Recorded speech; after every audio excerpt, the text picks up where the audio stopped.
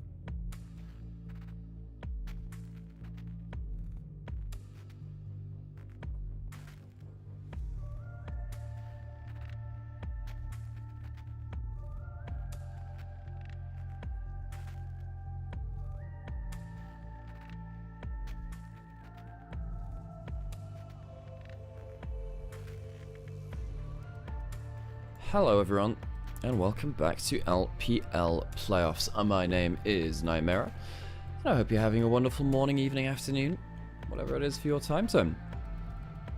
I have had a very long weekend, folks, as has my brother Initialise, who you will have seen a lot on this channel.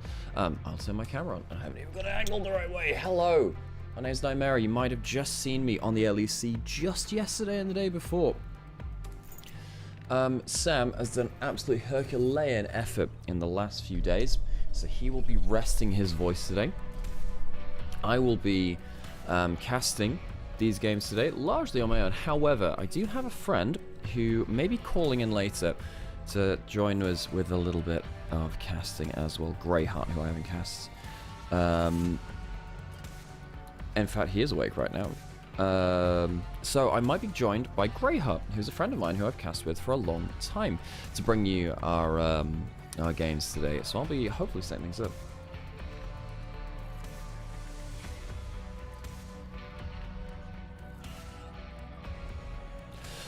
Alrighty, folks, I have some stuff to do in the background because I was a little bit slow to setting up stream stuff today, and we have a rematch here for the first game of the day, which is BLG versus TT.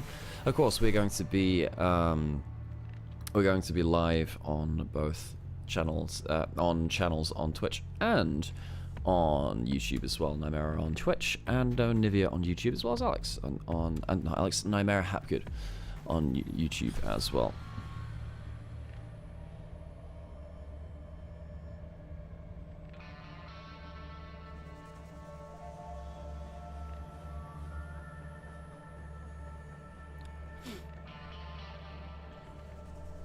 Howdy folks, how's it going?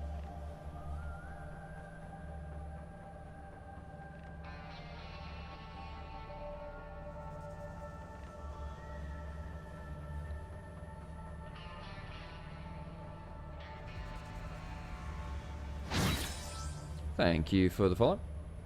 I'm very, very tired right now, folks, and I'm just managing to... I'm just organizing something in the background. As, yeah, I mean, folks, BLG are going to be out for blood today. They're going to be absolutely out for blood. Thank you so much for the follow, by the way. Who was that from? Gumby Dakare. And, we had so many random bits yesterday. Yeah. Yeah, folks, I was on LEC broadcast about, you know, 7 hours ago. And now I'm here doing this. Is this the Amumi song? Oh, no, it's not. Oh, this is the Vi set, the Vi thingy.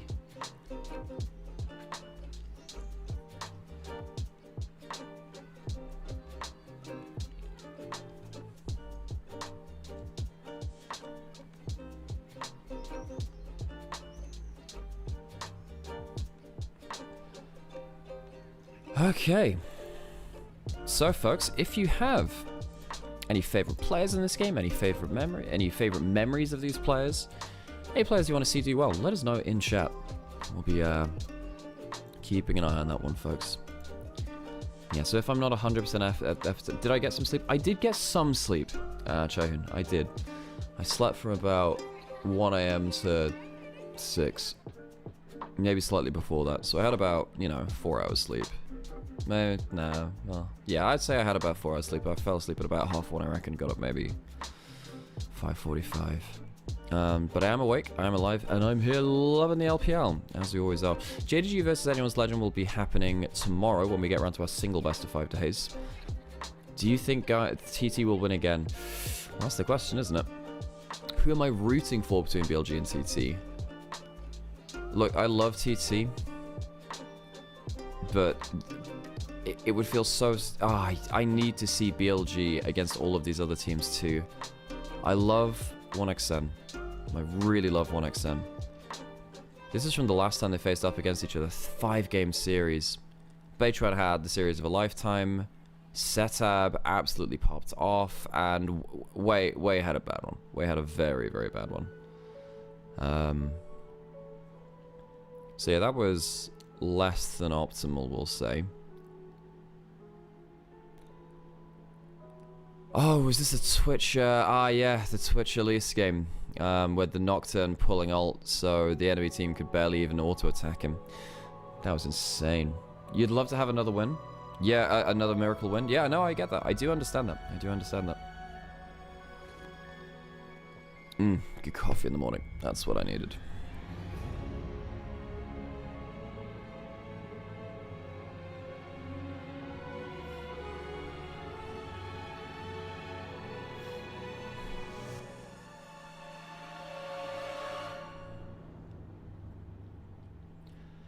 It's so hard to think that BLG surely wouldn't lose best of 5s twice against T or TT, right? Surely not. Hi, Pentakill, music in the background. I hope Setup does well. He's done so well in this split. He's done so well in this split. He's done so well. I'm very, very proud of the TT members. Hi, hello, that's my face again. Okay, so Greyheart, I think, will be joining us in a little bit. And we'll get around to that. Folks, I have to go post that I'm live on my Discord and stuff. Okay, then we'll get around to, yeah, and then we'll get around to stuff.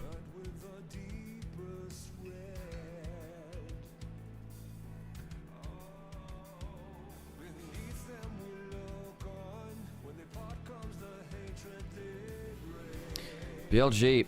The roster you know and love. Hey Angie, how's it going?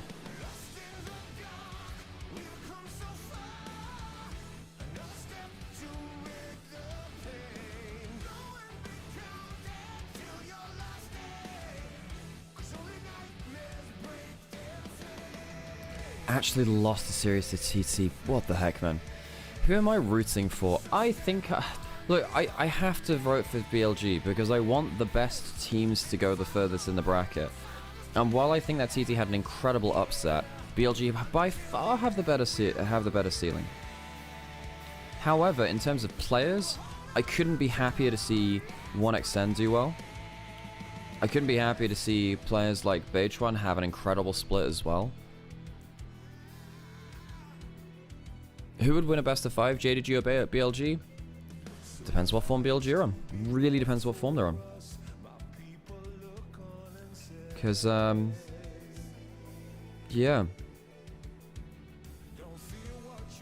BLG can sometimes be their own worst enemy. In fact, they commonly are.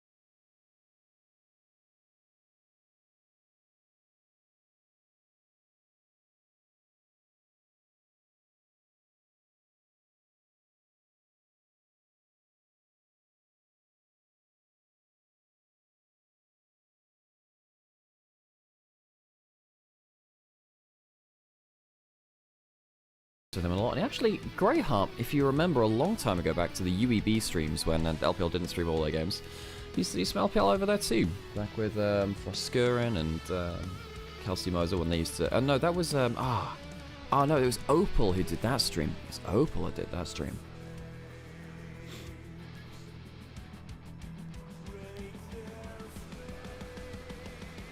Last year they lost their first game to IG as well after New Year's, so. And Wu, it's funny you mentioned that. The last 4 years, BLG have lost their first series after Chinese New Year. Has been a theme, folks. It has been a theme.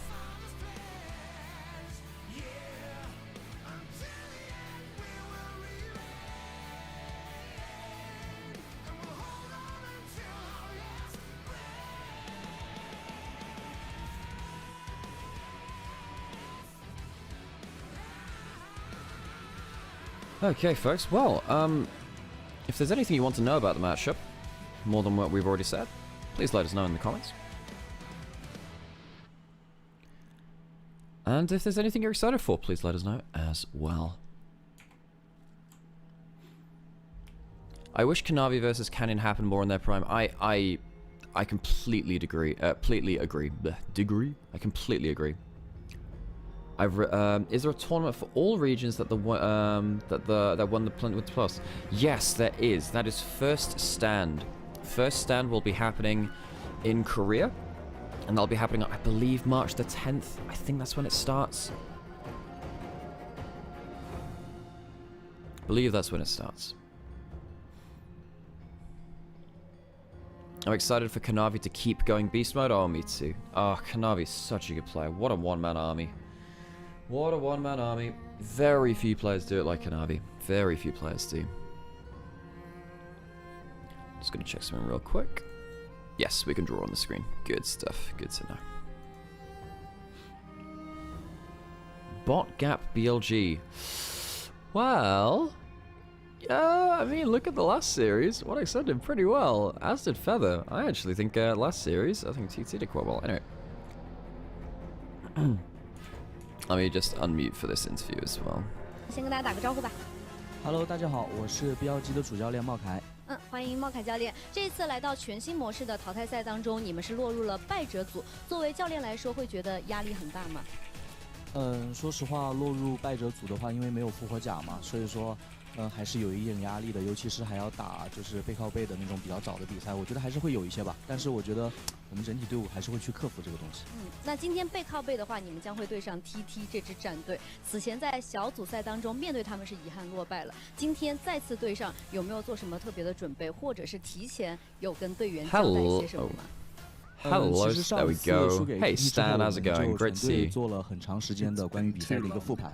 Give me 然 just 后呢， one 这 second. 次 There is 对 an 阵 interview TT just 的话， happening on 也 the 研究 stream, 了他 and 们就是 I'll get to you, 昨天 and I 跟 will 京东那 stream 场比 you. 赛嘛， I'll 所以 stream 话 you 也 this. 会知道就是他们在目前版本的一个优先 We 级， are live, yes, 然 we 后 have 也 been 会 live for a 跟 little 选 bit. 手就是 So, 都说他们 yeah, 现在 folks, 就是比较擅 chat. 长的一个打法。我相信 This 就 is 是今天的 Stan 话会对于 Greyheart 他们 Barker. 的 I've 不 casted 管 an 是 awful lot. TT 还是他们的战术都会 And 有 yeah, 所应对。you're joining me 好的， very 我们也 helpfully 期待 for 今 for 天 the cast today. 的发挥，谢谢。 It was very nice of you to say. I've 欢迎 not 来 done 到 a lot 赛 of 前 awful 采访，我是 casts. 乐心，在这里我们请到了 TT 的打野选手 Always 北 time 川， there, 你好，先跟大家打个招呼吧。 Absolutely is. 大家好，我是 Oh, TT God. 打野选手 Just 北 give me 川。 one second. 欢迎北 Can I 川。 change the 那么 quality 今天 of 来 the 到这 game? 场比赛啊，这一轮的淘汰赛，你们是用掉了复活甲的机会了。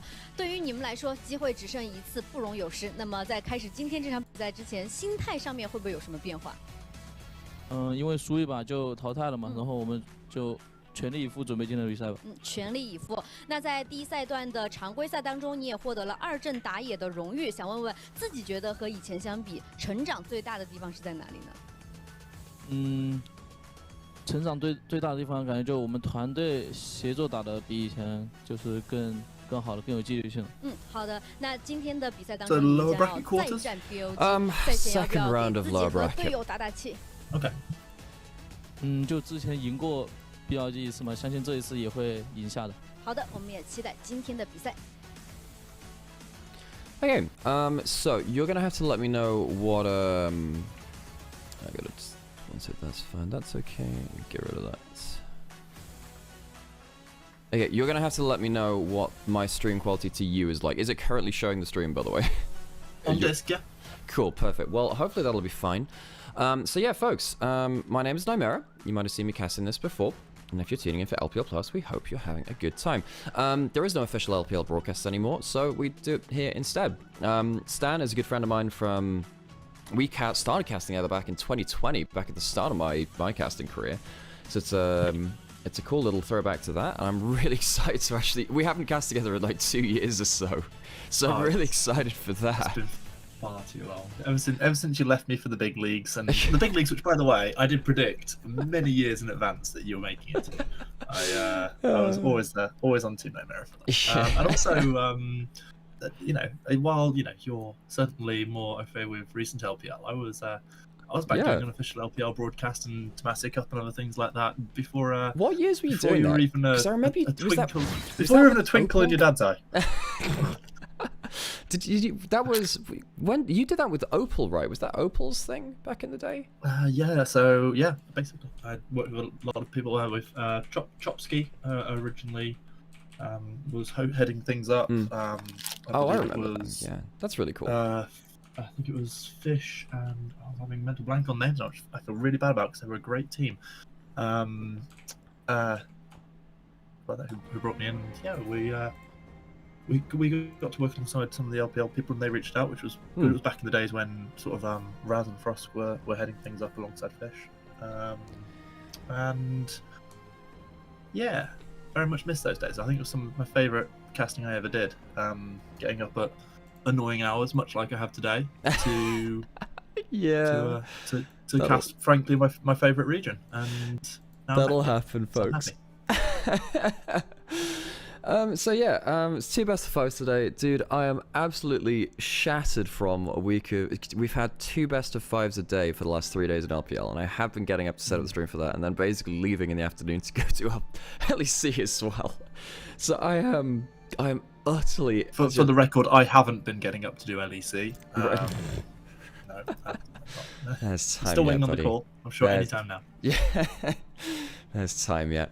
Why is this so early, Brackish? That's a great question. That's a great question because the playoffs bracket is really condensed to make sure that it's done in time for first time. The LPL playoffs bracket has, we have a bunch of things. Oh yeah, by the way, Stem, we're also live on Onivia's highlight channel as well. That we restream our YouTube over to them. So we have a bunch. Well, basically, I have a bunch of chats that I need to keep checking just to make sure that people are happy, basically.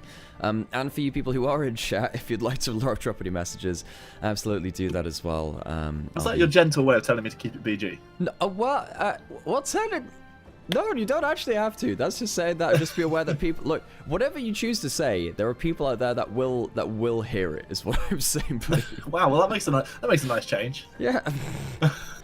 Yeah, that'll happen every now and then. So yeah, to quickly fill you in on this first series, BLG versus Thunder Talk shouldn't be a close matchup. Shouldn't be. Don't know whether you saw this last week though. They were in the same group together in LPL because we, for some reason, had best of 5 group stage here in the LPL. BLG lost to TT in a 5-game stunning series last time they faced off. It was absolute cinema. TT, I think particularly their AD carry is someone that I've had my eyes on for a while. Guy called 1xn. In fact, we're gonna get on the stage now. In fact, I will unmute the. I have to mute the stream to stop some copyright stuff coming through. So we'll unmute the stream and hopefully, yeah, that's actually much loud. Oh, whatever. It's a little bit louder than I thought it would be. It's fine. Important question: are you currently wearing BLG shirt or flying flags at all? I'm not wearing it right now. I do have a BLG shirt. Last time I saw you, you were wearing it. Oh, true. Yeah, World Finals. Yeah, man. I mean, BLG versus TT shouldn't be close. They lost all the same last time, though. Bin said before BLG faced TT the last time, Bin wasn't even watching their games. He said, I'll just be good enough to beat them. Hoya, the opposing top laner, after solo killing him in Game 5 on Camille versus Aatrox, said, maybe you should watch more of our games, Bin. There is now a certain aura around this matchup. BLG, before that loss to TT, had not lost an LPL best of 5 since 2023.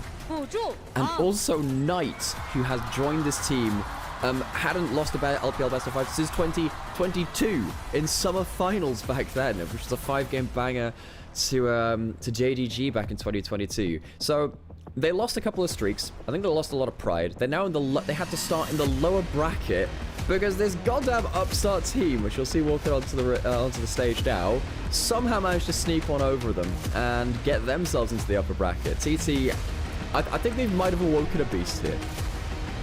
I think that there's so much more on the line than just the place in the trap in this match. And for one team, it's this beautiful underdog story where they can just continue. Yes, they're dropping out of the upper bracket, but equally, they are very much coming in as the underdogs into this matchup, but they'll love to continue their own personal streak, whereas there is a team out for revenge, and that's why a lot of people probably expect this to be a straight 3-0 stop.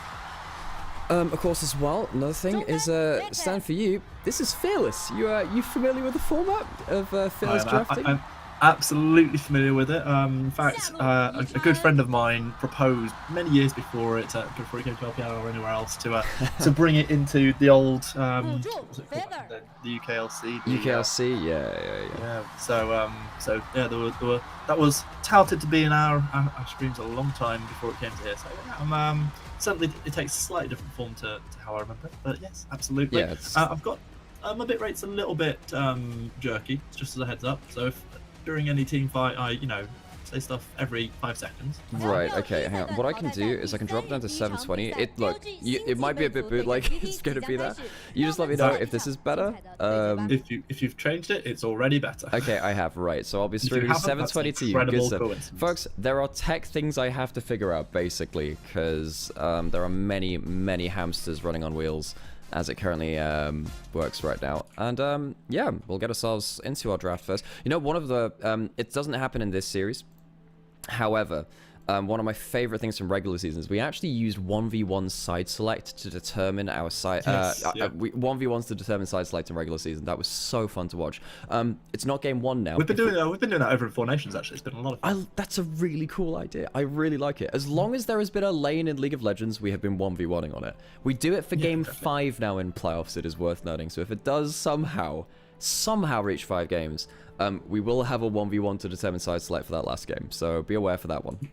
We changed it up a little bit for coming into playoffs. Actually, it wasn't for coming into playoffs. It was for the last day of the regular season. And rather than doing an A round 1v1, they did Mundo Dodgeball in the Baron Pit. Oh, great! That's wonderful. So yeah, we've been having a lot of fun with it. Right. So yeah, we'll wait until that first draft. BLG. I think. Look, I would love to say that TT were gonna do it again. They showed some great stuff last time.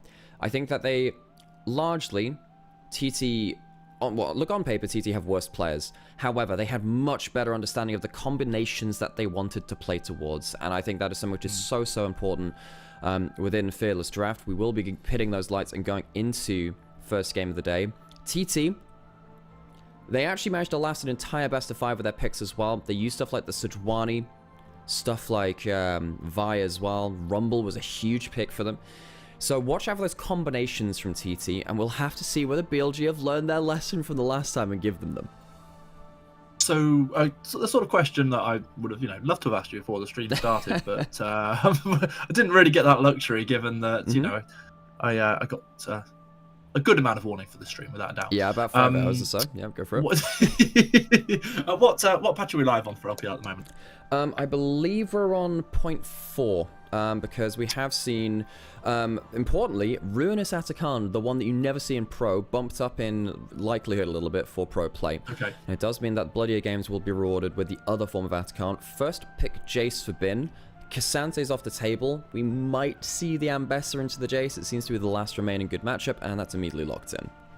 Yeah, Vi going to come in straight after there. As you probably remember from me going on about it endlessly, Vi main over here, and it's a champ I always absolutely love to see. I don't care whether whatever website tells me it's a D+ champion. I'm always going to take that champ and have massive early game impact, lots of late game fight starting potential. Link that up with the backline diving Ambessa, you got yourselves a hell of a combo. Yeah, the Vi Ambessa is one of those combos we said, hey, TT, they looked really good with practice combos. It's like the Nocturne on the other side, though, definitely has their own flavor to it. But yeah, it feels like it comes straight off of the training field. TT, they all know what they want to do with this full dive. They could even go towards something, like a Kai'Sa, something like that a little bit on. But BLG, we said, hey, maybe you should be practicing a little bit of that too. Aurora Nocturne is definitely a strong combo in its own right. I think with both of these teams going heavy dive, stuff like Ezreal and Xayah become very important in the second round as we get towards 80 carries in the back half of our drafts. Setup, by the way, came over from the LCK where he had been struggling a lot. He has done really well here in the LPL. Sometimes players just find a new lease of life here in this region with a couple of the shackles off. It's a little bit less disciplined as a region, but it does allow some players to strut their stuff. That absolutely does. Just coming into this second phase of bans, obviously those ADCs are being targeted rather than the support pools, and already having one of those high mobility champions taken away, and the Ezreal left on the table if you're trying to keep yourself safe from the likes of the paranoia. Yeah, so Rakan both banned away. On one of his best champions is that Rakan. Last time around, folks, one of the biggest factors we had coming through was jungle support versus jungle support, really. Beitran had the series of a lifetime in the first matchup between BLG and TT in that group stage. And with Wei and Beitran being core parts of their composition now, really looking to see which support can get themselves a good laning phase and a good ability to leave that lane and go join their jungler ASAP, because it is so crucial to both these teams, or at least it was the first time we saw the matchup. I guess one of the things that I'm really wondering about, and part of it comes from someone in your chat, Mid, who's talking about the death of lane swaps. If that's a patch that we're live in right now, that is going to be absolutely huge news, especially for Bin. It means that we're probably likely to see his prefix sooner rather than later. What's up, Nymaera? I'm in a bus terminal waiting 5 hours. You're here for a while. Well, sit here and enjoy some LPL then. Varus locked in for 1xN. That is definitely going to be a dive target for BLG. Really wondering what you can lock in to keep that Varus safe. The Braum being gone definitely doesn't help. If you throw a Solar Flare on top of them as well, you're going to get a sun-dried ADC fairly quickly. Not exactly sure what you want to lock in here for Feather at the last pick. Maybe just a Rel. Maybe that's your pick. You go Poppy, maybe. But this last pick support has to be really important now, actually, because 1xN feels that there's a huge target with the Ezreal Leona very likely being locked in. Yeah, it's almost certainly coming through now. It's going to leave just that one last pick to come in. I'm completely with you on this one, Alex. I think that we saw coming out that first phase of picks and bans, we need to have some level of, movement, mobility, escape on your ADC, and the fact that we've now got that for Rel. It does help, but it doesn't help in the second part of what you talked about when you were getting to that point, which is the ability for the support to then go and help in the other lanes.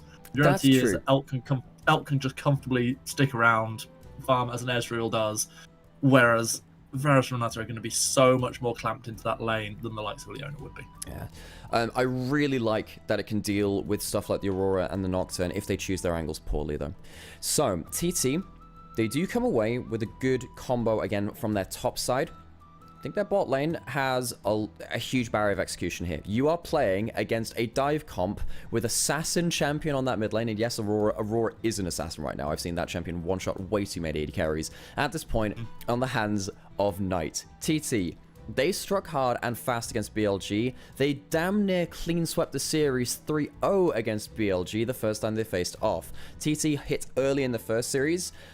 If they can do that again here in game 1, then maybe I'll start to believe. But the problem is BLG, surely they can't lose 2 best of 5s in a row to an underdog team. Surely they can't. I don't think they can, and don't call me Shirley. Starting to say I'm strong. I'll find another name for you then.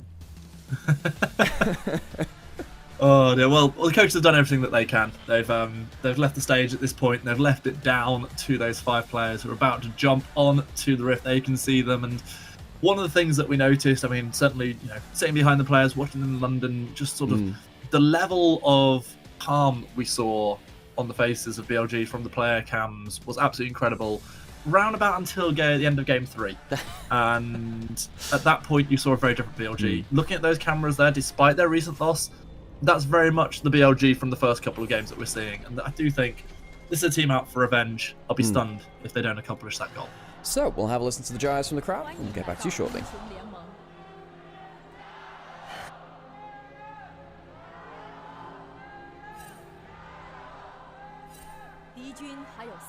Crowd's taking a little while to wake up here today. As, I know the feeling. Same, buddy. Same. Thank you for joining me, all the same, folks. For those of you that didn't catch it, by the way, of course, Nymaera, and this is Greyheart, who was someone I used to cast with awful lot back in the day. Thankfully, Greyheart's been around to help me save my voice a little bit and give me some company as we watch what could be, I mean, if TT get themselves a foot in the door here, this could be absolutely historic. I don't want to start that trend a little too early though, because realistically, they did it once, but that's the fan vote. 92% fan vote towards the BLG. And you got to understand why. This team went to Worlds Finals. They are so dominant within the LPL. TT have a lot to prove to us, really. I think there are 2 things that play there. There's one, just the massive fan base that BLG have got, which is naturally just going to give you a little bit of extra in the fan vote. You know, you look at football's UK Premier League stuff, and Man United are still getting a pretty decent fan vote. Well, waning by the minute, but they're playing like absolute garbage. The difference is here, as you say, you've got the pedigree of this team. You've got what they've done up until very, very recently. But taking the early parts of the poke in these early exchanges, I'm just going to be able to sweep this one out and try and get a little bit more control of this bush as they try to hit to level 2, get that Zenith Blade for a bit of aggression. Worth noting it's the Hail of Blades on the Varus, which likely means, hang on, there could be a level 2 rush here. See what's going to happen. This could be a pretty important 2v2 as they're walking up. BLG seed the level 2. We won't get ourselves a fight. Look, you just have to keep on the edge of your seat, really, when you get towards that level 2, especially when you've got stuff like the Leona in the lane. But yeah, the Hail of Blades on the Varus, likely signaling towards the poke. We'll have to keep track of 1xN's build as he goes a little bit later into the game. We will keep our eyes glued to that one. I don't know what you're talking about as we hit level 2. This is the LPL, Alex. Like, you have to be edge of your seat 100% of the time. Like, nothing could be happening. 9 people could be dead and you could still have a fight. Yes, they can, and indeed we have in the past. Right, what's happening on the rest of the map? Junglers doing that whole thing where they kill camps. I hear that's what they're meant to be doing. Just see, occasionally I just see some random messages in chat, and I'm like, I don't know how to respond to that. Burrito, I'm glad you like men, and I'm happy for you. I'm happy for you. Don't really know what else I could say about that, friend. Funny actually, because quite often the best response is no response, Alex. Yeah. Look, I've had about 4 hours sleep. This is like my 5th best of 5 in a handful of days. Don't exactly have the inhibitions fully running right now. You know what? I remember those days, and I, in some ways, miss them, and in some ways, very much so don't. Yeah. So I completely get you. And early things, you know, the skirmishes in pretty much every lane. You can see that the LPL favourites currently overwhelming their respective team underdogs a little bit in lane. But on the bot side, at least they did manage to prevent that early level 2 rush. Did mean that one wasn't able to make the sort of play that maybe they would have liked to. think the fact that that bot lane wins as well, and the bot lane did win in the bot lane, incredible. Well, I suppose that's not taken for granted anymore with lane swaps, which we didn't see in this game. It gave Beitran a lane to play around, so it's not a double scuttle. And as we highlighted in the pre-series, probably the biggest difference in that first series was jungle. Beitran, I think in the first game, sent Wei 1 and 8 when Beitran was playing Zyra. And in the last game, I think that ended up being a 5,000 gold advantage in the individual jungle matchup. It was a bad day at the office for Wei. Wei, for me, has a lot of eyes on him in a poor way. This guy was subbed out of the world. Hang on, Knight could get an electrocute trade here, and he doesn't get the electrocute on cooldown. That definitely doesn't help on that, does it? But hey, really winning that at that lane. But yeah, Wei, back to Wei. He was subbed out at Worlds after coming in for summer for BLG. Shun then left in the off-season, leaving Wei as the starting jungler again for BLG. And I don't think Wei has completely delivered. It is a hard time being in the hot seat on a team with so many eyes on it like BLG. I don't think you can look at a team being in the lower brackets that are expected to dominate the upper bracket and say that any player's delivered, really, when you consider, you know, what's going on here. Yes, there are certainly players with individual performances, but as a team, this is a team you do not expect to see falling into the lower bracket through any way, shape or form right now. And that's of course where we're sitting right now. Very, very important game this for BLG and for the pedigree that they've established over the last few years. Right, folks, if you're in chat as well, because we've kind of strapped together some duct tape to figure out how to do the remote side of this too. If there's anything happening with our various audio levels as well, please let me know. As Wei is heading towards the bot side, he will be started on the wall. Potentially, here it goes on. Zedblade going to connect, Mystic shots coming in. The gank is there, but it's only going to be a little bit of damage put out by the Nocturne. Safe enough escape coming in, but it was the cleanse burned. That'll definitely help once it gets through to level 6 and BLG look for a similar play again. So BLG, they take down that ward on bot side, and they choose not to use that. They're going up towards the top side instead, towards Grubs. 1xN stays in bot lane. He'll push that over. BLG, with that pushing Jace, yeah, I really think BLG would prefer to get the Grubs than the Dragon if you have a choice of the two. Because they hang on, that's an all-in from Setab. Yeah, big damage coming in from the Akali, finding the perfect execution. Setab gets first blood onto Knight with his Akali. A rare mistake from Knight in this kind of matchup. Setab, great punish there in the mid lane. Gives TT an early platform. I don't expect that in this player matchup, but Setab, great first series against Knight. Got a solo kill in. A much easier matchup with the Yode versus Smolder in the first series. Getting it in Aurora versus Akali, though, that's a good show-off. It is incredibly important for this team and going to be such a massive confidence boost in a game where they come in knowing that they're slightly up against it to try and repeat the feat from just the other week. And here we can see what went down and maybe the mistakes that were made. So, what happens here? I mean, he just walks into our range, understands that Knight, he can ult out, but, I mean, Aurora has some ability. It's kind of Akali's playground. Now we're going forwards. He doesn't have the ult this time. Yeah, the flash already burned as the paranoia comes through. Good damage. Zenithblade is going to connect. It is going to be the return of kills with nothing in response. He can win the 1v1. Not surprising. He can't win the 1v3. Overpushed, and that was kind of the price of that 1v1. Setab overpushed his lane. One thing which Knight is very, very good at, and he did die for this, I suppose, is managing his wave state. The wave was on his side of the lane after that point. Wei and On can punish very, very quickly and efficiently. So BLG. Oh, was that some minor production BS there as they zoom in on on Knight as he misses the cannon? Absolutely, they do. I actually missed that, but look. The LPL observers are absolutely savage. If you miss a cannon, if you do something dumb, the LPL observers will highlight it. That's absolutely incredible. I sadly didn't have the opportunity to catch the switch between these guys last time round. What was it that we were looking at that led to this, other than the lack of respect and the lack of studying? What did we see coming out of these players, out of these teams, that led to the upset last time around, Nymaera? So TT had really, really good practice field combos. They had a ton of drafts where they said, look, everyone can play for Vi and a Rumble, or Ambessa and a Vi. Well, obviously you can't do the Vi with the same two things, but they had a bunch of combinations which they played really, really well. All of them full dive or full kind of engage with that kind of style. It meant that it was very easy for TT to play their compositions. Even if they started losing some of their choice picks, everyone still knew the flavor of the composition, which hasn't always been a given for a team like BLG. Are they going to be able to stop that recall? No, they're not. And the Jace will get out just safely. So that's one side of it. Then the other side of it was really just huge jungle difference from Beichuan versus Wei. Wei had one of probably his worst series I have ever seen from the player. Those are the two biggest things. And then the other side of it too is that TT do also have some good players. I really like how Setab is, I mean, even seeing with the solo kill earlier here. I love how Setab's been playing in spring. I love how 1xN has been playing for the last 2 years. I personally think 1xN is the next great LPL AD carry. It's either him or Leave. I think one of those two of the rookie class of AD carries has got what it takes. And the fact that 1xN got a series win over BLG in the LPL, definitely a good feather in his cap as well. Oh yeah, that's the support. It's not quite as good a feather as sorry, did that as you know, as 2 series wins against BLG though. So if that were to happen, then oh I my feel God, like that we'd suddenly have 3 see if they're on feathers discount. to Yes. support as well. Yeah, see if they get, like, you know, discount BLG series wins. I don't know, are they on offer or something this split? Didn't expect that. No, I don't think anybody did. Things pretty balanced out as we hit the 10-minute mark. The 3 Void Grubs were indeed traded for that first dragon of the game. The second dragon coming up in just over a minute, and the next load of Void Grubs. The question is there a world in which BLG are allowed access to all 6? Seems not, as they are instead choosing to prioritize this dive on the way.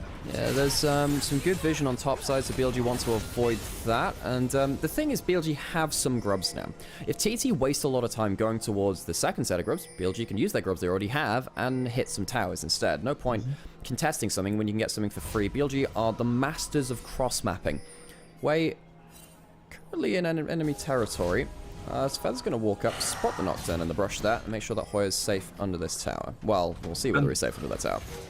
Safety or not, we're going to see the Vi able to start the grubs as a result of Wei being spotted out. Here we go again with the paranoia. Solo player dodged away from by the Drake Hound step. Good damage coming down. Hostile takeover going to buy Hoya an extra life as Feather doing everything that they can. Not able to get that kill eventually, and the Feather in the cap will be the second kill going over as well.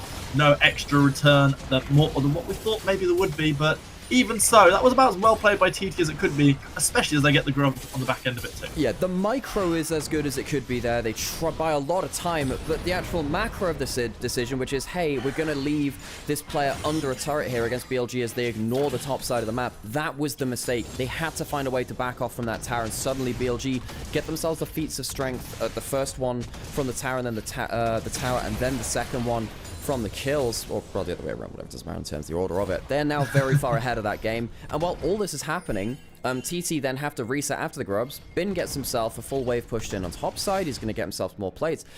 This is already a much better, coherent unit from BLG. They're playing very well around the map. Yeah, the decision making was strong. Talk us through what goes right, what goes wrong in this dive. So what goes right is they don't let the public execution completely get Hoya from out of turret, but it also means that the Leona doesn't get great value with the ultimate because that's dodged away from. Turrets do a lot of damage nowadays. The amount of time that's bought by Feather does make that very dangerous, and it does mean a lot of flashes are blown. However, still walking away with a 2-for-1 while they also managed to get the tower afterwards is what BLG came for. It's what they came for, it's what they got. It's led them to having a 2,500 gold lead on the back of those plays. What a difference 2.5 minutes can make. So, 2 dragons over to TT, 3 dragons apiece. Gold lead to BLG as it stands. So the objective game, not the worst for Thunder Talk right now. It is going to be that poke virus coming through from 1xM, so we did say we'd check in on that in a little bit.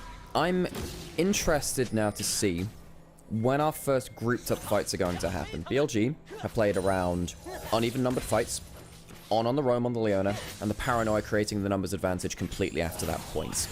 If we get towards 5v5s, you still have an Akali that can do a hell of a lot of work. You still have the Vi and Bessa combo. I think the way that TT needs to play the next phase of this game is find a way to get their combo in line before the next one really comes through from BLG. I think if the next Paranoia and Between Worlds comes through strong, I think TT at that point will have kind of slipped a little bit too far in the game. Well, I suppose it depends on how soon that occurs, and with Aurora and the Nocturne both roaming topside, could be sooner rather than later, but yet again, see decent protection coming out of Feather, making sure they are around to potentially offer that extra life to the Ambassador again. Meanwhile, on bot side, Tab looking like they might need a bit of an extra life as well as they go up against Bin, but 1v2. instead of extra life, they've got some extra health and damage coming through from the Vi. Things turn around beautifully. The best one gets this one on the Vi. Good stuff. They get themselves that kill in the side lane. They stop the Jace kind of pushing up for free. What's happening on the rest of the map, though? We said that BLG, they like to cross map. Well, you've got the Varus wave clearing on one side. You have the Ambassador who's holding the lane on the other. So that's actually just a kill for free. Hey, we said, TT, get your combo online. That'll work for them. And just like that, they level out the kills. We are going to see multiple ultimate burn. True Shot Barrage is going to grant a vision for Waze, so the paranoia can come in. So Tab now in all sorts of trouble, just trying to buy time for the rest of the team to maybe do something across the map, but unfortunately there's no plays to be made across the map, and this one, as was the last, is just a free 1-for-1. Freaking in the end by On, and maybe not quite what Way would have wanted as they throw up the Pepe hands as they walk away still 0-0-4. Right, it's a 1-for-1 in the extended bot lane play, I suppose. Setup strikes first, and then Way evens up the score. Already a much better game from Way in this game than sadly most of the rest of the series. In fact, well, in the last series between these two, Way's best game of that series was on the Nocturne, so starting off strong. The champion it succeeded with before that. Herald spawning in a minute. Dragon spawning in 2. TT would likely want to go towards Soul Point, but they don't really want to give over the Herald to BLG when they're playing so strong around pushing lanes. So BLG, we'll have to see whether they can find a big fight onto TT before that Dragon spawns. On's left alone in River here right now, but dodges that on that Q. Doesn't quite get connected on by the Vi. Just step away out of that one. Level 11's being hit now around the board. Some really empowered ultimate's going to come through as we get towards our next fight, which feels like probably is going to be happening around the Herald, if anywhere. Well, TT have themselves a control ward. On with L just behind him. Handshake misses. Numbers starting to come through towards the top river now. Knight's coming out towards the top side. He has Leandri, so he's going to have good burn damage. Really good ability to burn through the Ambassador and the Vi. TT into river first. Watch out for the big combos, obviously. Both these compositions kind of play themselves. See what happens with the Vi and the Nocturne, and which targets they really manage to take off the table first. Already we're seeing the solar flare being dropped, so that's one ultimate less for BLG if they want to try and take this fight, but they have got some crucial ultimates still remaining, of course. Herald started up, already dropped down below half health, no vision for BLG. Jay still up on the top side, starting to come down for potential pincer, but the Herald is already going to be gone. The fight's begun instead, and now the damage just rains down onto Nocturne. No chance for a steal with Way, absolutely eviscerated on the back line. On just about managing to survive. Another accelerated shot pass could have done it, but instead Bin turns the attention on Hoya. Drakehound step away from the Ambassador as we see what I said, able to find the kill onto On. It's 2-0. 2-0 right now, but the fight continues. Bin has flash. Does he have to use it? Yes, he does, but will it be enough? I think he's just going to get chased down. There's one raining down those denting blows. Hoya picking up the kill, and now we see TT able to turn back to the Herald. Fantastic team fight from TT. I thought that it was going to go a little bit poorly when 1xN lost so much of his HP, but BLG can't finish off that kill. Another couple of arrows come through. TT find themselves the way into the river first, and then they start to find their picks after that. Way didn't really get to do that much in that fight as the Nocturne. We were praising him for having a better game just before this one, but TT walk away with the Herald. We'll see whether they can reset in time for the Dragon. If they can get Herald and they can get Dragon, that's a huge turn of fortunes in this. So what happens here first? On gets combo down onto him. Baytron gets straight onto Nocturne. Perfectly timed by setup.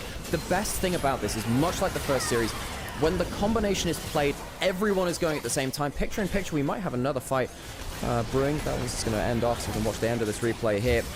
And you can just see that once you've removed that Nocturne paranoia, it is much easier for TT to regroup and look for a second round of cooldowns, even with Bin coming into the fight. Absolutely beautifully timed plays by TT. That fight that you were talking about does come in. The handshake unable to save the Varus. So far it's a 1-for-1 with the Aurora dying as well. However, the fight continues, and here comes the tab. Akali threading damage in. That is a lot of low health bars on the side of BLG as they lose yet another one. Fraud and Elk is going to be able to get himself a kill. Damage traded back from Fresh One, but now with Bin absolutely raining mega damage down on the Jace. It is going to be TT who are sent scurrying once more to the hills. Way able to secure that final one, that last little bit of damage. They will be able to secure the mid turret and the Dragon on the back of it. BLG taking this fight, this series, this game going back and forth. Elk absolutely steps on them. Really well played by the Azrael, coming around to the, well, it's not even his 2-item spike, but coming around to this mid game. Incredible fight from Elk, saves that team fight, really picks up so much extra damage. And TT, when we thought they were guaranteed that dragon after the Herald, even with all of their comfort picks, with this composition that looks so good from them, can't get that objective. Batron chasing forward, and Bin just dies. Yeah, able to find one, has been unable to reset after the dragon in time and giving up the life of their support as a result as well. 2 for nothing on the back of this one, and that is just careless from BLG. Patron somehow ending up as a 5-kill Vi from all of the mess of the last 5-kill Deathless Vi as well, can we just say. Which is insane given what this champion does. Much like the Noctis, Exactly, you fly into a fight. You don't often fly out of it the same way. TT are hanging around this mid lane now. Hoya just gets the public execution up again. Can Elk step over it? No, he can't. Well, the other person we've got to shout out for lack of deaths is still just that one death on higher, and that was in a 3v1 scenario. Fights continuing, however. Varus keeps on dying, but in return the kill onto Way. And this game, it just, like I say, it goes back and forth so incredibly fast. I am so sad that all of this bloodiness has happened at the 19-minute mark. We get this 5 minutes earlier, maybe we would have got ourselves a Ruinous Atacant again. I've yet to cast a game with that objective. Really? I've not cast it yet because it just doesn't happen in Pro. It just hadn't. It's been changed a little bit in the last patch. We talked about the Aurora being an assassin. Is there again. The bailout not quite lasting long enough for the Resurrect to come through onto the Varus. The Varus has had a hard time in this game trying to survive, and that's not going to get any easier. Elk has an easier time of it on the Azrael, though. Oh, Setup's so close to killing Way. Very, very close. These are the kind of fights which I wanted to see more coming out of BLG, getting themselves into that scrap where they can show their mechanical prowess. Just brilliant, isn't it? I mean, this is League of Legends at its best for me. I mean, you can have fantastic, well thought out, slow paced mech games all you want, but at the end of the day, League of Legends players tend, in my personal perspective, to play because they like these, 50-kill games on the Rift. Yeah, a chance to actually use their mechanics. Incredible, right? Exactly, why not? And we're seeing great mechanics. During that fight, I started to shout out here on the Ambessa, who, much like what you were saying about Veshran on the Vi, it's this dive champion that gets in and very often doesn't get out. But more often than not, the Ambessa has been able to do that, despite going in so deep with the public executions. Yeah, Hoya, for me, used to be a loss condition for this team. He would genuinely just lose TT games through individual disadvantages in top lane alone.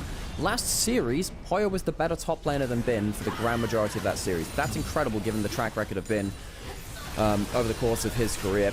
But Hoya on the Ambessa in this time, looking a lot better for his team. Again, caught out by the Varus ult. Here comes the Solar Flare. Yes, propping it straight down, going in rather than out, having to flash out in response, but look at the damage that's starting to come from range now. One Mystic Shot, one Shot Blast, and almost all the health removed from the currently deathless Veshran. And it's a really hard time trying to get through this choke point towards the Atacant, because you throw that hostile takeover down there, you can't walk through it. The fact that the hostile takeover is just blown there means that BLG don't have to be afraid to approach the Atacant. I think TT now realize that. They say, yeah, we can't stay around this objective anymore. And that contest goes away. Batron off vision, could go on to Knight potentially, and here he goes. Does exactly that, already coming down with the ult. Unfortunately, Hoya going wide with the public execution. Otherwise, that could have been the end of Knight. True Shot Barrage comes through, doesn't quite kill off the enemy jungler. Close run stuff. The only thing keeping Knight alive there, I think, ends up being the extra HP from the items he's built up. A little bit on the Cosmic Drive, a little bit from Leandri's, but it is added together just enough to keep him there. BLG go out onto 3 lanes again. I know earlier in this game we were talking about cross maps. Hasn't really been about cross mapping when all 10 people are just slugging each other in the face around the mid lane of various objectives, but we might get towards that again. Remember, BLG do have really good ability to push towers. Bin, yes, he's 0 and 3 on the Jace. He still has 2 items, which means that he clears through waves very, very well on a more damaging Jace build. I don't know whether you saw more of the tank Jace with the Fimbulwinter, back to the more of the Muramana nowadays, which allows him a little bit more ability to push out and damage towers and side lanes. I just really like what we're seeing in this game, and I like the way that TT are forcing this hyper-aggressive Chaos style game, which admittedly the LPL is very known for, but BLG have sort of stepped into the shoes of my old favourite team, RNG, who used to embrace Chaos style while still finding a level of order that allowed them to play these clever objective-based games while still having loads of kills.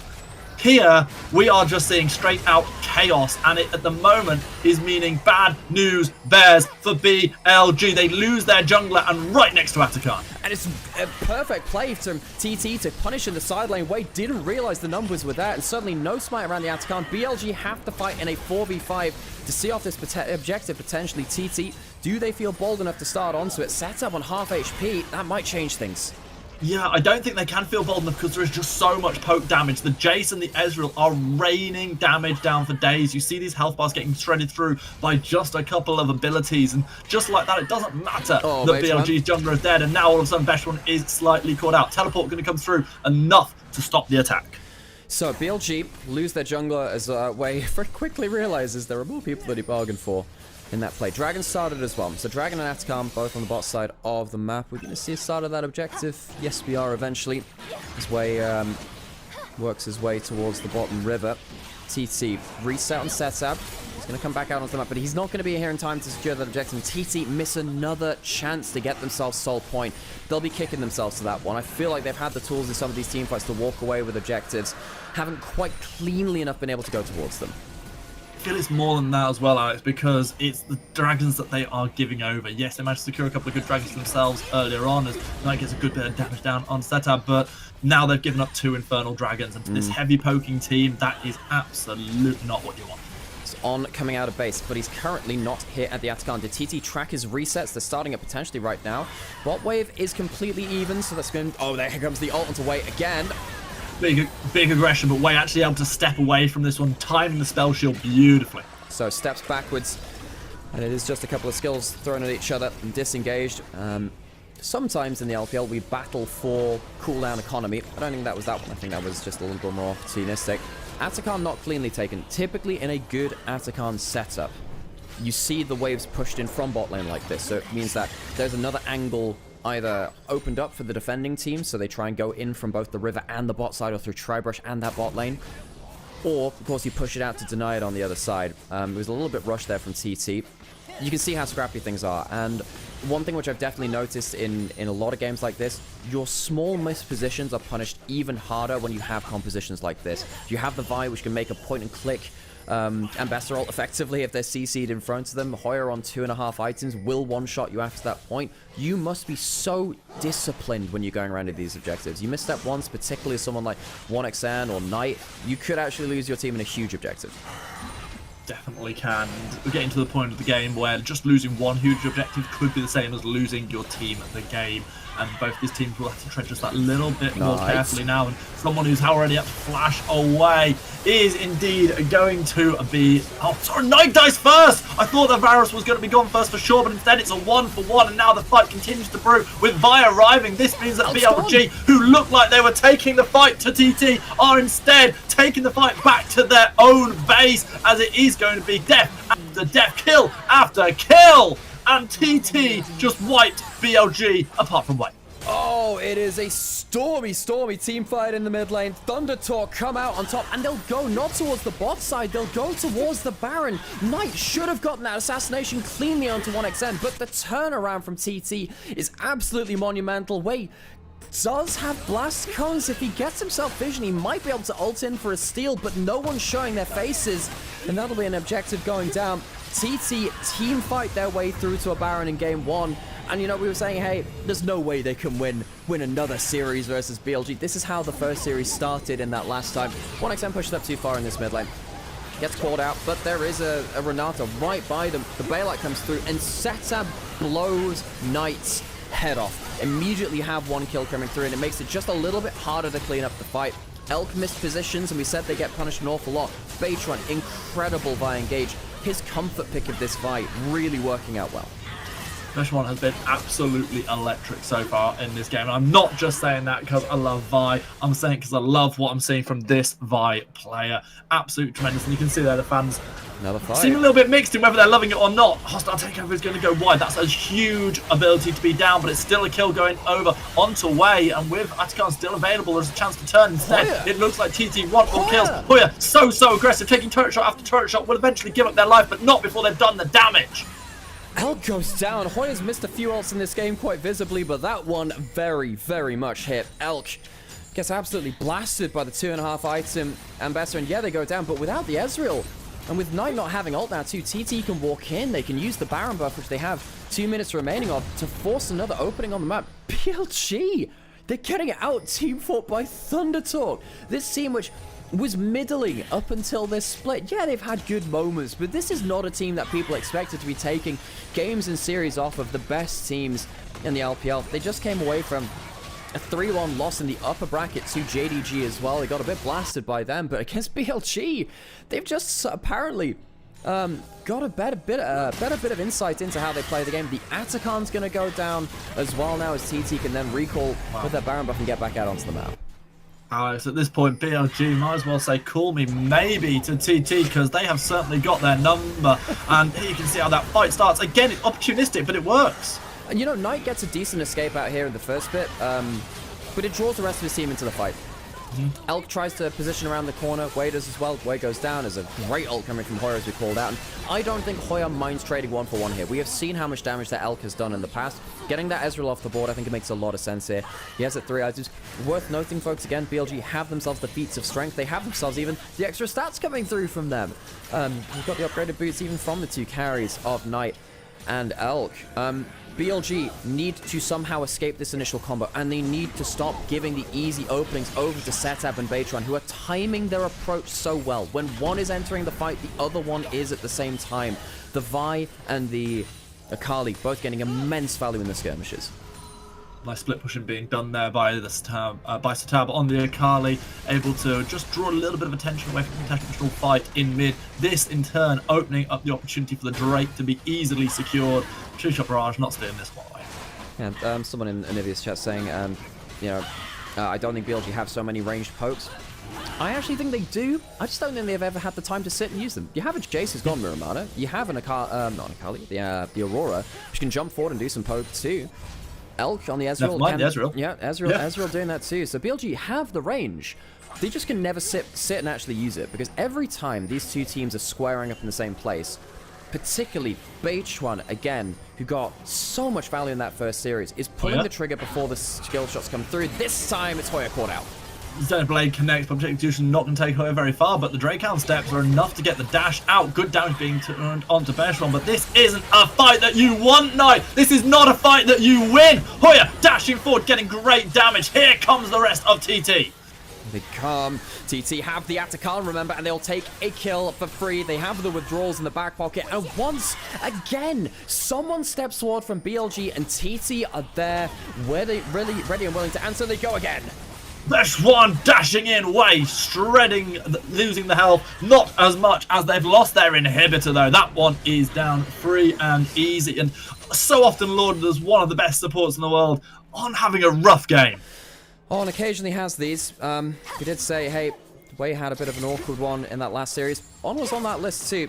Really, BLG, their solo laners often carry them out of some of the more visible fumbles from their jungle support, but still, within an LPL landscape, normally, you'd think that they'd be a bit more stable in this bin. Coming through, Setup does have the ult, he does have flash. Does he have to use both to get away?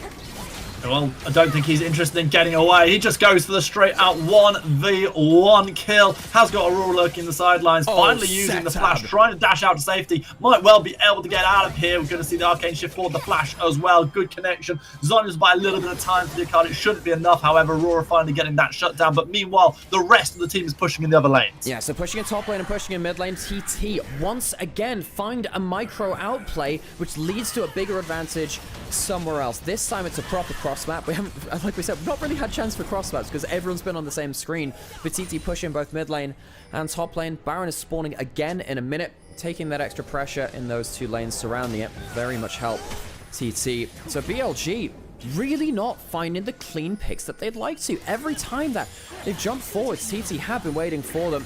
And with the gold lead coming through now, TT makes it so much easier for them to play out their game.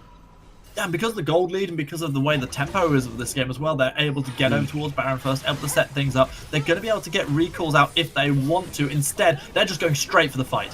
Now, Elk watching Hoya go straight towards him. Yeah, Alkai's in a lot of trouble here, stuck in the pit all by themselves currently. Has got a little bit of a defense, but Wei is not one of them. Already killed off by Hoya. Hoya just zoning everyone away from being able to save Elp. As a result, Besh1 able to get that kill. This could just straight out be the game right here. Triple kill coming in. It's gonna be an ace. It's gonna be the game for TT. Surely it can't happen again. Thunder Talk are going to take game 1 of the series versus Billy Gaming in the lower bracket round 2. TT, we thought they might be able to strike once against this team. They've had some good combos and BLG was sleeping on it still. Miraculous game 5 in the first series. Didn't think it would happen again. Game 1, going to Thunder Talk.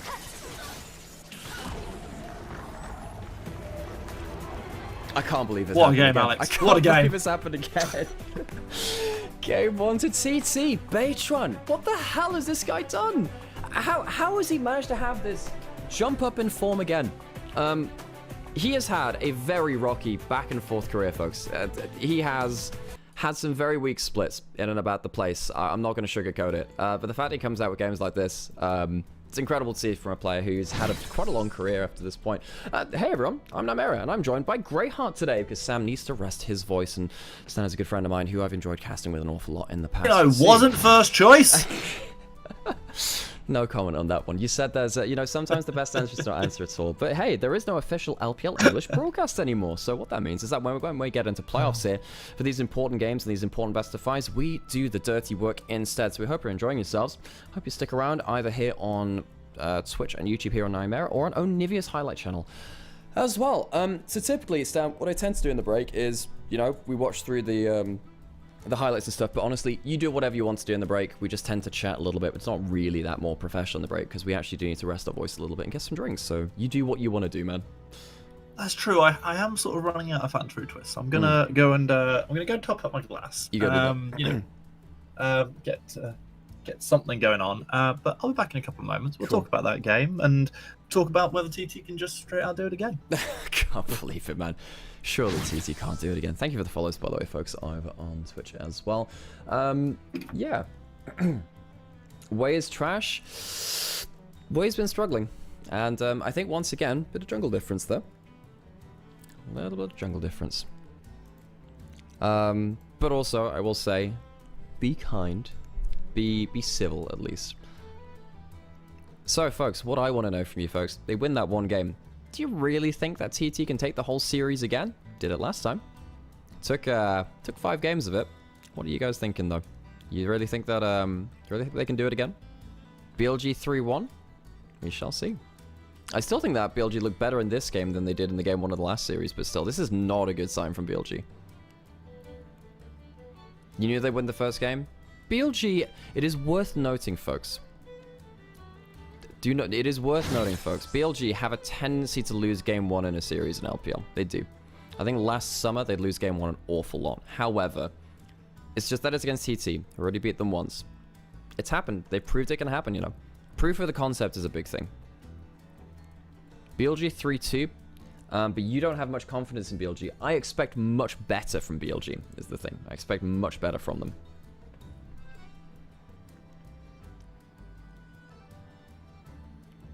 TT taking the whole series, Esteban AP? Damn. Bold of you. TT 3-0, you kidding me? I mean, I appreciate the hustle. I appreciate the hustle. It should be BLG series to lose. It should be Sagafax. It should be. No, BLG had such an unparalleled level of dominance last year. Every time in the LPL, there are 2 teams at the top of the table. 2 of them. Very rarely do you see one team have an era all by itself,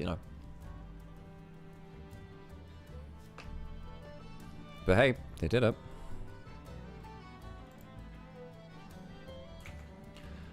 Oh, Satab's Akali. Incredible too. And there were some comments in Onivia's chats as well. TT had a lot of comfort. Had a lot of comfort. The thing which is special to me is that TT showed that they don't just have one comfort composition now. Mid and bottom tier table teams in the LPL, and I'm not saying that TT is one of them now, maybe they've earned a right to go above that. And we'll see how long that lasts for and whether they can show even more of that today. Most of the time they'll have one comfort composition they can play. TT showed that they could at least win 3 games against BLG, and that the fact that they won one of those games in Game 5 was not close between BLG and TT in the first run around.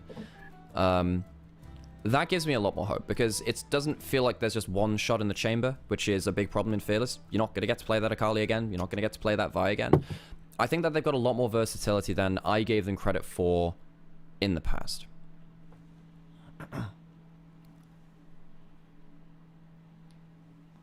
Some dude said earlier, TT are going to get 0 kills in 3 games. Yeah, that's a bit much. That's a bit much. Not sure I would have said that one myself. Elk is playing LPL. Every team's getting 50 games in LPL at least. Yeah. What is the saying there? I think, look, I like TT. I would consider myself, look, I'm a fan of every LPL team, but I really like TT. They've always been a team which is, they've had exciting games. They used to have UCal on the roster who dyed his hair blue to match the team colors. Satab came in to replace him, so it's kind of bittersweet that they're now finding success away from UCal. Before this split, TT had made playoffs, I think, twice in about 3 years or 4 years. They had not had a great run of playoffs. I don't think they'd ever won a series in playoffs either. So they'd only ever finished 8th to 10th in that bracket. They have now got themselves an organization record high bare minimum at 6th, because even if they drop out here, they'll be finishing in top 6. I didn't know whether in the first series they'd have enough to close out 3 games against BLG, because you need to, in Fearless, go beyond your Akali, best champion for Satab, your Vi, which Beatron looks incredible on, and a bunch of other picks. They won a very one-sided Game 5 against BLG the first time around. Kind of insane that they can do that, and I think it's a really good statement to show that actually they have a lot more prepared than just any other bottom-tier LPL team, and I think clearly they are above a bottom-tier team now. So I think that raises the question, and you've brought up Fearless yourself there, of what do we see next? How are they going to take what we've seen already and turn it into a series win? Well, I'm trying to think what else they played in the first series. They had an incredible Sejuani Rumble, I think. Yeah, there was Rumble Sejuani, which was... And Yone for Setabs. The Setabs Yone was incredible. I doubt you're getting all of those picks at once. I'm very surprised that they got them all together in the first game of the first series. Beatron's got to be the player of the series, the player of the game, right? Yeah. You said this midway through the game. Vi coming away with no deaths is not normal. that shouldn't happen, really. But hey, Beatron made it work. Yeah, absolutely made it work. That's a number in the middle of that KDA that I don't see very often when I play Vi. So I have nothing but respect for what I've just seen. Absolutely love some of these plays. And the thing about these highlights is every time he goes in, watch how close Satab is to his own combo as well. One of the reasons why these comps don't work often, say in LEC, say something like that, is when the Vi goes in, the Akali takes another 4 seconds to find their target. That's not an acceptable time lapse. In this one though, every time Beatron goes in, Hoya's going in at the same time, Satab's going in at the same time, and that's the big thing, which I noticed about this team in their very first series this year, from Demacia Cup and then coming into the group stage as well of LPL. They are really good at being on the same page and just pressing the go button at the same time. And that can't be understated. I know it sounds simple, just go at the same time. Do you know how difficult that is to position yourself to be at the same place to go, look here again, full CC combo? I say that and Hoya actually just misses all because the Mystic shot comes through. But like, hey, the fact that Setup gets in on a good timing again is absolutely crucial. Yeah, Beatron is the person who's pulling the trigger and getting the flowers for this one. But the fact that his team is right there behind him means that he can get away. Again, as we were saying, with a 0-death Vi game, that just doesn't happen normally. Yeah, 100%. I'm going to go get myself another coffee, so I'm just going to do that while we're on break here. But you can chill out, and I guess you can talk to chat if you'd like. But I'll be back in a minute. I can talk to chat? You can do. I know, I give you permission. 1 second. Oh, phenomenal. All right, well, we'll talk to chat a little bit. But I just want to sort of follow up on Alex's point, even though he's not here to witness the brilliance of what I'll be about to say. But yeah, I mean, like I say, as someone who plays by myself at a considerably worse standard than what we've just witnessed there, it's one of those champions, a little bit like Nocturne as well, where you can very easily get so far ahead of your team, and having the sort of champions picked around you where you can actually have people that you know who are still going to be able to support. Love duo queuing with a friend of mine who plays Camille, because I know that if I've gone super deep, there's always a chance that I'm going to be able to see the crazy metal legs following me as well. And this is what we just saw time and time again there, and it made things work so beautifully. I do have concerns coming into the next picks, however, because we've seen the Sejuani banned away in Game 1. We've also, we've just seen a few of the champions that potentially you could have picked in the same vein, like that Nocturne there taken away already. It makes it that little bit harder as we get into our second game. And yeah, I'm looking forward to where this one goes. I still favour BLG for the series. I think that outside of the messy fighting that the LPL is so well known for, the actual macro that we were seeing through to around about 15 minutes, at which point TT sort of got so far ahead, was still BLG being in the right place at the right time most of the times and making the right choices. I think that we will see more of that, but boy, I'm still here for it. And yeah, we'll see how this one goes. Let's see what chat is saying. I mean, I say what chat is saying. I only have one that chats on. I don't have Onivia open. So if you're saying stuff on Onivia, I apologize. I'd love to chat with you. Honestly, I would. Follow me at GreyNheart99 on Twitter. But hey, absolutely. By the way, absolutely plug yourself. You absolutely have every right. Oh yeah, don't you worry, I will. So yeah, I'm changing my bio to certified TT enjoyer as well. Dude, you are so base. Get on here at the ground floor. I mean, look, the TT enjoyers, we've been waiting for this for a while. The fact that it's kind of, you know, yeah, the fact that the success is coming after UCal left is a bit bittersweet. But hey, Seto's playing out as well. I'm not going to take that from him. Yeah, so, I don't know, man. BLG, it's... I was saying this a little bit before as well. Pretty much every time in the LPL that there's been a top team, there's actually been two top teams, right? Because we had JDG Top Esports, and then I suppose JDG BLG, although that was a little bit more one-sided, I suppose, but still two top teams there. We had RNG and IEG, RNG and EDG, we had FPX and IG. Pretty much all the time through LPL. You're making me sad now. Yeah, but there's a bunch. You pretty much always have two teams at the top.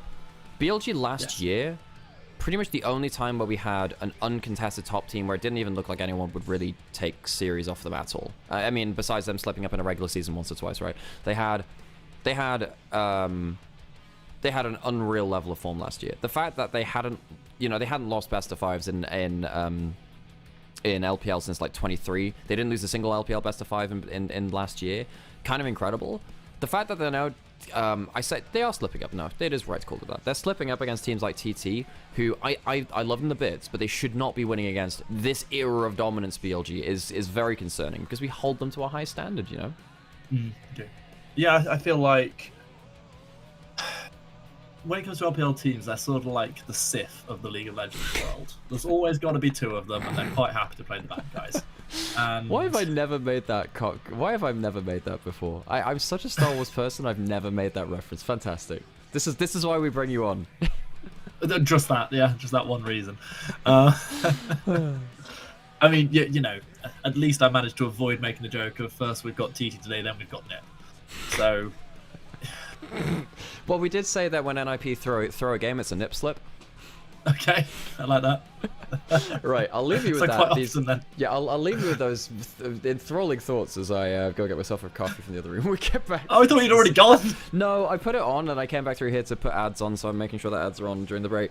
Dude, the amount of random stuff I've managed to put on autopilot now in terms of getting streams set up is ridiculous. Thanks, by the way, mods, for checking out chat. It does help me an awful lot. But basically, running a stream, casting, doing the social media for it at the same time at 6 a.m. in the bloody morning after a full weekend of LEC and LPL, it's pulling the fabric of my being a little bit taut. Yeah, no, I get that, and yeah, you're doing a good job, and it's nice to have the content. I'm sure a lot of people are very grateful. I'm not one of them, but I'm sure a lot of people. Oh, I missed this. Let me get my bloody coffee. I need more of it after that.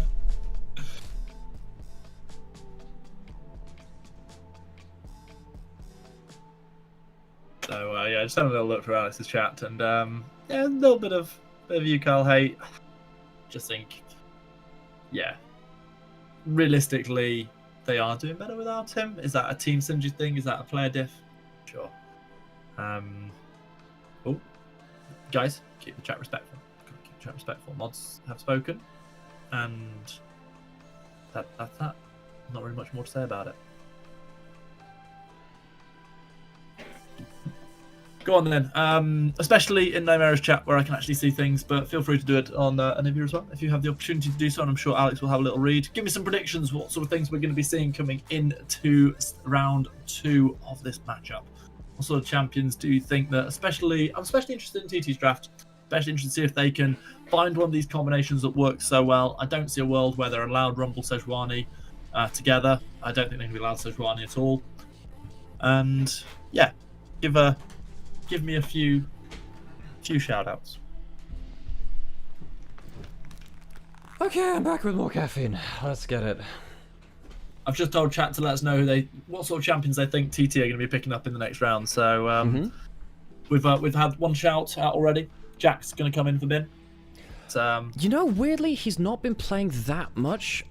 Jack's this split. It's very strange to me. Let's see what these. Oh, by the way, if anyone speaks Mandarin, you know what they're speaking in these interviews. It does help as well. But nice to hear a little bit. I could guess. Can you guess? Wow. I think this guy's. He's just said, I like League of Legends. Bin is a very good player. He's going to play Jax in the next game, and that's going to be a bit of an issue for us because he's lost a fair few games against TT and he's out for revenge. I'm just sort of paraphrasing. Yeah, great translation. I did hear champion pool in there, I'm pretty sure. See? Called it. Right, back here for game 2. Right, takes a little while to get back towards that. I have to mute the stream, by the way, just to, mute the stream just in case we get copyright struck, because that's annoying. Means that I have Spotify on in the background instead when we have that. Oh, he's speaking Korean. Cool. Yes, wow. Uncle Nigel. Now who's come across badly, Alex? I was keeping an eye on some other stuff. I knew he was speaking. Yeah, look, I only speak English. I'm painfully monolingual. I did actually notice, like, huh, that does sound. Because the other day, the Shy was doing his interview in Korean as well. The Shy, I'm trying to remember if he speaks Mandarin that much on broadcast actually, but yeah. Is it time for the story, Alex? Which story? Oh, do you not remember? Which one? Theshi. Oh, wow, you've literally spoiled the punchline of the story. You're the worst person. Tell me about the Shy, Graham. Oh, I knew there's a reason I stopped casting with you. Go on, get your bloody story over with.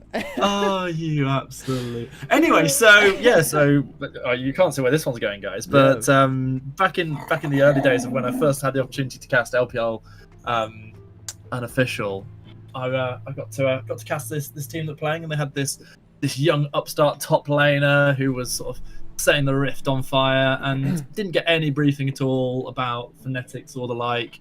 And for those of you who have seen the Shy play, you will know how that's written when you look at it on the Rift. And yeah, all game long, I was just calling them Theshi. Theshi does this, Theshi does that. Incredible play from Theshi, pentakill for Theshi. And it went out. It's probably still out there somewhere, sort of saved with Onivia or something like that. And honestly mortified because it's one of my favourite players of all time now.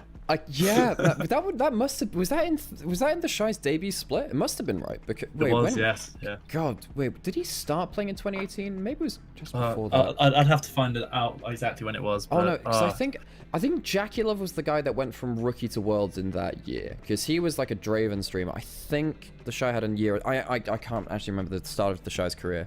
As well as actually. Okay, the players are on stage. I mean, that's fair enough. You weren't born at the time, so. Oh, I feel older than that sometimes. Oh man, it was really cool the other day. So do you know? There's a guy called Mirwin playing in the LEC right now.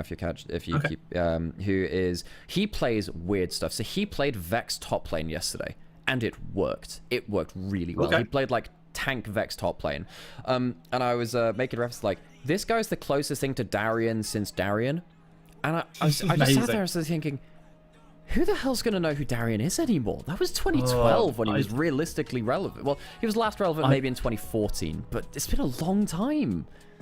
I think it was either 2014 or 2015 when I think it was LCS came to the UK and Darien couldn't get a visa. Yep. And my friend cosplayed Darien and had a sign saying I couldn't get a visa when we went to watch it at Wembley. Yeah, I remember. That was so funnily enough, that event, which was the roadshow that was the roadshow. That was when Super Hot Crew had prepped Nocturne mid as a super broken. Well, it was a counter to the super broken Cassidon, because you play Nocturne, you just wave clear. And then that pick got leaked, so then the strat fell through and the bad Nocturne got banned away from it. But I remember that moment from that 2014 Roadshow, weirdly enough.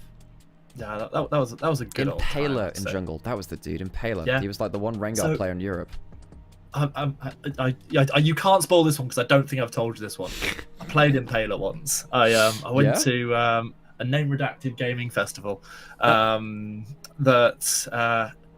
before I used to work at it, and I went as a punter. I went dressed as Surgeon Shen, I believe, in the hopes of getting some of that Riot swag. Mission successful, by the way. Nice. And Super Hot Crew had sent Impaler and Kasing over to sort of represent them and to do a bit of fan work, and they were playing some games, and it was just after the new Dawn cinematic had come out. Oh, right. And they said, let's do the 5 champs from each against each other in a Summoner's Rift game.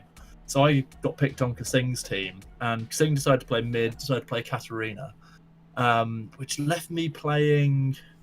Oh, I'd have to remember who the jungler was for that side of the new Dawn. I want to say Nautilus back then, but I'm not 100% sure. I can't remember. But anyway, it's like Lee Sin, Evelyn, Kha'Zix, I remember eventually. But yeah.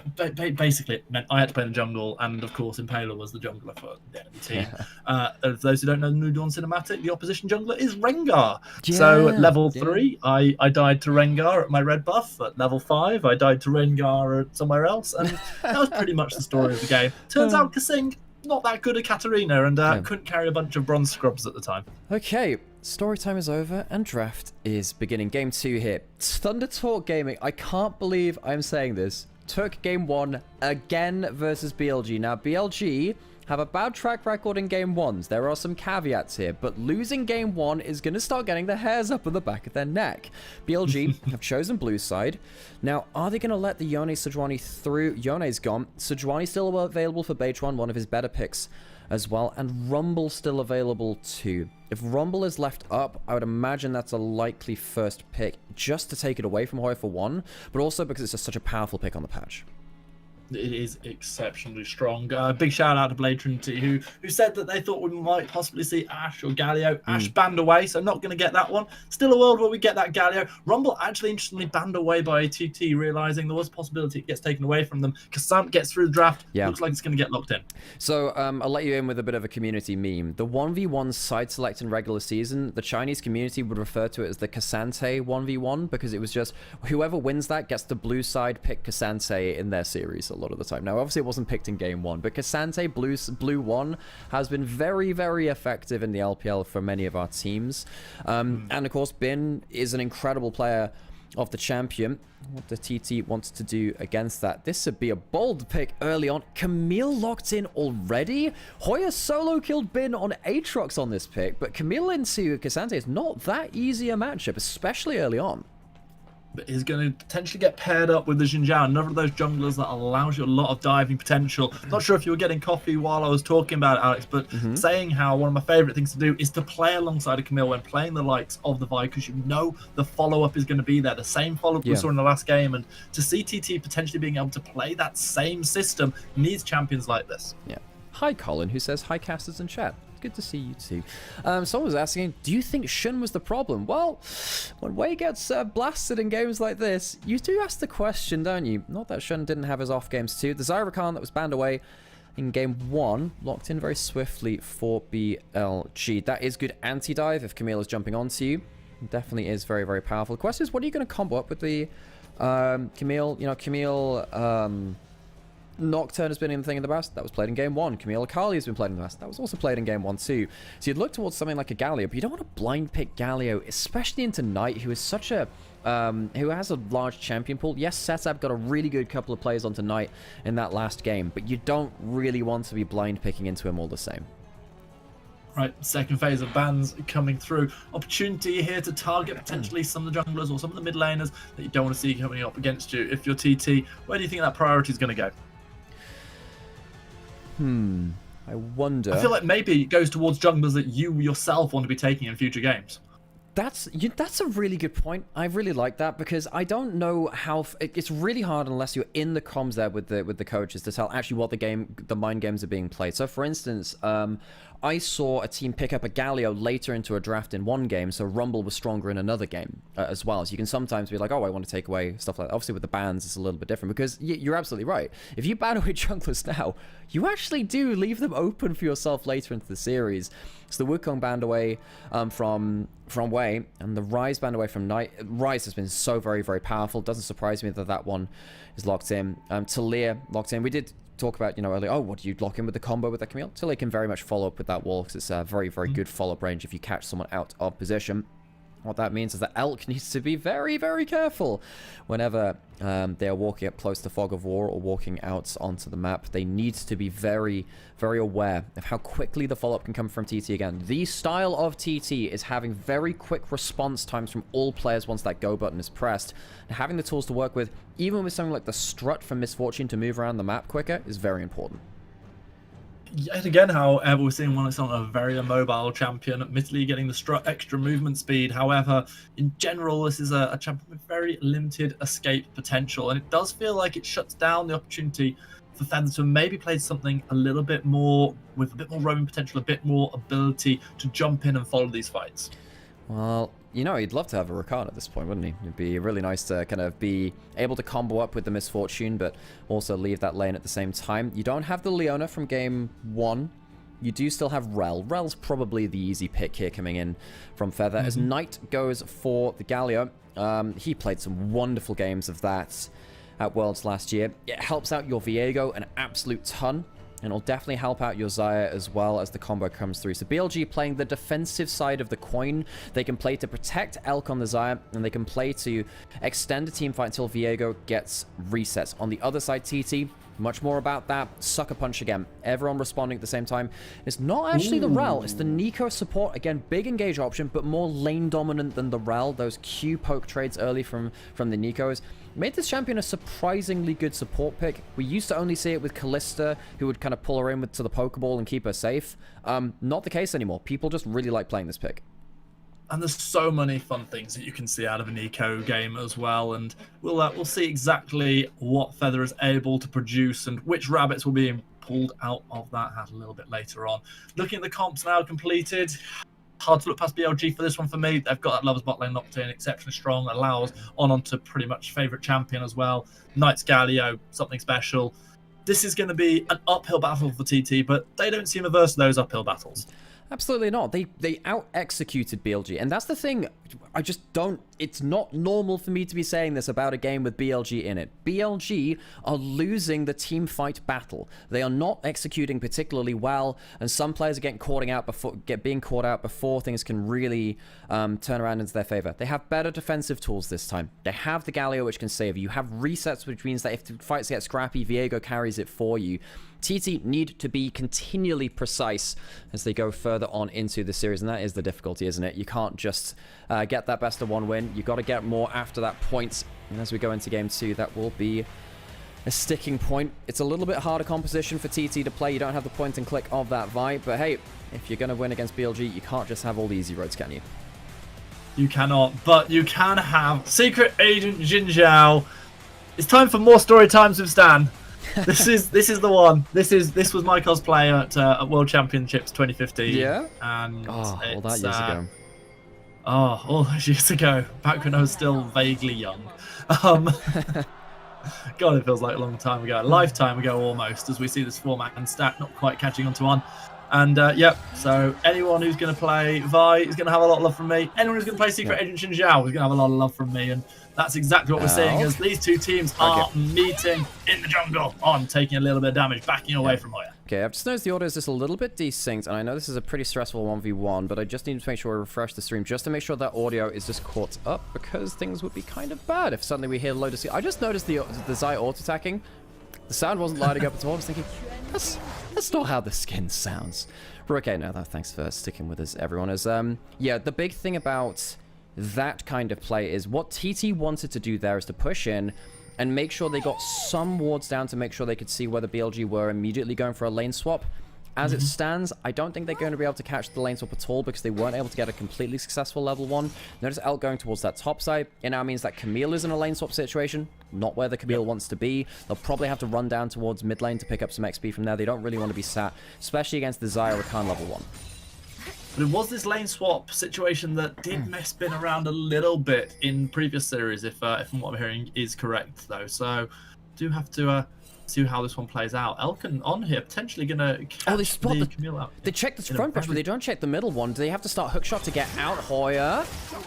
They are going to have to exactly that, and that's a pretty much worst case scenario. So, get some XP, though. That's the big thing. Most of the skill of top-plated lane swaps right now has basically been, hey, you need to be able to pick up Lex XP from level 1. They do just about manage to do that. Still, Camille doesn't love lane swaps all the same. We'll have to track the individual matchup of Bin versus Hoy, even though they're on other sides of the map. Check where their XP bar is at, see how much farm they're getting access to. I don't think they'll be opposite sides of the match for a super long time, though, Alex. I think that this is going to be TT doing everything they can to try and restore the equilibrium of the lanes.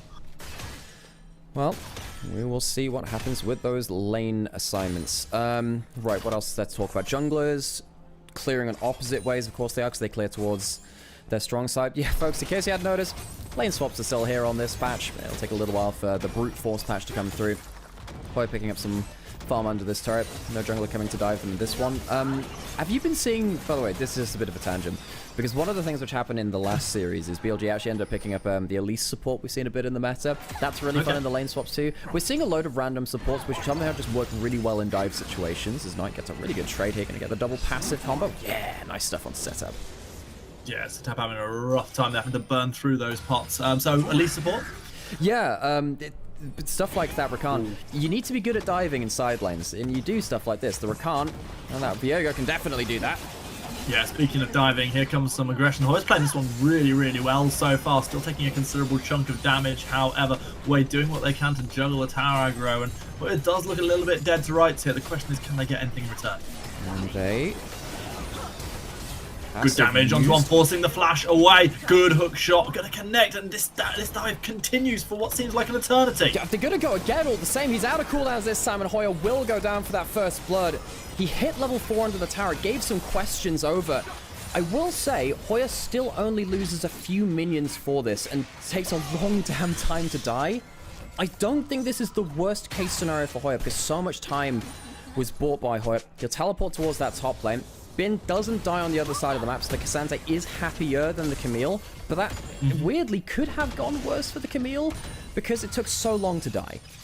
Undoubtedly, and I mean, Camille's still up on CS in terms of what's going on right now, with seeing how hard time this is for Bin, and this is one of the players who you really want to get going and want to actually have as one of your points of strength in the game, and yeah, I think Hoy's going to be quite happy with that. Beshwan, meanwhile, securing an extra couple of camps that they, been able to get up on top of. So overall, not too bad. Yeah. That's been a great topic of conversation recently we've had on the LPL, because time is a jungler's resource, especially in your first couple of clears of the game. Wei uses his time to cash in on top lane and says, right, I'm diving this lane. Because it takes kind of 3 attempts, realistically. That's 3 times the amount of time that he realistically wanted to put into that lane. Beitron gets to get a little bit ahead. It's not going to lead to a double scuffle, but Beitron is happy that he gets to kind of get some individual value. And despite there being an assist on Wei, you can see the gold advantage in the jungle. This, it's not led to anything immediately here. Hoya, does he get to stop the back? He does, and he's happy with that one. Yeah, really nice interrupt, and as you can see, a shout out to that Hoya for getting up on CS, and immediately Cassandra just took a couple of waves to balance that one out. While up on top side, something is brewing, because I don't think they know exactly what's going on in terms of the state, but yet again hovering around the top side. I still think we're going to see potential dives on this top lane. You can see that Knight is roaming up, does have level 6. The grubs have spawned, which is the bigger thing that we want to be kind of focusing on here. Beitron's on the bottom side of the map. He's not contesting right now. Seta coming back onto the map with his tier 2 boots, which helps him get across the terrain a little bit quicker. Splitting the early objectives again. So, BLG wanting to get themselves the top side objective. It took a long time for LPL to get used to grubs, I will say that. That was one of the biggest things which was in favor of T1 when the objectives turned over, they had a better understanding of grubs than the LPL teams, and I think that's one of the biggest reasons they ended up winning that World Championship last year. BLG and the rest of the LPL took a little while to kind of get on the board, but they'll secure themselves the first 3. Here is Beitran, trades for the dragon on the other side of the map. Typical early game objective trade. And checking it out, does have level 6. There's a chance he could really get a 1v1 here.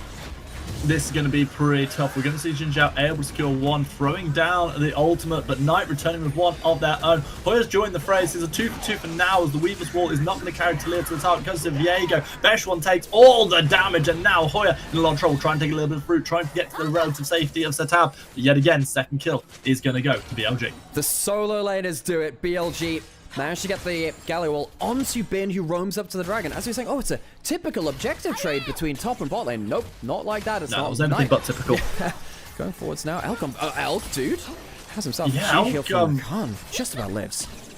Playing with fire there. So BLG managed to survive in this top side. 1xN getting some great trades up there towards that Zyra Khan. You know, strong as a duo, but not infallible. Important thing to note as well is, hang on, what happened here? I did notice that Way had blown his ultimate at some point. He came in here he stops the Talia going over. Yeah. I actually missed that, and he's now going to get the punts away in mid lane. Setup might just die though, and the flash goes down easy. Yeah, Way Knight looking great here. Yeah, that was so what I was saying, as soon as I saw the Weaver's Wall arriving without a Talia, I was assuming Viego had made some kind of play, and that was beautifully timed. So BLG 3-0. They get themselves that first feed of strength as well. A big thing to note too is, so Galio's been going towards the tank build more and more often recently. Knight, this player is a man after my own heart. My favorite item in the game, unsurprisingly, is Medjai's as an Ahri player.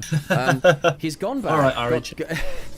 I gotta mention it, every now and then. He goes back, gets a Dark Seal first back, and immediately gets 2 kills. He's got 4 stacks, and given that you don't actually get that much AP in your build, and you want to get quite cost-efficient tank items now as Galio, this gives you a lot of extra staying power. He's still tanky now. He's got the Spectre's Cowl. It looks great. He still has the AP from the Dark Seal. He's still got the magic resist from the Spectre's Cowl.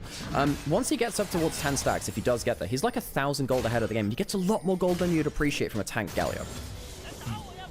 And the way that Knight plays, I think there's a big chance that we see more and more of those stacks coming in. Such a responsive player already.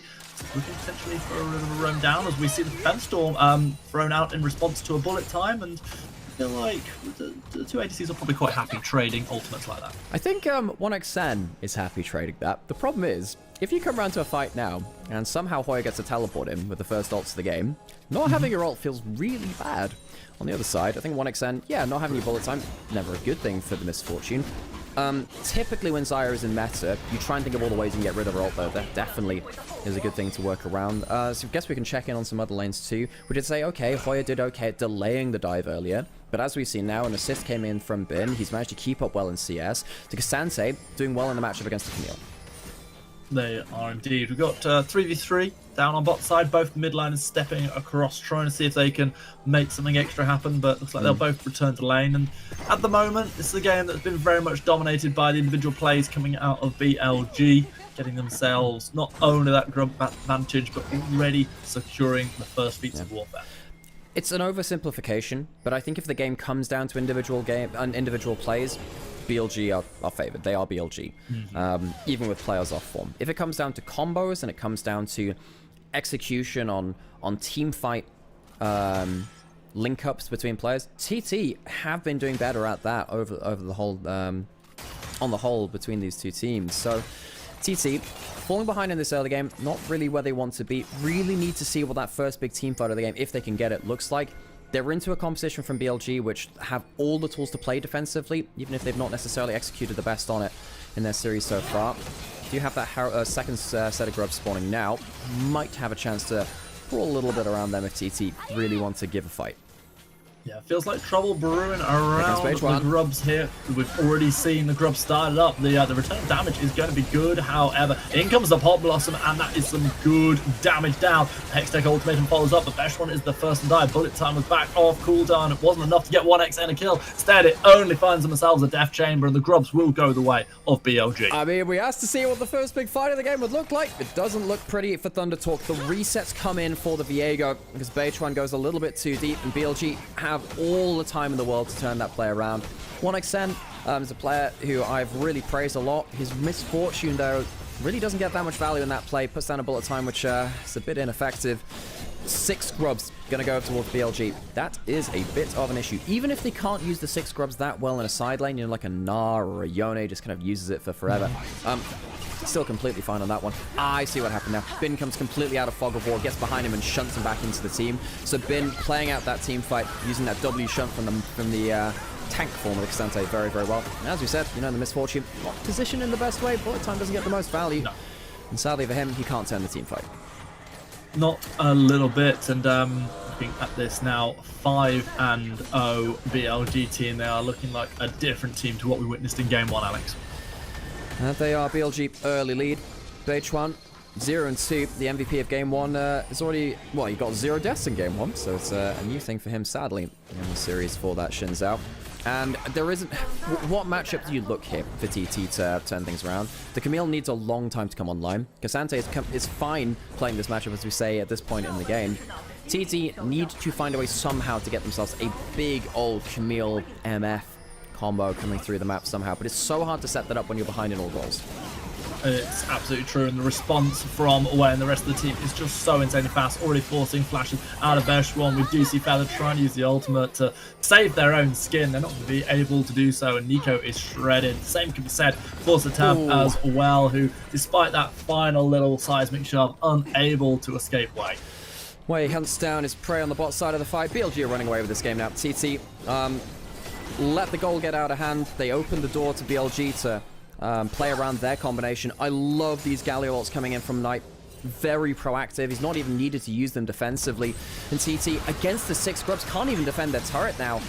At this point, it's not bad damage from the turret coming back onto but it's a big problem whenever TT start to lose any of these fights now, because these towers are going to shred.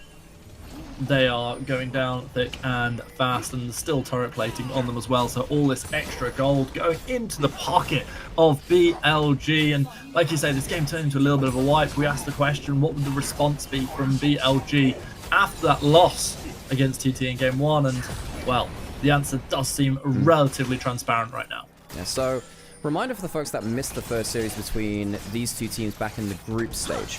TT went 2-0 up against BLG, sucker punched them, really. They had great combinations. BLG came alive in games 3 and 4, but TT managed to seal out the series. The longer the series go, typically I'd favor BLG. I guess with TT winning that game 5 in the first series, it's not necessarily the case, but BLG, if they come to 1-on-1 here, I think it will steady the ship a little bit earlier than that first time around, and TT will have to dig deeper again against this team. It is so hard to take best of 5s against BLG. The fact that they did it once, an absolute incredible achievement, but very hard to look to see if they can do it a second time. Hard for sure. I'll certainly, at this point, be contemplating the fact they're probably going to do it from 1-1 rather than 2-0 up, which is a much more daunting task. It's not all done and dusted, of course. There is always a world back into it. We're trying to make something happen on, but at the moment, as you say, that Camille absolutely not Hang on a second.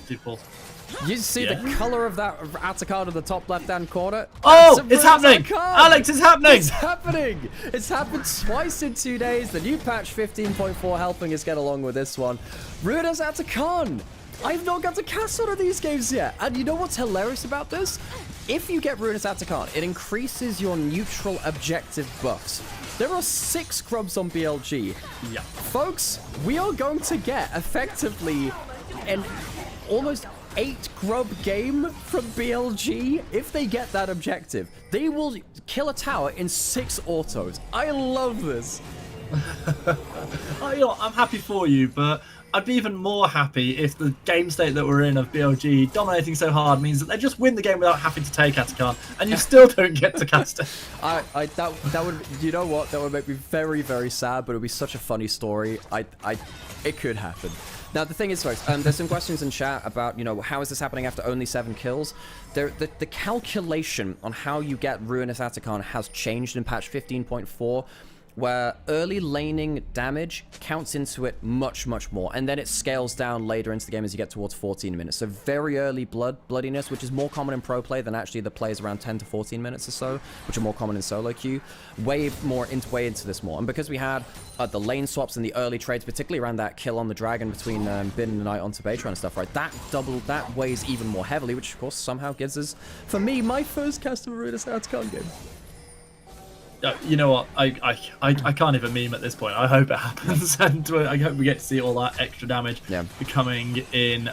Meanwhile, we just see when it's in trying to scale up, trying to get as much CS as possible while trying not to get CC. And you know they've managed to pick themselves up. A little bit of itemization. They're slowly getting there, but just not even close to what we're already seeing BLG securing, and yet another objective goes their way. Oh, everything's going their way, isn't it? So, Panda asking in chat, explaining the 8 grub thing that we're talking about. So, Ruinous Atachan is spawned instead of Voracious Atachan. Now, in pro play, we don't see that much. We'll see it more in 15.4, especially in games like this when there's early action. Ruinous Atachan increases the value of dragons and grubs neutral objectives effectively by 25%. So if you have 6 grubs, which is already, you know, a hell of a buff, the damage to towers that you get is increased by another 25%. So it's basically like having an extra grub or 2 stuck on top of the 6 you've already taken. It is a ridiculous amount of tower damage. I've heard about this in scrims and how games would just randomly end at, you know, basically as soon as Atachan's taken, just someone gets hit onto towers and the tower dies in a single wave, even when you're not a tower killing champion. So Herald's going to go down to the mid lane. This one's going to go down to the 6 grubs and the Herald very, very easily. TT, they don't really have much demand to response here. Yeah, the Wind's Wall comes in by a brief respite, but not too much as one, as Herald will make its first charge. Looks like it's going to be able to get the second one off as the damage is coming through, but Cassandra has other things to say about that one. Trying to pull and stepping maybe just a little bit too deep. Bullet time comes in. It's not enough to secure a kill. Takes out the Herald before the second charge. Flash forward. Pop Blossom connects onto Way. However, Viego able to step out into the mist. So lucky for BLG to get away with all of their HP bars intact, but TT do use a lot of their ultimates. Dragon is spawned and they'd love to get over towards that Way. I was wondering if we can get a pick off there. He's got the Collector second item. That is a damaging Viego. Cannot afford to let him get onto one of your carries at that point. Worth noting, Knight still has ults.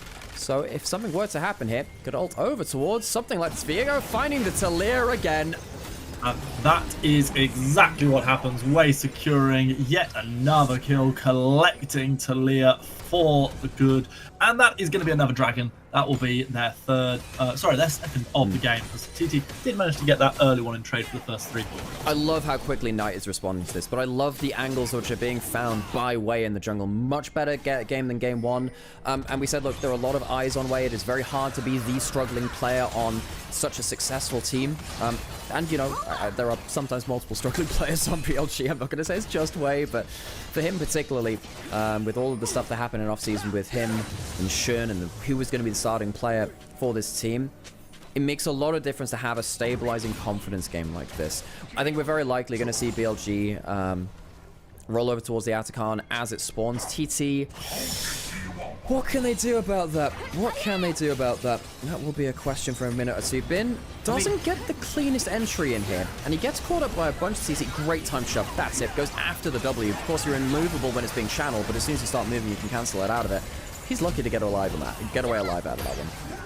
But I think it says a lot that he does get away. It was poor positioning. It was an overly forced fight, and yet still lives, and in fact returns a kill in the end of the play, as we're about to see as we see Way just chilling, just waiting. It's a tab without a threat. Yeah, so if people wonder why you build Collector on Cassandra, not Cassandra, don't build Collector on Cassandra. On Viego. But on Viego is that his Q and his ult scale off of crit strike. So if you get Collector, which has some crit chance on it, it does actually scale directly onto his build, alongside the lethality being nasty as heck too. Plus, of course, the passive, the extra little chance of getting that kill at the end of it, very much helps into the reset play pattern. Alone on this side of the map right now. Teleport coming in, not alone for long. Yeah, starts things off, but probably not going to be the one that finishes them at night. Arrives via that TP first kill, already secured. Peshwan, who had that deathless game first time round, having anything but this time. Another kill over towards, another reset coming over towards Way. Very, very happy game from BLG. Deathless so far, which has not been something we could say often about this team in this split. BLG incredibly dominant last year. Historic levels of dominance in the LPL. Regular season, they could still have a happy game or two. We're now into playoffs now. They found themselves into the lower bracket instead of the upper bracket one because of TT. We meet them again here, and they're looking to really get themselves into a powerful point. Oh man, Ruinous Atacama. They're doing it for you, Alex. They're doing it for me, no one else. It's so different seeing the way that the attack pattern changes because it's got the swipe outwards into inwards, like this thing here, the descending circles. Look at the flowers bloom. All of these giving adaptive force as well. I love it so much. BLG are going to be so powerful after this. They give all of that adaptive force over to the Viego as well. Meanwhile, Knight trying to stay alive down bot side turret. Not long for the world. On arriving for support. Flashing away, Knight able to survive this one, even though the turret is not quite so lucky. I really, as you can see, 54 bloody petals picked up for BLG, so that gives them, I mean, they do. He has flash and he has ult. I don't know if this is the fight which TT won, actually. Well, Beshwan's still going to take it regardless, going aggressive. Elk having to flash away, being followed by the audacious charge, but no, it's not to be this game for Beshwan. If game 1 they could have fallen into a sewer and come out with a gold watch, in game 2, it's just poop. This game is certainly stinky for them. BLG, they don't even lose their AD carry in that situation. I thought it might be a 1-for-1, which BLG could teleport onto afterwards, or find themselves a cleanup kill. They don't even get the single kill. Still a deathless game from BLG. Watch as this next wave comes into the tower. Next time they hit tower, watch how nasty the tower damage comes in from 6 Grub plus the Atakan. Setup's caught out by Bin. Yeah, goes in with the Weaver's Wall to try and stop those hits, and instead just gets hit in the face. And now you can see those massive chunks being ripped out of the turret. One turret drops to this empowered wave, and I feel like more will follow. How? I love that tower damage, man. You have no idea how happy this makes me. It's just it's the little things in life. You know, you wake up early in the morning and you think, I want to see a Ruinous Atakan today. Elk, yeah, he was spotted come back to lane, but, you know, the extra bloody petals as well give you a load of extra XP and the adaptive damage. Elk, lucky to get away maybe at that point away from the kill, but I think with that teleport coming through, likely would have lost 1-for-1, even at best case scenario. TT, they have been put in the ground pretty decisively in this one. Very rarely do you see games as dominant as this. I don't think anyone would disagree with you there, Nymaera, that was going to be at best a 1-for-1, but at least it would have been one. You know, in a game where we're looking at a 12-0 scoreline, at least they could have taken away an extra shred of dignity in this game, and unfortunately that's something that is being stripped from them, along with probably seem to be their base as well. BLG just making an absolute point of this game. They are sending a message, and that message is about to continue. And they might be returning TT to sender at this point, putting them back to base. Bin goes in. Yeah, flashing forward, getting all that damage onto Misfortune. He's barely able to get 2 waves of bullet time off. Hextech Ultimatum comes in, but unfortunately, Hoya, you are locked in now with Knight, not the other way around. More kills come in. It's a triple for the Galio. It's going to be 4 out of 5 secured for BLG as they look down to try and close out the ace. Not quite catching onto the tab, but it just doesn't matter. They've got free roam in this top side. Here comes On, diving forwards again. That is a very dead Talia. BLG have stomped through this game. Knight has a 25 stack Medjais on a quote-unquote tank Galio. Smashes the turret, and as we said, the Grubs with the Ruinous Atakan. Towers don't exist. They are paper to BLG. Ace secured, delayed quadra-kill. It's not just the base that has been paper in this game. They might as well be playing the Onivia skin because it feels like the champions are made of paper too. One more push, maybe into the mid lane as Cassante starts to set this one up, and this game will be in the history books. Insult to injury as well. 2 Mountain Dragons with the Ruinous Atakan. If you want to get comeback kills, not just having the 2 Mountain Dragons, but also having them buffed up another 25% in terms of the extra resist you get. Nasty as heck. So, Bin just goes straight onto public enemy number 1, which is that Misfortune. 1xN has had a difficult game. His Misfortune has not been able to make the difference, and BLG have more than enough damage to make the most out of it. Damn, that's a lot of damage coming through from the Galio with just that 1 damage item. I guess he has the Rift Maker, maybe it's a bit unfair to say, but he has... I was wondering. Yeah, but seriously though, 54 of these Blood Roses and then also a Medjais on top of it, it's a lot of extra random damage because of the adaptive force you get from them. Hoya, he does not want to be there, and I think he'll be removed from that very quickly. yeah, he goes back from whence he came, and Viego secures this one for an easy 7-0-8. We talked about Bechuan's stunning deathless game on the Jin Zhao. We have to start talking about Wei on this Viego. Now, having seen what's going on, Baron now has been started up. It feels like TT have decided this is going to be their last stand. They don't want to let this final objective go over the way. They've met so many others, but what can they really do to stop it, Nymaera? Well, we'll see if Bechuan can get himself a miracle steal. He's not going to be able to get into the pit. He goes in and he fails. He's going to die for the attempt. It's too little, it's too late, and it is going to be Baron. It's going to be 2 more kills. And at the end of it all, with Hoya going down, it's 3 kills. Maybe that's just the game. I think it will be after that point. Hoya might be able to come back up to show his face for, I suppose, the school portrait at the end of it. But I think that will be all they wrote. The wave clear's coming in from TT, but as we said, only takes an auto or 2 before that damage over time from the grub buffed up by the Ruinous Atacon as well completely shreds the base. There is nothing that TT can do here. Hoya does indeed return for that class photo, but the class in question is going to be the one from Battle Royale. And unfortunately, Hoya, you were not on the winning side this time. Will it be the deathless game, or can they finally get a little bit of something? Knight's taking turret shot. He's taking fountain laser shot. It doesn't matter. Nothing kills the Galio. Nothing stops BLG. We're 1-1. 1-1 here in the LPL lower bracket. Hello, everyone, and welcome back to us. Hi, I'm Nymaera. I cover the LPL from time to time. Normally I do it alongside my brother Samuel Initialise Hapgood, but today we're joined by a very special guest in Stanley Greyheart Barker, who's been joining us for today's series. And it's been great to regroup with you a little bit over this series, as you don't often see games like that. That feels like a unique experience. In the LPL, it certainly is, because while it is always a frantic, kill-heavy experience in the LPL, it's not usually so kill-heavy only on one side. And that was, like I say, that was a statement. That was them coming out and saying, you've won a series against us. You've won the first game in this series. We're pissed off. Doonby's better than Setup. Doonby's better than a lot of people, Aaron. So I'm not gonna disagree with you on that one.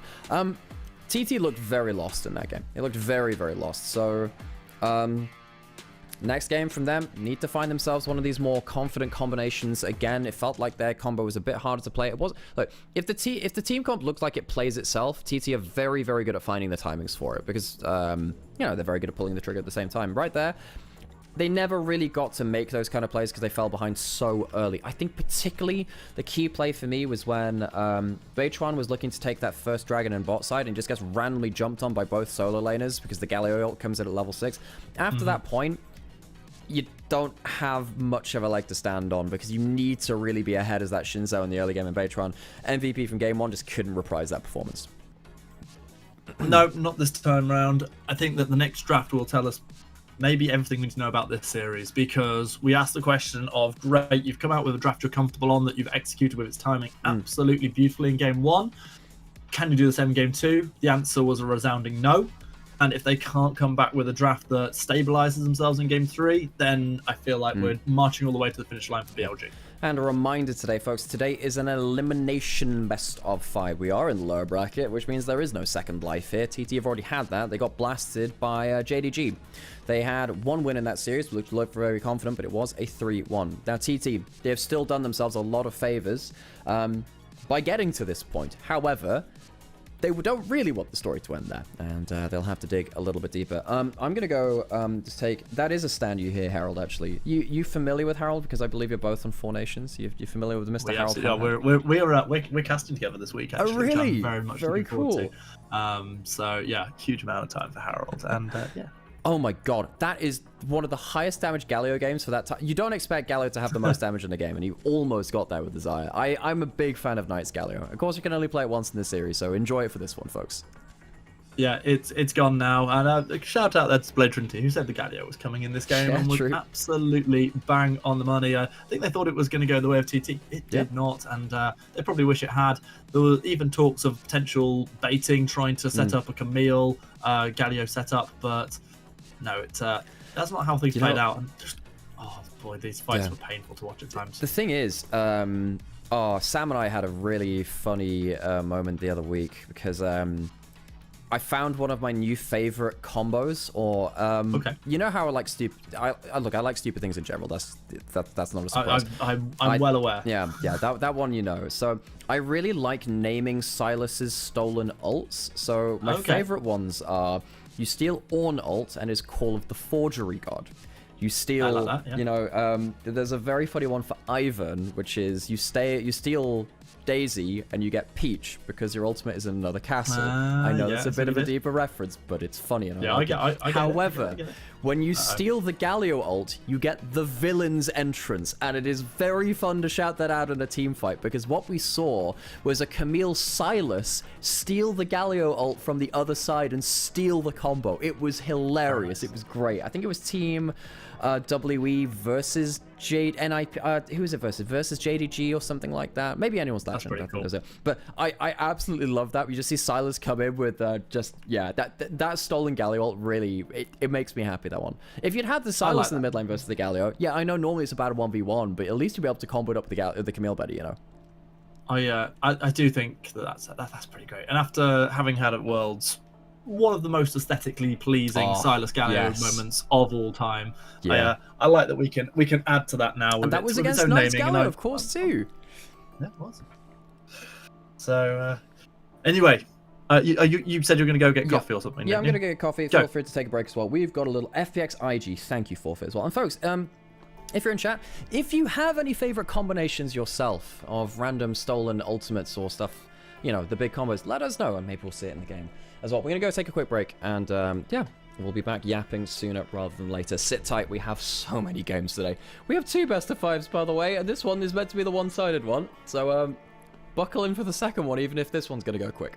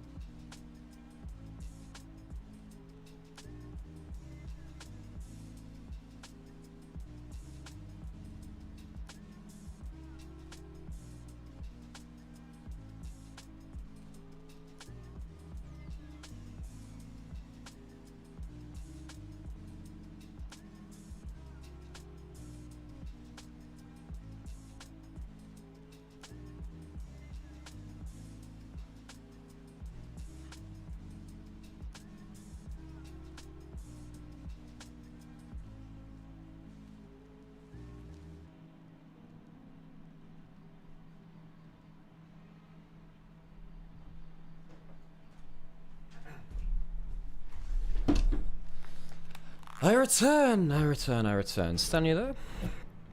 Oh, of course I am. Howdy, howdy. Where else would I be?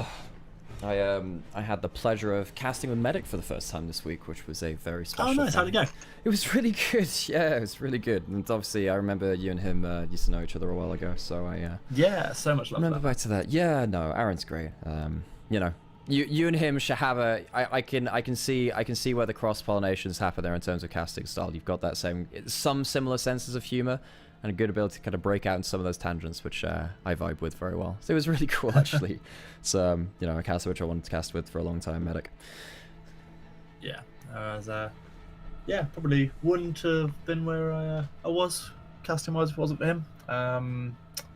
The aforementioned Secret Agent Jin Zhao costume and the separately mentioned name redacting gaming festival. Yeah. He was casting at League Fest back when he still went by Sona.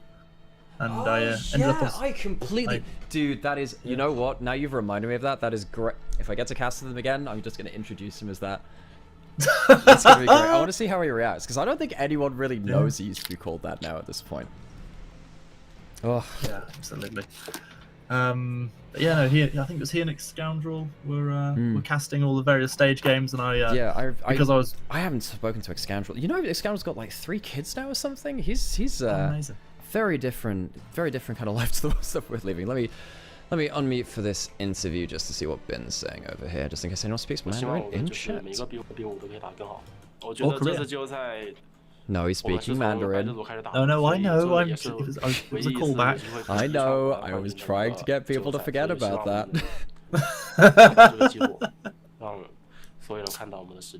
上一次面对 TT， 我觉得我们主要的实力就是我们的前中期做的不够好，然后我们的状态没有那么好。经过上一次的教训，我们取得了比较大的进步，然后这次我们会副手他们，会赢下他们。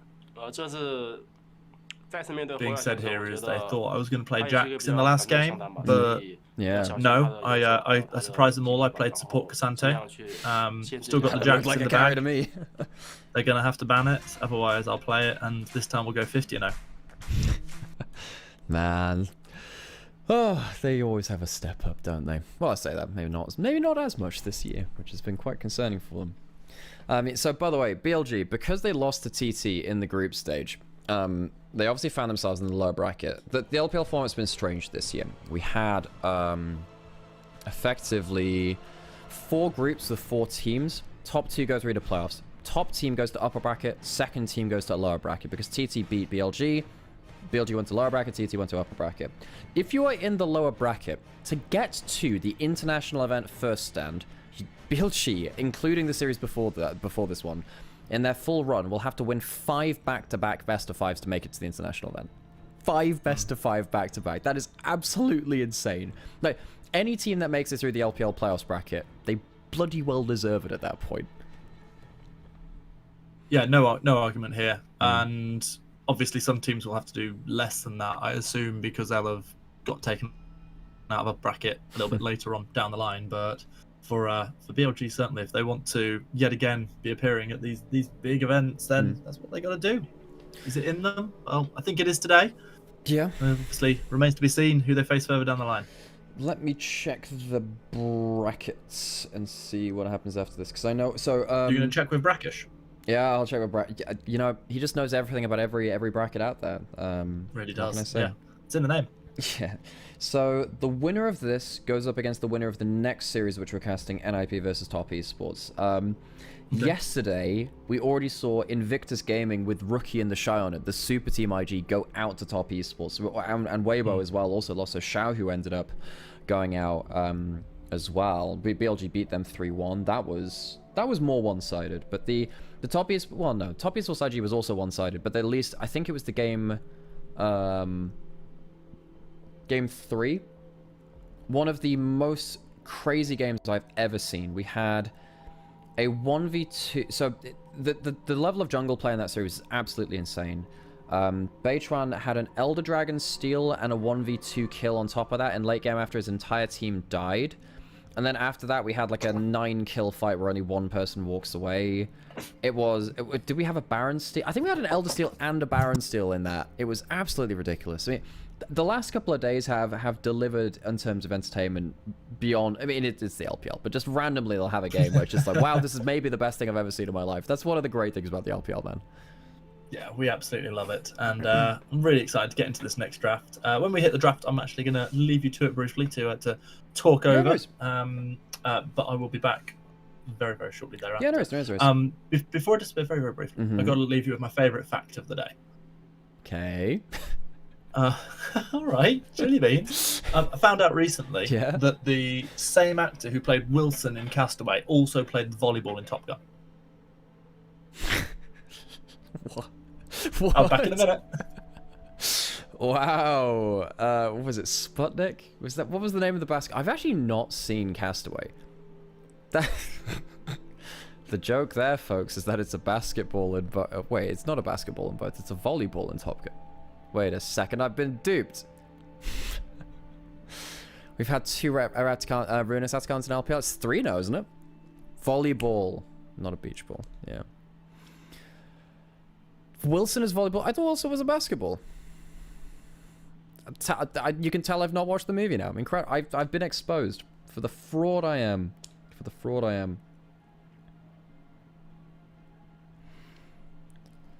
Oh, how are you all doing in chat, folks? Both on Onivia and in our homegrown chat here as well. How are you all doing today? I am tired as hell, folks. But it's LPL. Gotta be here for it. I have somehow managed to condition myself into being here for every moment of LPL that I possibly can. Hey, Blade. How's it going? I said, wait, why did I say... You said, oh, I was late, but I'm here. I don't know why... Well, I can say hi to you again. I mean, I could say hi to any of you all again if you'd like. I can do that for you. I have that capability. You seem rested in comparison to yesterday and the day before. Maybe I'm just... Maybe the final inhibitions are gone. Where am I streaming from? From Berlin. From Berlin. Because, yeah, I was on the LEC... Well, I live here, that's why. But, I was on the LEC the last 2 days as well. You would have seen me casting on the first day of the weekend. Then, on desk here today. I've just seen what chat said about the volleyball. Look, I'm very lack of one. I don't know whether I'm hiding it well, quote, I'm not.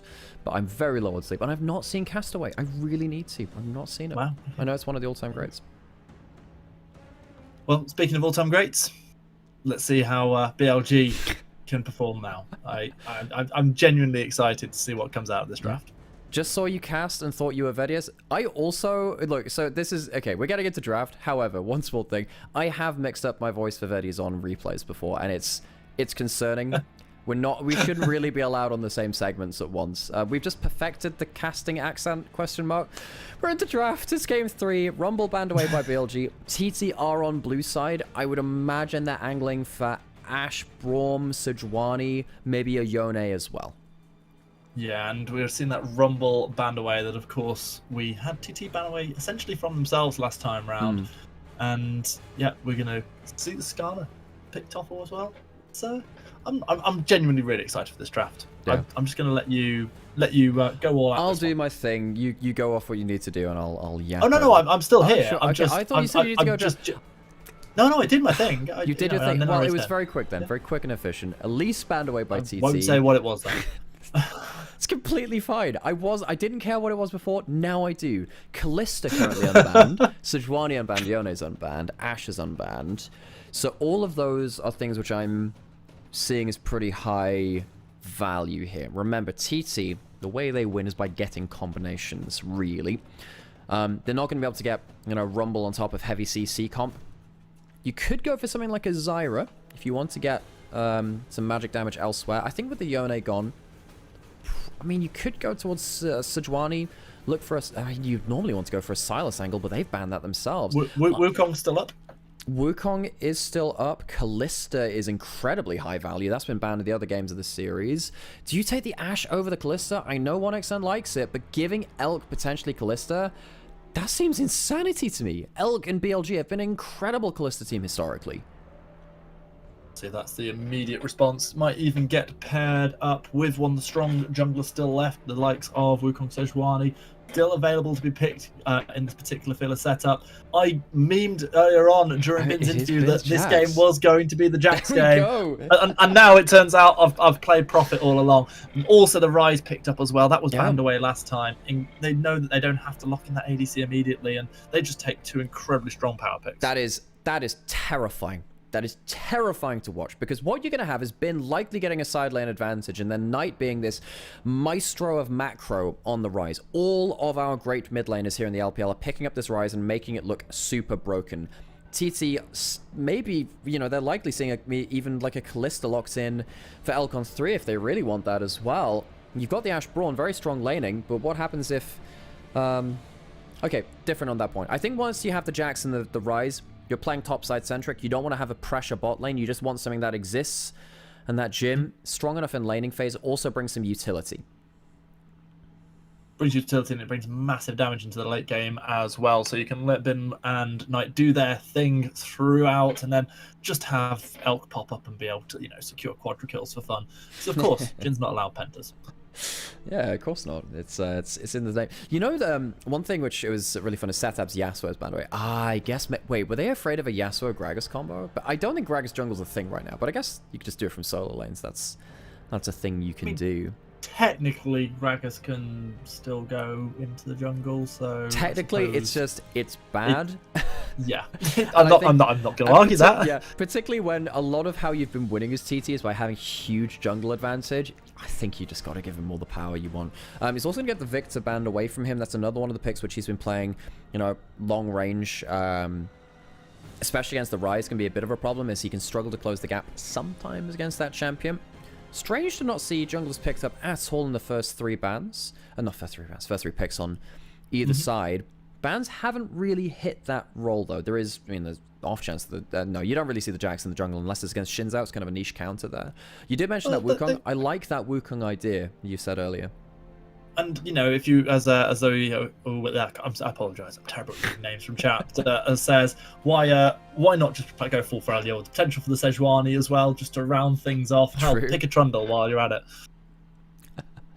Lilia comes in for Wei. I'm surprised it wasn't Pantheon or Wukong.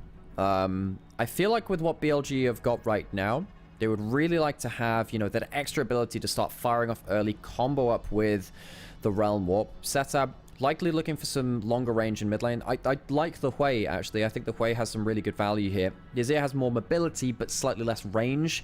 Setup goes towards that. I have to say, the one game which made me really question Setup was on Azir in the group stage, where he had an awful game on the champion, so he better have a better showing than that than he did. I believe it was in his first series in the group stage. That Wukong for Beitron, though, we did say it was powerful potentially for both sides. If they lock that in here, that gives them a bit more engage, which they have the Ashe Arrow. The cask is a bit conditional. It would help them on that degree. Instead, it looks like it's going to be the Maokai locked it in to round things out for TT. And it makes me raise the question that I just absolutely love to talk with various color casters about, Nymaera. And I'm sure we've done it in the past, but we'll do it again now a few years further down the road. The value of, you know, strength of pick and comfort pick that we're seeing from the Jax, that we're seeing from the Rise here, over the value of counter pick. I mean, normally when you're on red side, you go towards that counter pick, right? And the thing is, someone still has to blind pick, and that's where comfort really comes into it for those blind pickable champions. Rise, very, very strong right now. Jax, for Bin, doesn't really have that many counters either. Technically, the Gragas is quote-unquote a counter into the Jax. Not really when you're against Bin on the other side. I think that allows you to play for counter pick, for like this Alistar as the last pick. No, it doesn't work well into the laning phase, but what now BLG say is, right, we picked that Alistar, which will do really well into the Maokai ult later into the game and stuff like that, and we'll lane swap away from this. Jax's final lane swap. The Alistar wants to get away from the Ashe Brawn. Expect an advanced level 1 to make sure they can get that. But the only reason that Alistar really comes through in the first place is because it was allowed to be that last pick. It's the Luke Skywalker pick, red 5, last pick, red 5 standing by. As they lock that one in, which potentially could be a game breaker for shrugging off Ashe arrows and Maokai stuns later into the game. Yeah, over on the other side, of course, we're going to have the Braum able to block off a decent little bit of the oncoming damage from the likes of the Jhin. The way this draft has gone, I'm looking at BLG, just looking at the champions, thinking it just feels a little bit more comfortable for them. And having seen that incredibly dominant statement performance of Game 2, I'm struggling to look past them at the moment. TT in their first matchup kind of dunked down on BLG until they woke up in games 3 and 4. They've woken up a little bit earlier this time. TT, they don't have the obvious combination this time, and we'll see whether the crowd feels awake today in this game 3. We'll listen to those gyros. If they're there. There we go.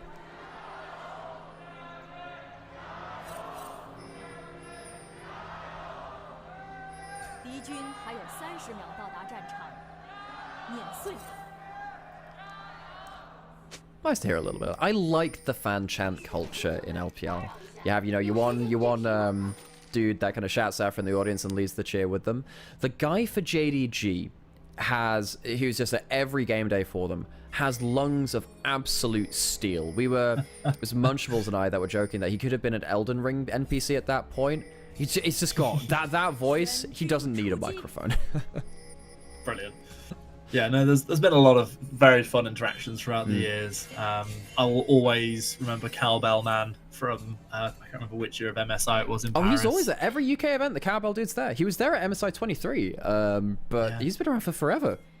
Has been, yeah. My first interaction was MSI in Paris, and specifically remember it because a close friend of mine just utterly hated everything about it and was being driven insane by the cowbell, whereas I was just there sort of parodying SNL and going, more cowbell.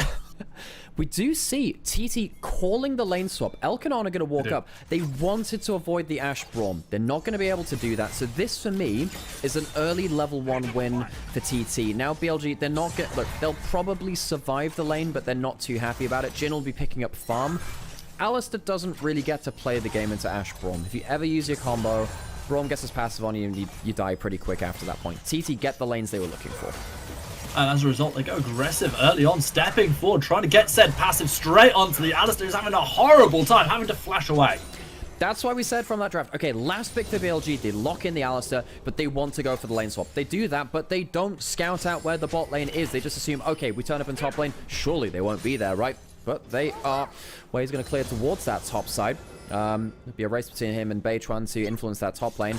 BLG need to make sure that this lane is stabilized. Losing that flash on the Alistair, not the best thing. Ashe Braum winning lane against melee supports is a given. Lane swaps have kind of hidden that for a while. This is a good win for TT. Just a quick one. Looking at your chat, there's a couple of people hearing potential audio delay. So I'll go give it a refresh again. It's good to give that a bit of a refresh, as hopefully that fixes it. We'll probably just have one. What tends to happen is I do the refresh and sometimes it'll just skip on a few seconds like that. It'll skip on a bit, and then normally it's fine after that point. But is it okay right now? I think that's fine now. So if you notice it in chat again, we'll just refresh again and we'll see what happens. Well, either way, we're going to get to see Bins Jax, which is always an exciting prospect. Generally, it's a champion we see doing so well on. I mean, that's why the renown is there. However, there are time to time games where the Bins, the Jax for Bin isn't all that it may be cracked up to be. I think that, there has been definitely eras where Bin's Jax has kind of been just kind of game winning by itself. BLG have normally had that in both Knight and Bin, where just even if the game goes to crap, Knight and Bin will do something about it. And they've typically done it through Knight's Ari or his LeBlanc or something like that. Not necessarily been the best doing it this time. Good trade there from Wayne. But I think in this kind of game where you have the Rise giving you a macro option with the Realm Warp, opening up multiple angles, that is really, really nasty. I think when you look at that composition like that and say, well, it's also been on Jax, that's when you get really scared.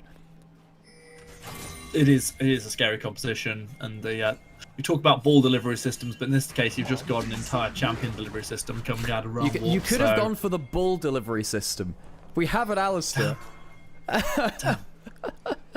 It's literally there, isn't it? You can say, you know what? If it comes up in a highlights video, this won't be part of it. There were no kills. You use that for the team fight it's relevant for. No, I feel too bad. I stole a line from a friend of mine once in casting, and I had no reason to do it because I liked it so much. And to this day, so many raptors? Nasty note. It still saddens me that one of my favorite things I've ever said on cast was a complete rip from someone else, and it was oh man, when was it? I think it was back in when I was doing Compete League, and there was a fantastic caster called Cradden. And he came out with the line, like an Alistair that's been hit by a rupture, the stakes couldn't be any higher. You know, I still remember. You know, I think I've also referenced that in the past too. It's just such a good line. It's great. It's incredible. So what we saw in the last minute, just catching up very briefly because I just want to get ahead of this briefly. So we do have Grub spawning top side, Dragonfall spawning bot side. BLG got frozen out on top wave, so the Alistair and the Jhin just left that lane and went bot side. We now finally have the Jax kind of in the lane swap scenario, and the Jhin, Alistair being able to escape that. It's just come a couple of minutes too late. So BLG, they're not going to be able to fight for the Grubs on the top side realistically. And we'll see whether they just go towards a clean Dragon take. I think TT are happy with how the early levels have gone. I think so too. I think that the tempo has gone quite nicely in their favour, but it is just going to be that standard trade coming through of the opening neutral objectives. Meanwhile, a little bit of aggression coming out of Bin. Go hard on to 1xN, and that damage being traded back, and Bin having to hop back to the safety of the turret, but a nice little neat job in the 2v1. That's nice, yeah, because he's on weak side there, and what happens with that kind of trade is if you take enough HP, it means that there's no... It's not as easy a dive coming through if Beige had chosen to not go directly onto Grubs. They have some wards anyway to see that coming, but taking trades like that can be very important. Now you can wait until you have another Counter-Strike coming up. It can help you. Beige did hit level 6 off the Grubs. He doesn't have ult now. That trade before this dive came in was how important it is. He has 3 biscuits. That can help with the regen. He is stuck under turret now, and Knight is not within realm up range. He will be alone in a 1v3 if the dive is commenced. Dragon goes down. The question is, will the next thing to go down be Bin? Will it be First Blood? We're going to see the tag catching already. Second strike hits. Bin going to get frozen in place on the back of this counter-strike. Nice trade of damage coming in from TT. They secure First Blood without giving up anything in return. Meanwhile, on bot side, Knight having to try and do what he can to stay alive because he's gone too aggressive onto Bin, who in a 4v1 almost gets the kill for himself. Flashes away. Hasn't died yet. Way eventually secures the return kill. So it's a 1-for-1 across the map. Bin doesn't get the most out of the biscuits, and the trade before the wave crash came in, he goes down for his first death of the game. Satab was left alone at bot side, but at least Knight gets the realm up to secure what looked like a bit of a dicey moment there onto Hoy. He went very low. I can only assume that the cast was used well. I was paying more attention to what was on the main screen rather than the picture-in-picture.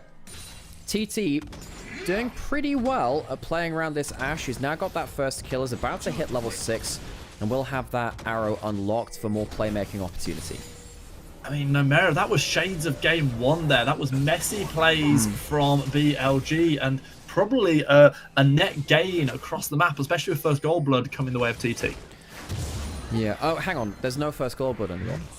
All it does is add on towards the feats of strength. Oh, yep, sorry. First tower. No, yep, honestly, right. that's the thing which catches me. Look. Yeah. There are so many things that just change this season, which just go against what I know to be League of Legends. First Blood doesn't give you extra gold. First Turret doesn't give you extra gold.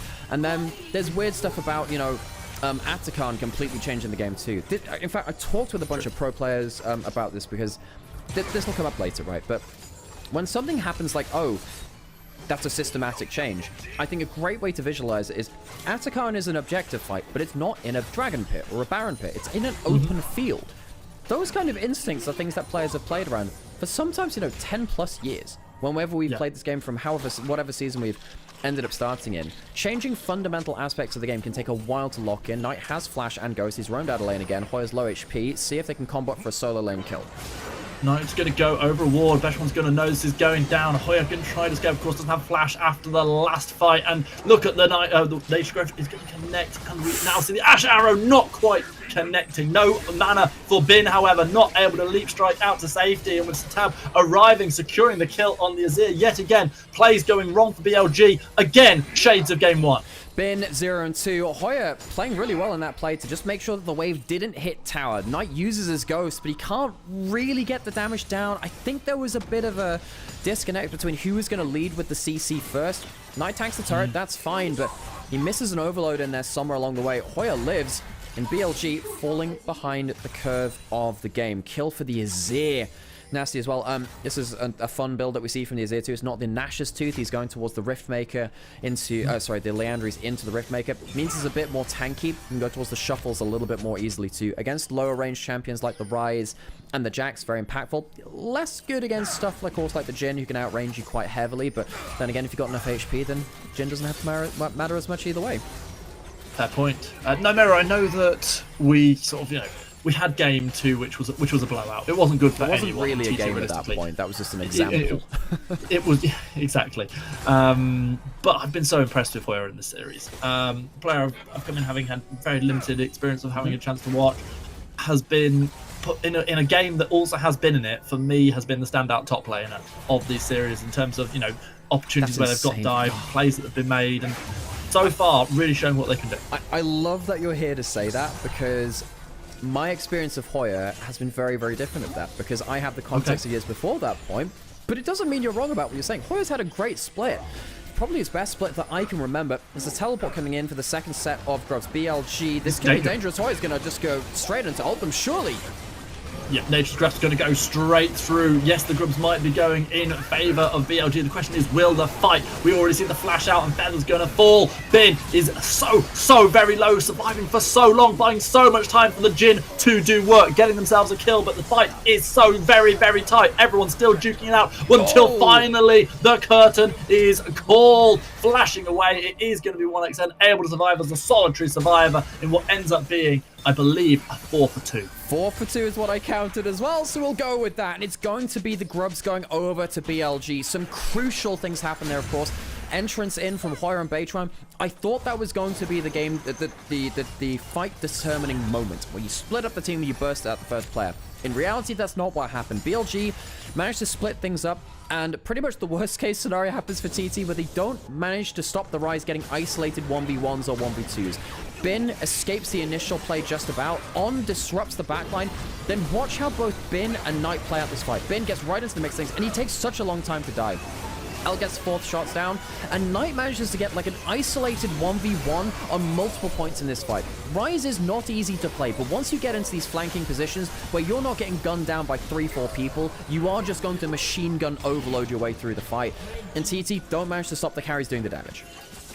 I hate to do this, but it feels like the full-on caster curse coming out of me there, because no sooner do I praise Hoya, then they throw a cask which literally delivers Bin and On straight into their own backline, and from that point in that fight was somewhat cursed. They're able to get Dragon in response, RTT, however, they lost out on getting any more Grubs, which can be so beautiful. Deadly Flourish dodged away nicely there by Feather, and once again, we ask ourselves, when's the next fight coming? No more neutrals for at least 3 minutes, but I'll tell you what, I don't think we'll be waiting that long for a fight. Keep your eyes on the clock. 15 minutes 50. There'll be a fight before then. I'm looking at the Realm Walk cooldown. I'm looking on. Well, it's very quick. Here comes the combo. Here comes the Jhin. Yeah, never mind. 3 minutes is more like 3 seconds. Good damage coming in. TT looking to try and claim this fight, having lost out on the last one. Already slain the Lilia. We're going to see the ultimate running out on the Alistar. The damage still coming through from the Ashe, but now Jhin able to turn their attention onto the carries, putting out so much damage. The volley. The volley was good, but now it is just remaining for the final bit of damage. Braum able to snipe away the Ryze before losing their life as well. Deadly Flourish dodged away from, but the trap is enough. Oh my god, it's all going on here. I mean, I thought that was going to be like a 2-for-2 maximum up to that point. Nah, screw that, it's LPL. It's a big, another 4-for-2. Elk walks away 4-0-5 on the Jhin.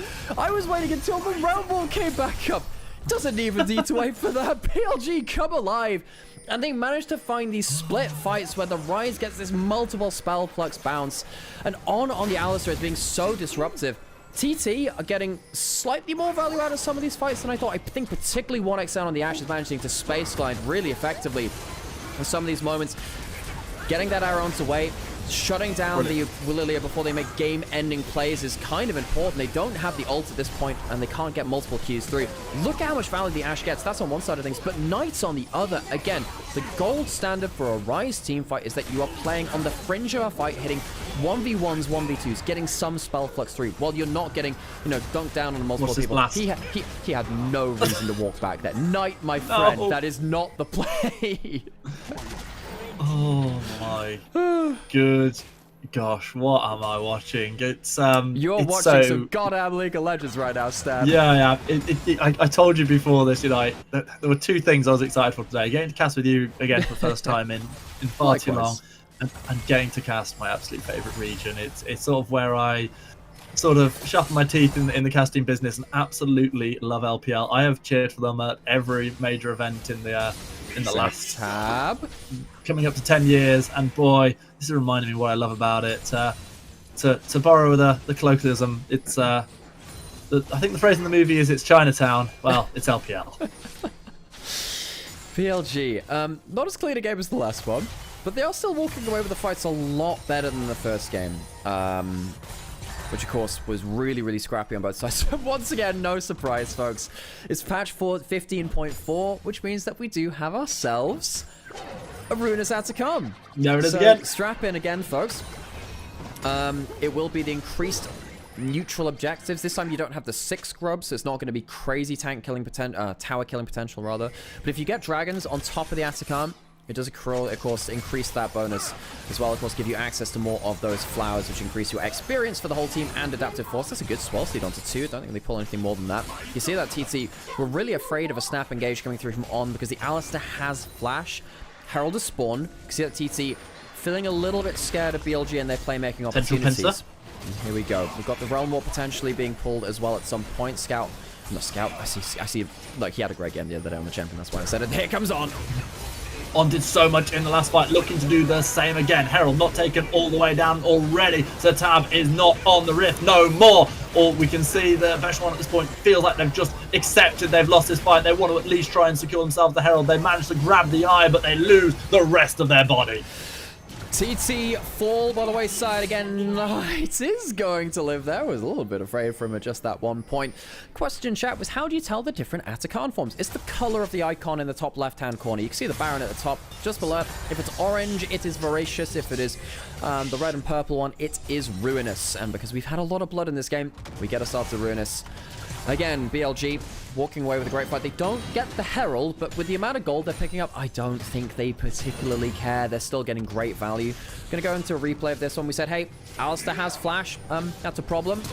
It's a big problem for the Azir, who gets, even with the extra HP from the Leandries, not nearly enough to escape a combo like this. The Ignite goes down. And yeah, On can't really play the fight that much after this point, so he's used all of his HP. That's what he's done. He's used his HP as a resource, and really well played by BLG, using their different engage tools to open up different options. You can't really stand and fight as the Azir and the Ashe that well.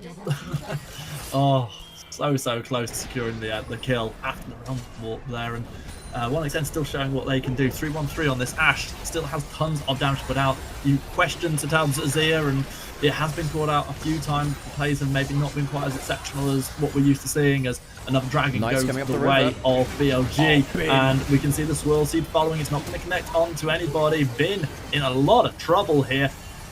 Just fight after fight after fight. Oh, wonderful. Oh, it's a good stretch of the vocal cords, it is. Azir turret's going to come up. Ashe Arrow onto On. Misses, though. He did have the ult to cleanse it away. Wouldn't have been the maximum value either way. So, we don't have objectives up currently. Dragon's up in 4 minutes 30. Atakan's up in a minute 30. Although, with the amount of damage that Atakan does, don't necessarily want to be running at that hell for leather. What are our big items? We, of course, have slight gold lead for BLG. Building up. I mean, they've got a 6-0-7 Jin right now. Yeah, and that is 1,000 gold, but the Ashe on the other side is still 3-1-3, so at least both AD carries are ahead of the curve. Maybe that's a bit too much copium. I won't go like too much further beyond that. No, I don't disagree. I mean, we saw what the Ashe could do in the last fight, even soloed against the Rise. Yeah. I mean, overall as a team, the gold lead's not game-breaking. It's hard, and we've definitely seen that BLG are playing out the bigger fights really well with the Realm Warp and their engage options. You do have 2 items for the Azir. You do have 2 items for the Ashe. If BLG mess up their angles, you have the damage to make something work, especially with the Gragas being able to split up the fight. I'm looking at Hoya's Cask, and I'm looking at Feather's big ult and shield as well to buy space for those carries to make use of those 2 items. If they can't, this game is as good as gone. Tiny bit of supportal combat here on the bottom side, going towards the river just as they're clearing out vision. Still a fair while until dragon spawns, but Dragon of course spawning up on the other side of the map. All the attention is being put towards his bot side. There's all that standing gold potentially there to be secured for TT, and they need to get a little bit of that gold in their pocket to start to balance out the checkbook so that they've got the items to deal with the likes of what we're seeing on Elk. Actually, there's a good call out there as well from Mookie the Wolf in chats. Setup has gone for the Nashes as second item, so I was wondering if it was going to be more towards the tanky build. The runes are actually the same between both. You still go for the lethal tempo, so you can't tell from that as you can with someone like that Varus. His DPS is good. Now, TT grouping up. They have to group up. They have to group up, though, because if they don't... Oh, that's a problem, though. They get hit by the Swirl Seed. Here comes the Realm Warp. Yeah, the Dead Verge connects as well, despite the dash. And with the Realm Warp coming in, the health bar's already shredded. So Tab dies so early in the fight yet again. All 4 shots of the Curtain Ghoul are going to connect. Now Elk can come in and deal some damage with those 4 bullets in chamber. Kills are coming through fast. Knight's giving up their life, but with the chase still coming in, feels like when the rest of the team might still have to secure a little bit more. Hoya and Moshan, they run for the hills. So the saplings and the barrels manage to secure a retreat. Knight doesn't get the perfect flank this time. TT managed to shut down that rise earlier on into the fight, but it's not a fight win. BLG, they haven't won heavily enough to go straight towards the Atacon on the other side of the map, but they will be able to break up in the mid lane turret, and that's definitely a good prize to them. Bin, another great fight on the Jax. He's been having a wonderful team fight game on his signature pick, I think. It's that and the Camille. Those are the two which really come to mind first in this big series of fights. TT, they have to group up because they know that if Alistair has Flash or the Realm Wolf's available and they're stood as 2 or 3 people, they are just dead. However, even when they're grouping up, they're not really still able to win the fights, and that's a big problem, because what options do they have now? You can't stand under turret as an Ashe, as just the Ashe and the Braum, or even just the Azir. You have to group up, but they're not even winning that. Well, I think we've just seen it here as we're about to see in this fight. They're trying to be proactive, but when swirl seeds like this connect and just rinse through multiple members of your team and you lose a carry instantly, there's not a lot you can do. No, there's not. Credit to Wave. You know, if we're going to criticize him for that first game and the first series he had, have to give him his flowers here too. He had a great last game, and this one was really, really impactful so far on the Lilia too. Great player, all that champion. Lily, and he's got himself to 2 items. Leandri's Riftmaker hasn't even felt like, hasn't really even needed to go towards something like that, Sonya. Yeah, I'm getting tired. The Sonya's, you know, the one with the space. The setup. We did say, if you're not grouped up the team, you need to be very, very defensive. Is that currently dragon spawning in a minute? BLG haven't been able to force around the Atacon just yet, but they're happy to force around the dragon, potentially assessing up for it. My apologies if you already called it out. I'm sure you would have done, but I didn't actually pick up on the fact that TT, courtesy of the first turret, had secured those feats. I actually hadn't called that out. That's completely fine. That's a good check-in.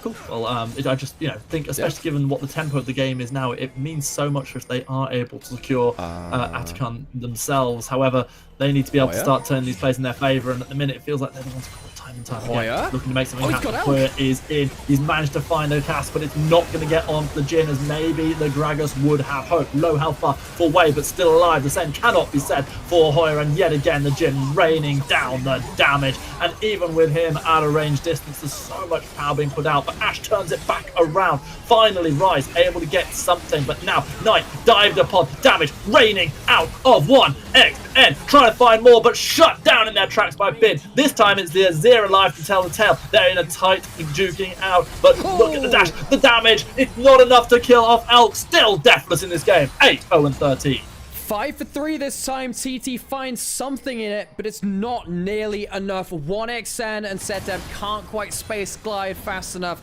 to get away from all the damage on BLG. However, the health bars are so low. They can't stick around for the dragon. We'll be heading back to base all the same anyway. BLG walk away with the kills, but not the massive advantage that they potentially could have gotten after this one. Hoya gets the flash knockup, but he can't quite combo the ult in time before El can get himself a flash to the other side of the barrel, which allows him to go back and start pumping out damage. Jhin with this amount of gold is a big carry. Gets him out some damage and starts to throw that ult out. You can see that the Ashe and the Azir are doing good DPS. Massive work. It's an incredible amount of work, considering the point in the game that they are at as well. The Realm Warp, though, opens up another angle mid-fight. And the Jax in the backline does the rest of the work. this was like inches away from the fight going the other way on this particular instance, and man, it was so tight. Satab almost able to do that work right at the end, dashing forward into that final shot to the face. I'm genuinely shocked the damage wasn't quite there to finish off Elk. Also, it wasn't quite Captain Jack levels, but you've got to shout out that cleanse coming in after the belly bot from the Gragas to allow in the reposition. Ashkan's been starting up. It's forced from TT. Curtain call raining in. Hoya so low. Hoya so dead. Now TT are split. BLG can take control of the Ashkan pick. Remember, it's not the GA version, so if you take it, you don't get that free revival after that point. The Realm Warp is going to potentially help out. It is stopped. Here comes the fight.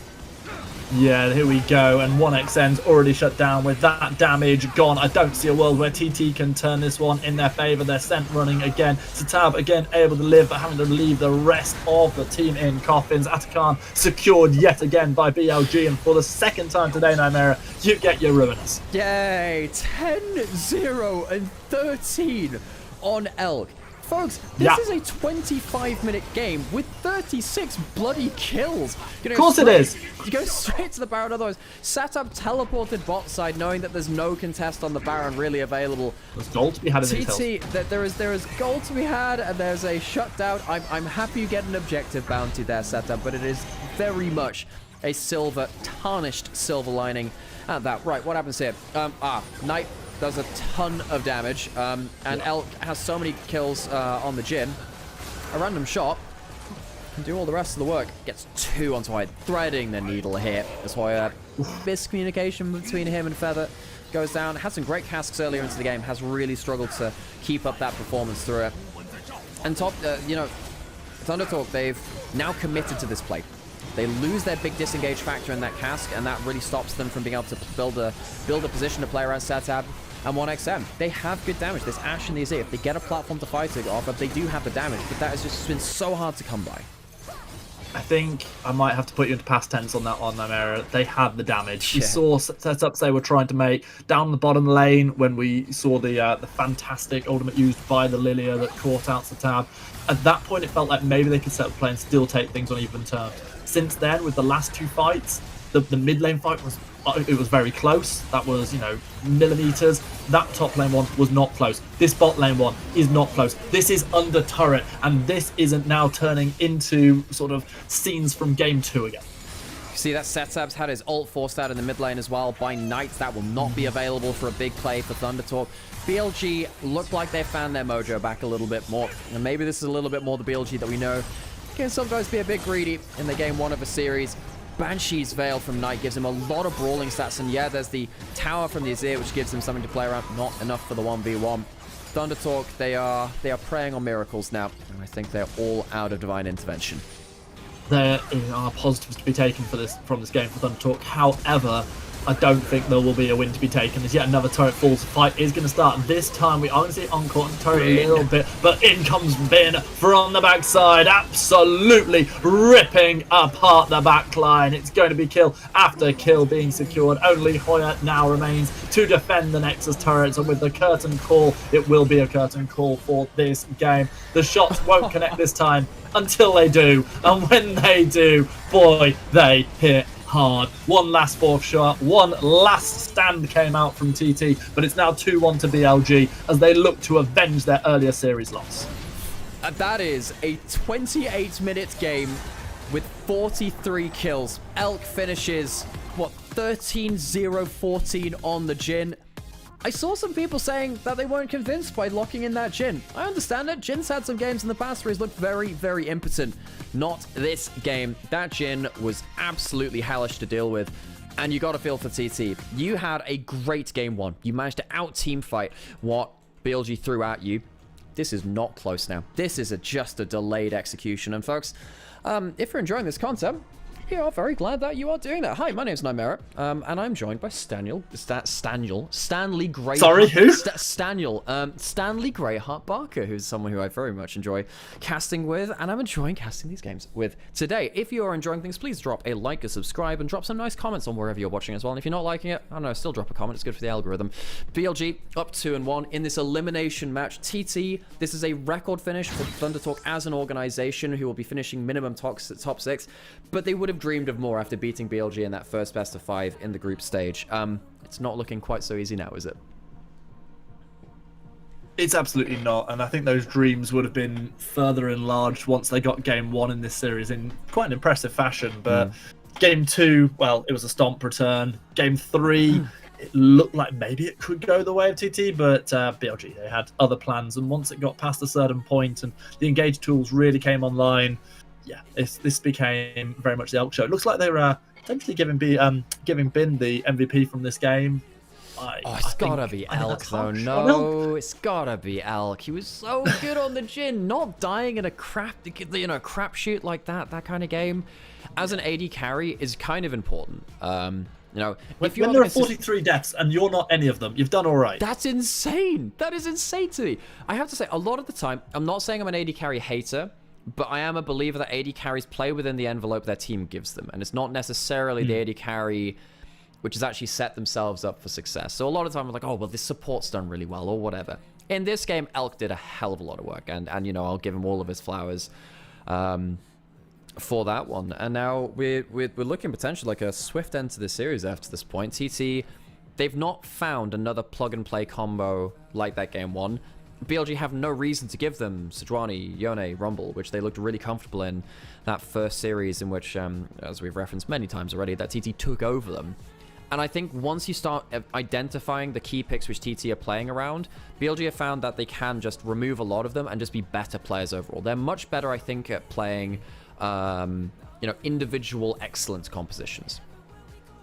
Yeah, I can't argue that one little bit. And as we get a little opportunity to look at what happened, as you can see, there were points in that game where TT were ahead and they had a nice little lead. They were looking comfortable.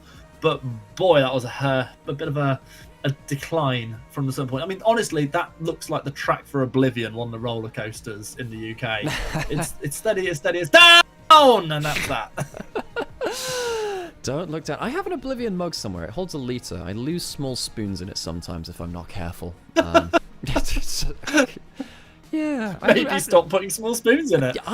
But the thing is, though, then you're just tempted to go, but what if I don't this time? Once it's happened the once, weirdly, the psychology of it is, I should try it again. Strange things happen around this. Yeah, fantastic game from BLG. Honestly, the most impressive thing as a team from BLG was every time a fight was started, finding another way to open up an angle. Because it's all well and good if the Azir and the Ashe stand behind the Azir ult and just stand behind that wall.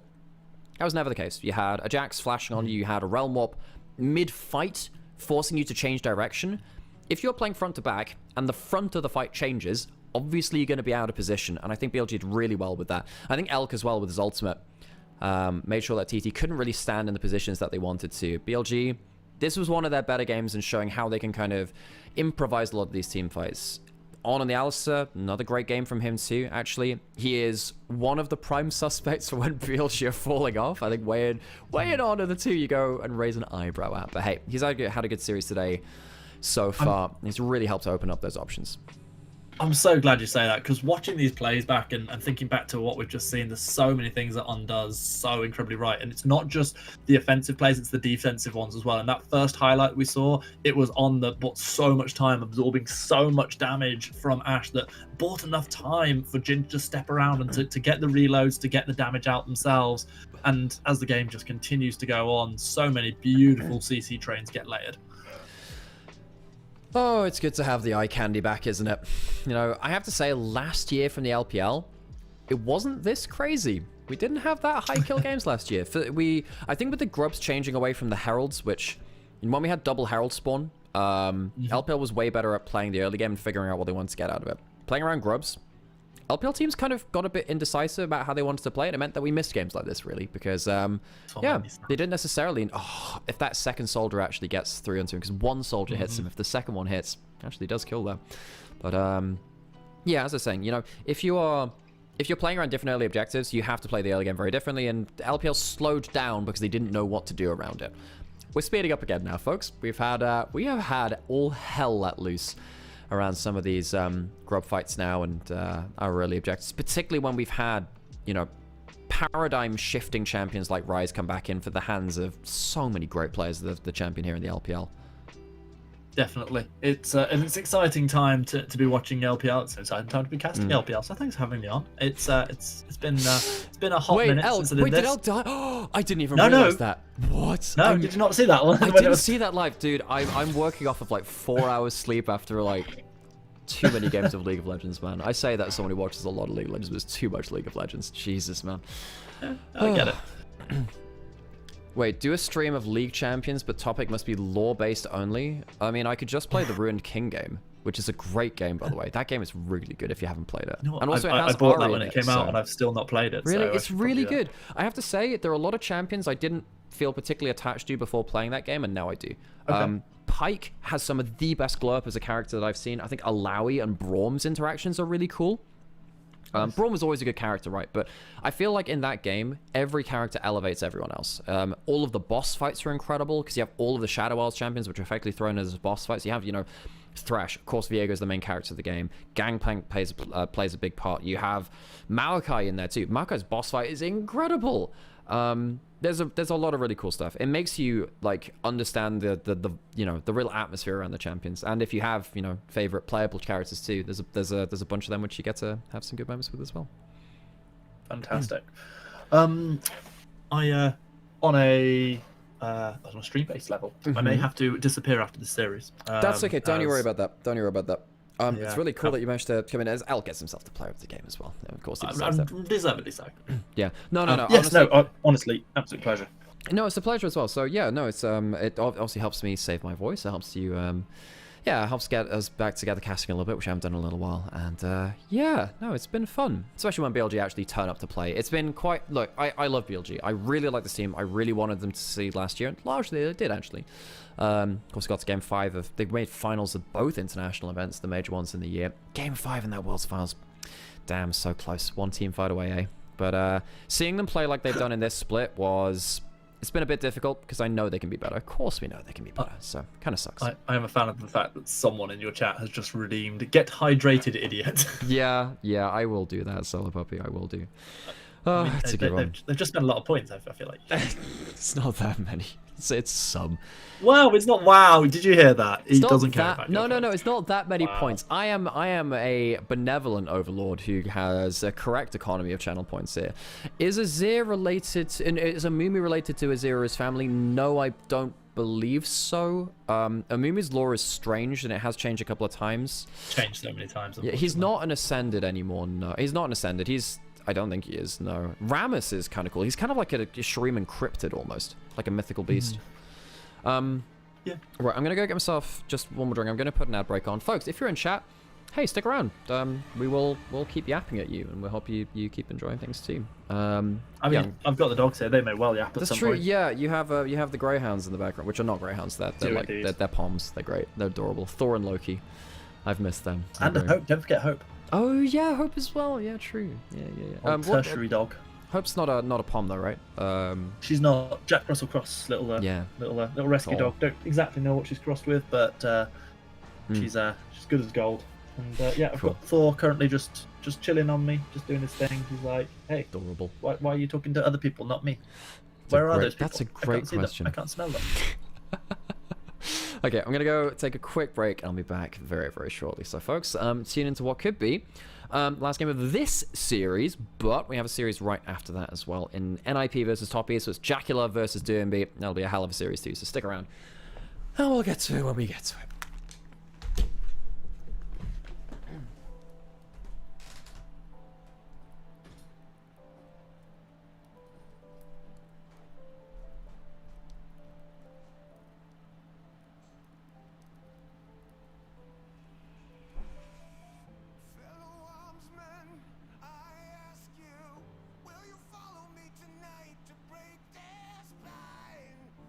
Reclaim what once was mine.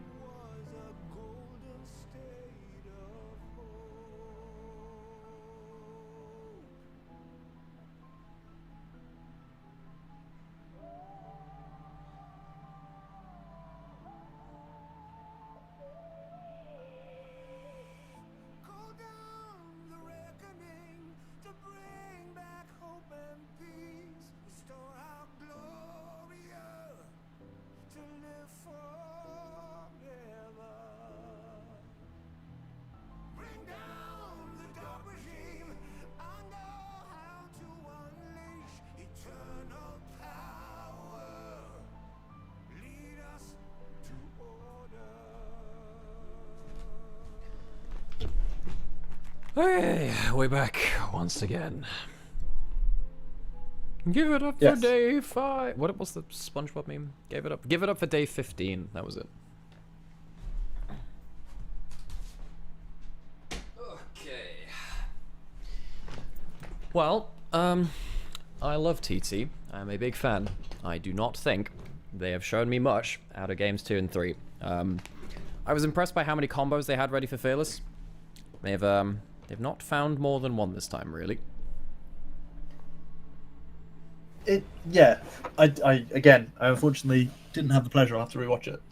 Watch it for the first time at some point to see just what that series was like.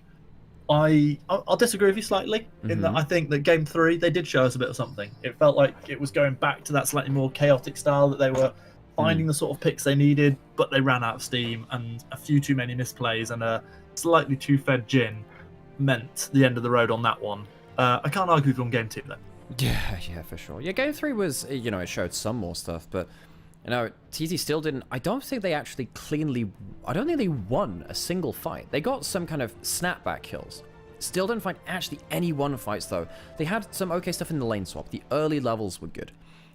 Outside of that, though, I don't know. No, you're right. From team fighting onwards, they didn't. But boy, they came close.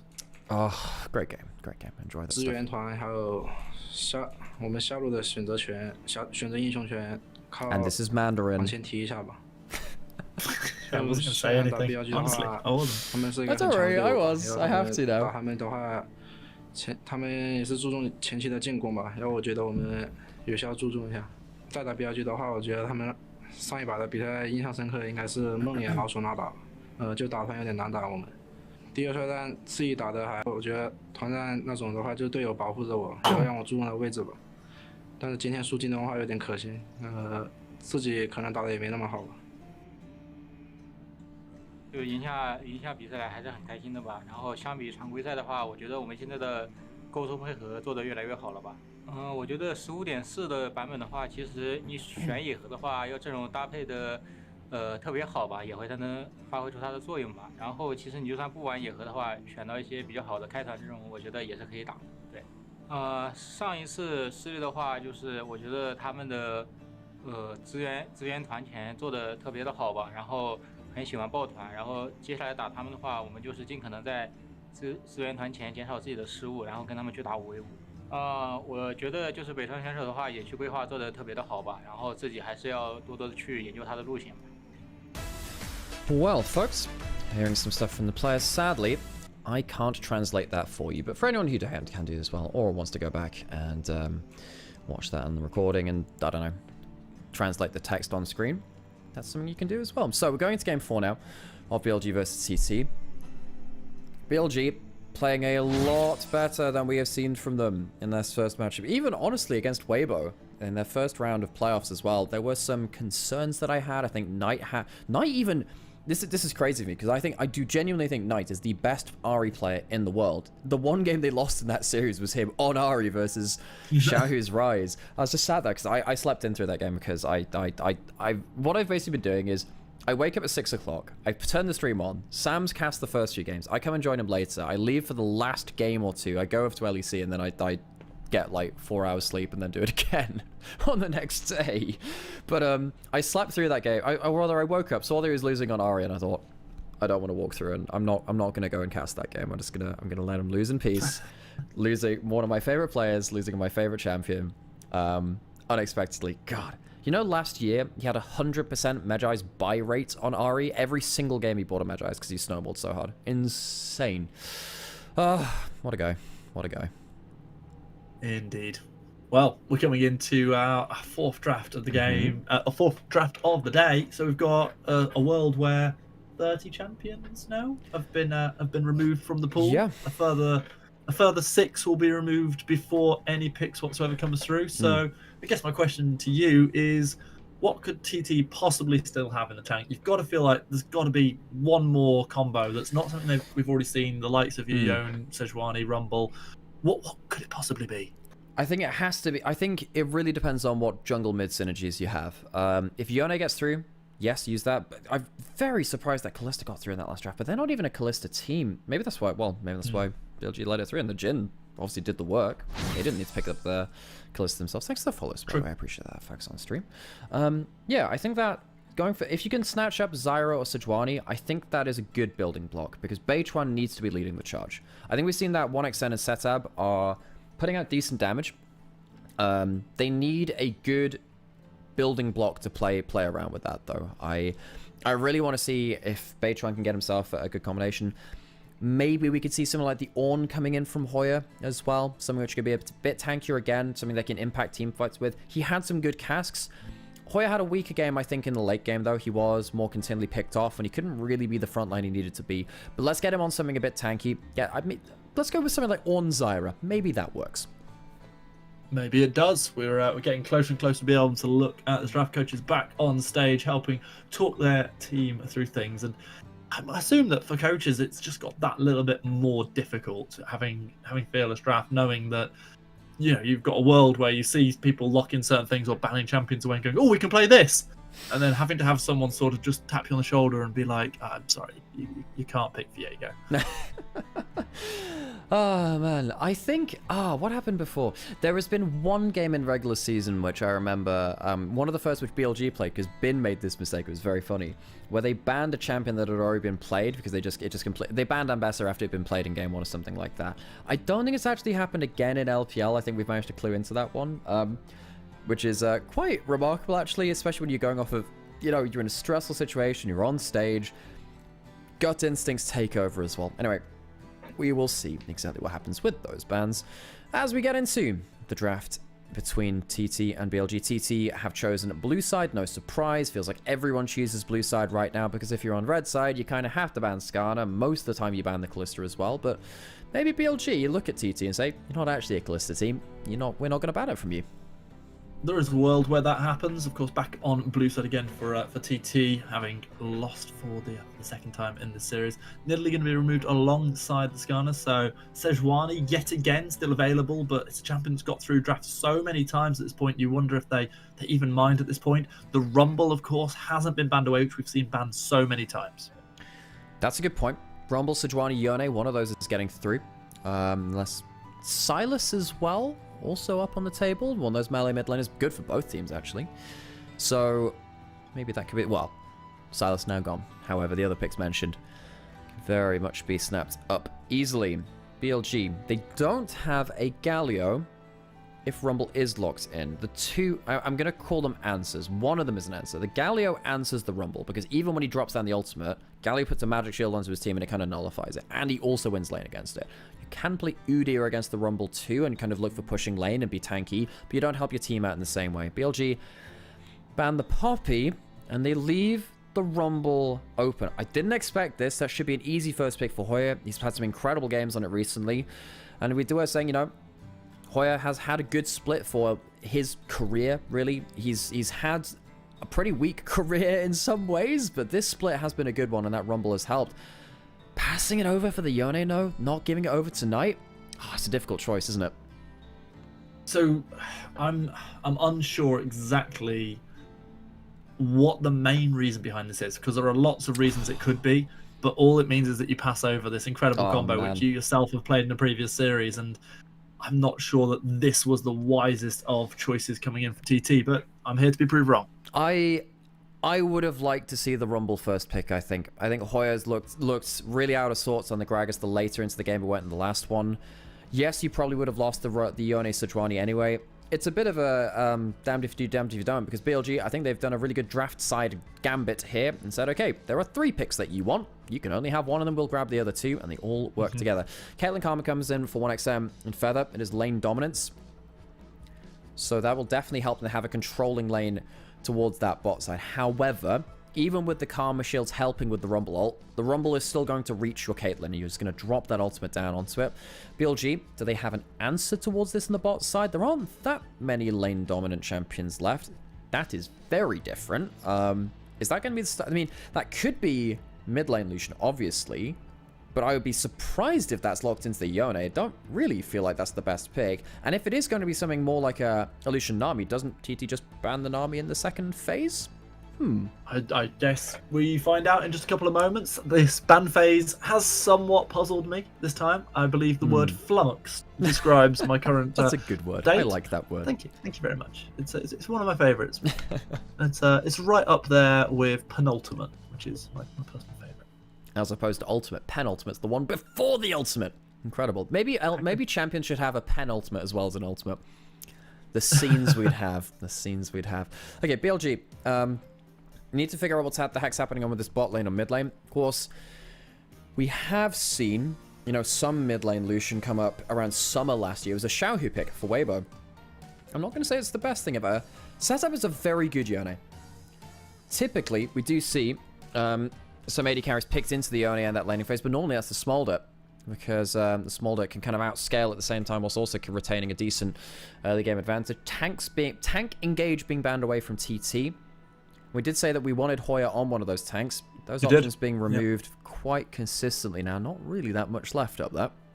No, with the Xant already having been played in the previous game, with Ornn and Sion both taken away from top side, I wonder exactly what's going to get played into this Rumble now. And it's looking like BLG have really done their homework in this draft. They were accused of not having done the homework, not having respected TT previously. Coming into this game 4, it feels like maybe the boot is slightly on the other foot. So TT, they choose not to go towards you know, a Nami ban if they thought it was going to be the Lucian Nami. Of course, when you're playing an Enchanter lane, yeah, hook champions are really good with that. You could go for Pyke, or you could go Kalista. Unbanned and unpicked last game. TT lock in the Caitlyn Karma, very lane dominant, but this is Elk on Kalista. He is incredibly lane dominant alongside On with that. They could go, well, they don't have the Nico support, they don't have Renata, so we'll see what On wants to go towards with that Kalista support. They're going to have to dig down a little bit deeper into the champion pool, especially if they want to go towards a lane dominant bot side. And yeah, you're absolutely right. This has been, we called this out in the last draft, locked in now for Beige 1. Yeah, I've been expecting this for a little while. It is finally going to get locked in. It feels like it's patching holes a little bit in this draft. Still, obviously, just waiting on one more champion to round things out. If the Kennen gets locked in, then there'll certainly be a heck of a team fight potential coming in, but it's a very fragmented draft coming in from TT. I mean, it is a good lane into the Rumble, but this is Bin's Rumble, and he's put a lot of time improving this pick to be a world caliber Rumble. That is going to be very important lane to play around. BLG, if they go into standard lanes, they'll have to flex their muscles a little bit further. Pantheon, typically a jungler on this patch, but can very much be played as a support role as well. Pantheon Kalista, that is going to be point and click. Lodge the spears in from both of them, and hope you get a kill. Hard to play out that lane versus the Caitlyn Karma, though. If you don't manage to get yourself an early trade, you do drop a lot of HP very quickly. I am very interested to see what BLG do at the very early levels of the game. You have a lot of difficult lanes, and they have to execute well. And I think that sort of, for me, raises the question of lane swaps a little bit. And it feels like, of all the games we've seen so far, this is the most important one to get that vision down, to know who your lane opponent is going to be. Yeah, so we will have to answer that question. Are we going to see the lane swaps? If it's standard lanes, do they just back themselves to be better players? BLG have some choices to make. I think TT definitely looking for those standard lanes themselves. They picked this composition to be about that. Once we get into mid-game, I think the conversation does change, because I do think that when you've got the Rumble Sejuani, your composition is easier to play with that. When you've got the Yone and you've got the Kennen, sure, that's a good combo, but I'm not sure how that links up with the Caitlyn Karma. They're not the most aggressive bot lane in terms of following up in teamfights themselves. So for TT, really is about lane advantage, early game value. We'll see exactly how much they can get out of that, because the last couple of early games have obviously not gone in their favor. I'm trying not to be someone who criticizes drafts set up by coaches who know one hell of a lot more about the game than me and who are doing this week in, week out.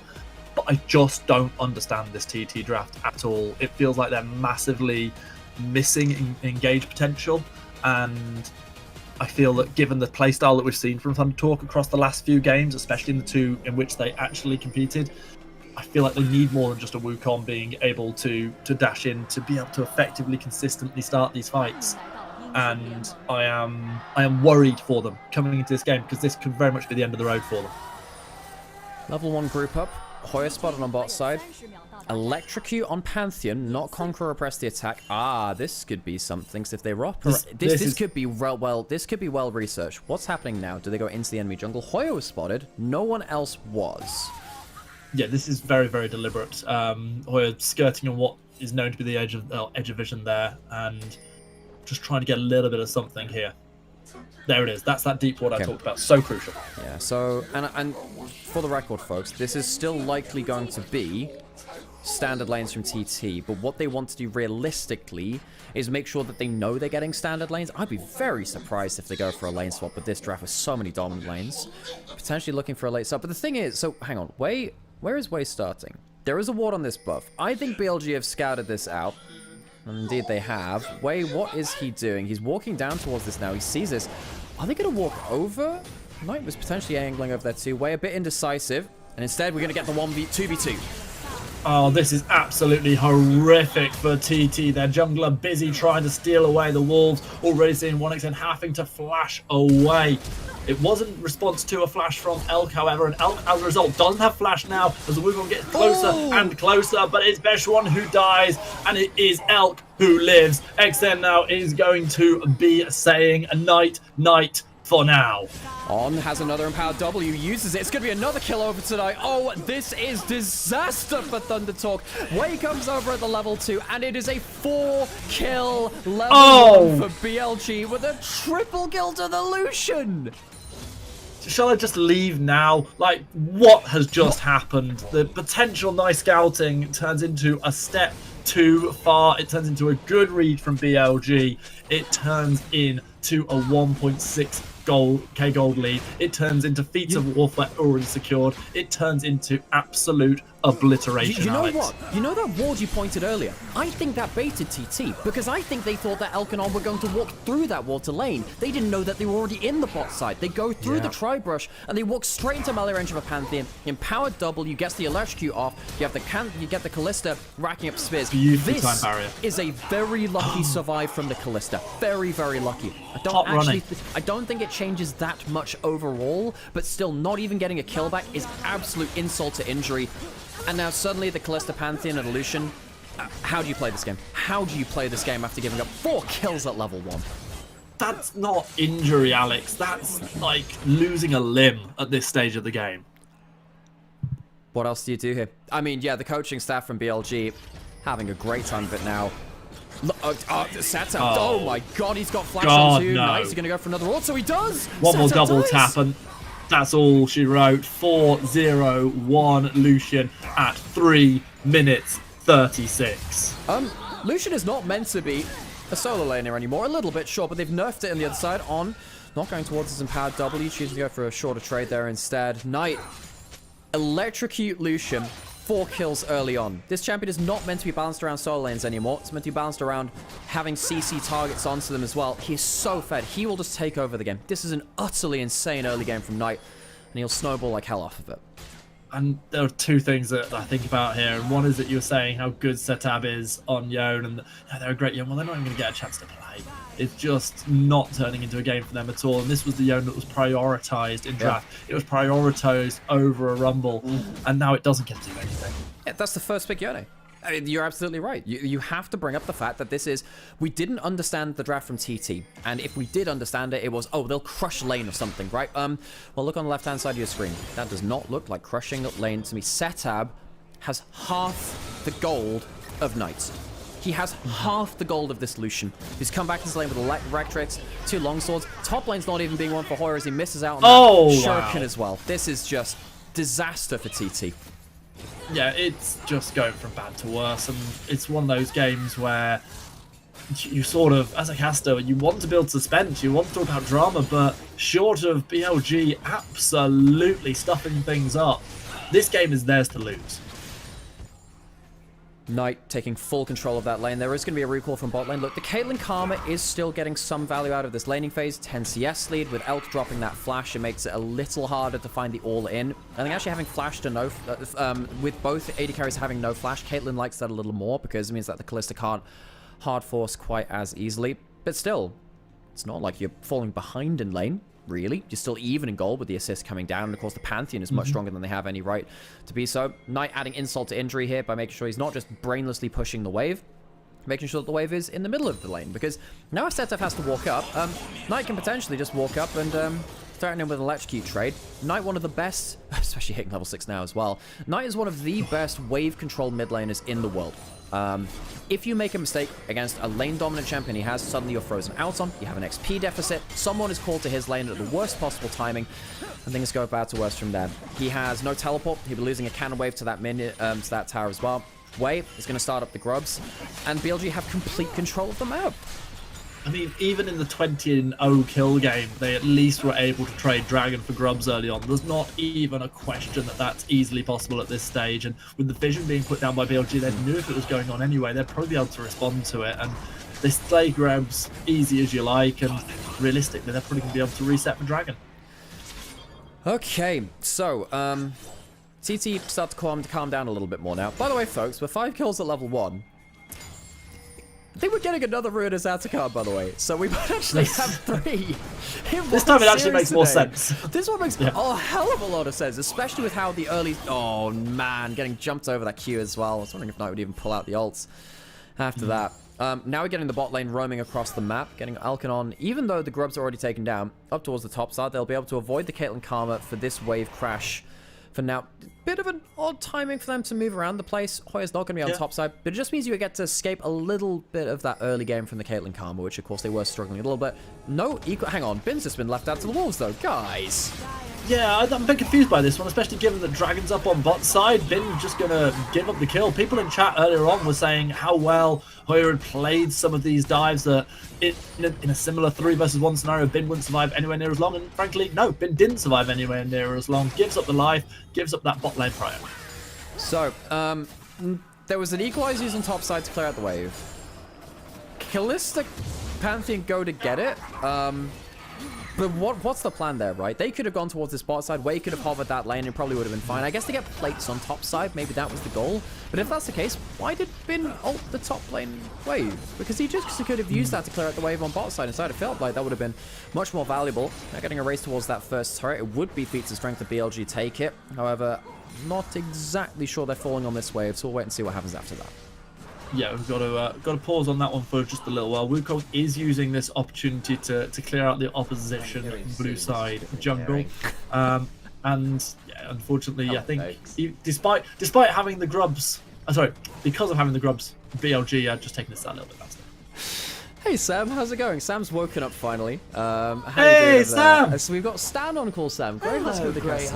So we've got, oh my god, we could have so many play-by-plays in this cast. Oh my god. I could give Sam the headphones. We could just all start shouting at the game. Sam, we had a 4-kill level 1. Knight walked away with 4 kills. He has a Kraken Slayer at 8 minutes. Oh god. So I think Knight had a 21-0 Lucian game last year, by the way, with a pentakill. Yes. That was a game of all time. TT would like to not be on the receiving end of that. In the first start of Laden, by the way, Sam, Knight had double the gold of Setab, who got solo killed in Laden as well. Yeah. Anyway, Sam, if you'd like to cast the second series, you can, but don't feel pressured to. But it's good to see you there. I'll leave this one to you. I thought I'd come and say hello. Oh, it's good to see you, Sam. Look, Greyheart, you make sure Alex gets bullied properly and he's been doing that. I've been keeping up my usual form. Don't you worry about that, Sam. Okay, so first round did go up to BLG. They do get themselves that feats of strength. Quickly get back on track with the board as well. Dragon hasn't been taken because I think TT realized that they dropped so much gold from the early game. They can't actually waste time on teleporting onto the Lucian. He has ult and flash. Teleport coming in from BLG all the same. Support coming in from On as well. Fright brewing, but immediately Setab realizes this isn't the fight they want to take. On's going to be able to catch On, interrupting the ultimate. Flash burn, ignite put down. Setab teleports to their own demise. It's going to be one. It's not going to be the Harpoon or the Spear. It's the Harpoon which does it. Bin gets a flame-roasted Yone. Setab on his Yone, which looked so clean against BLG last time around in the series, has been sent to 0-3 in 10 minutes. There's almost a 2,000 individual gold lead for Knight. Can't blame TT for trying to teleport behind the Fed Lucian, try to get a shutdown, get him off the board. Just does not work. And now Dragon is open up for BLG as well. They have themselves the 3 grubs. They'll get themselves the Dragon. Honestly, with TT not being able to go towards the top side of the map that quickly, BLG might even be able to contest the top side grubs too. I don't think it's even going to be a contest at this point, to be honest. I feel like they're just completely railroading this early game, and it's just so hard to see TT being able to do anything. It does look like they are going to push for these grubs, and with Sejuani having gone down towards bot side, looks like they're quite happy to just take some extra turret plating. They say, we've already got 3 grubs, we can take this down quickly, this is more gold now. The argument always is, right, if you're using the grubs to get plate, hang on, Blurn's just going to clear out this wave. There is a teleport coming through. They're not even going to be able to use this. Hoya is going to do what? Just go out of turret, the lightning rush away. On getting a good all in. Yeah, the little changes there, of course, able to kill the minion that teleport's attached to, meant that Hoya was instantly taking aggro upon arriving. Ace in the hole thrown down, does catch onto one, but no response to here, other than just being able to take some grubbies away. So a little bit of something at least going Wukong's way at last. Kind of terrifying though. So solo laners for TT are sharing the gold top side. Knight is getting solo plate gold from bot side. And what I was saying before is effectively, why do you take grubs when you actually could be taking plates at that same time mark? If BLG had contested the grubs, they might not have ever gotten these bot lane plates, because what happens if you get some wave clear from TT and they stop it before the 14-minute mark comes down? It's such a crazy gold lead for this Lucian now, getting 2 turrets effectively. I think the only argument I'd make is in a game where it seems almost definite that we're going towards Ruinous, maybe having that 6 grub advantage just is going to help you close out the game that little bit faster. You've already got yourself an insane power spike, but actually the gold hasn't snowballed much further in the last 10 minutes than what we saw through the opening plays of the game. So fair enough that you want to continue to stabilize that economy. However, what I would then kind of say as the step on from that point is effectively, okay, the gold's not increased. You were meant to be winning early game, and you were meant to be smashing laners this TT comp. So staying even is not what this composition is meant to do. This is don't get me wrong, it's not good enough. Yeah, for sure. Yeah, it's still very much a bit of a yikes for TT at this point, but we have a fun thing coming through as well. Look, I've been focusing on the Lucian. Ghost Blade Callista with Halo Blades. It is the Lethality Callista coming back out. It was played a lot early last year, but it was kind of it kind of died off a little bit after that point. Surprised to see it coming back out again, but it does work quite well into the Caitlyn, because you can just kind of trade Q for Q instead of autos. It means you've got a lot better ability to play it through some longer range. I didn't expect that. But hey, cool to see some new tech coming, well, some new old tech coming out from Elk. Used to be the opportunity, now the Ghost Blade. Well, meanwhile, we can see that unfortunately there's not going to be too much in Wukong jungle for him to be able to do at the moment, because that side has been cleared out entirely by Sejuani, trying to go and steal some stuff away, but as you can probably see by the map, top side jungle not even available for this Wukong to be able to do anything. And at the moment, it just feels like the proverbial death by a severe multitude of cuts. And yeah, maybe, just maybe, they can make something happen onto Bin again. He's got an ult. He can clear it out if he really wants to. Doesn't even feel he needs to at this point. TT, what do they do? Look, it's a really big gold lead for this point in the game, and we said TT really needed to have won that early game. Ghost Blade Callista, man. Just hear the sound effect of like, whee, running at you. Awesome, cool. Like having a great time with that one. The way I clocked onto it was that a Q killed like the black line minions. It just completely one-shot them, which I just realized shouldn't happen at that point of the game, but I realized it was the full lethality build. But TT somehow needs to get like a flash slicing maelstrom onto the backline. It probably is not going to come that easily though. Knight, he has the electrocute build. He's going to tap people really, really hard before they even enter the fight. You need to somehow one-shot the Lucian and not make the fight about the Callista as well. It's a really hard needle to thread. Yes, Nymaera, you do, but how? Like, I don't know. Like, that's great telling us what they need to do, but you know, give me some solution to this one. They hated him because he told the truth. It's really hard. Look, at this point, you're sat here as Thunder Talk saying, you turn to religion. You just try and find an answer from the heavens. Portend the omens, because you have to wait for a mistake. Knight is not going to make that come through easily, though. On jumps forwards. Knight doesn't lose a lot of health in jumping forwards, but 1xn losing almost as much in response. Not quite getting locked up by the Sejuani. Managing to trade back nicely, still showing some of the prowess we saw from 1xn on the Ashe in the last game, showing that the Caitlyn can also work out with those blades completed. Yeah, the mechanical play from 1xn the last couple of games hasn't necessarily been the issue for TT, we'll say. It's not been enough to carry. If anything, I've been impressed by it. Absolutely, and yeah, I will still keep gushing about 1xn, however, might have to continue next split at this rate. Looking like they are, again, in the hole in this one.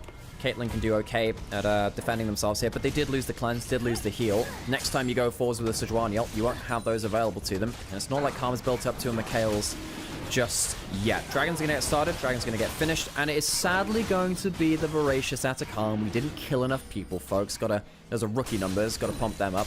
But still, BLG happy with the Dragon stacking. I think it speaks a lot for BLG and the fact that they've maintained the tempo they want to play. The fact that we're actually not seeing a different Ashkan here, because it says actually they've taken time with things. They've not gone, okay, well, we're super far ahead, let's just dive at every opportunity there. Playing things in a steady way that we've not really been seeing in these games. We've only got 7 kills at 16 minutes, which, given that 5 of them, or 4 of them were, you know, after about 2 minutes, kind of a surprise. Really funny comment over in Onivia's chat. Also, hi, yes, we are paying attention to those. If TT wins this map, all BLG fans will get hay fever. I already have hay fever. Do I get double hay fever at that point? Yes, I think that is how that works. I look at a field of grass and my sinuses explode. Oh, Satab's in a bit of trouble here. Wade could potentially look for a fight. If they get the CC, the Equalizer would follow up. He might have to pull the ult early. They back off, seeing Beitran around the corner. Yeah, good timing for Wukong to be able to roam up there, helping things out a little bit. But the moment we are just witnessing TT bleeding out after a massive early game deficit, doing all that they can. You said earlier on that 1xn might find themselves in a hole. They'll have to very much be an ace inside that hole to turn things around in favour of TT. BLG look like they are proceeding towards the finish line at a fairly leisurely pace. BLG taken 2 of the outer turrets. Can't get that mid lane one just yet. I think wait, did they take Herald? They probably took Herald, right? Sometimes when a game gets like this, and again, I'm working on quite a lack of sleep. I don't always track that objective. Hoya, maybe trying to catch out Knight again. The extra HP from the Black Cleaver makes it quite nice to play around that. Gonna find out Way. Knight around the corner. Doesn't necessarily want to stick around that. He's there. Stun misses. Oh, it was a good flash. That wasn't a full next Smithy of an ult, but even so, Hoya still in a little bit of trouble as we do see Pantheon arriving and actually immediately departing. Beishon able to get themselves their first kill of the game. Teleport comes in. It's going to be matched. We're going to see this 5v4 play out. There we go. The ult comes through from the Yone, but it's stopped and the fight continues. Equalizer goes down. Equalizer goes down, but not onto too many. Arriving, we can see Elk with a lot of damage, getting that kill onto Hoya, and now what was looking like an opportune moment for TT is looking like it might be something that seals their fate. Cullen goes in, narrowly dodged away from this little bit of fruit to help 1xn survive. No fruit, however, for the rest of the team as Rumble secures a double, ending this one out in convincing fashion. 1xn lives for a while. Maybe should have just recalled instead of eating the fruit, buddy. That is an apple that's going to cost you your life, and it's going to be at the hand of Knight, of course. BLG pick up a fight which will really break open the game now. You can see that TT were holding on to their lanes, not so anymore. BLG get an inner turret. They still have to take the outer turret, but of course in the mid lane, but Knight will finish that one off. This Lucian at 6-0 and 2. The mobility of the pick and the cooldown reduction of the Black Cleaver becoming such an issue for TT. Beitran gets 1 kill onto On, sure, but at what cost? It's always at what cost now. BLG really running away with this. Hoya was looking for an inventive angle onto Knight. Doesn't find it. Has to flash away defensively. You have the Pantheon ult. And yeah, you know, the Slicing Maelstrom's okay to kill the Pantheon off, really, but you've now used 2 ults and 2 flashes to kill the support Pantheon. You've called in your teleport anyway. I wonder if this teleport should have just been left. I wonder if you just leave him to die. You're not winning this fight. All you're trying to do is bail out Setab, and that's not really what you're there for. You see the value of the lethality Kalista as well. We did call out Elk as a powerful player of that champion. He's played in the past, of course, a bunch, but BLG really picking up the pieces very effectively. I mean, that's twice now where Elk's barriers have been absolute pinpoint perfection. Not so much, though, for Bejuan, who had such a phenomenal game one. The standout performer, unfortunately, has been stood on now. And as a result, yet again, kill after kill coming in. Knight wanted to pad the stats even more, not giving up a death themselves. Been just going to proxy farm now, apparently. Why not? I'd say if he could snipe off an opportunistic kill onto one extent if he chose a bad place. The recall not to be... But everything else is turning up their way too. Hoya spotted out. Wei is just around the corner too. Hoya just there, really just throw out a tiny bit of damage, but not do much else. Objective bounties on the board. It's just, what did TT do? They've missed their shot. What do they do? The Kennen in this game. I hate to say it, but we threw up big question marks over the B1 pick, and I think that it's fair to say 0-5 and 0, Setamzion hasn't been all that. Admittedly, it got put into a horrible scenario where it had to lane against this, triple kill Knight after minute 1. But even so, you would have hoped maybe more would have come from it. But here we can see the replay and what happens to Bejuan. So it starts off with, Setab walking towards top side and then not able to really help his jungler. This is a big problem with the Oni at this point. You're behind, what, 5,000? Okay, you're behind a lot of, too much gold. Goes in for a decent million gold. 10 million, $100 million behind. God, how evil is it? As 1xN has to flee the scene of the crime as well. 3.5k gold, 0.5 0. Yeah, it's a lot, isn't it? Herald was actually taken by TT, and they will be able to take their second turret of the game. It is an objective bounty, 500 gold back for them between both Setab and Bejuan, who will be able to go out here as well. If he jumps in here, there is actually a decent chance that On just combos him straight out of this and gets him into a bit of a difficult scenario. He's going to go straight onto Setab instead. Yeah, good damage put down. Ignite already being burned, and that is going to be Wukong just stepping themselves away. This is allowing all the time in the world for the Atacon to be taken bot side Voracious this time round. So BLG will take that one nice and easily. And what that means now is that On with Flash can use that extra GA to be just an absolute lunatic. Knight can do the same. I mean, everyone can be, really, let's be honest. Wei with the Heartsteel as well, getting a lot of stacks on that very early on. BLG are going to force a hard fight soon, and they have all the stats to back that up. It's going to be the Spell Shield away from Elk. Just managed to hit a Q onto 1xN, though, with double lethality items. You can see how powerful that Callista is just on that random poke burst. It's not even poke, this one is kind of just that burst coming out of that single javelin toss. It's not a javelin toss, it's the pierce, that's it. It's the one. I can't remember if I was casting or I was on decks for it the other week, but we had a game. In fact, I think it was I casting. Oh, whatever was happening. We had a game last week in Four Nations where there was a Heartsteel, I believe it was Sejuani, who had 0 stacks after 25 minutes. Yeah, that happens. The last time I remember that was World's Play-ins. Junjia, the PSG Talon jungler, got 1 stack in a 35-minute game. That was very not okay. Luckily, he's done a lot better since then. And sadly, I don't think he qualified for first stand. I think CFO did. So Caster actually making it through to another international event after all this time. Incredible to see him making it through from the LCP, the Pacific League. BLG, not necessarily found themselves that killer fight yet. Got 1 minute of Atacon. Wei does have ult. He's probably going to throw it under this turret. 1xN, got to be a little bit careful there. There is a Mikhail's. Is it going to be enough? Maybe not.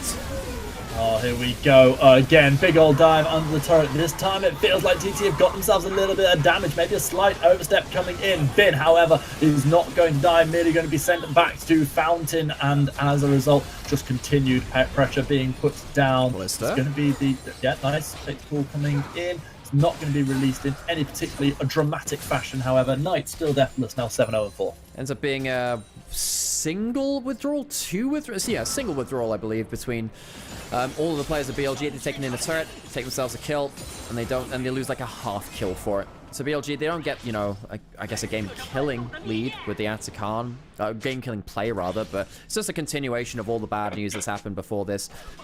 One thing which is adding insult to injury too, Hoya has gone for a laning build. He's gone for the Leandries. He's getting a little bit more burst after that point, but he doesn't have the gold to really be the team fight burst carry, going towards more of a... Well, I guess it would be the protobot for the more bursty build, but, going towards more bursty items than the Leandries, which is better into the Rumble in a side lane. TT, if they get the perfect combo, sure, I think anything can happen, but it's so hard to thread the needle that I don't want to... It's one of those difficult things in this point of the game. You don't want to give too much hope to a losing team. They should lose 90% of the time. This is the remaining 10%. You get like a well, even maybe that's too high. if you get everything overlapped onto the same targets, maybe it works out. It's just so hard to set that up.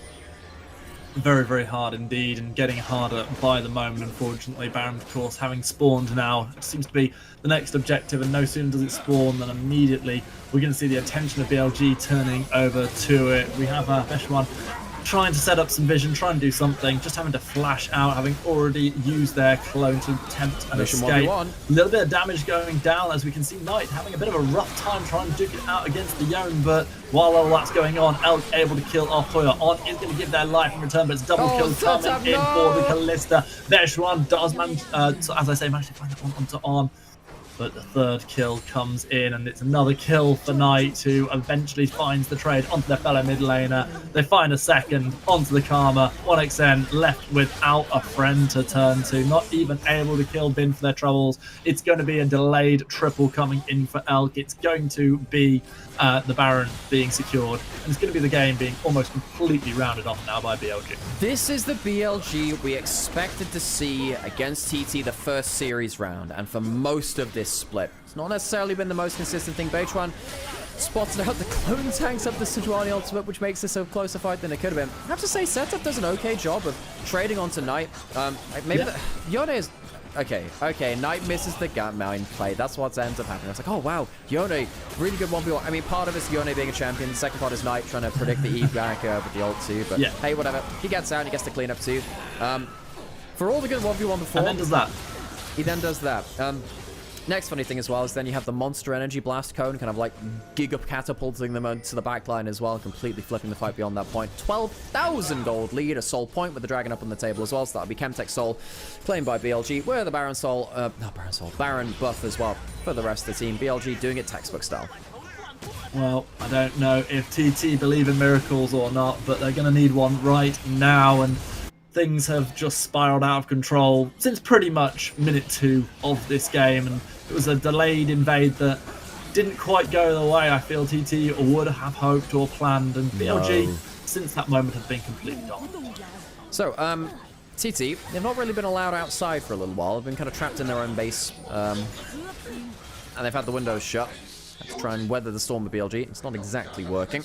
Have to call the house insurance after this. BLG pushing in some wave slowly. Still got 2 minutes left on the Baron buff. They have ages to play towards to try and find themselves something. Grouping up in mid lane. Can they find themselves a fight? Or they just go for that tower? I feel like they're going to pull the trigger sooner rather than later. And first of all, turret will fall in mid. Pressure's going to be put down by Rumble bot side, who can easily join this fight, make it the 5v5. And as the inhibitor falls, TT are asking the question, is there anything they can possibly do out of desperation? And it feels like the answer is no.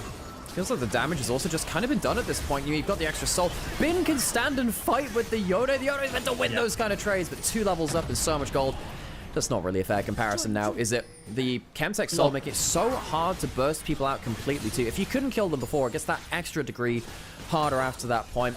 Wei being a massive frontline. Beichuan, can he get anything? No, he can't. TT, a swing and a miss again. Wei so insanely tanky at this point as well. Not quite so much, being zoned away by Hoya, but this was merely a base defense, and when you're having to do all of that for a base defense, you ask the questions over and over again, is there more that can be done? And it feels like the answer is no. Culling thrown down. One more dashboard could have been enough to secure the kill on Setab, but instead it's just going to be an ult for an ult. The inhibitor is the trade that BLG are able to get out of absolutely nothing. They haven't had to recall in forever. The fact that they can stick around, they can take an inhib, take some damage, stick around for a bit, take another inhib, while TT are continually basing and recalling and trying to get themselves some extra HP with the defensive advantage. Really, again, insult to injury is the phrase I've thrown out. Probably enough at this point in the series. BLG now get to go back, spend their ill-gotten gains. Knight has an Infinity Edge, which is, oh my god, what the hell, that's kind of scary. And they'll walk away with a Baron buff with a very healthy Baron power play after all's said and done. Elder is up on the map on 4 minutes. I don't think the game's going to extend to that point. They'll probably just look to slow push in this top lane, wait to get that third inhibitor, use the rest of the Baron buff. They've got an ult from, on if he wants to, it's actually just one in Patreon. This has a Sundered Sky, this Pantheon support, by the way. Not really a support anymore. Ton of damage. As BLG look to just close this out textbook style. Alex, I like that you keep saying insult to injury, because with Knight being on the field, I just keep thinking of the Black Knight from Monty Python, and the injury that's been suffered by TT is not just a flesh wound at this point. They are practically missing their head, and they're going to be missing the final part of their base. We are going to see Kennen coming in from behind for one last desperation play. Wait, taking a lot of damage already. We see that Bin is just doing such a good job zoning, putting down that flame spitter, finding damage, finding a kill on a Veshwan. Knight getting what might be, I believe, their 9th or 10th kill of this game. It's not quite 27-0, but it's damn near close enough. Trying to shut down L. We are seeing Knight getting yet another kill, and Satab's 0-7-0 game unfortunately sums up what has been an absolute disaster from minute 1 for TT. They came to play in game 1. In game 2, BLG said no way. In game 3, it was close, but BLG had enough. In game 4, they ran rampant and served a warning to everybody else in the lower bracket. BLG closed this one out in style. Knight does eventually die, but TT drop out of the bracket. To beat BLG in a best-of-5 in the LPL is a hell of an achievement. To beat them twice turns out to be an impossibility. Knight dies at the Nexus, but with an 11-1-7 scoreline. That Lucian shredded Thunder Talk Gaming. BLG, they are back online. Solid series from them after a scrappy game 1. They cleared things up a little bit, and they will walk away to face off against the winner of our second series of the day after this. TT, they will bow out on a record high for the organization, but they would have wanted more. They would have absolutely wanted more. They go home disappointed, they will do, bowing out 3-1 to JDG, then 3-1 to BLG. Yeah, a sad way to end. Someone said it in chat, and I completely agree. It's a really harsh way for them to lose the series. Admittedly, you know, game 2 was a demolition, even arguably more so than game 4 was, despite the early stomp. But that must be such a hard way to essentially be playing a game that you know you've lost before minions spawn, and that's tough. Yeah. So, folks, that is our first series of the day. We hope you enjoyed that, but there is a second best-of-5 coming up after this point. Greyheart, what? There is a second best-of-5. We have so many games in the LPL. We have to chuck 2 series into one day, 3 days back to back. If you enjoy BLG versus TT, we have Ninjas in Pajamas versus Toppy is what's coming up just after this as well. We'll be wrapping up the series, and it'll be, 20-minute break or so until we're through into that one. Fairly quick as far as things have gone. Yeah, have had the absolute pleasure for this first series to be joined by Greyheart, a caster who I've spent a lot of time with over the years. It's been great to have you on here. How you feeling, buddy? You know what, the pleasure's been all mine. It's been a delight to get to cast LPL again, and I said of all of the casters that I've ever worked with, the one person who I most wanted to reunite with was Chronicler, so I was a little bit disappointed. But no, it's the guy's like my brother. But all jokes aside, I mean, it's been great fun to get to cast you today, and seen, we haven't really caught up much apart from briefly catching each other at Worlds for a while, and I'm super proud. I feel, I was sort of there at ground zero for you coming through, the university leagues and things like that, and seeing the way that you've progressed to exactly where I predicted you would. Isn't because I said you would. It's because you had a fantastic amount of skill, and then you had so many hours that you put into it, and you've grafted away. You've got to where you deserve. I couldn't be happier for you, and I look forward to seeing more from you, and hopefully getting to cast with you again, because I don't want this to be the last LPL I do. Freaking love the LPL. We'll absolutely find a time for it. That obviously means a lot, Stan. I really do appreciate that. For those of you that are not familiar with Greyheart, Stan's a caster that's cast with both myself at the start of my career, Chronicler as well. So Greyheart's been around for a while, and we hope that you've... Wow, shade. Wait, what did I say? No, I said you've casted a load of good casters. You're a good caster. I've been around for a while. I think what that interprets is a sign of veterancy. It is a good thing. He's the grandpa of the casting world. Yeah, he was casting Theshi way back in the day. That top lane to win worlds. But yeah, we hope you've enjoyed his contributions to the stream. Feel free to head off whenever if you'd like to. There's no obligation for you to stick around if you got to go do stuff, Sam. It's been great having you. I do need to bounce. Okay, it's thank you. An absolute pleasure. Yeah, let's do it again. Thanks for joining. And in that case, we'll figure out what we're doing for the second series. But Stan, thank you so much for joining us for that first one. I'll catch you on the flip side. Peace out, everyone. Okay, folks. We'll take a bit of a break before that second series, see who that MVP was. I mean, it has to be Knight for the MVP for this one. Last of our 2 best-of-5 days. It's so many games. So many games. But I love being here for them. Stan's always good fun. I haven't cast with Stan in a while, you know. Must have been... I didn't cast them last year. Would have been a year and a half, I reckon. Maybe. Maybe even 2. It's been a long time since I've cast with him. But hey, good to be back on the mic with him all the same. Sesab is BLG's MVP for Game 4. Oof, Blade. Oof. Oof, oof, oof. Oh, man. Yeah, I think, as someone's saying in my chat over here, I think largely, my opinion is, this is still Hoya's best split in recent memory. I can't remember Hoya having better split. It's sad that it bows like this, but for the players on TT, they lose the series very convincingly here. That does not mean they didn't have a very convincing split before that point. They were clearly better than EDG, clearly better than LNG. And actually, in the series they had versus BLG, yeah, BLG didn't take it seriously for sure, but they were clearly better than them. And to achieve a best-of-5 victory against BLG is an incredible accomplishment. Doing it twice was beyond them. BLG have woken up. BLG were clearly the better team here, but still. Sam came for the next series. I will see if Sam wants to join for the next series. I won't force him to, but if he'd like to, I will absolutely get him in here as well. I'm gonna just take a step away from the mic. I'll leave it off here for the highlights, just because I need to just rest my brain for a little bit, folks. I've had a very long weekend.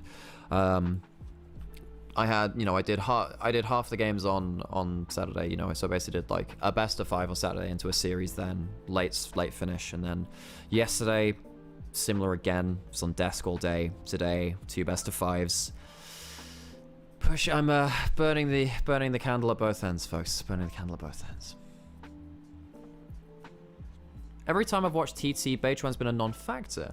I honestly go back and watch that series from the first one. Bechuan was incredible in that one, and in Game 1 here as well. Game 1 was really, really good. Yeah, but, you know, yes, I agree for the rest of the games. Bechuan was very much the second best jungler. Wei recovered very well, and Bechuan couldn't be the difference maker. Bechuan's had a great split as well. Anyway, I'm going to go take a quick break, folks. Gonna put some adverts on, and then we'll come back for that second series. I'm just gonna get myself a drink and rest my voice just a little bit.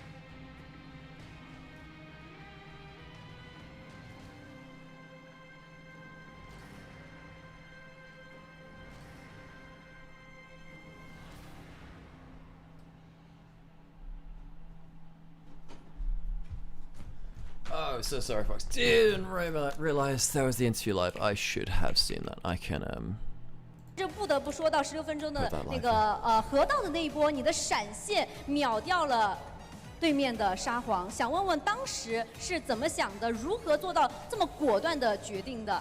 欧文。当时就是感觉沙皇位置跟他的队友脱节，然后我们队友的位置非常好，就开他了。当时大家有做什么语音交流吗？还是你自己觉得这是一个好机会就先上了？就说开他，我要开他，就这样子。大家的跟进也是非常的及时。那说到第3局，就不得不说 Elk 在中路的那一波非常快的反应了，很帅的那一波净化解掉了9桶的一闪，再闪现躲大的操作。想问问当时的情况 ，Elk 你当时的心情和想法是怎么样的？因为在那一波之前，已经报了密室嘛，然后那个我们也知道9桶在对面上半区嘛，然后我也用那个探照照了一下上河道，然后发现没有在吧，但是也没想到他已经在 F6那一边蹲着我们了，然后后续就是他一闪出来，刚好我就看到了自己被一闪了，然后就反应过来了，对。反应的很快啊，直接一个秒解加上闪现躲大。那再说到第4局，其实大家都可以看到啊，开局就是一个非常美妙的开局。天胡当时茂凯教练看到就已经在这个后台跳起来庆祝了。想问问当时那个情况，因为原本他们是5个人都在你们的野区，但是呢后面是你们已经上线了之后，又从三角草走上去的。当时是。大家知道他们可能只有2个人在那个位置，还是怎么样的一个情况，决定上去看一下呢？首先第4局开局的情况，我们就是想好我们双路要在1草蹲他们双路嘛，因为觉得他们可能会过来放眼也好，或者就是先站草也好。然后后面发现了，我们的视角看见凯南想进我们野区吧，然后就让 K 皇去放了一个蓝 buff 的那个眼。然后后续就是刚好看到了对面的卡玛在蓝 buff 漏了嘛，然后我们想着就双路2打2蹲一波对面 AD 吧，然后后续的话其实就是看着打了，对。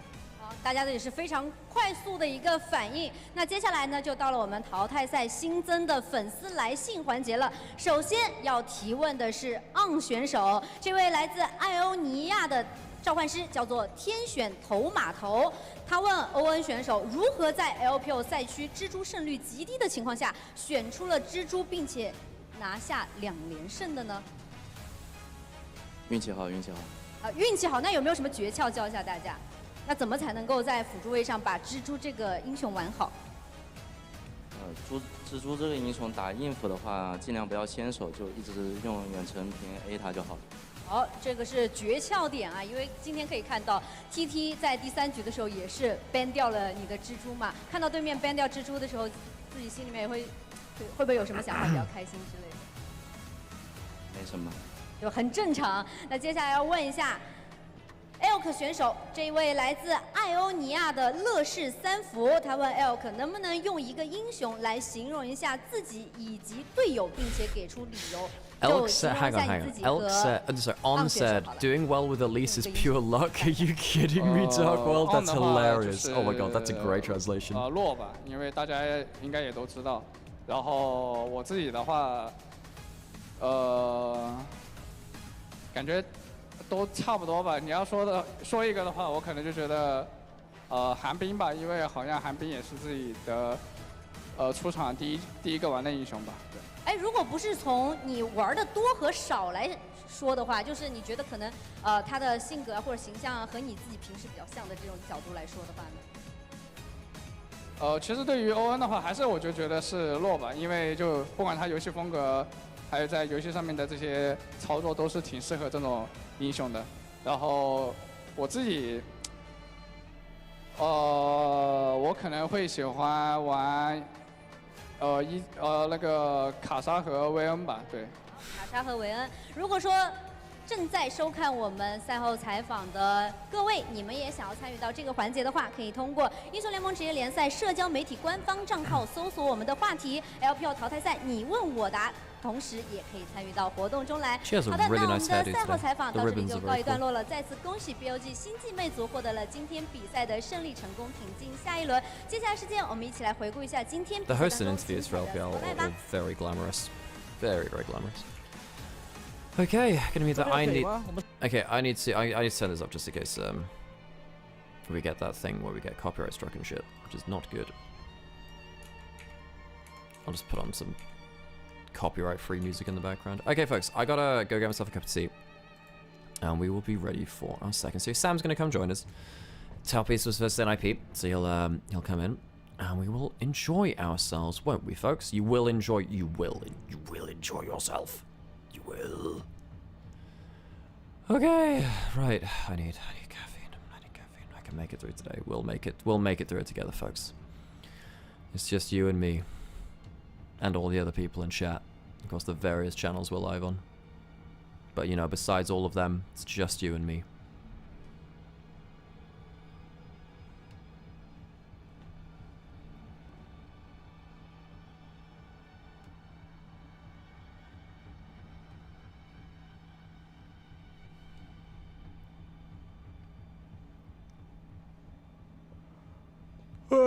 We're right back.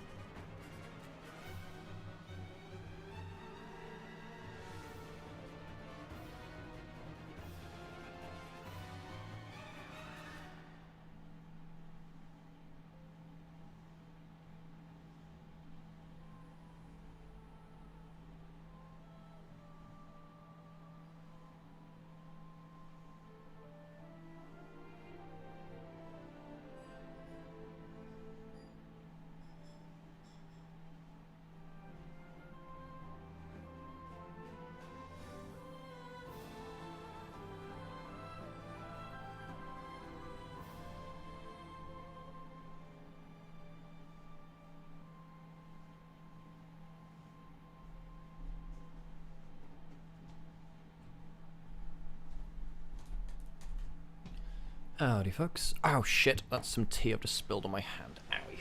Ooh, poo. Let's go get some tissue.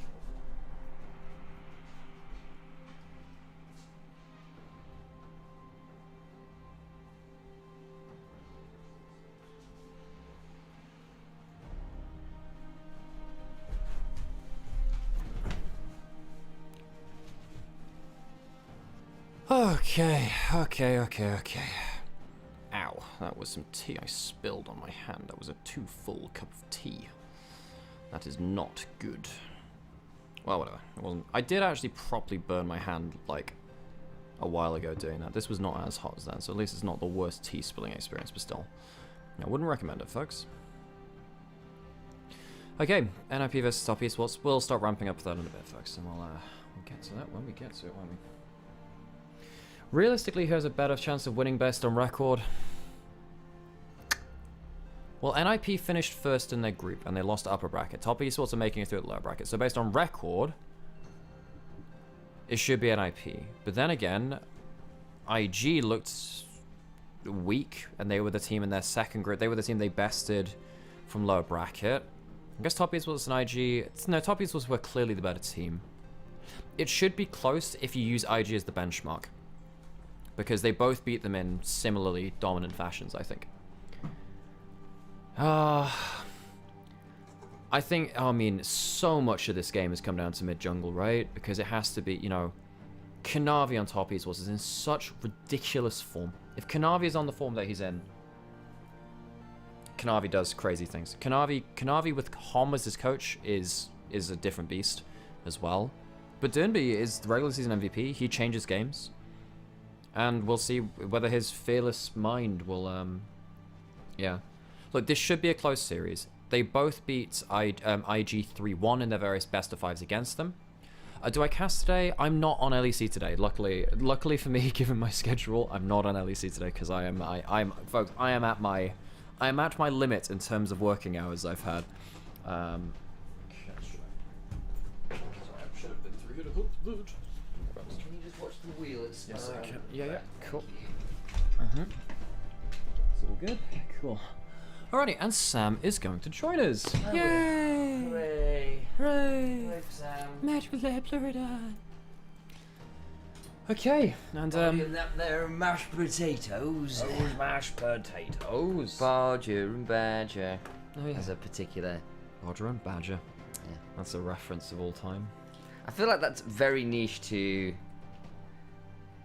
basically only British viewers or BBC children's TV viewers. So Sam, just so you know, I'm having to kind of jank the way we check chats because I can't have multiple tabs if my keyboard's not working on my laptop, which plugs into it, so I have to do it full Is the screen. keyboard not working? No, it's been kind of janky for a while because it's like a touchscreen thing, right? Yeah.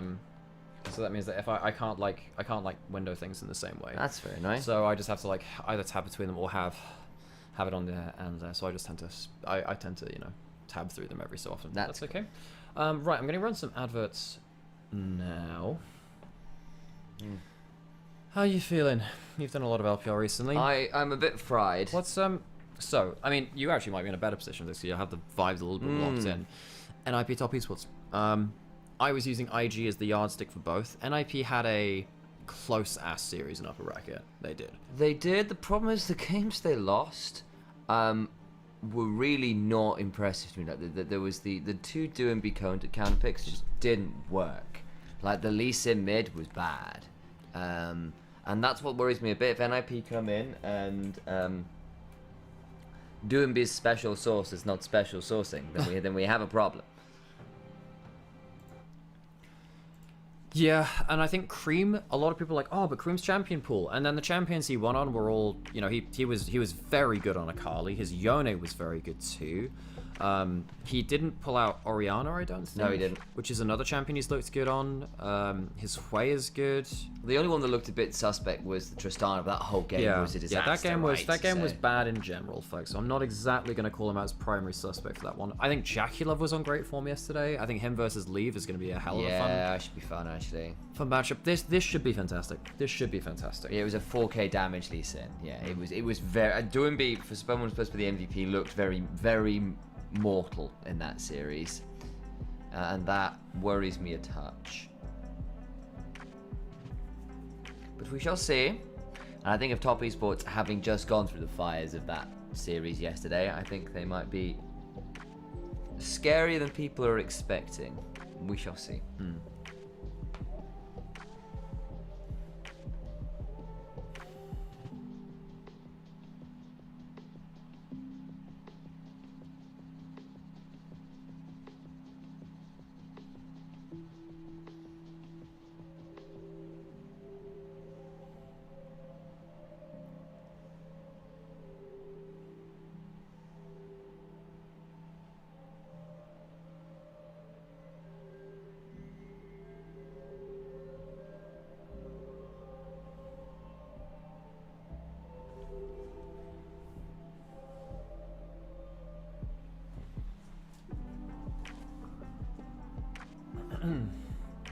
So, getting closer towards first game of an IP versus Top Esports.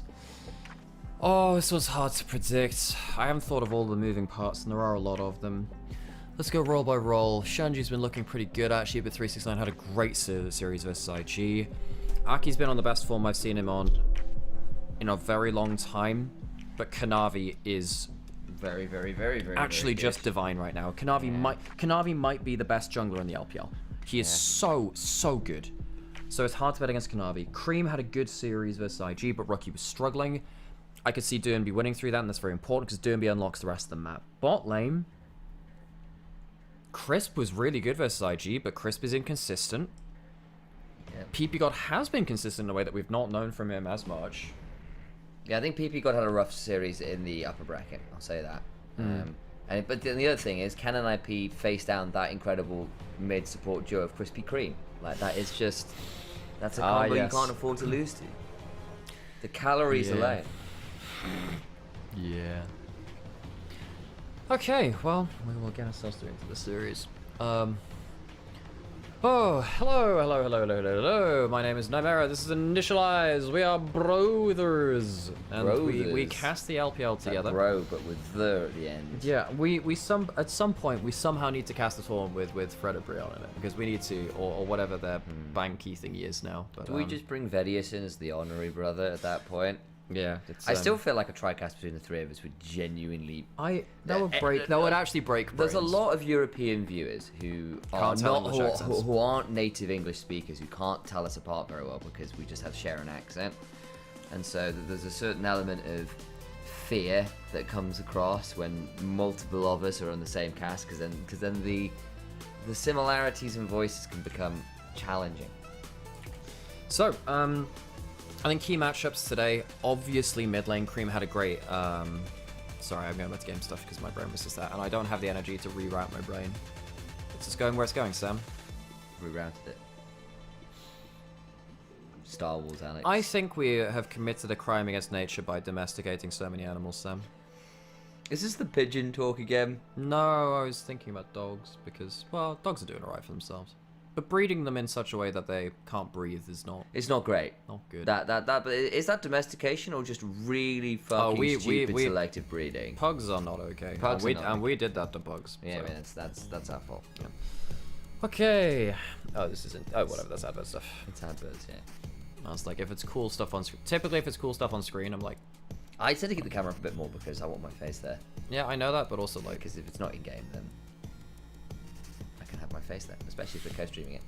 Otherwise, I'm wondering where these voices are coming from. I am so tired. As soon as this game series, I'm just going to go into dust. We are. Folks, I really hope you've enjoyed. I owe like 3 people emails, and I've just like literally collapsed after the series like both days.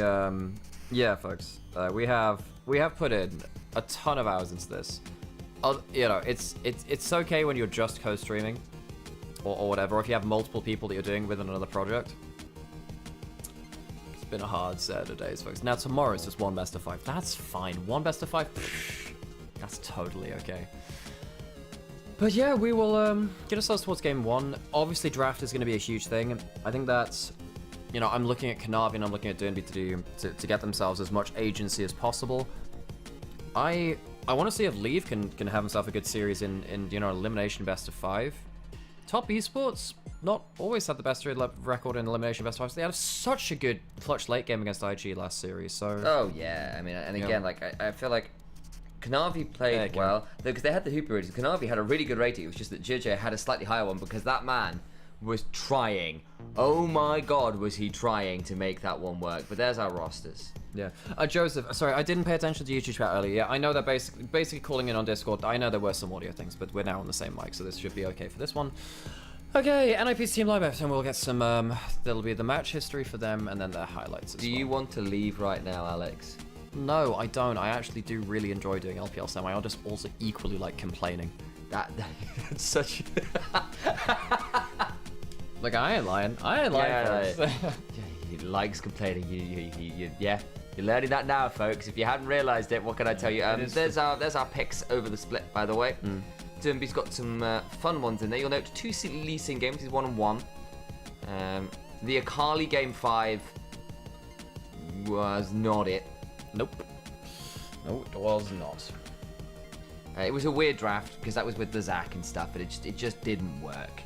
They ended up with a very disjointed draft, and that worries me a little bit because normally NIP have come into series and it's felt like they've had clever drafts together. As that series went on yesterday, I looked at some of the drafts and went, what the hell are you thinking here? Which is not what I was expecting out of NIP, and if you get that into top esports with that lineup, I think it could get really tricky. The Lost Anyone's Legend was a bit of a shocker. But then again, Anyone's Legend are now potentially looking like the team that might take the LPL to first stand, because of how well they're playing. They might just be the best team in the league right now. So, top esports. What are the concerns? What are the good? The good things, Kanavi was in excellent form. Crisp also very consistent in that last series too. Crisp is someone that, you know, I think look, everyone's criticized Cream from time to time because he is an inconsistent player. They go for the AD carries as the key matchup, not mid lane. I mean, I don't hate it. Jackalove was incredible in that last series. I would have gone mid lane, but I am a mid laner, so... Yeah, I think the bot lane's really cool, and I think especially because it's 2 very different AD carries here. One who is the new star coming up, right? Who has fumbled initially, now here and delivering, gets first place All-Pro, and then Jackalove, who for the longest time now has been trying... He's been like the most consistent AD carry in the LPL, as like in terms of elite. We've had people come and go, we've had people leave the league, people stop playing, but Jackalove has remained one of the top 3 AD carries in the region pretty much since he debuted. Yep. And he is still that. Hell, he might still be the best AD carry in the region depending on who you're talking to. Leave is one of the people now competing with him, and that is a very different style of history. And yeah, speaking of, he's picked up a lot of kills in his career here too. He's only behind 3 exceptionally storied people that have heard of him. With a good enough series, he will break 3,000 kills in his career. That's insane. LPL kills in his career. He's actually broken 3,000 kills with international games, of course, but yeah. When you're looking at that there, he's ahead of Uzi, he's ahead of Gala. This is a fun question because Leave is doing really well right now too. Alcapol is asking, is Leave better than 1xN? And I think right now, yeah, I think 1xN had 2 not great best of 5s in a row. It wasn't bad, but it wasn't what the team needed. Yeah. I think Leave has a better team. It is easy to play within the envelope that your team plays and makes for you rather. But 1xN, I don't think had the best playoffs, whereas Leave, I think his first best of 5 was good. I think it's his, I don't know, I think actually that upper bracket best of 5, I think he was outplayed quite hard. I think he was the worst AD carry in the upper bracket. So that'll be interesting because I think Jackalove yesterday was exceptional. I think he played. Oh, it was against Hope, yeah. Hope kind of outplayed Leave pretty hard, and that's quite telling. Because of course, it was like Leave was supposed to be the first place All-Pro team, and again, playoffs is a different beast. Teams come in prepped, and sometimes, especially as an AD carry, you can end up in a position where it's like, what the hell do you do? There's nowhere for me to go unless I make the absolute 99th percentile play, you know what I mean? It's like I need to be way above everyone else to even consider making this happen. Even then, it's a risk. I looked at that poor misfortune game from 1xN. That guy's hair looked quite a lot like Scout and Aki. Aki used to have more like the almost fro hair. What the heck was that? That was breaking plates. Bonby. It's just doing B with B. Bonby. Who is Bombi? It's just Doinby's alter ego. Yeah. There he is, speaking of. Look, he's got such a recognisable grin. Yep. There is a little bit. It's a bit of Thomas Müller to him. No, I would say it's more like the cheeky monkey grin. There is the cheeky monkey. But you know, there is just that little bit of like if you were on the other team and you had his little camera just in front of you, grinning away, waggling his eyebrows as you mess up once into him, he would enrage you in very short order. Supermodel crisp. Yeah, and the Jackie Love as well. Yeah. You know, there was a oh no, this is everything. But there's like I think it was particularly like LNG fans. Oh, hang on, we got an interview. We'll let the interview play as well. So we'll how exciting as well. 6号，我们邀请到的是深圳 NIP 的辅助选手 PP God， 来先跟大家打一个招呼。PP God， 大家好，我是 NIP 的辅助 PP God。那这个第一赛段淘汰赛的第一轮已经全部打完了。PP God， 你怎么评价这个第一赛段淘汰赛的一个强度？第一赛段的淘汰赛就感觉，相比于常规赛，它的就强度高了挺多的吧，特别是 BO5打到后面就更考验大家的用词还有临场的判断吧。那今天其实要面对的对手啊，对方中单的 Cream 也是你自己的一个老队友了，在赛前有没有什么话想对他说的？想对 Cream 说的就是。 He's asking a question about previous teammates from OMG. They have Shaji, Aki, and PP God. Cream in his post-game interview yesterday said, "Prepare to die. Prepare to die, you three. You'll all die." 欢迎来先跟大家打一个招呼。大家好，我是滔博中单 Cream。首先 Cream, the old OMG mid laner, with the other members of the NIP being on the same roster. 背靠背的 BO5， 今天大伙在赛前的状态是怎样的？赛前状态大伙看起来都挺不错的。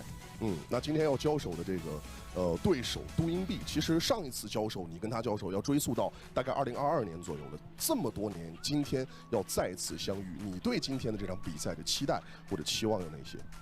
有期待我们今天打架能打得精彩一点吧。好的，比赛加油，我们也谢谢小奶油，我们一起期待精彩的比赛。 Alright, gotta go mute that stream again before we get ourselves copyright strike. Yay! Way back. Oh, welcome back, chap. Yeah. I don't welcome you back. Oh, damn. Didn't miss you at all. I'm gonna run some adverts now just so we don't get them in game. That's probably a good time to run them. As I say, I didn't miss you. Just so, look, we've already seen the interviews. That's the cool stuff. Let's bicker about something. What are we gonna bicker about?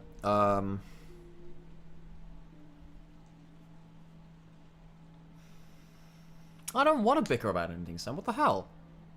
Yes, you do. No, I don't. Yes, you do. No, I don't. Yes, Why would I want to bicker? Of course you do. You always want to bicker. You always want to never bicker want to. You said you enjoyed complaining. You don't enjoy complaining with me. Sometimes I feel like I have to bicker. I don't want to. You bicker. just said you enjoyed complaining.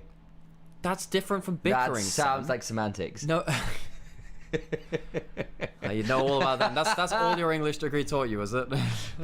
Not everything's in black and white, Alex. You can't give a stat number to bickering.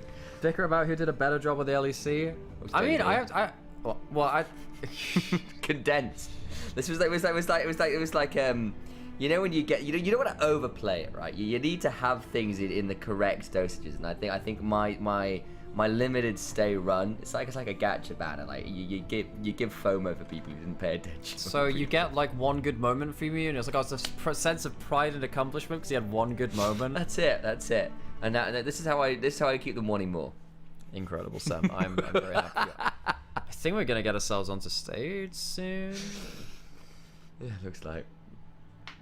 No response. I was expecting at least a rebuttal. Sam, I got like 4 hours sleep after a full day yesterday. This is the correct time for deranged bickering. No, it's not. Yes, it is. Oh, look at these teams going up to the stage. Wow.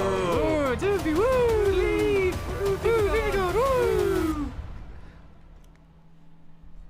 Well, the NHP social media manager, I never want to see these people on a podcast. Oh, look at those smiley faces. That is really cool. Does Initialise play any instruments? Yes. Sam plays keyboard. I do. I am a piano. Sing and I do the production stuff as well. Yep. I'm pretty good on PC-based music stuff as well. Yeah, so we occasionally we occasionally play music here. If you want the fun Initialise lore fact, before I got into casting, I was in video game music. I used to make music for video games. So there you go. Oh, Dernby, it's great to see him back. It's great to see NIP being a good team. The way that they've played has been really fun. I've really enjoyed watching this team. They genuinely are. I think I was a little upset with how they played their mid games in the upper bracket. It was not what I'd come to expect from them. But in the regular season, we saw such a fantastic sense of coordination. Yeah, that's it. No, it wasn't. So it's such a kind of fantastic sense of coordination, and just sort of like a really crystalline understanding of how they wanted to be playing out lanes, when they wanted to be resetting, when they wanted to be rotating. The problem is on the other side, you've got some of the greatest players who have ever graced League of Legends, never mind the LPL, all on one roster, having to play their way through the lower bracket, and they did a fantastic job against Invictus Gaming just yesterday in top esports. This is kind of the inherent draw and threat of the LPL playoffs. Every team has like a world champion, MSI champion, or multi-LPL champion. In this series, we have Dernby, 2019 world champion, LPL champion. And on the other side, you've got Jack11 Crisp. You've got Kanavi, MSI champion, 369, MSI champion. There are a couple of, you know, trophyless individuals, but they are the minority on top esports. So just Cream really who doesn't have that. Everywhere you look in the LPL, there is someone with a trophy case just on the other side of the rift as an old god. The thing is, over on the other side, right, is ironically it's kind of that mirror matchup, right? Like the people who have the trophies are mirrored up against people who don't. Doomby, of course, very much does for the side of NIP. Cream, the one member on the side of Top Esports who doesn't have a major international trophy to his name. And then the other members of NIP are the players who may have been playing for a little while, but they've been kind of stuck or trying to make that next step up to truly elite level. And we've had that conversation a couple times about the top side, about Shanji and Aki, who we were so excited about, alongside Cream, of course, their former compatriot who sits across the rift from them today on OMG in 2023. We saw the 2024 opportunity that didn't work out. And then, of course, you look at the bot lane, Leave had a very storied start to the league, and holy moly, was that a little bit full of drama. And then PP God, who kind of got maligned eventually despite a really fun start to the league for being too inconsistent, being a part of that V5 roster that fumbled when it mattered. And then can they really be important and successful in a playoff scenario? See how it works today, and I think particularly for Top Esports, we're looking at a couple of their former players who've left for NITP now. They'd like to prove that they made the right decisions in the off-season, shall we say. However, winner of this series, regardless of which one it is, next round face BLG. Oh boy. And that's a BLG which just had a ritual execution of Thunder Talk for the temerity of facing up for them, not for the first time, but the second time in a best of 5 in this split. We'll be getting ourselves into the draft shortly and sweetly after this, folks. Draft is going to be so important for NIP. I think that NIP have the X factor in terms of the draft. They have Dernby, they have Shanji, who's a cook as well. He was the guy who's playing Nasus, he was the guy who's done a lot of his weird stuff too. And we go into our draft for our first game of this series between NIP and Top Esports. My worry then actually turns towards jungle. Aki has had a good split.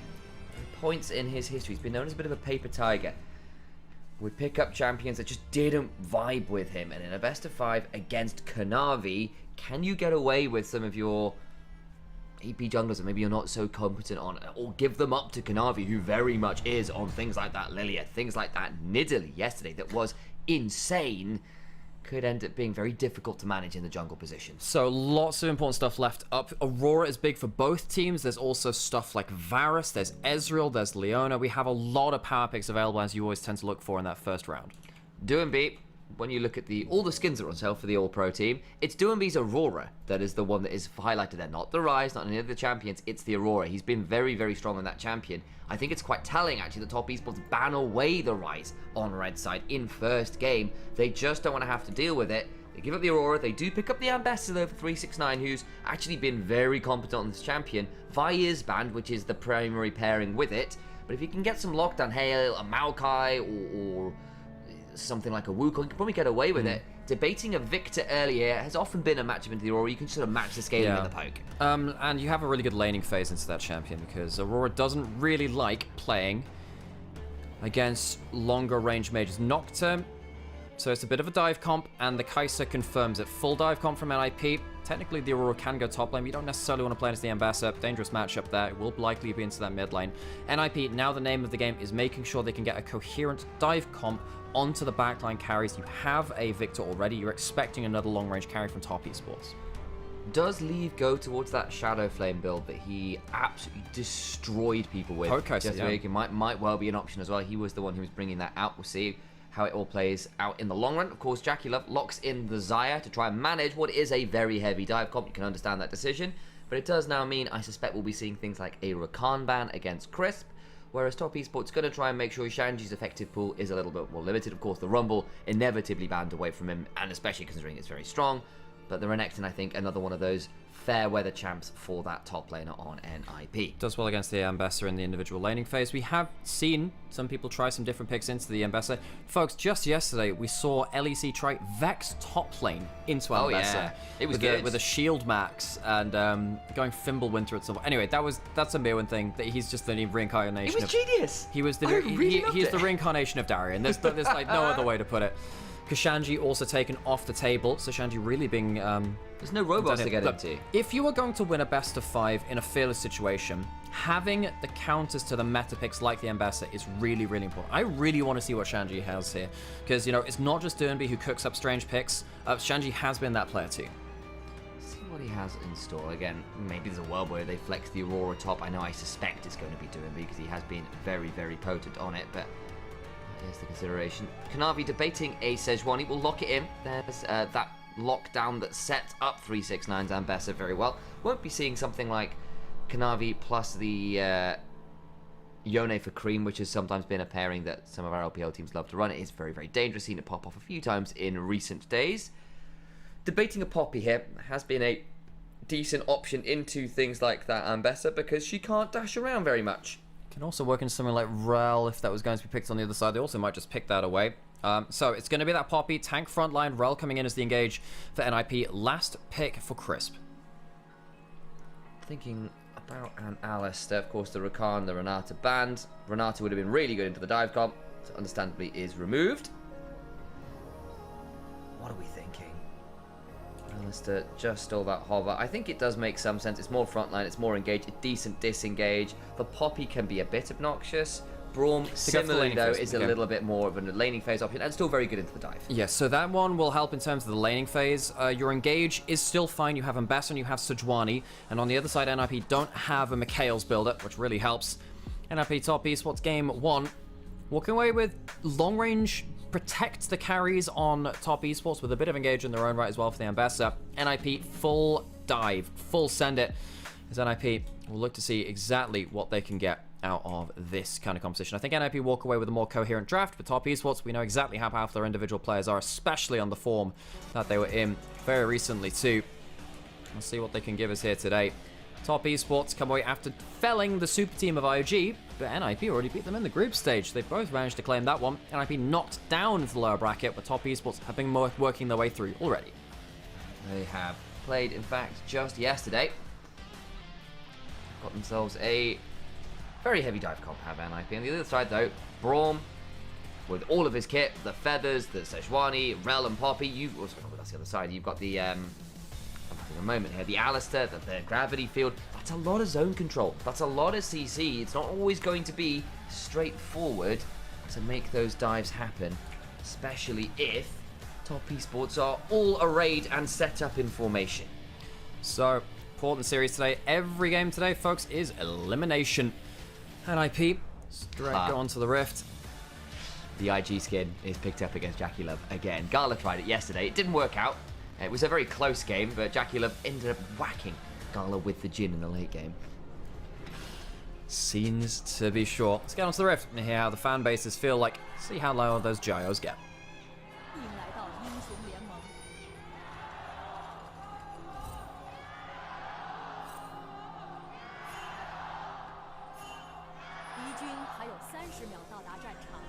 That was a very strident leader of the Gyos by NIP, making sure that her voice was well and truly heard there. I appreciate the fervour. Level 1 stack from Top Esports towards that top lane. Are we thinking about a lane swap here? I don't know. potentially might just be Australia lanes. I'm seeing multiple bot lanes around. I think NIP would be happy with the lane swap. They want to avoid the Braum in the laning phase and Poppy's final lane swap. And Bessa, obviously not bad at that either. However, Top Ears have called it. There are 3 people up here, but they do still have a Braum in the early game. They see 1, they see 2, now they see 3, and that's an issue. Oh boy. Okay, lands it onto Shanji. I think we're just going to see Jackie forced to flash. What has Shanji started? It's the Wallstone Captain Jack, but he's down all summoners. There's no way to keep him alive, and Leave picks up first blood. Leave picks up first blood. Jaculov loses both summoners for just the cost of the Ignite for PP God, and NIP starts off very, very well. In a game which is about protecting that Xayah, the Xayah falling behind and the Kai'Sa getting ahead is doubly important. And especially for Leave, who the last time I saw he was on this Kai'Sa did unspeakable things with a Shadow Flame build on this champion. So Static Shiv Essence Reaver into that kind of very, very nasty crit AP damage build that is very, very good to a lot of squishies. Not sure it'll be that one this time around. When you've got the Aurora mid, you probably do want to consider a more AD option, at least having some of it in your kit, see what the decision is in the long run. But Dracula back to lane. Will not be hitting level 2 first, that's for sure. Getting down those double summoners will kind of suck, not gonna lie. So, NIP, great start to this game. We said, hey, they have X Factor in some of their players. I think their strategy and their macro has been very intriguing to watch as well. On the other side, the X Factor for top piece really has been Kanavi, who's been that one-man army. Very, very intricate early game pathing and ability to just kind of take over games. On the Sejuani, be very, very important as the primary tank of his team. Not necessarily got the best early options. So just keep an eye on that. People got on the roam, managed to catch Cream a little bit. It's going to be one good chunk from Doomby here. Wants to get himself the electrocute traits and nice. does. That's nice. You don't have to look for the kill. Just getting some extra HP while the wave is pushed away from him really changes the way the Victor has to play. You'll now need to look for an earlier reset. And it does feel like Aurora, particularly with the new electrocute changes, feels very good at proccing that because your Qs, part 1 and 2 plus an E will proc it. If you can get an auto in there, you can do it off that as well. 369. Took a turret shot, I think, there. Needs to be a bit wary, but he okay. Has got enough healing with the door and shield and the pot to be alright, despite a slightly ugly trade there. Anything else to be wary of? People got lost some XP by roaming away from the lane, but hey, helps out in that mid lane. We know that Aurora can struggle against long-range mages, so I think he's managed to pay that back. Aki going towards top side. Of course, Grub's not up just yet. Going to go towards that first scuttle and make sure there's an extra degree of safety for his duo lane parked in top. Very efficient clearing there. A few seconds before the Scuttle Crab spawns, so he just gets to sit around and waiting. Having already full cleared Preem. Managed to stick around in lane. Still doing their best to clear this up. Kanavi's come mid, but there is Aki to try and turn this one around. Doesn't pop the unspeakable horror and gets to back away. Did say that Kanavi's not got the best option. Hang on, there could be a stun coming through. Gets the cleanse through, flip over the shoulder from Jaculov. Doesn't have cleanse or flash himself just yet. Jaculov, despite getting engaged by PP God, the door was up, so Leave couldn't turn around the damage. So HP trades very much in favor of top East. Now Kanavi's on top side. Is there a chance of a flash Sejuani gang? There's a ward in this brush. Don't really think Doomby wants to teleport towards this lane to save him. Kanavi is going to back off, but still. Warning signs here. They tried to avoid the Braum lane with the lane swap. They sent 3 people top side, got the first blood, but this is what the Braum does to that rel. Kai'Sa's not exactly going to be the best to bail them out. They've done well enough, but that's the worry. Yeah, and I think if Crisp manages to position well like he did there, that door meant that the follow-up damage from Leave just didn't come through. So PP God, despite finding a way behind the Braum, didn't really get that much value from it and ends up costing them a lot of their HP bars. Again, they've still kept summoners. It's a cleanse on Leave, that's about it. Problem is, of course, Jaculov, who was down his summoners, has got his cleanse back. The flash is only probably 30 seconds or so off cooldown itself, if I'm reading the timer right. And at this point, the damage has kind of been mitigated well enough. First blood at least did go to the Kai'Sa, who's picked up an early cult. That helps, but it's still a relatively miserable laning phase from this point, even if there has been a bit of a grace period extended. So Grub spawning in a minute, Dragon up as well. I think that, you know, we've seen some complex decision making around whether you go towards the Grub contest or not. On the whole, we have seen contested Grubs, if at all possible, but I think if you don't get yourself the best resets or something funky happens in a 2v2, you often just end up letting that one go away rather than throwing bodies at the problem, see if it works. Typically, blue side tends to be better at it too, because the terrain is nicer, especially when you've got Victor and Xayah. You don't really want to be stuck against a wall, especially against a Poppy if they can teleport and getting a wall stun. Control ward traded out here. Cream's going to come on over. Doomby eats a bit of a response Hex Tech Ray. PP God will just poke Kanavi with a spear and back away.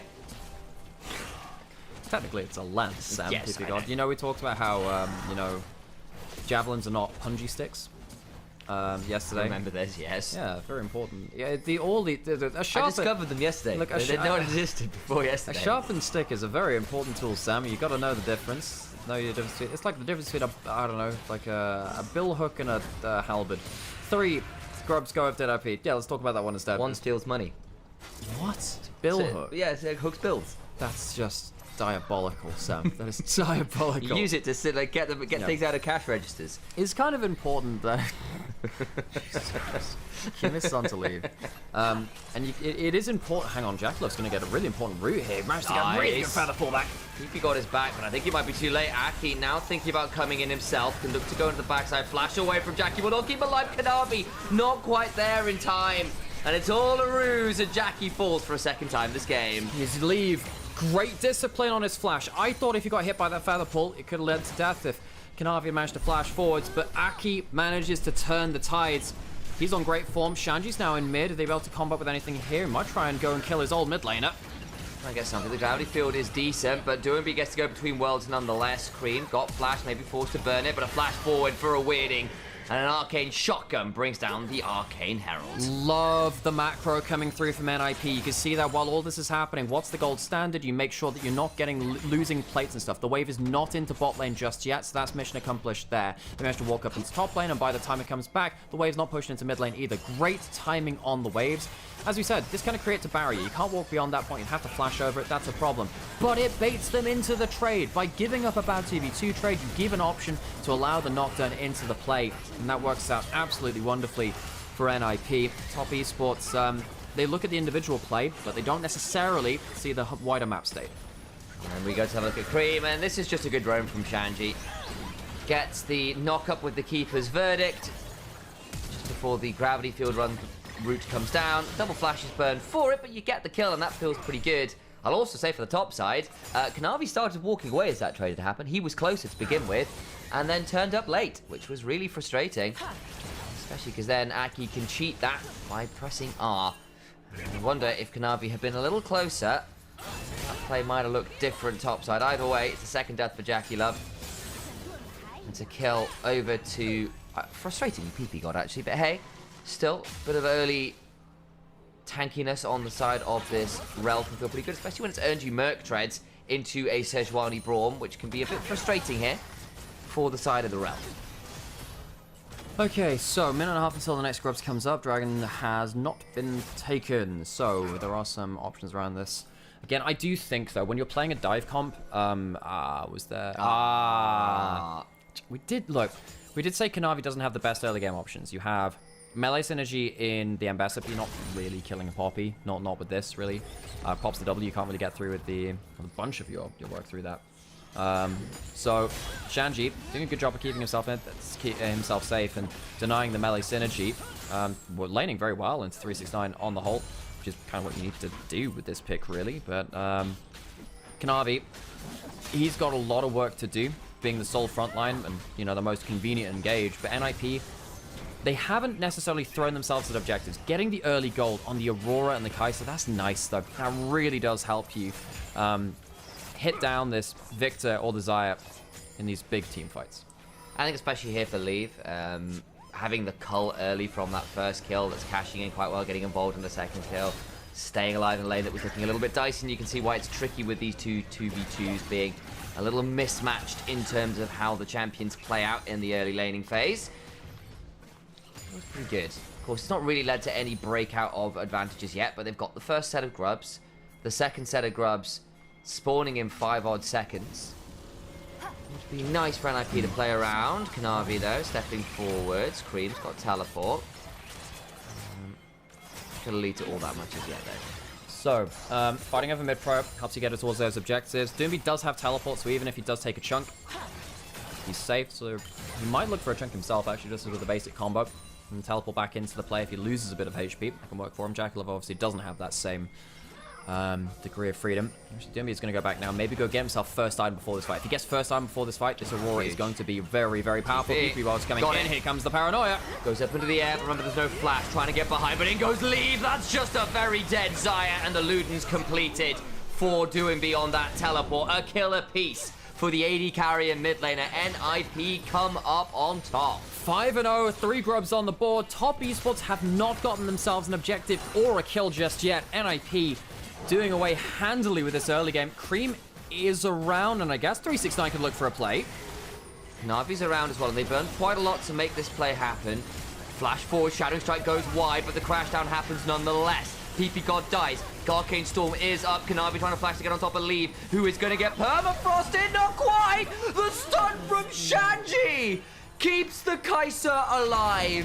Kai'Sa lived. 369 turns up late to the play and starts spinning. People, but the fear is really good flash. Drake comes up tonight by the W. Shanji is just the ultimate saint. He is a guardian angel for the whole of NIP. Top Esports get themselves a single kill from the play, and that is it. They've stopped the 6 grubs, but 5 has already gone over. NIP finding gold in this dive comp early is absolutely wonderful for them. Every time they hard force, they will have so much extra bang for their buck. Top Esports lose their minds a little bit. Jackulov not able to be protected. He had ult, he had, you know, summoners hit. He didn't have the flash. That's the big one he didn't have. I really think the timing from all the ultimates coming through makes a huge difference. The fact that this Featherstorm goes up but can't quite stop the second follow-up is a huge issue. But, you know, you don't have the grab field there. Cream's not in position.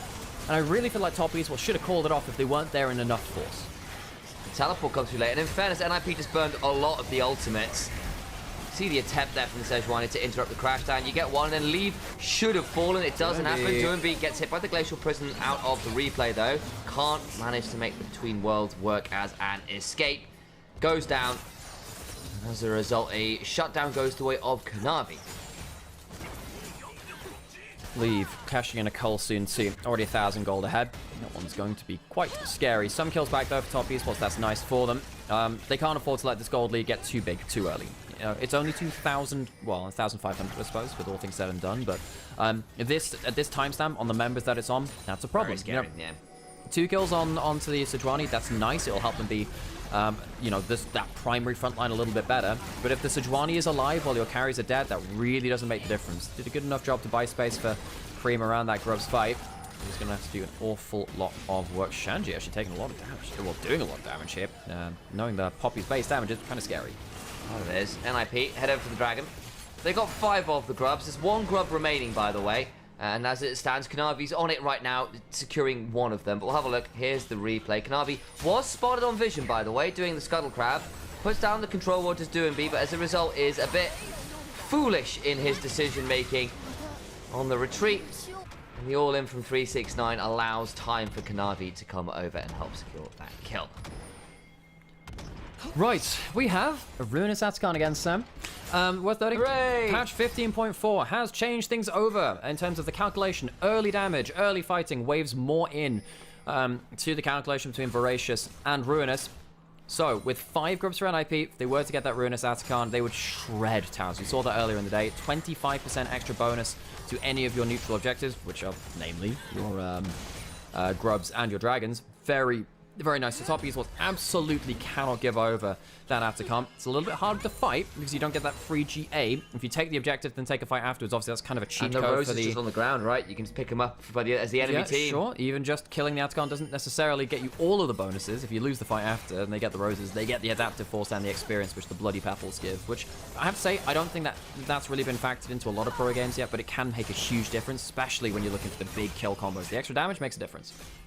Because it's not just killing the objective, you then have to play afterwards. It's one of the more interesting parts of that objective. Not seen a huge amount of it yet. As we said, we saw a few over this weekend, which is great news, and it means that the LPL living up to its namesake is one of our bloodiest regions, and we love to see it. There's been a lot of skirmishing in this game, that is for sure. Still, we now find ourselves in a position where NIP in a great spot. They're up 2,000 gold. That Cole just cashed in, leave now 1,500 gold ahead. Is in a fantastic spot. Doesn't spot the person over the wall. Kanavi is there. Here comes the paranoia, but they don't know Kanavi's here yet. Over the wall goes Peter Crisp. It doesn't matter, and despite having someone over the wall, it doesn't matter. Glacial Prison is Captain Jack Sparrowed out of there. Remember this as the day you almost caught Captain Leave. And doing beat hit by Gravity Field, but nothing too much more than that. More gold again. NIP, every single one of these kills feels really good for the Ninjas in Pajamas. They are sharpening their knives. And I don't think Top Esports necessarily have the body armor to deal with that. If Herald goes over too, with 5 grubs, Herald giving you a bit more map presence, Top Esports are sweating now. They're really sweating. Yes, if you get to the point where you have 2-3 items on Xayah and on the Victor and you get to protect them, yeah, they will carry a game. I just don't think they're going to be safe enough to get to that point. We have the earlier game kind of build from the Kai'Sa, who goes towards the Kraken Slayer in this game to be that kind of diving threat. It's not about scaling up to 2-3 items with all 3 upgrades. This is just dive in, get stuck in, especially with Doombee's Aurora as well as SAT at 4-1 and 3. One-shot those carries. And you saw there in the gold charts, so to speak, Leave was very much at the top of the graph. And Jackie Love is languishing something at like 7th or 8th in this game. He's really struggling in terms of value in this one. And that's a big deal because you want this Kai'Sa, this Xayah to be a legitimate threat. I just don't think that's going to be the case for a little while yet, especially being down the amount of gold that she is. And the thing is, you know, I don't think Jackulov is playing badly. It's just the whole enemy team comp is gunning for him, and particularly because that level 1 didn't have the laning advantage to the degree that you should. You could see it a little bit later after they gave over that first blood, right? But they could get some good trades. But Jackulov has been targeted very heavily in early game and in composition by NIP. Top Esports need to find a way to keep the carry safe. If this keeps, well, it's already carried on long enough. You're in dire straits now. NIP starting to split the map. They have a Herald in inventory. Top Esports have to be kind of having their heads on a swivel for where the next play is going to come next. Imagine the dire straits again. Do we have to start bringing up the Notler effect again? What, having like the world's weirdest guitar tone by, yeah. Even he doesn't know how to get the perfect tone, apparently. It's just like, well, we did it for that one recording, and we'll figure it out after that point. I like dire straits. Never listened to them enough. I like them enough. You can put in the Sultans of Swing Solo over Go Your Own Ways chorus, and it works really, really, really well. Those are 2 different bands, Sam. But yeah, but I know, but it's a really good mashup. Yeah. I highly recommend it. If you ever play Go Your Own Way, use the Sultans of Swing Solo. Yeah, very good. Hang on, should leave on the sideline. Shanji can prop that passive, blocks Here it we with go. W. Overcomes the killer instinct and Leave ensures at 369. Dude, I love this. Just that. I love this. Leave goes for an earlier game build, but the Kraken Slayer compared to, well, okay, whatever. A year or 2 items. It doesn't matter. But basically, the Kai'Sa playing around side lanes isn't the primary play pattern of Kai'Sa. We don't see that much side laning Kai'Sa right now, but goes into that kill, uses the 5 grubs to kill that first tower as well. They have themselves the feats of strength already, of course, but NIP getting this Kai'Sa ahead very efficiently is great. Teleport to the top side to keep that tower alive too. Lane assignments on point for NIP. Okay, Infernal Dragon taken by NIP. It's only the second of the game, but they have got 5 grubs. They do get feats of strength now, courtesy of those objectives and those kills. Turrets haven't fallen yet, ironically. Actually, just did in bot lane, I take that back. But still, NIP in a very, very strong position. Can't quite secure this turret, but the shield after taking the Herald means that Aki not in too much danger there. Dream is really trying to get something on the other side. This Victor could be an X Factor again if they get a little bit close to it. Shenji does not have ult, has flash. Why is he going for this one? That's a bit of a ballsy play. I guess he thinks with the next round of cooldowns he can make that kill. But there is a Seraphs on Cream. It does flip that calculation. Gotta credit Shenji for trying though. Trying to keep this turret alive as long as he can. Actually, because Cream's had to back miles and miles away, you're not being able to finish up that turret, which Cream would really, really like to do this. Victor has at least been farming well. Doombe sometimes drops a bit of farm on the Aurora to make plays, and honestly, Aurora sometimes in the mid-game into big poke matchups can end up dropping off a minion or 2 just purely because you can't step forward without eating a siphon power. But still, just picks up a Shadow Flame, is 4 kills deep, mid lane turret's just fallen. You're in a spectacular spot here. This is, you know, the more important thing for me is actually a lot of the macro here, because this is a great play through this, but this is while, again, mid lane's not pushed, they have a teleport to go mid lane, and then the teleport from Shanji after they reset is, they let Kai'Sa kill the tower, Shanji teleports topside, so they don't, the tower is still alive, it'll fall on this wave, but NIP extend that timer. Ruinous Atacam is alive, and NIP have a great window of opportunity with this power they've been afforded through the early game lead to take a really good fight around that, get a huge amount of tower killing potential from 5 grubs and, well, 2 dragons as well, with the extra neutral buff, and really force Top Esports into a defensive situation. Steadfast pressing comes up and denies 369 those dashes. Can be a very obnoxious match. We've seen it. It's interesting that it's going to be the Shojin second here on 369 on the Ambessa as well. Just ensuring that they have got as many of those basic ability cooldowns as possible. Yeah, it's the standard build, really. That Shojin, it just allows you to just keep spinning through people. It's nice as heck. Oh, he's going straight in! And the feathers are not in a great spot for it. Goes up into the air. Try and buy some time. Jackie Love flash and survives. Now, he's PP God off on the side, but isn't hit by enough of the Winter's Bite / concussive blows to be under real threat. Leave is feeling it. Leave really on that shortlist for next great LPL AD carry. And he's having a great game on this so far on the Kai'Sa, the LPL's favorite AD carry, let's be honest, against Jaculov, who's, as we said, been targeted so heavily, gets his ult. Kanavi caught out. He's very tanky, though. That won't be your easiest kill.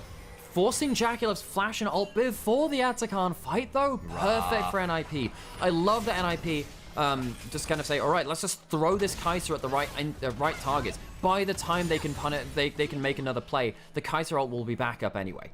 At least between Essence Reaver and Flicker Blade, at least by the fact you got level 11, the cooldown isn't as excessive as it might have been. Hang on, Paranoia, no flash, no ult, no teammates. You have a Hex play on Nocturne, and that means you will always hang on. Crisp turns up this time and keeps the Zyre alive. I thought it was foregone conclusion. He didn't have teammates that close, but they were close enough.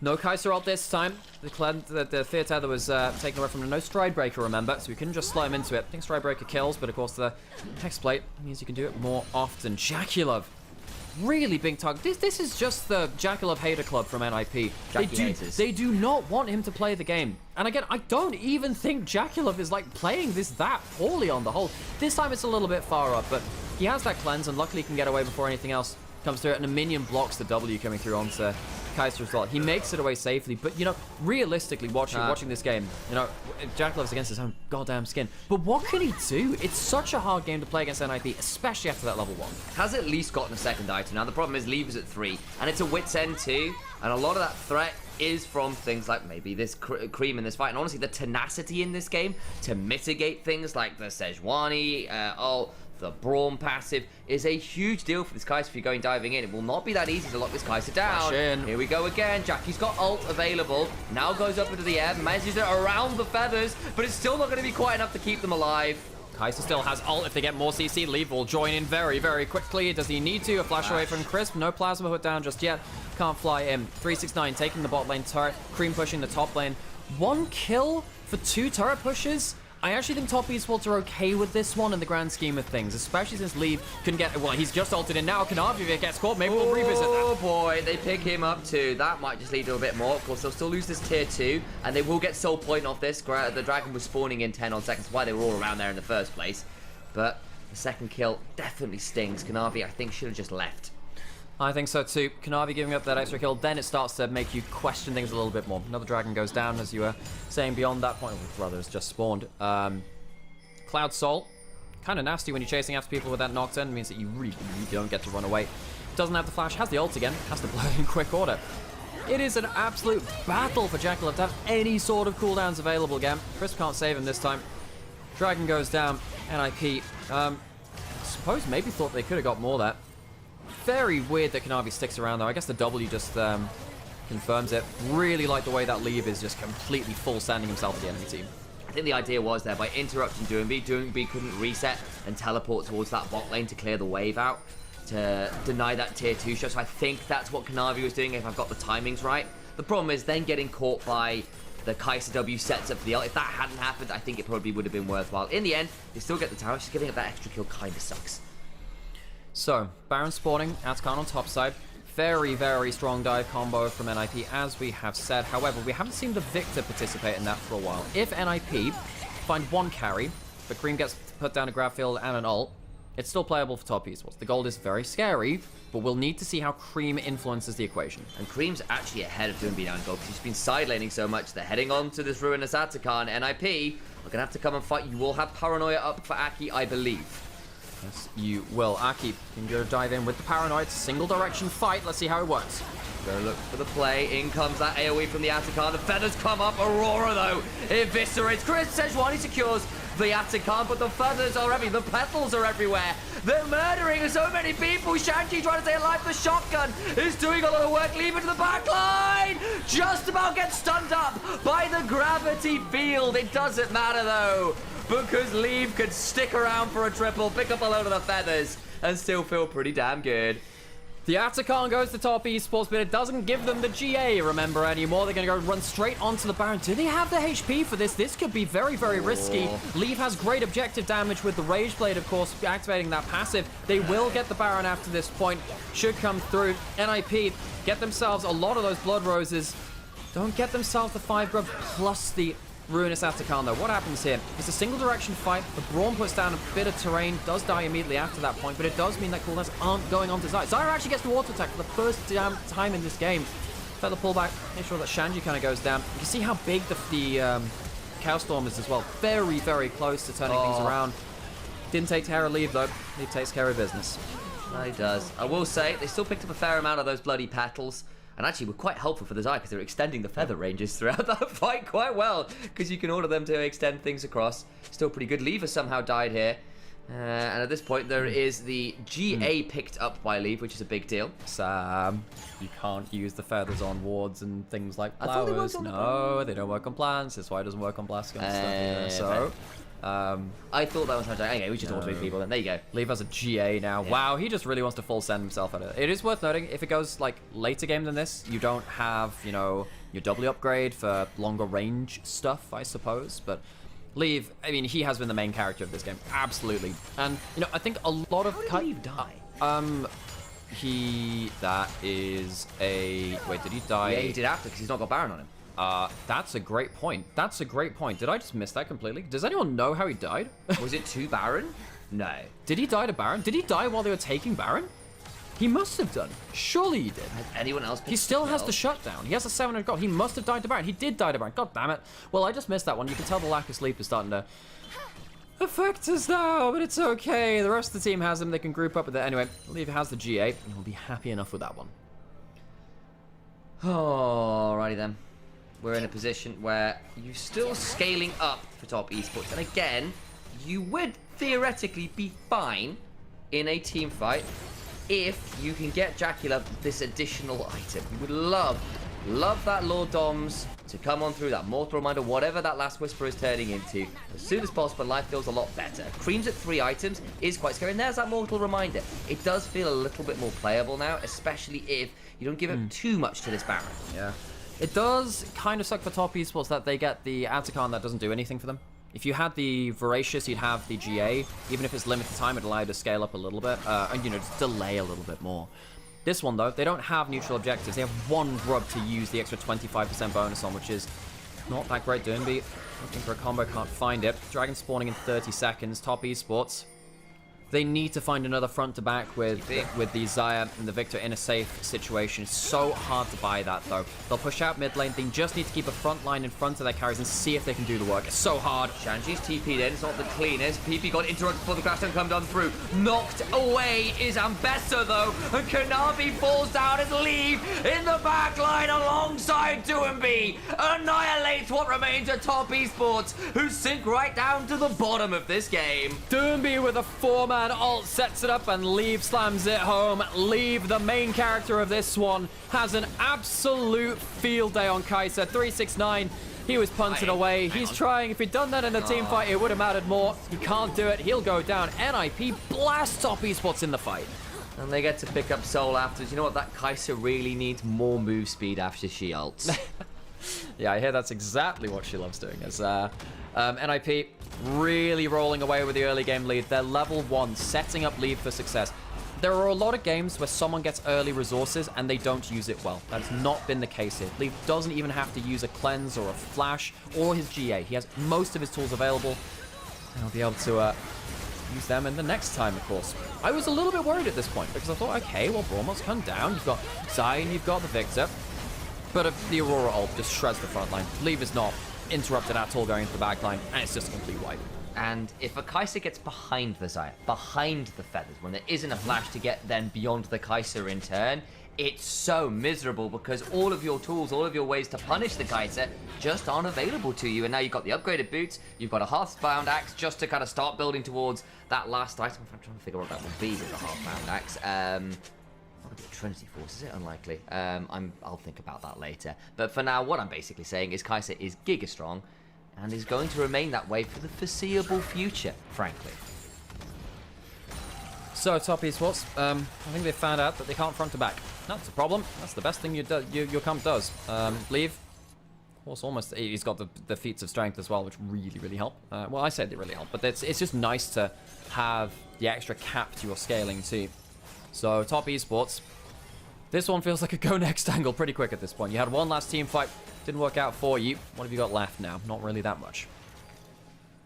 So, Top Esports, it might be a go next angle, honestly. They'll try down about 8,000 gold, something like that, just beyond, maybe even, yeah, something like 8,000 gold. It'll be the Terminus, by the way, the last item. There we go, thank you very much, that would make some sense. More defenses to work with that Wit's End and that GA. How on earth do you ever kill that Kai'Sa at that point? Very challenging. You gotta feel a little bit bad for 369 and Cream because they kind of sat there like, well, we've tried our best, but we can't exactly do much from this kind of situation. Jack Lovey feels bad too because everything's just been thrown at him. Shandy's around the corner, doesn't have flash, might look for a wall stun anyway. Peepcog misses the Q. Maybe an angle. They do actually get onto Lee. Forced to cleanse. He's now in danger. The GA maybe gets popped. Good ult. Like Bessa still trying. Can't get the kill. Still got the GA. Still going. Leave is just better. And the fight continues. Shanji gets another wall stun. Top Esports will make it out, but they will make it out limping. Unreal. Kai'Sa survives with the GA and makes it out like a bandit. Survives and gets the 2 kills. I'm just saying, Cloud Soul's speed after that ult away means that Ambessa's not in range for a Drake hand step. Absolutely ridiculous. Absolutely ridiculous. NIP will go towards the Baron. Top Esports, give it a good shot. 369 gets onto the carry. That's as good as it gets at that point. But he can't outdo Leave with so much gold in hand. In Top Esports, they have been, they've been dealt with very handily in this game. As we go into this replay, you know, Leave starting to stack up his Rage Blade, gets hit by one ult, gets hit by the other, even after the cleanse. It's a really good combo. It's a really good combo, but he can't quite get away, and you're absolutely right to highlight the Cloud Soul movement speed. Flashes away from an auto attack that would have brought him down to GA as well, but that would have just been the GA. But you got to get rid of it at some point. If the Kai'Sa is not taken out of a team fight, Top Esports cannot win. There is too much of a damage differential while Leave is auto attacking. He very much is. And 369, that was a good angle. They got the Glacial Prison that immediately went into the public execution. Yeah, the cleanse was good, but you can't cleanse suppression. As a result, the Ambassador nearly did the work there. Shanji on this Poppy being run at, but with the is it Chain Crushers? Here we go again. Here comes the Paranoia. Doomby's on the side. Here comes his ult. Wide, and there's Between Worlds. Ambessa is going to the next one.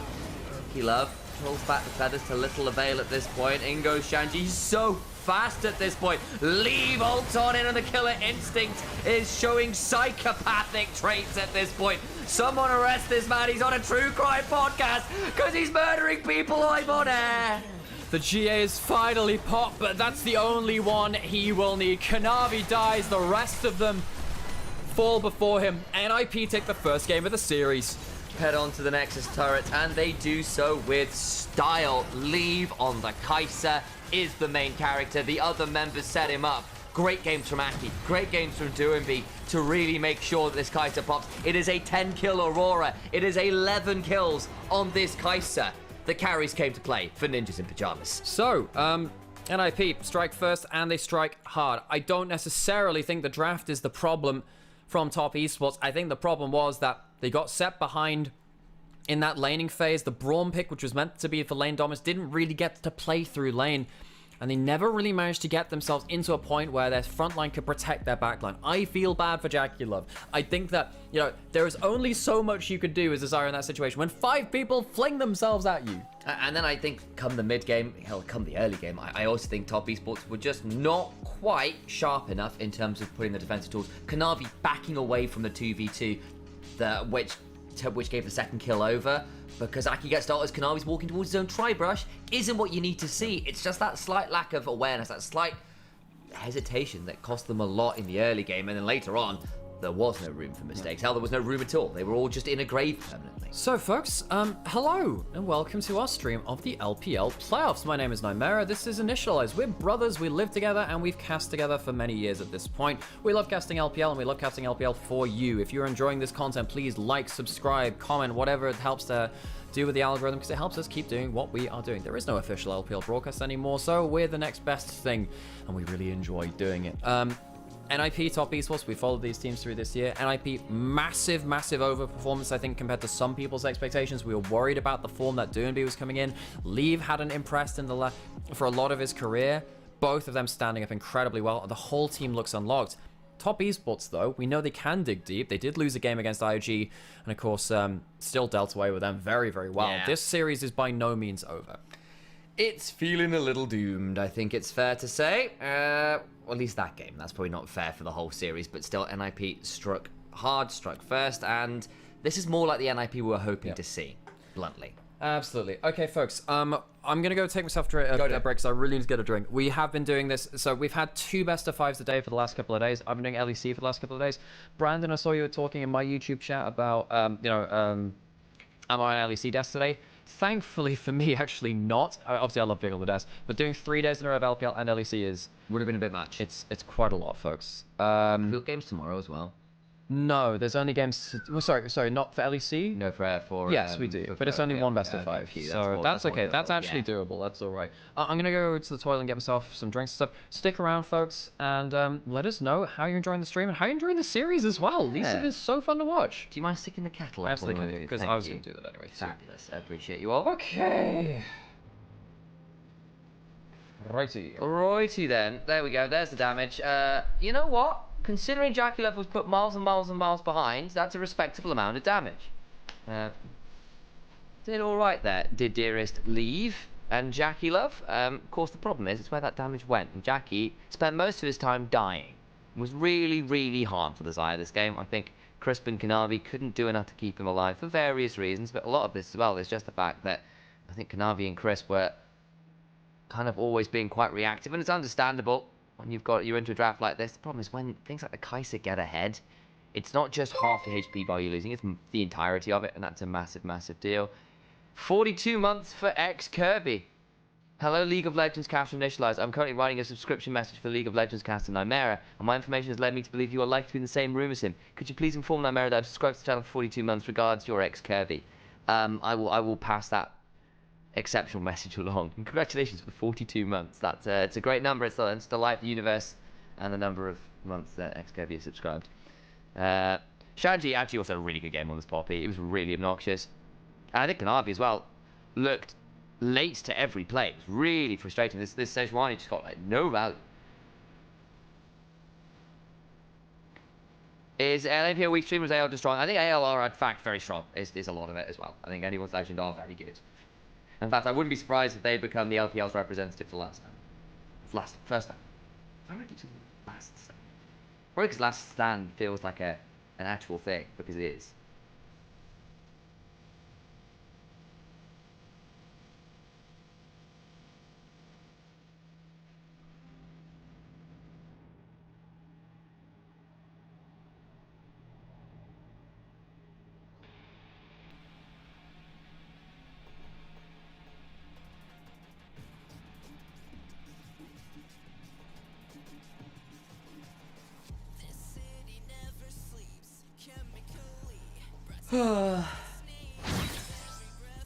I think because they can't call it First Strike because that's the Valorant tournament, isn't it?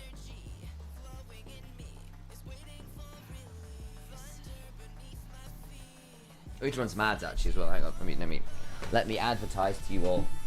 Twitch viewers, give us advertisement money. Adverts. Ha ha.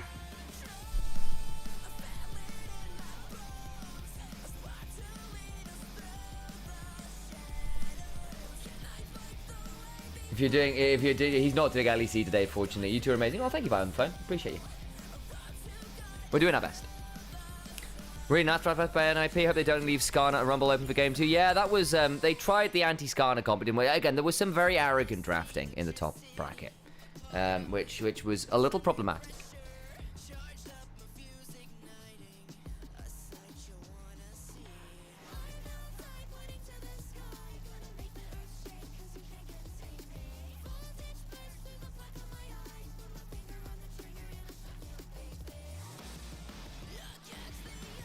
Ivern Leona incoming.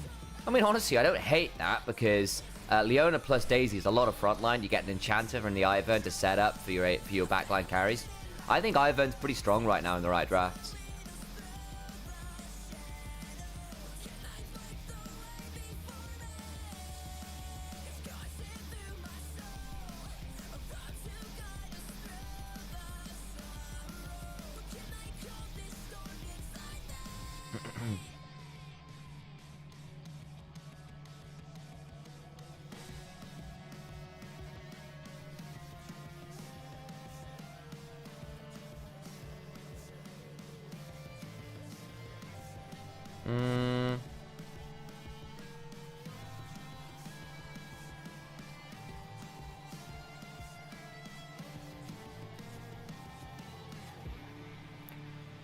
In a surprise to no one, Leave is the MVP. He had a wicked Kai'Sa game. Kanavi also, I think, only ever hit like 2 ultimates onto this Kai'Sa, which really sucks.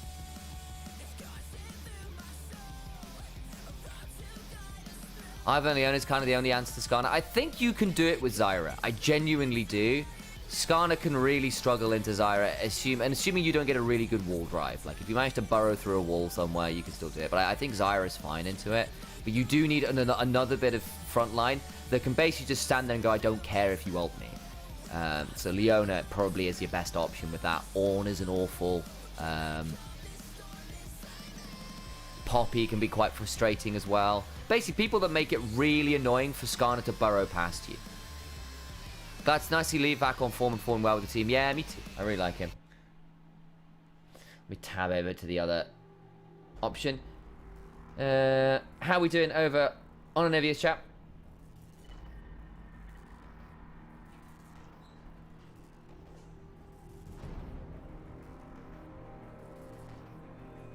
Having fun over there?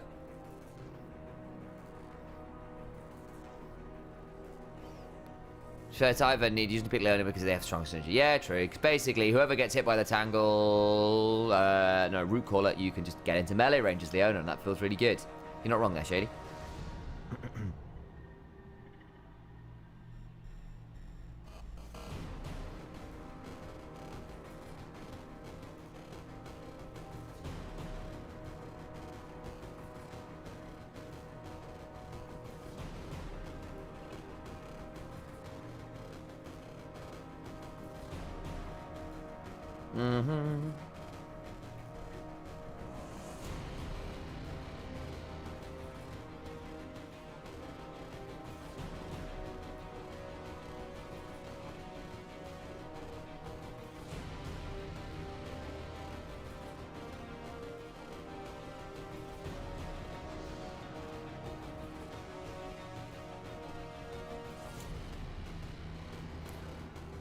Oh, into the break we go. I am definitely a little bit tired.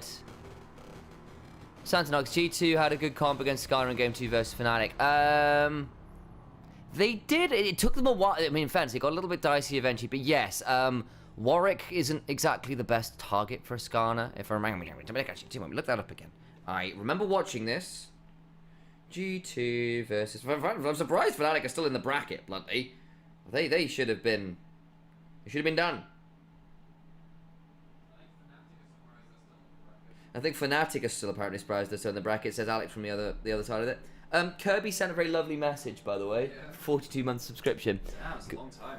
Go read it. It's very entertaining. I was supposed to deliver the message, and I've now sort of delivered the message, but you need to go read it. I can go do that.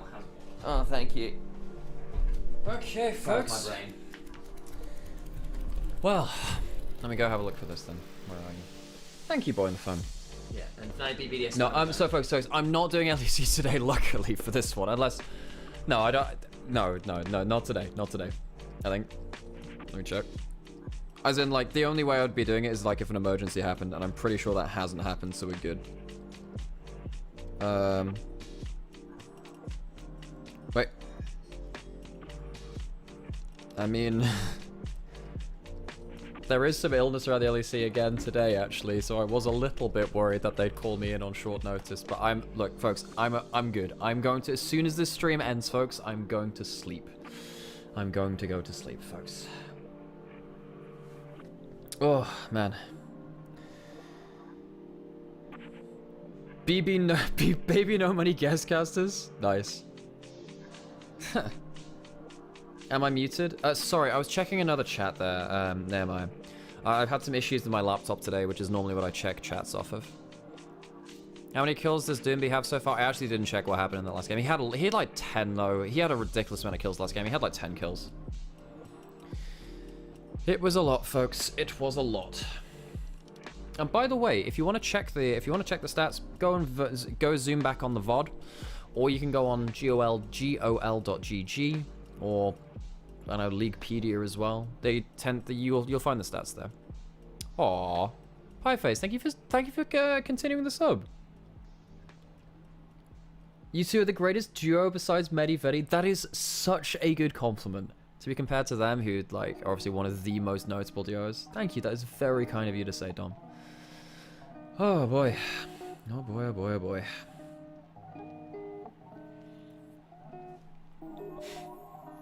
Is that a Pikachu? Oh, is anyone in here a is it VGC? Victory Road? The Pokemon competitive video, the competitive Pokemon video game fan? Because there was some really cool stuff happening in the last few days with, you know, the GOAT of Pokemon, Wolfie. He, I know it's Wolf, but Wolfie. Yeah, he won another international using his Paris song scene, which is absolutely insane. And at the end of it, he had an interview where he said, you know, this is the biggest event ever. 1,400 people trained their Pokemon and came here to win it all, and it wasn't enough. Like, holy crap, that man is walking content. What do I think of Ambessa Blind? So, Shady, this is a great question, by the way. This is a great question. I think there is a thing within League of Legends. Yeah, I think that there is a phenomenon within League of Legends, which is, if you cannot blind pick something for forever. If you blind pick something for long enough, someone will develop a counter. I think Ambessa was blind pickable earlier in the split. I think it is still blind pickable if you have it with Vi, because even if there is a lane counter, it's not a team fight counter at the same time. The problem is getting something that's both. But I think in this game, when you have Ambessa Sejuani, I didn't like that. I don't like Ambessa. Hang on, wait. I'll unmute the stream for this as well, so we can hit Crisp. 团战的沟通以及配合我们做得更好，然后有一些就是该放弃的一些资源，我们可能就是不会再像之前一样，就是那么冒失的去选择接团了。然后就是在中后期的团战配合上，感觉我们相对于之前，我觉得就好了很多吧。感觉我们现在打团，感觉每个人都是挺有信心，然后以及有自己的目标跟一个方向的。对面之前比赛的时候，就是我也是有看他们的比赛的，就感觉他在比赛里面的状态是蛮好的，就是。 这么久没打了，然后现在还是有一个比较好的状态吧，感觉他也是付出了挺多努力的。然后现在的话，感觉他的那个风格的话，就是可能完全就带给 NIP 了，就是可能我们需要小心一些他的一些特色。下场对战 TES 的时候啊，就感觉他们还是一支非常强劲的队伍吧，就感觉他们的下路对线是非常厉害的。然后我们的话就感觉要。 处理好换线吧，然后接好每一个支援团。下场对战刘劲松就感觉他们就是野鹅体系玩得比较好嘛，然后下场对战他们就是我要加强跟大家的联动吧，就在野辅对位上就是跟他们对抗。Yeah. It was okay. It was. I mean, obviously, I don't understand what it is. Yeah. Yeah. Well, folks, welcome back to NIP versus Top Esports. NIP demolished game 1. Yeah, folks. Just some housekeeping here, by the way. If you're on Onivia's chat, you're in the YouTube chats. You talk about whatever. If you're on the Twitch chat, just because we've had issues specifically on Twitch channel, this is not for people just watching on Onivia and stuff. If you could just keep like overt betting chat to like out of that, that would help us an awful lot. Just please respect us in regards to that. It's okay on the Onivia stuff and whatever, because it's their channel, and you're free to do that there. Just that on our channel, we try to keep it clean up, because we've had some issues with that before. Yeah. However, we do wish you luck and fortune in whatever you're doing as well with that, as we walk into our second game. I think that's enough on that topic, and let's just move on. Well, the only thing I'll say is, for those who want to actually start playing the game, come join the Discord so we can teach you how to play. True. For those who want to start, it's the way to learn to play League of Legends. And if is you with want, friends. if you want to learn more about the pro game, keep watching here as well. Exactly. And also, folks, if you have questions about the game, if you have questions about the players, you come talk to us. We love talking about the game. It's kind of our thing. We talk about the game so much. As we we get ready for our second game of this series. I can't imagine Top East will take that lying down. I think this game is influenced a lot by that level 1. Oh, hugely. And I don't know how consistently you can get level 1s like that against a team the caliber of of any top tier LPL team, but against the caliber of a team like Top Esports. Expecting to get a level 1 which kind of circumvents the laning phase of the Rel into the Braum, especially with the Zyra alongside it as well, that's hard to do. Really it is. And I think the other side of this, right, is we saw this Game 4 of TT versus BLG. Sometimes you get a level 1 that warps the game so hard, everything else afterwards can just really, really fall apart from that, especially if the team that gets the early lead is good, because they are just better at taking small advantages and basically investing in them, making them grow exceptionally large, exceptionally fast. Knight getting 3 kills on Lucian was lights out in that game. We're now into this one where Jackulov got both summoners popped early on. The Kai'Sa gets a cull. The Kai'Sa gets 1500 gold by 10 minutes ahead.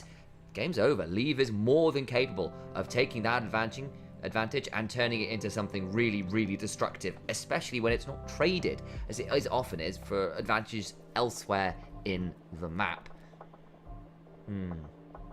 So, we now prepare ourselves for Game 2 with those kind of thoughts in mind. Top Esports humbled bluntly in Game 1 for various reasons. Yep. Level 1 in particular was the catalyst for it all, but I think you also then have to give serious credit over to NIP for taking that advantage and running it all the way down to score that beautiful converted try of a game. I was going to go for American football reference and went, I don't know this one well enough, so, you know, I went for the hand egg game I know better.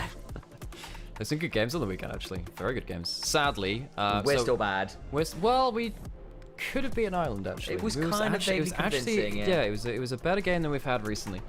England somehow beat Scotland there. Scotland would have won if they'd hit their last conversion. Oh no. 16-15. Oh no. Anyway, that's for rugby fans out there, which very different style of competition. We're half Welsh in the way that it matters for yes.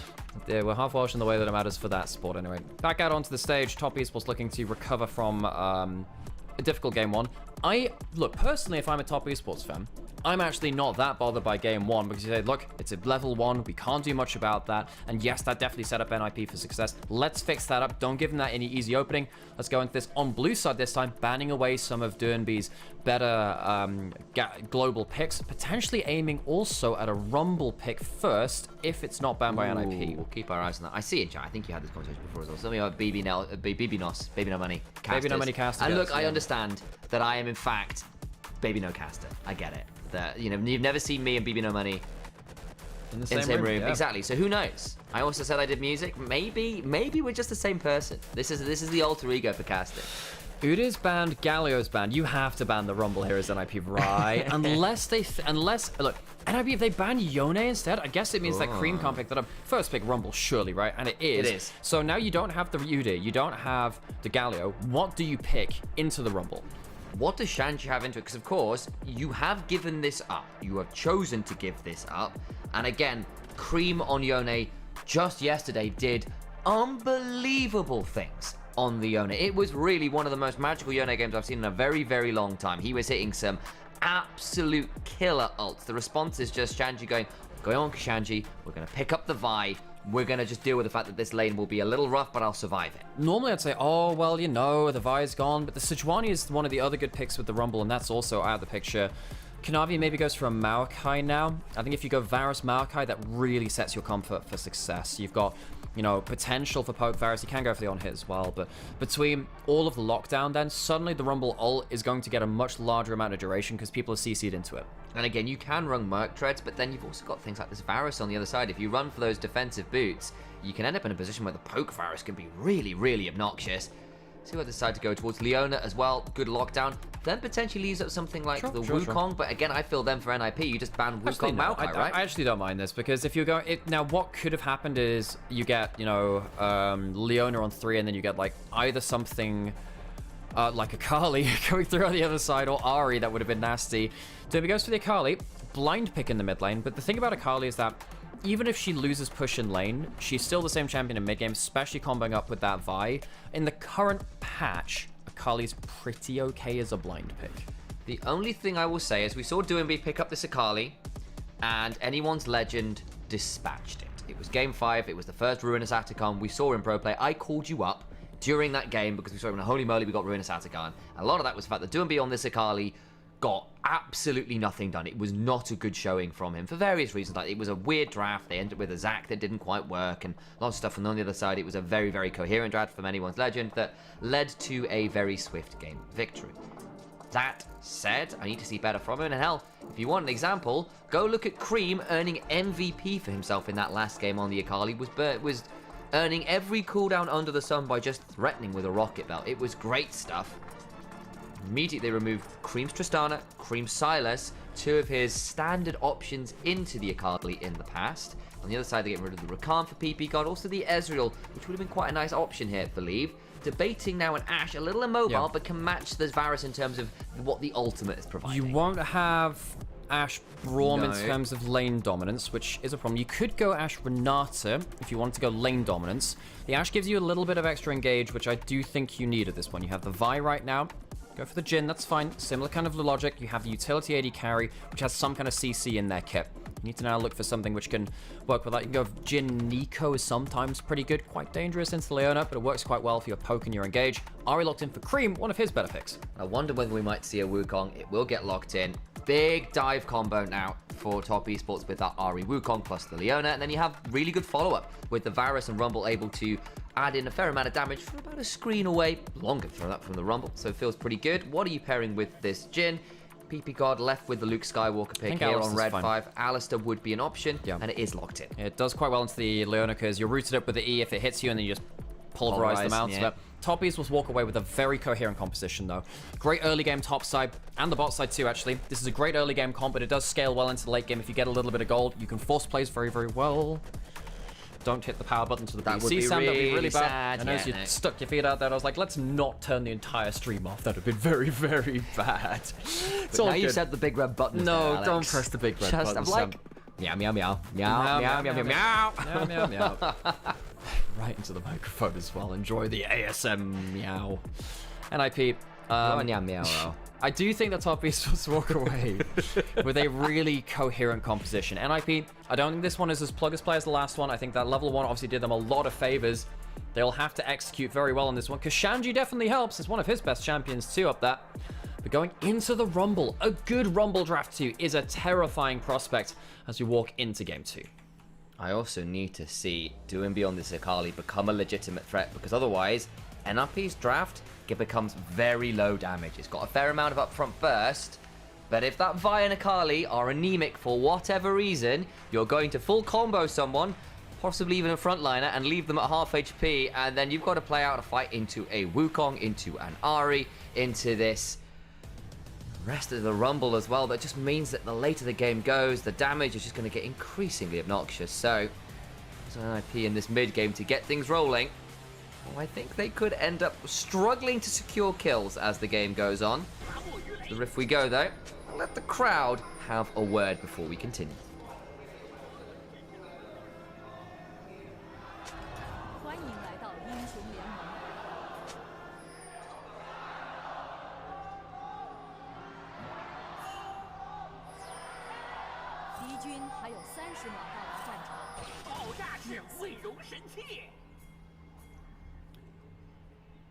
Alrighty then.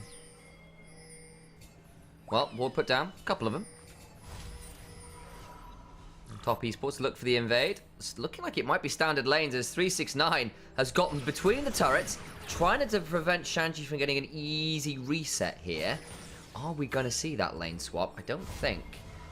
Necessarily want to absolutely go for it on both sides. See what the option is here. You have the wards up here, that'll spot out something. Of course, you have the Varus and Leona on top side from Top Esports, so that can happen. Bot lane's recalled and gone towards top lane from the side of NIP as well. What will happen in terms of calling it?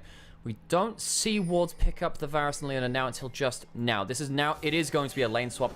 Top Esports put down some wards to potentially spot something out. They spot a ward, and actually they, after seeing that ward, what do they do? Where's Leona going? And it was potentially heading up towards top side.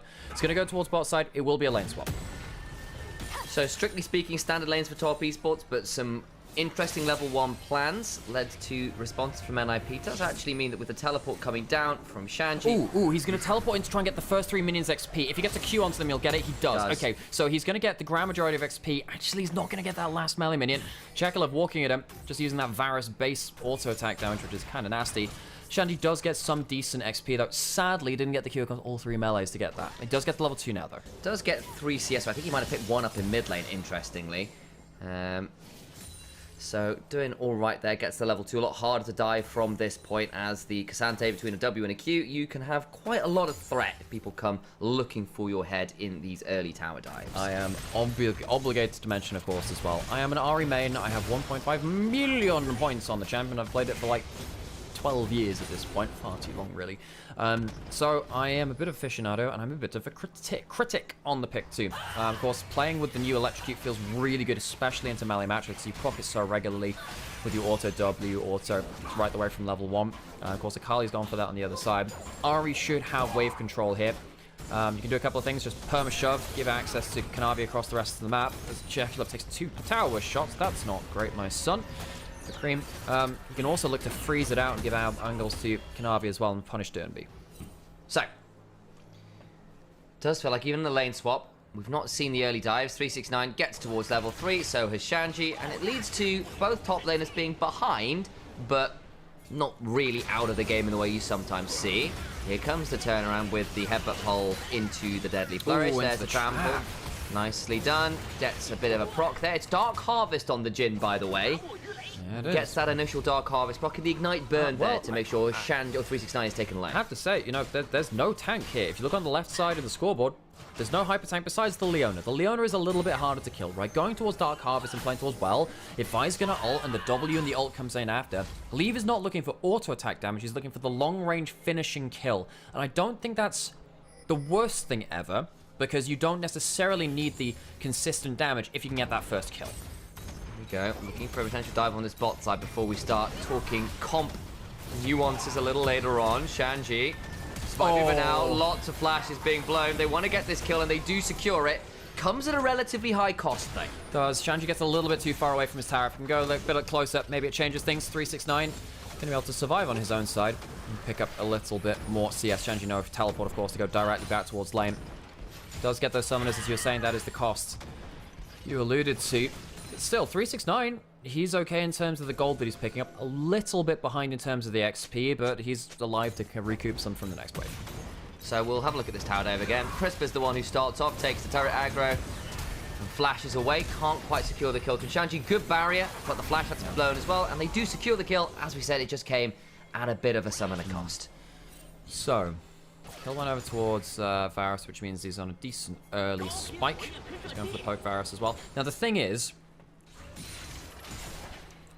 I feel like you do need DPS from Varus this game too, because you are against an Alistar and a Cassante. Hard to get through them as a poke. Well, poke's actually pretty good versus Alistar, but once he pops the ult, the easiest thing ever. Jackie Love, though, the bonus of going for a poke Varus is you get to stand a bit further away from the cage. If you force Akali to E and ult you, or flash and ult you, to get on top of that fight, it becomes a little bit more difficult. Shanji's gonna get stunned up, but manages to escape there. 369 has to flash away because he's next to the wall, and has to do that against an Alistar, because he can separate out his combo. Well, top laners not look, this is just lane spell experience, folks. Top laners hate it. I don't mind it for in moderation. Realistically, it's not been in moderation. I miss standard lanes. I miss seeing a lot of our best players kind of have their Where's mechanical the shy being able to here. play Quinn, you know? Yeah.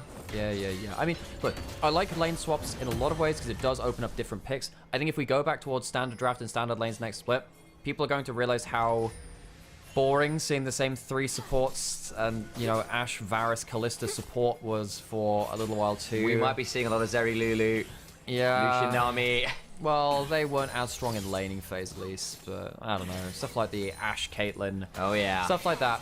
It can really get dry quite quickly. Grubs have started up because of the rotations around the place. Cream, of course, with a Dark Seal first back. Yay! On the RE, you can maybe snowball if they look for that first good ult of the game. Chris doesn't have Flash, doesn't have Ignite. Might be important in this one. Here we go, looking for the engage. PP God and Chris both try to go forwards. It's a lot of damage, but PP God dies first. Now there's a charm onto 2MV. Can't quite secure that one back as they do lose Jackie. Comes at a fairly high cost of Shanji being burned down. Kanavi low but not out of this. 2MV has had his perfect execution timeout. Leave holding onto the 4th shot. Ends up being a 1-for-1 in terms of the kills. Grubs look like NIP the ones come out with 2 of them. Yeah, Cream a little bit unfortunate to... He ends up charming the Akali midway through that fight. Doesn't pick up a kill, picks up an assist. He gets 1 Dark Seal stack. He's fairly happy with that, but losing the Grubs is top peaceful. Your favorite thing? Hey, I mean, I guess you're against a comp that's not hitting towers all too regularly. Starts off with both supports going to just full sending it. One with the flash, one with the Hex Flash. Kind of start things off well. Shanji not immediately in play. Also doesn't have level 6s there too. No level 6 to either top laner really changes it. If you have an equalizer and all out, a couple more clear kills almost certainly would have been cleaned up. That's pretty good, but again, NIP, we sort of talked about this when we were alluding to the Dark Harvest as well. They need the burst combo to work. If for whatever reason, particularly Aki and Duembi don't get rolling, and Duembi is suffering a little bit in the laning phase here, just inevitably into this electrocute melee versus range matchup, you hit mid game and you stop being able to guarantee getting kills. And then on the other side, you've got a Rumble, you've got a Wukong, you've got the Ahri and the Varus. That's a lot of damage. Even when you've got a Cassante, the Rumble will be able to manage that. The Wukong, once he gets Black Cleaver, will be able to manage that too. It gets a lot harder if you're behind. Yeah, I really think that top esports are going to be... Sam's actually just pointing out, and I'm going to quit my point I was saying before that because he does raise a good point. You have the Symbiotic Souls coming through for Leave. It means you get empowered recalls. I think they were buffed on this patch, which is the big thing. I can't remember exactly how. I'll go look at the patch notes now, but they're a cheap item. Gives you quick recall, and of course eventually they come up into the version of Moby Boost. Remember we were saying, hey, he's got Dark Harvest, he wants to be that follow-up damage. Helps him get a range quicker. I don't mind it if he uses it well. We'll see if the play matches the purchase. Be the idea. And again, Swifties for the longest time being the option regime, because Berserker Greaves, defensive boosters aren't really what you're after. You're trying to make value out of move speed a lot of time on the Jhin, off your passive, off ignoring things like the slow, because again, you're so gated by the way your passive and your full shots work. Nice charm there from Korean, gets a nice chunk onto Shanji, who's actually now in danger at a 3rd HP with Kanavi coming on over. I think they're going to try and dive this with Chris coming on up. Turret has got the Q3 gone down. That gives license to go forwards. All out goes Shanji, but the charm follows. Cream takes aggro, doesn't care that much. 3rd kill to Jackie loves Varus. It'll come at the cost of the dragon. There's no real camps to steal on the other side. Especially Jackalov. Jackalov is such a good poke Varus too. I think last year, I called him the best poke Varus in the world. Go back and watch some of his games. Sadly, didn't make it through to internationals to definitively prove the point, but really good at using this long range and continually putting out damage. Did similar against, I think it was IG. It might have actually been in the group stage I'm thinking of. He had some fantastic poke Varus games recently too. We said top east, let's have a great early game comp. 3-1. Didn't pick up all the objectives they wanted, but the damage is starting to rack up, and Cream getting accelerated too. Doesn't have ult. Needs to be a bit careful here, buddy. Flash Q to curtain call is coming on down. The cease and desist. Flash just out of range. Charm is good. Here comes PP God, who headbutts to get to the wave and allows Aki to pick up the kill. Greedy from Cream, loses his Dark Seal stacks. Should have either called down a teammate or flashed the initial engage. Doesn't do either. Dies. And sets his snowball a little bit behind where it should be now. Leave gets himself another Dark Seal, not Dark Seal stack, another Dark Harvest stack, while Aki picks up the kill. He's had a good series so far, he has. With a grub or two here, to be able to pick up a few plates. Was behind in the early laning phase, but actually because they've been able to get to that side lane freer, gets the extra wave, Queen drops it. Nice for the Akali to get back into this matchup, gets a Dark Seal stack of for themselves too. Okay, so Grub's up in 20 seconds. Some big cooldowns used for NIP. They probably won't be able to fight around that, but they're not aiming for the Grubs. They have the 2 already, and they have the Dragon. I think they're happy just getting into the side lanes, and as you said, make Akali relevant. That's important. There isn't that much tank on top esports. Hang on, that's a really good ult coming through from Jackal. Forces out the ult from PP God. He's tanky, but he will make his way out. That's actually pretty key, though, because it means you won't have Alistar ult for a potential Grub fight, and that's a big deal, because, again, without Xante in particular, you don't have that much of a tanky frontline. Your main initiation tool is on cooldown for Aki, doesn't have flash, doesn't have ult. PP God losing that ult again goes down. This should just guarantee, I was about to say it should have guaranteed Grubs, but Aki sneaks over the back of the pit, gets another one, so that's 3 Grubs. Nice, and it means that there's no mites going to be spawning this game, as the 2 will be secured by top as well. Very important question in chat. Karuro was asking, has Aki changed his hair? Yeah, he used to have basically like a proper afro kind of thing. It was very voluminous hair.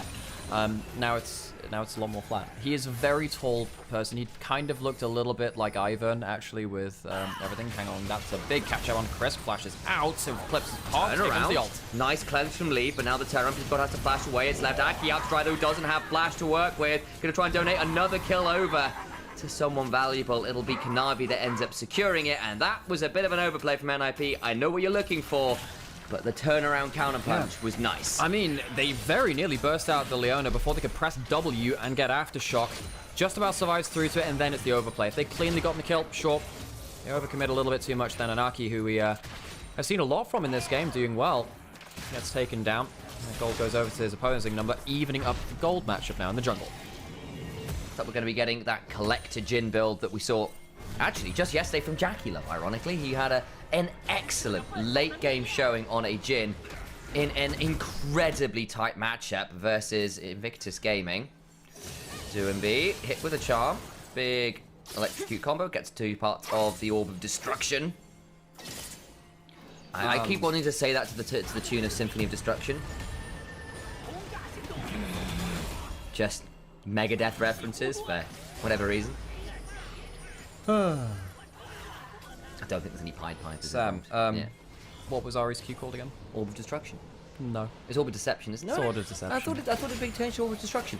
I'm pretty sure it's been changed. It's not Orb of Deception anymore. As far as I was aware, it's still Orb of Deception. I've been calling it that for 10 years. I know it changed. I remember this. Because like it's no longer Tormented Soil anymore for Morgana. It's like Tormented. I know that one is Tortured Soil or whatever. It used to be Tormented Soil. I don't think it is anymore. It's changed. Cream. Jumped out here. Throws down the sweeper for no special reason, but there we go. Just check in case someone was in the bush, I guess. I've checked 2 wikis, and I feel like you're gaslighting me, Sam. It is Orb of Deception. Is it Orb of Deception? Okay. Yeah. Was it at some point Orb of Destruction? It got changed back. I think in the ASU, I think they briefed. I do remember that now, but I seem to remember it's still Orb of Deception. Yeah, thank you, PP God Destroyer. Thank you. Sam, you're freaking Sam, I cannot believe you are gaslighting me about the champion I have obsessed my life over so true. for 12 years and has brought me into this line of work. You would do this to me? I would. I cannot believe you, Sam. I cannot believe you. Dragon Spawn, let's talk about the freaking game of League of Legends. As Cream has his ult back up. 2 years ago, they renamed it briefly. Yeah. And it's not that anymore, Sam. Yeah, they've moved it back to Orb of Deception. There you go. I noticed you mentioned that yesterday. NFP, filled it up. I'm definitely not salty about that one. Teleport's coming through. Let's show what the fight takes. Can look for some more. Chains of Corruption lands. It's only on to Xante, who's taking that much down. Dragon secured. That second one in, but now Cream looking for the angle on the other side will just mean that the Vi dies. No option to cease and desist, and you're right, resets begin to fly. Barbecue in range, just about looking for an angle here. Leaf has to flash over the wall to get out to safety. Dragon secure, but at cost. Now Duimbi in a potentially ugly spot. Shuriken flips away. Deadly Flourish lands. He's safe. Should be okay. Everyone else is backed off. Really good combo between Kanavi and Cream. Love the ult coming through from 369 as well. Kind of separates out one target to gun down. Get themselves good amount of value. Don't get the dragon, which is important though. 369. Just waiting in this bush and Duimbi. It's poke at that best. No one's really looking for kills now. Everyone needs to reset really. Herald up in a minute. That will be important. Will we have any cooldowns up for that? Yeah, we will actually. NIP have some ults left, so they'll be able to look towards that. Some really important moments here, because you see that there's a couple of angles coming through. Kanavi ends up going towards Aki as he goes for the Smite Steal. Cream goes over the wall, and then this separates out the team as well from 369. So there's no real ability to jump into the pit to save there. dying jungler. NIP lose one. They do get the dragon though, so I think you can say it's maybe worth on an objective standpoint. They have themselves 2 dragons now. We're in a very solid spot in that sense. The gold, though, is still very much top esports favoured. And yes, you've got the dragons, but you are still going to need to get things snowballing shortly, because this is kind of when your comp comes on. And we had this conversation literally just yesterday for top esports when they ran a very similar composition themselves. And you need this Akali to start picking up kills. You need this Jhin, this Vi, to manage to land a few more combos that will lead to the death of Cream and JackieLove in particular. Otherwise, I think the team fights just get very hard to play. So, take a step back. Herald is up. We said that NIP had their ultimates up and available immediately after the resets. Well, they haven't been able to use them. Now Top East will have everything up but the Cyclone, and, well, they have everything in the next few seconds. Kanavi doesn't have it right now. Actually does have ult. He's pulling his turns under tower, though. Oh, that sometimes happens when your Vi will get out to safety, but now the teleports come flying. Crisp's in danger, but they kill Aki off first. Crisp still just about alive. Finally taken out by DoMB, but the equalizer comes on down top of Shanju, gets charmed back onto the red carpet. Cream. It is a very important person indeed. Welcome to the Oscars. Unfortunately, the people winning the awards for Best Movie and Best Horror Show, it's Top Esports. You know the victim was, it was NIP. Cream goes cross-country and goes the full distance in the fight. 8 stacks on the Dark Seal now. He is snowballing. And while NIP felt like they had an opening to maybe take the Herald after that last fight, it slipped away from them. Top Esports used their cooldowns coming up very quickly, especially with stuff like the Malignance. And the early cooldown reduction built up to really accelerate this fight again. There was a brief window where the Cyclone was down now and the Equalizer was down now, but they don't cleanly take the fight. I think Aki was maybe just playing towards that cooldown and saying, we have to go now. Overplays himself, goes into the pocket, gives a reset over to the Ahri, who starts to just put down a ton of work. Look how many just random Malignance pulls you get in this play. Charm back into it, it's another death to the top side. As Cream gets himself another Dark Seal stack. Top Esports well and truly snowballing. And they picked them up in the right places. Everyone looking to have picked up quite a lot of gold. This Cassante as well, down 30 CS. That's a big deal now in the top side. You've got first items completed. JackieLove has been set up for success from the early game. In the picture-in-picture, we can see it's just Crisp walking menacingly at DoMB and chasing him down with all the abilities. And then, despite Cream having taken a bit of a chunk, still manages to pick up the kill. It's a good spot. He's going towards the Leandri second now. He's got a lot of gold. This would be the time to go Magi's, folks. You want to get it before you start overcapping and start powering those other important fights. We'll see. Cream will go at some point. He's got enough stacks. I believe in him. I trust him. But the Leandris really does want to be part of your build, especially against the Alistair and the Cassante later. Cream is going to start taking over this game if no one else is going to as well. I said, obviously, I'm the Ahri player. I like to focus on this guy. Everyone can take over this game now is the problem from Top Esports. NIP, they have the ability to shut down one person well. They're very single target, though. Very single target, whereas Ahri, Wukong, Varus, Rumble, all of them can give a good amount of AoE options, even if it's not their specialty as a champion. With red buffs coming through as well onto JackieLove, he'll be very, very happy with his points in the game. Actually, not that relevant. Dragon's coming up in a minute, and I don't know if NIP have the stuff to fight it.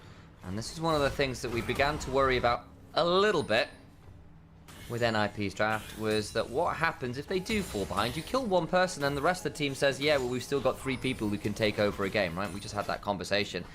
And it really does stand true. You might get un-execution, but if it's only onto this Leona, not great. If on the other side, yes, you get a JackieLove, you still got to deal with the Wukong, the Ahri, the Rumble, that are giga-fed in that map, that you can replace that champion with anyone else in the rest, and it's still a problem. You need 2, really, at this point, or catching people in a skirmish on rotation to get the man advantage afterwards. It's just not easy, especially if it costs you too many ults. Yeah. Hey, we did say walking out of game 1. Hey, great level 1 from NIP, and they played their comp well.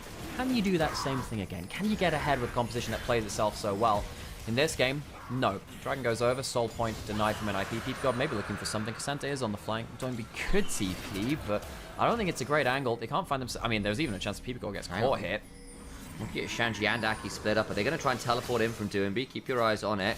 Everyone's coming along. They've not spotted the Vi yet, who's backed away. Nice vision toggle there from our observers showing there might have been an angle. They're still hanging around.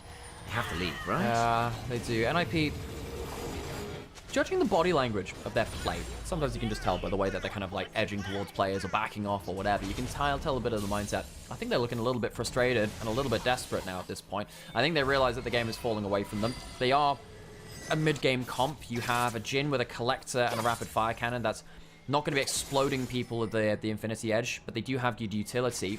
I think they're worried that they are falling behind the game and they want to make a comeback play, but I think they're overreaching for it.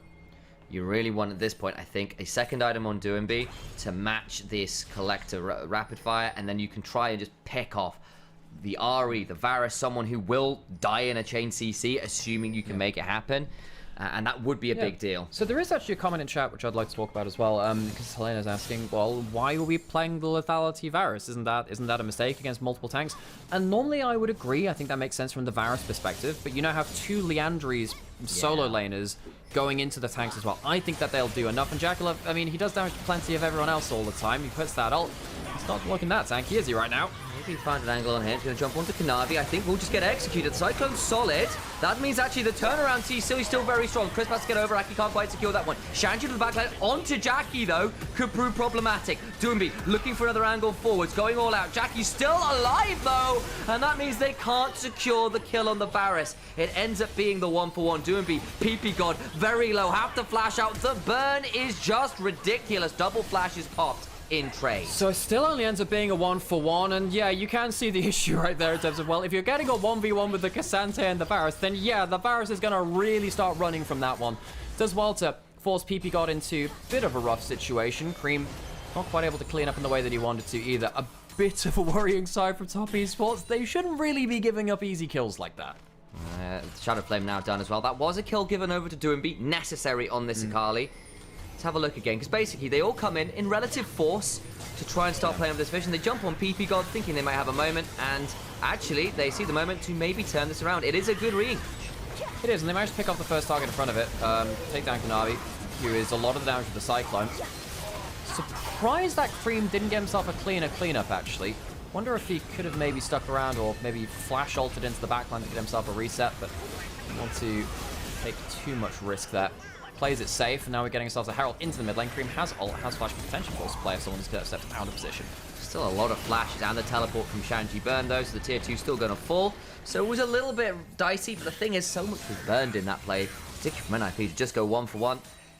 You end up losing the turrets just after. Atakan is up, Doumbé doing his best to split push off towards this top side. Should be able to clear out some of these minions. At least would love to get this cannon as well, but might just be forced to leave it. And 369 says, cool, I'll trade on the other side. I don't have teleport, but neither does Shanji, so it's all right. Shanji will clear that one out. Could potentially all out to him on the turret, and you can't exactly put the flame spitter on because then you start taking tower aggro. So, next steps in the game. 369 about to hit Riftmaker. Powerful point for him, especially in the 1v1 matchup against the Cassante. Doesn't have Conqueror, which often is what wins you the side lane matchup against the tanks. Cream a level down on Doumbé because he's been grouping more. Still has more gold just about, but as you were saying, necessarily a couple of kills on Doumbé has brought him back into contention with that. Akali can very much 1v1 the Ahri at the stage. You have to be very, very careful. If you ever land the E on them, things go pretty badly wrong after that. Really interested to see how Leaf can get involved in this game, though, because he's not exactly going to be the main character in the way he was in Game 1, for instance. He's not a 17 kill, I can't remember how many kills. He's not like a 13 kill Kai'Sa. He needs to find a way to get involved more, whilst also remaining safe. That's a very hard double checklist to cross off. Yeah, it definitely is, and now in a position where it looks like the Wukong is going towards a BF Sword item third. Does BF Sword still build into GA? I'm having a moment here. Might well be the GA third here to just prevent that initial reset and pick happen onto the GA. So and it probably should be that. Yeah. I think if that's what he's building now, I don't see anything else that Kanavi should be building for that one. He's not exactly going to be going for a Bloodthirster now, is he? Yeah, hilarious Infinity Edge with no crit. Let's just do it. Remember Triforce used to give crit? Yeah. Had the Zeal in this build. Back in the Zeal. Triforce Cogmore. Triforce Yasuo was insane at that point, man. Just run at you with a ton of move speed and HP, and you'd not Triforce Static Shiv back in the day. Aki hopping over the wall. This is, of course, an important dragon coming up because NIP would love to get themselves onto Soul Point. Easier said than done, though. That is. And again, second dragon only for Top Esports. So NIP could afford to give it up, but again, their comp is in some ways past its real point of power. They've got at least a couple bits of assist. Nice charm onto PP God, who feels the ult needs to ult, turns around to Chris, half shock times out, Deadly Flourish goes wide. Shanji already lost a third of the HP. Chris goes back in, has the locket. They can turn around to PP God, who's just dead. Shanji walking down the red carpet again, slows down to have a few pictures taken, but leaves before it gets too hot to handle. So that's going to be dragging over to top esports. They don't give NIP any easy options. NIP have never had a second angle to play from. Normally what you want for this composition is, you know, Akali coming from the flank, Vi getting into the back line, and, you know, Alistair disrupting the team comp as well. If you're going straight down the front and center, yeah, you might kill the Leona. I'm pretty sure you lose everyone else in return for that in any serious fight, though. So that's 2 Dragons to top esports. They stop a soul point again from NIP. NIP can't exactly, well, they have an awful objective taking comp, especially with this Jhin build. They don't have objective damage, and then with the Vi as well, it's not like a Lilia or something like that which kills objectives quickly. NIP, they have to play for fights, they have to play for skirmishes. They can't even play for rushing objectives, which sucks for them, because that's one of the ways you come back in these games. You sneak an objective wave. Not with these champions, you don't. Bloodletter's Curse just done for this Rumble as well, so, and even things like the Kaenic Rooker really aren't keeping you alive versus the Rumble anymore, who's already very good at dealing with MR tanks purely because of the Electro Harpoon. Shanji gonna face check the Ahri, and if there was someone he does have a slightly better time against, it is the Ahri, who's still got the Liandry's and has got the Blighting Duel, so he's going to be dealing with pretty much everyone but this Cassante super well, and across the extended trade, still not going to be exactly fun. Well, I was about to say, actually, this is the anti-Cassante build. Yeah, Cassante will take half his HP from that. Atacon now started by top esports NIP. They need to find him another angle. Aki does have that angle. Can they execute on it?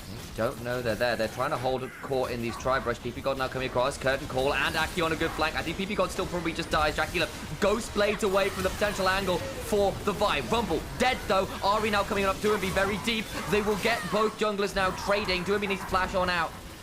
Make this one out. Doinby goes golden, but he's still going to just have Kanavi waiting on top of it for a crushing blow.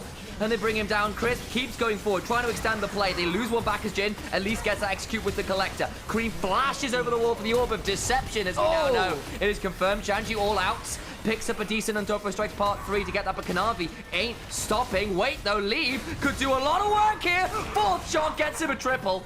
Leave has a 7,500 damage team fight to keep NIP in the game. I am so sorry for criticizing the build Leave. The build Leave. Clearly you knew better. NIP somehow bring it back from the brink. It's arguably not even a quote-unquote one fight, but Leave does so much work. Aki has the angle up first. That's the first thing that we talk about. PP knows he's going to die for this, but he buys enough time to make sure the Tri-Brush is easy for Doinby to get towards. That helps. Leave uses his ult to get something on the board, and the Rumble can't bring up any more damage for himself. At this point, I was thinking, well, you know, Doinby's out of the fight. You don't really have to see this damage. Surely this is it, right? But Atacon has taken a load of damage, and the route into the Atacon means that Shakulov is basically completely one-shot.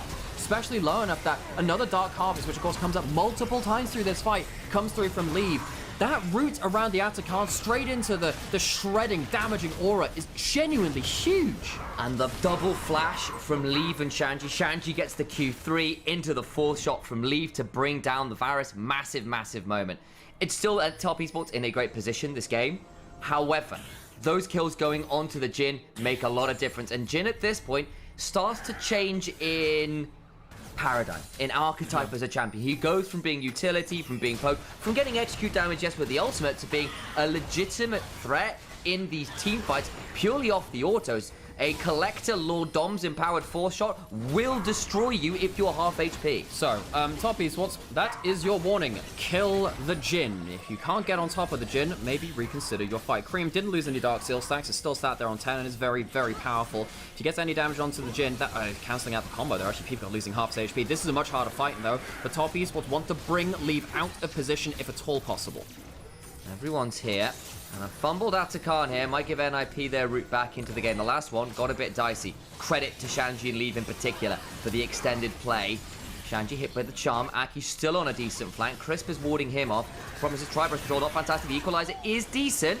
Burns a lot of HP on PP God and Shanji. They back off and we restart Atacon again. Here we go again. Top esports trying to control the Tri-Brush. These charms doing a very good job of denying that access in. Doinby opening up the extra option from top lane, and Leave is still in the defensive pocket. He's got a W, he's got an ult. How much can he do? And we walk them, say, into the river. Again, here comes Aki. They control around the curtain call to buy some time. It's going to be a lot of damage. Kanavi begins to body block. They've lost the Vi. PP God falls. Much cleaner stuff, and I don't think there's an easy angle, unfortunately, for Leave to keep putting down DPS. That's better this time. They don't overchase into the Jhin, and they will be able to get themselves the Atacon. NIP One good fight does not make a one game. They get themselves a decent recovery, but they can't stick the landing. Atakan goes down, while NMP will at least trade for the mid lane turret. How far away from an Infinity Edge is Leave? That will be a question we have to track. The problem is Baron is up. Atakan was just secured. There's not even a soul to secure for NIP. They'll get soul point off this, and that's not bad. You'll take that as a consolation prize out of in case of nothing, but still not easy. I noticed, okay, so this is going to be a soul point for NIP. So the directed trade does come through. However, well, I mean, if you survive long enough, fight for soul after that point, so NIP opening up. Maybe a door closes, but a window opens. As we go back to this fight. Aki tries to play the second angle. That's what NIP have been really trying to do. Doesn't really get the value he wants to. Cream has a lot of upfront burst damage, and the Lendra does quite well against the Vi, who's built a lot of HP through Sunder and whatever, but doesn't really have that much MR. Definitely means that you can have good damage over there. Gone towards the Seekers as well. So Cream, really look for Cream to play the aggressive bursty fights. I will say, you have the Atakan. If you go Medjay's, you don't lose the stacks if you die. That's really a great... I think that's a mechanic which a lot of people are not making the most of right now. Top Esports, now's your time to force the play. Leaf doesn't have flash. Kill him. See what you can get on the map. He does have an Infinity Edge, He though, does. so. Said I wonder how close he was to that. That now makes Leave an X Factor. He can do a lot of work this game if he gets time to hit people, and probably, if possible, not be full-shotting people at full HP. The bullets do way more damage as long as you've lost some HP to begin with. It means Aki and Doinbi do a little bit of work there themselves. I think the problem is they just don't want to fight right now. I don't blame them. They're trying to maybe get a hold of 369, but the inhibitor will fall nonetheless in this bot. Yeah, I think NIP, as long as they know that Leave's in... Look where Leave is positioning. He's positioning at W range, not auto range. So he's sitting back, way beyond the engage range of the fight. He's trying to sit there because he knows he doesn't have to auto attack all the time. The ult's going to be good poke again. Using quite an important tool. Atakan's only there for 30 seconds. They break the base, but they don't break the game. Charm, wide from Cream, does still not enjoy the damage from Leaf, but again, you've got Atakan withdrawals to work with, so they can play very, very aggressively. They do so. Second inhibitor about to go down. I think NIP, he may be forced to pull the trigger at some point. Sometimes I don't think top esports are leading. You see, there was a... Oh, man, there's a lot of damage onto Cream. The Atakan's moving off in 10 seconds. Can they get kills after that, or will they have to delay? Curtains are called. Remember, there's not that much pit work here to hold on. They get one withdrawal. Recall now comes from Cream. It's bearing off now. It's gone. It's gone. You're right. They can start trading for it, but Doinbi goes golden, but too late. They turn it around. Gonna try and play out for Leaf. Akali gets two. No way. Doinbi on that HP gets that much value. They can keep going. You're right. They're gonna try and play it out. 369 puts on the barbecue, but Leaf likes those odds. Cream takes too much damage before the fight, and top esports just do not recognize they are actually in a 4v5. Great work from the rapid fire cannon W of Leaf before this fight. This AD carry is putting in monster work here for top esports. Still hasn't died, had the Infinity Edge for that fight. Cream picks up a frickin' Medjay's, but he's not there to use it. Look at this W. That's after a rapid fire fourth shot. And yeah, they think maybe they've caught Leaf, but their Atakan is wearing off, and the Ahri doesn't have teleport to rejoin the fight. Recalls, but it just doesn't matter. An NIP strike as soon as the Atakan falls. I thought Doinbi was dead. He is next to gone. Gets a little bit of second wind healing. Gets 2 kills at the back end of this, by the way, before going down. Insane stuff. And then, Doinbi's taking the damage. It doesn't even matter for me that he goes down a little later, because it looks cool. Leaf would have cleaned up the fight anyway. Leaf is so goddamn strong on this Jhin. We've seen some great Jhin games today. We saw Elk have a 13-0-17 game earlier on it too. Something like that. Insanity from him against TT earlier in the day. Leaf, he might be able to solo carry this now. He is getting to the point where he has an ungodly amount of Dark Harvest stacks alongside his almost full build. Not seeing how many stacks he's got, actually. Maybe next time we hover over, we'll have a look. Can be a pretty big deal here. Going towards what I suspect will be a GA last, and I do not blame him. That's pretty significant. Of course, Aki did lose the GA active in that last play, worth noting. But then again, so did Kanavi. So both junglers without that additional second life, which is a big deal when you're diving into comps that can manage the dive pretty well here. Yeah, GA, or it could also be Bloodthirster, I guess, if he wants just a little bit more stats. He goes for the GA, that's fine. I do agree with that. Means that top esports, if they overextend now for the Jim, and he has flash, he can die, go into the GA, flash out. Hopefully his team's done a bit of work while that has happened. Akali, as you seem, actually kind of scary despite being so far down.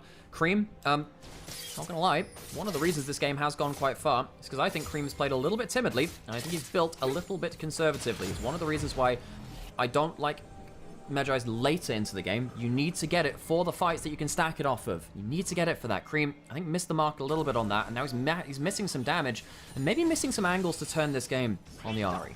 Again, it's still Top Esports in a good position this game. They have broken 2 inhibitors, NIP in a difficult position in terms of the wave control if nothing else. They did get Soul Point, so this might be their angle back in if they can win this next fight. Cream, what's he doing here? PP God doesn't have flash, will have to ult early, and he does. Here comes the on the fight. Side. Jumps into the backline, Cream goes golden, but it's not the best angle, and now the turnaround can begin to go on through. It's a great character call angle, 1-for-1 as it stands, but the walls are closing in, as are the curtains. Doomby goes golden, will likely still fall apart here. They get that additional kill, ends up being a 2-for-2, but the jungler is dead, and Dragon's alive. But the AD carry is dead on one side, and Leave is still full HP with the GA. Boy. With a flash, you cannot go towards this. I think at this point, the AD carry diff is more important. And if now you've reached this point where if Top Esports send Kanavi into the pit for a steal, he will die. And I think that's way better for NIP. Even if they don't get the soul at that point, I think they're okay. They can still look for a play here. They still have the all-out and Shanji. Trying to get on over, still hasn't quite got flash, it goes down, they secure it, Jin has that one. Ocean Soul. Ocean Soul, big dude, you've already got a very tanky front line and a... You've got the option here, for a bit more damage, 369 takes a huge chunk. Leave still trading, waiting for the rapid fire angle, the charm comes on through. Shanji though, begins to heal on up, and that tankier front line can do a lot of work with There are this Ocean super Soul. minions on the Nexus right now. They're not going to kill that tower, I don't think, just yet. I will survive, indeed it will. So Ocean Soul for NIP, are you kidding me? Top Esports, they might have fumbled the bag a little bit here. Surprised that they managed to not close out the game when they did, but Leave with that incredible 7,500 damage team fight around the Atacant has saved their bacon. Full build, Ocean Soul, GA on Leave. He has himself an elixir too. This Jin might just carry them to freedom. I can't believe that Leave is having a performance of this caliber. He needs to. He's doing a phenomenal work. He won MVP on the Kaise. He was the first team AD carry for the All-Pro. He's delivering an All-Pro experience in these 2 games from 2 very different positions too, right? Game 1, he was donated the early lead. Game 2, he had to fight for it. The Atacant buffs wearing off. Massive, massive moment for Top Esports to fumble. And there's still a gold lead for Top Esports, but I just don't, I think it's decorative now. I think it's decorative. If you can't deal with the Jin, it doesn't matter. Leave, standing again at W range. He's playing for that longer range. The Solar Flight comes through, but it's only onto the Alistar. Does have to hope for that's it. Does, but Doomby going in, potentially. Apologise, he held on to his nerve. I thought it was that. It was a different thing around him. It might have been trampled anyway. Passive. Shino Cream burns the ult. Try to get the angle. PP God goes back on him, but it's only really onto a Chrome. They go to turn. PP God is very low, but now gets to pop the ult. Changes corruption after. Leave unthreatened as he opens the curtains. Doomby to the back line alongside Aki. They've killed off Shanji at the very least. Aki and Doomby not getting as much work done as they want. Leave is doing damage though. GA back up off cooldown. Gives a moment. Doomby cannot secure the kill. The last auto would do it to break down the Akali. Finally brought low. PP God goes down. But Leave is just absolutely monstering the fight. It's an 8,000 damage Rumble team fight though, who manages to match Leave, but he's going to clear up this T2. The Jin just unthreatened, unbothered, and absolutely lethal. The Ocean Soul is absolutely critical. You see how long PP God, Doomby, and Shanji stay alive because they delay just a little bit longer. It is another team fight really in favor of NIP. They don't lose themselves the GA on Leave, they lose the flash. Christmas going to walk over, but they're not going to be able to stop this. There's not great objective damage typically on NAP's comp, but because Jin is so strong, now there is. You might be able to, well, you can't even teleport in as, well, Rumble might walk up. I don't really think they can stop this going down, though. They're going to try and fight this one out. Equalizer comes into the backline. Leave, remember, no flash, needs to be a bit wary, but with the Ocean Soul and the ability to reset here, comes on through, and NIP are going to crest us post 40 minutes. This Jin still has everything up. So watch how much value the Ocean Soul gets him. So PPGO gets caught at this point in the fight, but he's healing, 46 a tick, gets his ult on, and that allows him to get, basically an extra 500 HP. And he just managed to get that extra few skill shots through Aki. Similar kind of thing. He's got a GA over there, which allows him to buy some time. Doomby's healing up while he's in the Zhonya's. Very nearly gets a clutch kill onto Cream. Tries to flash out of potentially a charm, which will cancel the E. Gets a little bit mind game, but he's just, again, got a couple of extra 100 HP. Flash. Kill through it. Leave does use the flash. That's the one big thing NIP need to be aware of. They don't have flash on their star carry. 808. He sold boots. He sold boots for it, which does mean he's much easier to catch. He needs to be so careful. He needs to play at maximum range. He's got the Mercury Scimitar and enough crit here, in fairness, that he'll get a lot of move speed off the passive. Jin, this late in the game, gets a fair amount just from how his kit works. As long as he gets auto attacks. If he's not stood somewhere, he can auto attack something. That value becomes a lot lower. NIP, can they claw it back from the brink through leave? I can't believe that this guy is making... Horizon. It is. I mean, the thing is, Jaculov, he's basically full build too. The gold is somewhat decorative, but the Jin against a no-tank team is putting in godlike work.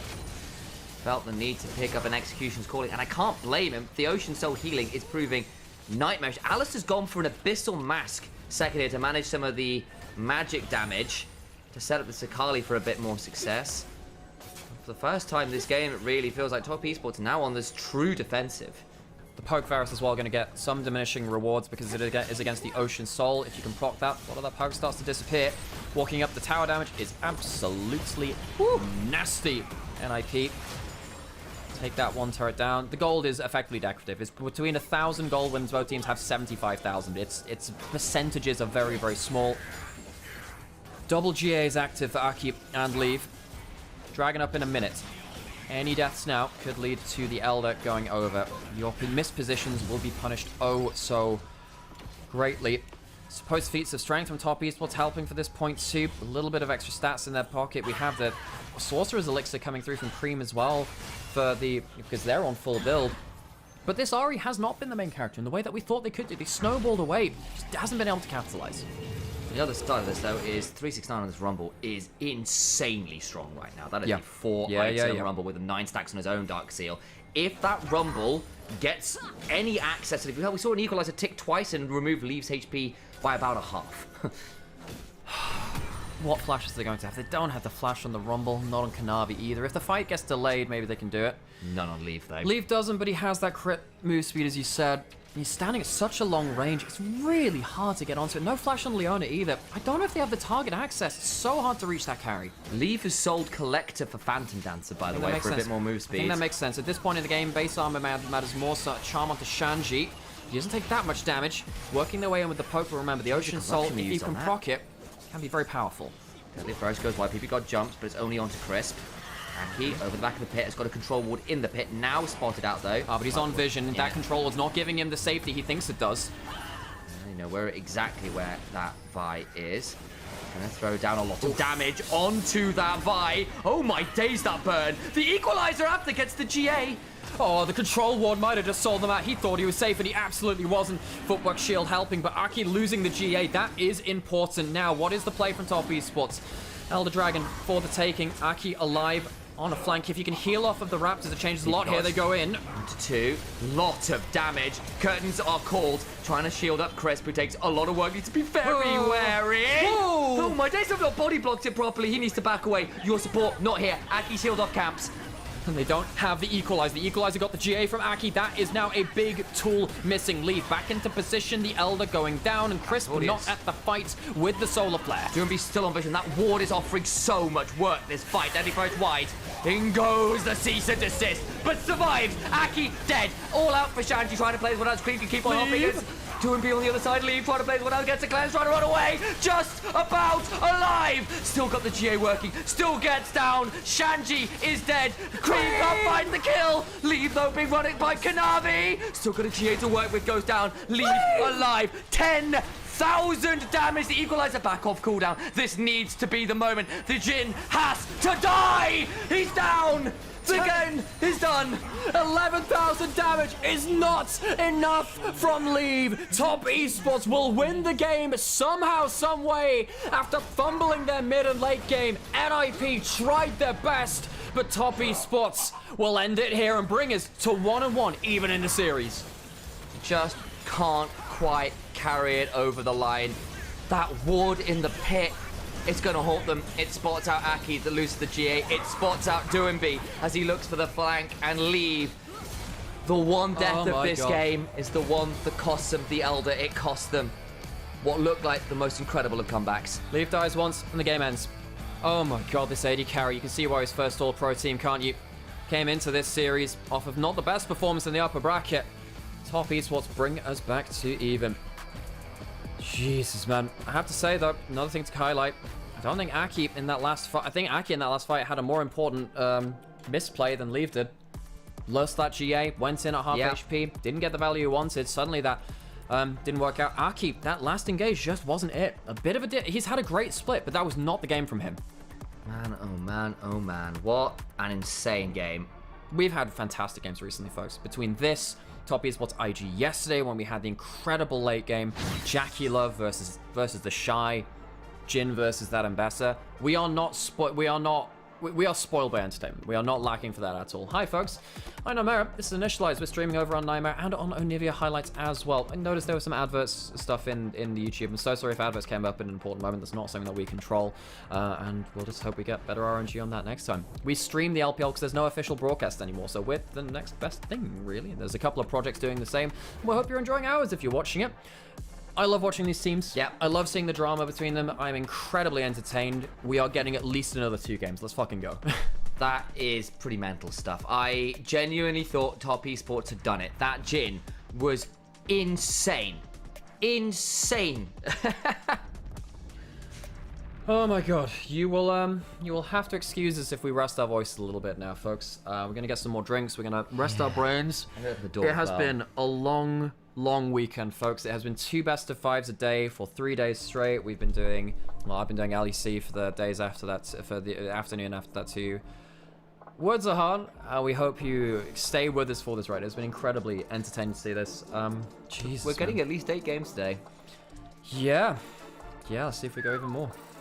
I'll open the door and put the kettle on. Cool. Do you want me to make you a cup of tea while I'm out there? I've still got this one. I might make one later into the break. That's but I'm just, fine. folks, I'm just going to turn the camera off and just, like, chill just for a minute, second. folks. We'll let you see the highlights and stuff. If you have questions to ask away. Holy moly. Need to run some adverts here on Twitch as well. If you're watching on Twitch, you can always subscribe to the Twitch Prime to see those highlights on the MVP as well.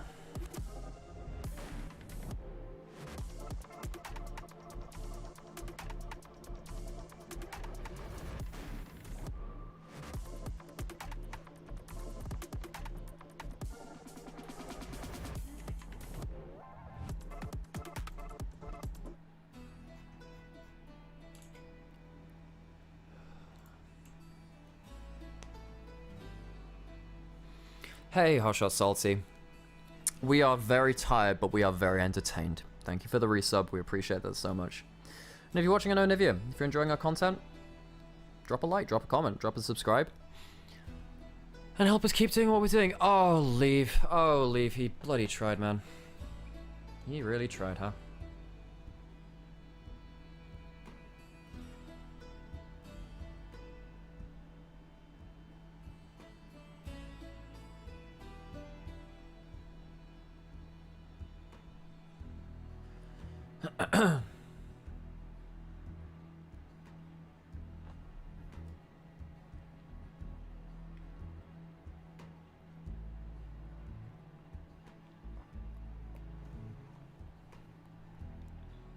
Only just finished work, so I've missed it all this morning. First series was BLG kind of trampling on over TT, but they did lose game 1. Worth noting.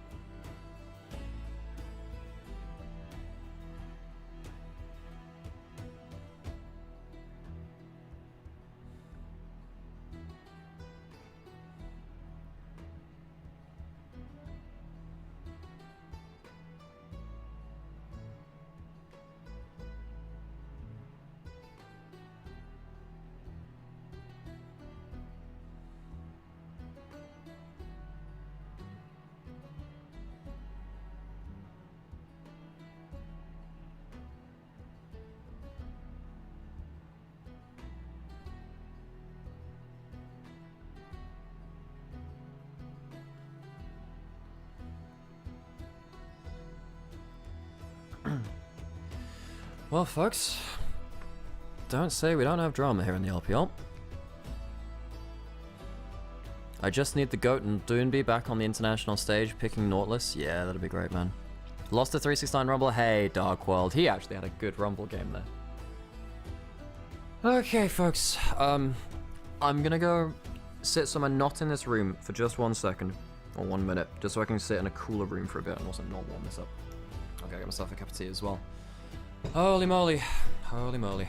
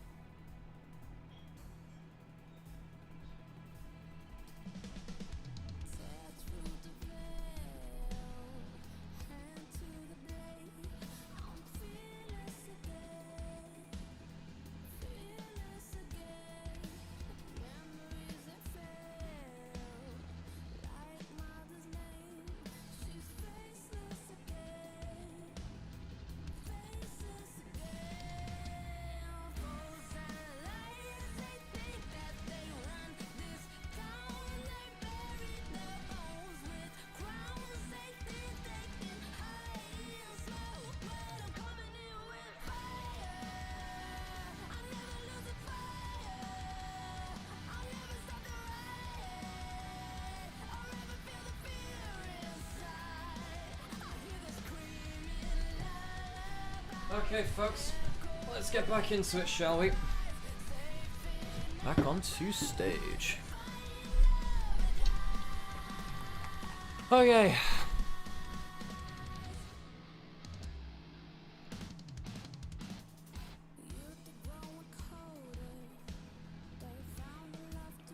I'm back. Hello. I do have a tea brewing in the other room, which I'll go get in a second, but just wanted to... Oh, man. Gotta make it through 2 games at least, maybe 3. Come on. We can do it. It's you and me, chap. It's you and me. We can do it. It's breakfast tea. It's English breakfast tea. It's from Twinings. It is a fine breakfast tea. Hello, T1G Brown. I gotta. Sam. You know what's also fine? Yeah. Leaves 80 carry play. It's pretty damn fine. I'm gonna go get my tea from the other room. Then we'll make it. We can do it.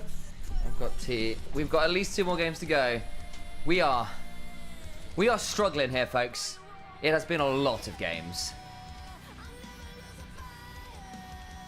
I will have cast... How many did I do day 1? 9? No? We have 5 and then 4. We had 10. Then... I've cast a lot of games this weekend. Like, I'm on like... I am edging towards 20 games done. Over. Yeah, we'll be over. I'll have done over 20 games. A significant, but at least half of which was solo cast.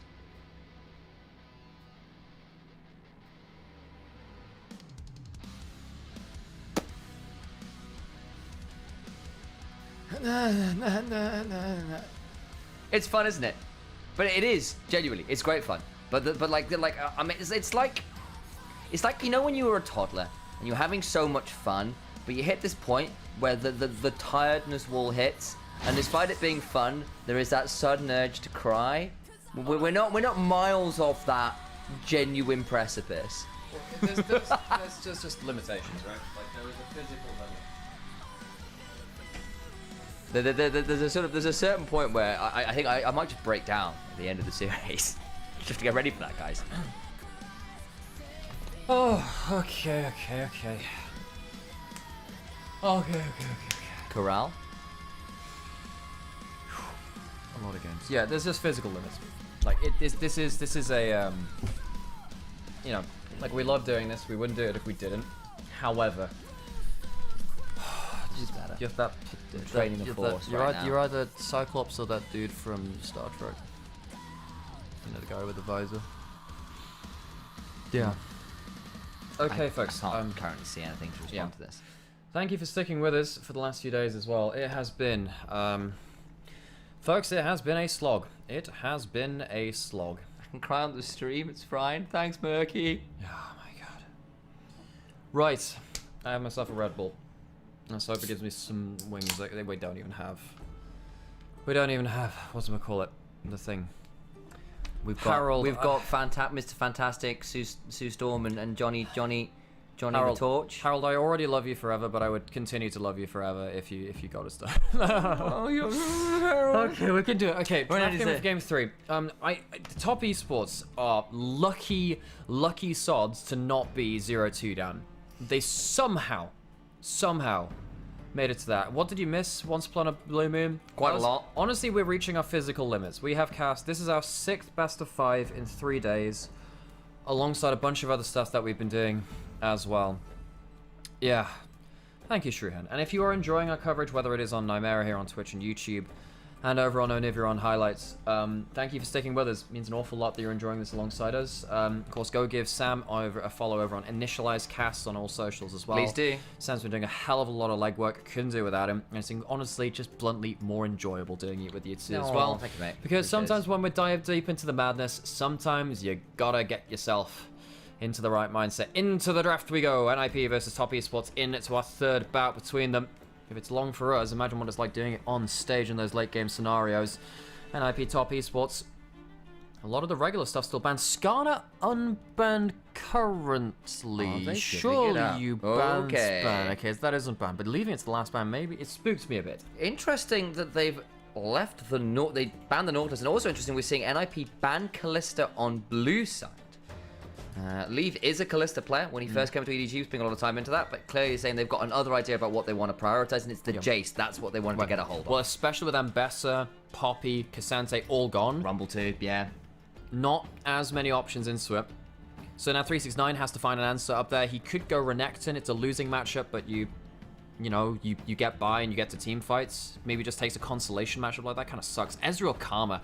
Okay. I mean, with the melee supports gone largely, this is very, very good in laning phase with nothing to really catch the Karma out. You can go towards Renata lanes if you want still, but... Yeah, I mean, I've watched so much League of Legends over the last few days that it's sort of blurring together, but we saw an Ezreal Karma really pop off recently.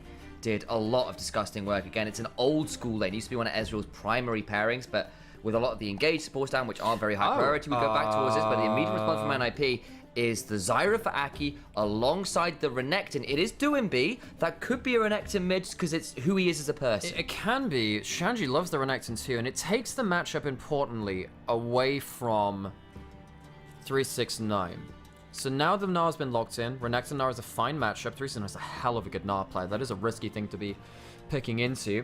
But it does mean that the Jace doesn't have to, well, I mean, I don't know. I don't really get the Renekton pick away at that point. I think it's better largely as a top laner. Do you remember not so many years ago when Castle was absolutely lambasting 369 because he couldn't play now? After how many, with a very blunt comment about after how many years, how can you not play now? It's one of his better champions now. No, it is, isn't it? He's been a side lane win condition for top esports sometimes with that. Not necessarily getting like all of the dueling kills, but very good at playing the macro of that. Right, what else have we got?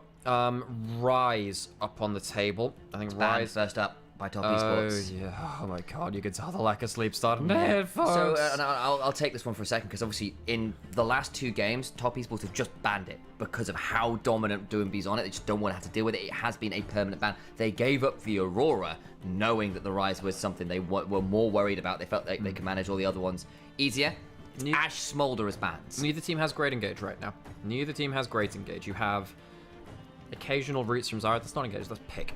Gnar too hard to set up. The timing is very hard to make it work as primary engage. Who is the first person going into each fight? You have a lot of brawling, you have a lot of skill shots, and dodgeball is fine and well and good, but it doesn't net you that many kills. Ash being taken away, important in that consideration. Varus and Jhin both gone to in terms of AD carries that could provide that for Leave. What have you got? I mean, I suppose there's... Lilia, okay. There's Rakan. Lilia would have also filled that route as well. You're looking for engage in places. I mean, Viego is not the engage. It becomes very hard to play if you lock that stuff in. The thing is, you are starting a little bit limited. Kanavi's Viego is very good. It's not bad into the Zyra as well, because you can, again, you can still ult away for some of the engage options. The one thing I'll say, though, is NIP have still got a bot lane they need to lock in here. Nautilus being banned is the last of the really big engaged sports, but a Senna plus an Ornn, I think, might solve their issues here. That changes a lot. Yeah, that does. We have seen some Senna around the place. That unlocks a completely different class of champions, and this is how you play Fearless drafting a lot of the time. You use champions which unlock other things. Nocturne can unlock different mid laners. Senna can unlock different supports. If you can get some engaged through this, that does help. Now, you are... You're still likely lane swapping, I think. I don't think you ever really want to play the Ezreal up against the Ezreal Karma, as they're too good at that level 1. So you're likely lane swapping and trying to get online through that Senna with the Scion being a little bit of engage. We may need to change the Spotify track, because it's just changed to something, and I am having a moment here as there's some fun hovers from Cream. This is why I normally have the headphones of Champions League, so I can check the That's super fair. I just put them on because I had them for visor moments. I get that, Sam. Alright, we have Azir in the mid lane for Cream. I think he has to go for the shuffle. Well, I don't know. You don't want to shuffle into a Scion and a... Okay, look, folks, we will see how this works out. We are lacking engage because we're getting later into the draft, and the melee supports have either been banned or they've been picked earlier in the series. It makes compositions much harder to play. You don't have easy pick and go comps like the Nocturne or the Vi. NIP and Top Esports, it came down to some crazy messy fights in the last games. Now without significant engage, stuff like the Ezreal, stuff like that Jace can be even more powerful when they have less things holding them down. Feels like Top Esports, when they get into the river, they've got a lot of ways to disengage between Karma Shields and Emperor's Divides and Arcane Shifts. The thing is, if they then have to go forwards into Zyra, into Scion, into Senna behind them, empowering them, can get very tricky. I feel like normally, say Ezreal Azir with a Gnar as a kind of additional range threat might be able to outrange a little, but Zyra plants and Jace and late game Senna, you feel like we will be able to mitigate that relatively well, have their own options to return some of that artillery fire. Into game 3 we go. Honestly, should be a 2-0 for NIP, but they couldn't cross that finish line. Lost around the Elder in the late game after an incredible almost comeback. And now we're even. Again, those opportunities don't come by often, and they don't often come by in these elimination matches. You slip up, you are gone. Winner of this goes on to face BLG. Couple more games to go here, yeah. We'll take a breather. We're going to need to. Let's instead listen to the crowd, who will be not breathing so much because they'll be yelling.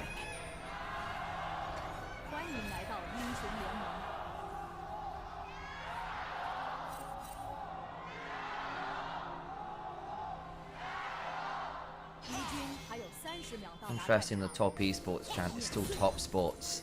Of course, it was once known as that. They've renamed to TES away from Top, but the chant remains after all these years. Wards come down, lane swaps being prepared for, and you can't blame them for all that you are happy playing a little bit more defensively with the Senna Scion as a bot lane. You don't want to have to deal with the level 1 pre-back Ezreal Karma, which for the longest time was probably considered the strongest no-item level 1 pairing in the game, bluntly. It was really, really nuts. Yeah. Yeah, there's some fun stuff you can do that. Yeah, hang on, so did you just explain the Senna Scion combo? No, I was talking about the Ezreal Karma being really obnoxious. Yeah, the Scion, sorry, look, folks, again. Energy is starting to slip here a little bit, folks. We love these games. Leave is roaming about the place, and we do have weird stuff. Oh! Going for souls. Senna is roaming. PP God is... This is weird. Sion is alone in the 1v2, which normally Sion loves to do. Okay, now this maybe changes things a little bit. So Senna is just going to be walking around trying to get some souls off of champions. Aki goes Wolves over to Raptors. Aki is taking the entire bot side quadrant, but I mean, you're a Zyra, you'll be able to take this completely fine. Aki tanks up the aggro of the Raptors and the plants will survive very quick at going through them, while Leave in mid lane buys the mid lane push to play through the jungle. When you send two people mid lane, it opens up extra options for that. Sion has gone over towards the Krugs. It's just being a nuisance, but you better not die, buddy. I mean, it is a Sion in some ways. If all champions 2 die, Sion notoriously one of the better ones for him. Out there, Bowsy is smiling. The football goat converted over to League of Legends, having a good time, trying to play out there with the decimating smash. Can't quite find what they were looking for, but the thing is, that is NIP playing multiple lanes with all of their champions in. That's a free lane for the Renekton. The Gnar was sharing XP with mid lane, and again, the Senna, who is in this game, let's be real, a support, gets to play for souls and stuff mid lane instead. Yeah, you get to do a lot. You get your jungle an advantage. It's bad having your Sion fall this far behind us. Yeah, Brambora does bring up a good point in chat.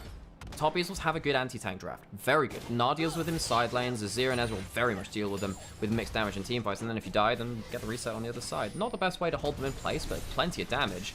If the tank is then behind, exacerbates the issue.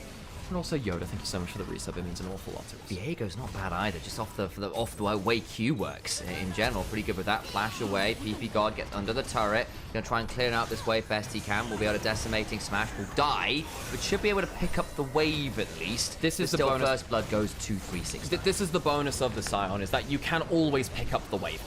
You die, you get that. That's one of the reasons that you survive in lane swaps a lot, because even if you then die, you get the experience. That's the big thing, really. If you don't get XP in lane swaps, then you feel very, very bad. So backing off on that first wave kind of sucks. At least get something. It's going to teleport back onto A side of the map. It goes down towards that bot lane. And we have...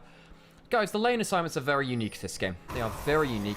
NIP, of course, last year kind of brought back lane swaps and random lane assignments with Photon Draw. Of course, they left the organization, so it's not necessarily the chefs in the same kitchen, but the kitchen has cooked up something a little bit different. And that Senna, as we've already talked about, throwing a bit of a curveball.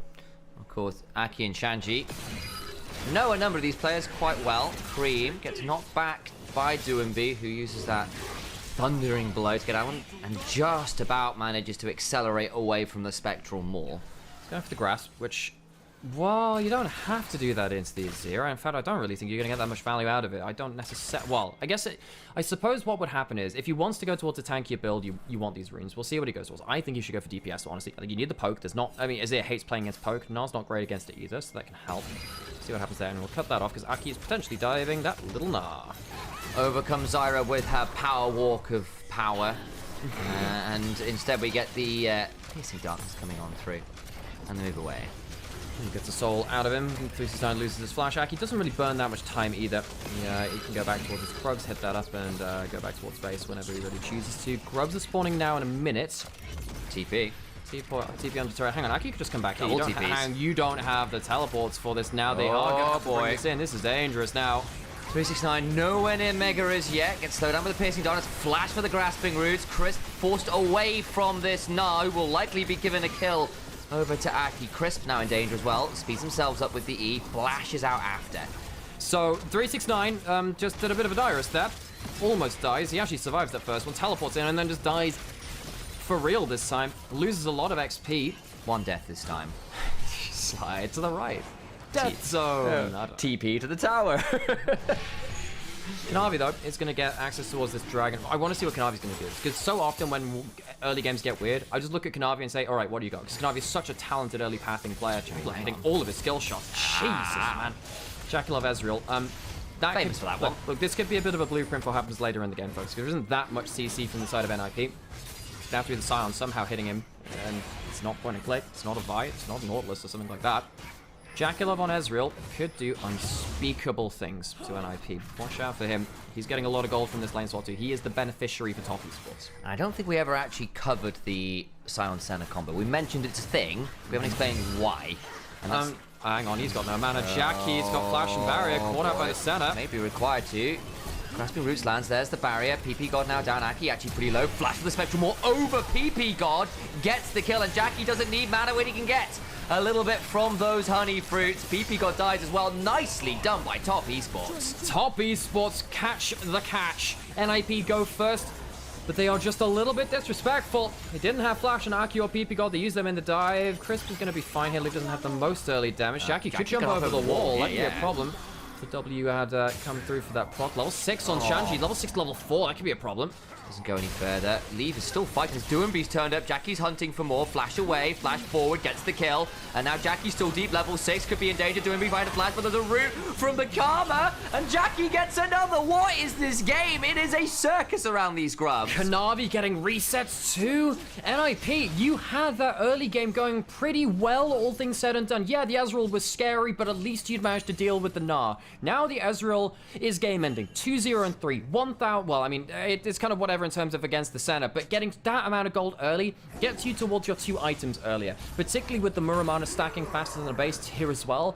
Jackie is probably going to get himself on like an 18-19 minute 2-item completion. That is way earlier than NIP would have wanted. So this is after the mistakes have kind of already happened. Jackie is level 6. You're a center support. You're not going to do anything about this. Aki doesn't have 6 either to burst out Jackie. And every time this happens, you're like, well, okay, even if you kill the Ezreal, what about the resets? Kanavi could have carried another kill after that point. They have to disengage. NIP grossly overestimating themselves. Yeah, I know they were trying to buy time for Aki to get there. I mean, 5 seconds might have been enough to play that, but now PP God's getting run down by 369, and it's not the Renekton versus the Gnar, it's the Scion versus the Gnar, and the Scion is not having a very fun time, having lost access to that first wave like the Gnar did. Jackie is so goddamn strong, man. Hang on, that's a big root. Gonna be potentially chased down right now. Has no flash. That means there'll be a lot of work to blow up Jackie. Nicely done. Leave gets that kill. Jackie is so goddamn dead, man. I can't believe, I cannot believe that happens in the next breath afterwards. Jackie, I mean, he's really feeling it, right? Because he's in a position to massively carry this game. But dude, you can't be playing like that. Gets hit by that W. Leave snipes him out. Revenge for taking him down. Being taken down by Jackie around that grub fight. That last embrace is great. And normally what you're seeing with the Scion Center is you put a last embrace on a minion and you Slayer's Roar that minion towards the enemy and lock them down with a kind of ranged AoE stun as it comes on through. But that's not been the combo. That was just a blind W hit. Guys, I'm going to say it again. Going to get ourselves a Ruinous Atacon in this game. I think 7 kills in 9 minutes. Baby. I think we're getting the Ruinous Atacon again. I love this little objective. It's very fun. So, where do you stop? Where do we start? Let's go matchup for matchup because the lane swaps made things a little bit different. Okay, so Renekton got more XP than the Gnar in the lane swap, so that's down a little bit in terms of XP. Gnar gets yeah, Gnar is more actually equal towards the Scion in regards to that. However, Jackie is very, very high up in XP in terms of gold as well. So Jackie has gained the most resources in terms of the lanes that we're actually swapping. And we haven't really talked about the mid laners coming into that too. I think Cream is probably the most helpful because he said, oh, you know, Ezreal, he doesn't have that much CC to worry about. Azir is in a similar situation. If he gets towards 2 items... Very scary. NIP outrange with Senna, Jace, but, I mean, it's...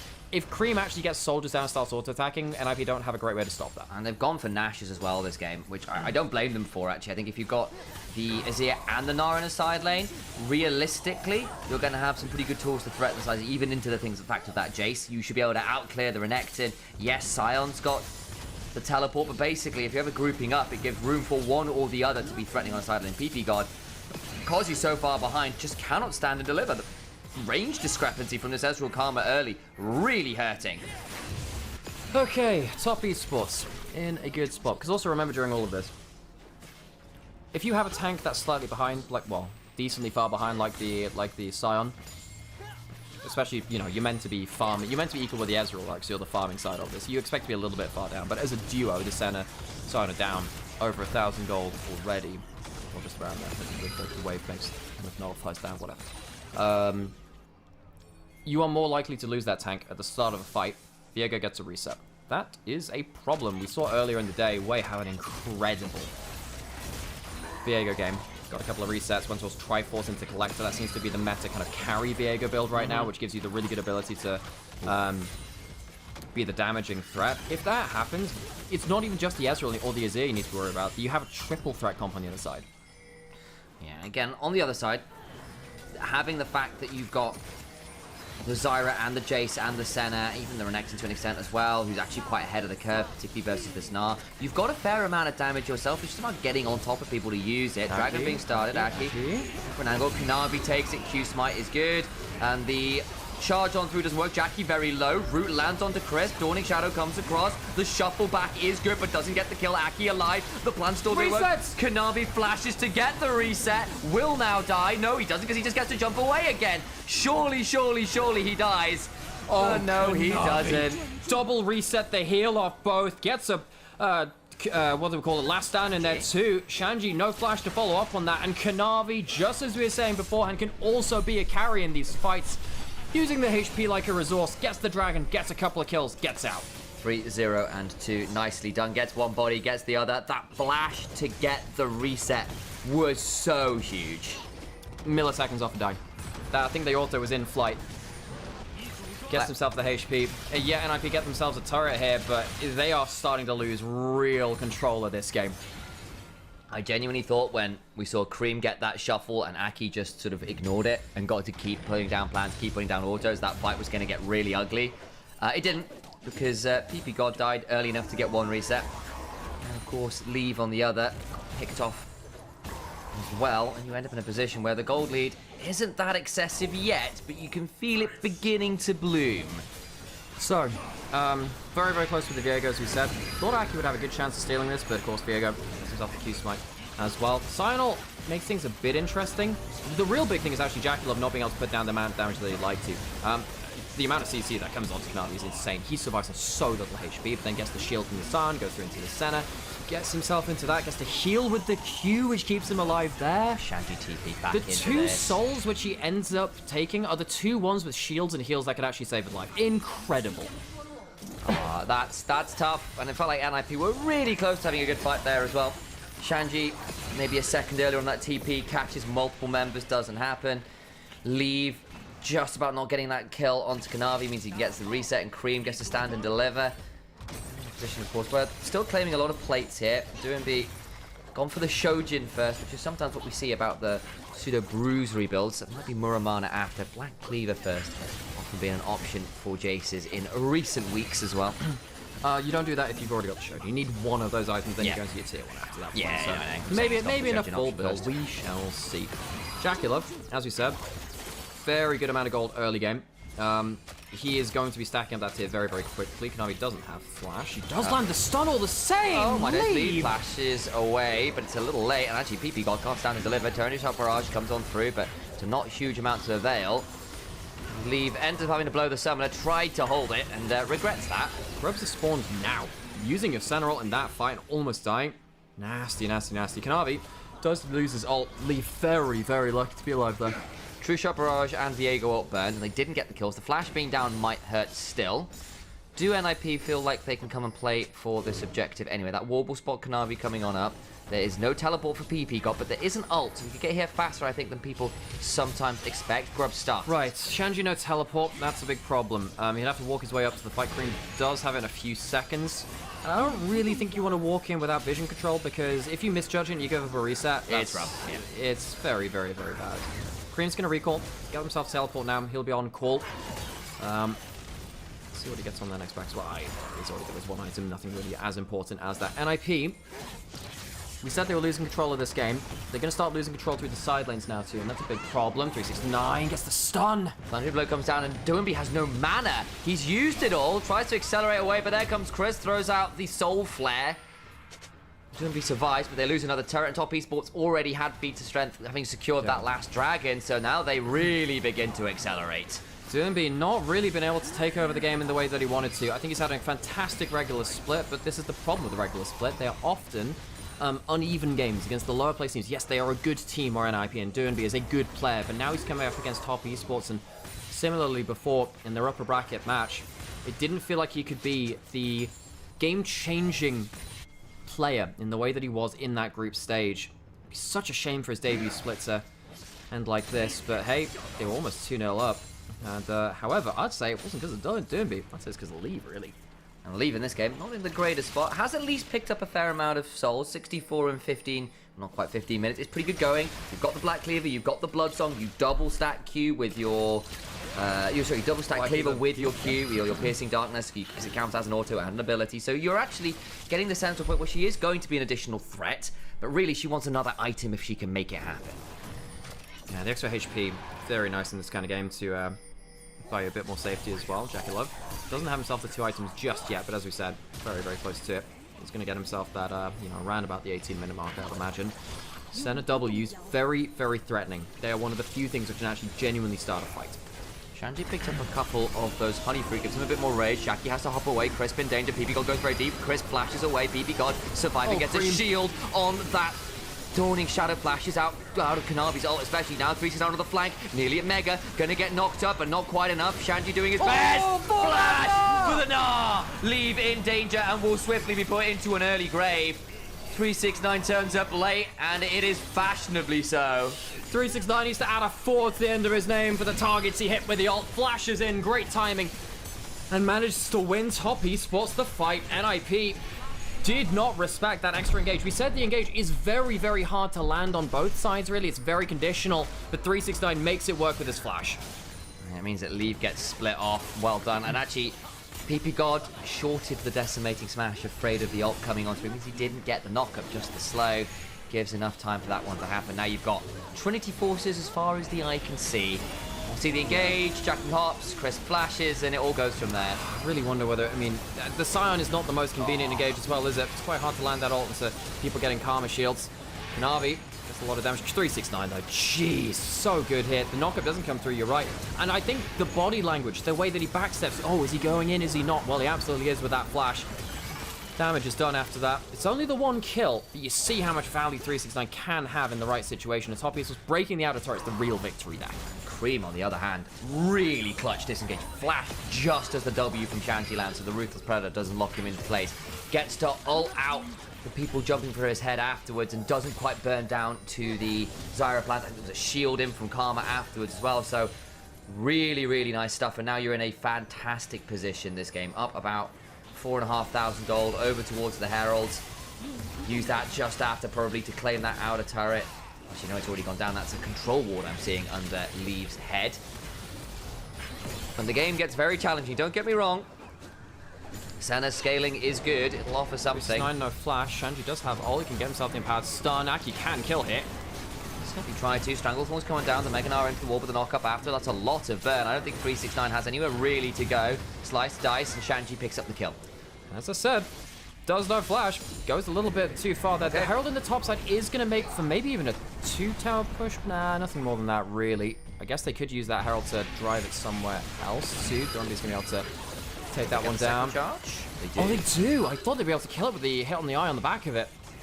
Top esports lose 1 kill on the side lane, but sure, they'll take the turrets elsewhere. Gives them a lot of territory. They have a good amount of wave clear to protect their own turrets. NIP losing their turrets like this, it's really going to hamper their ability to fight around objectives, especially with Soul Point reached so early for Top esports.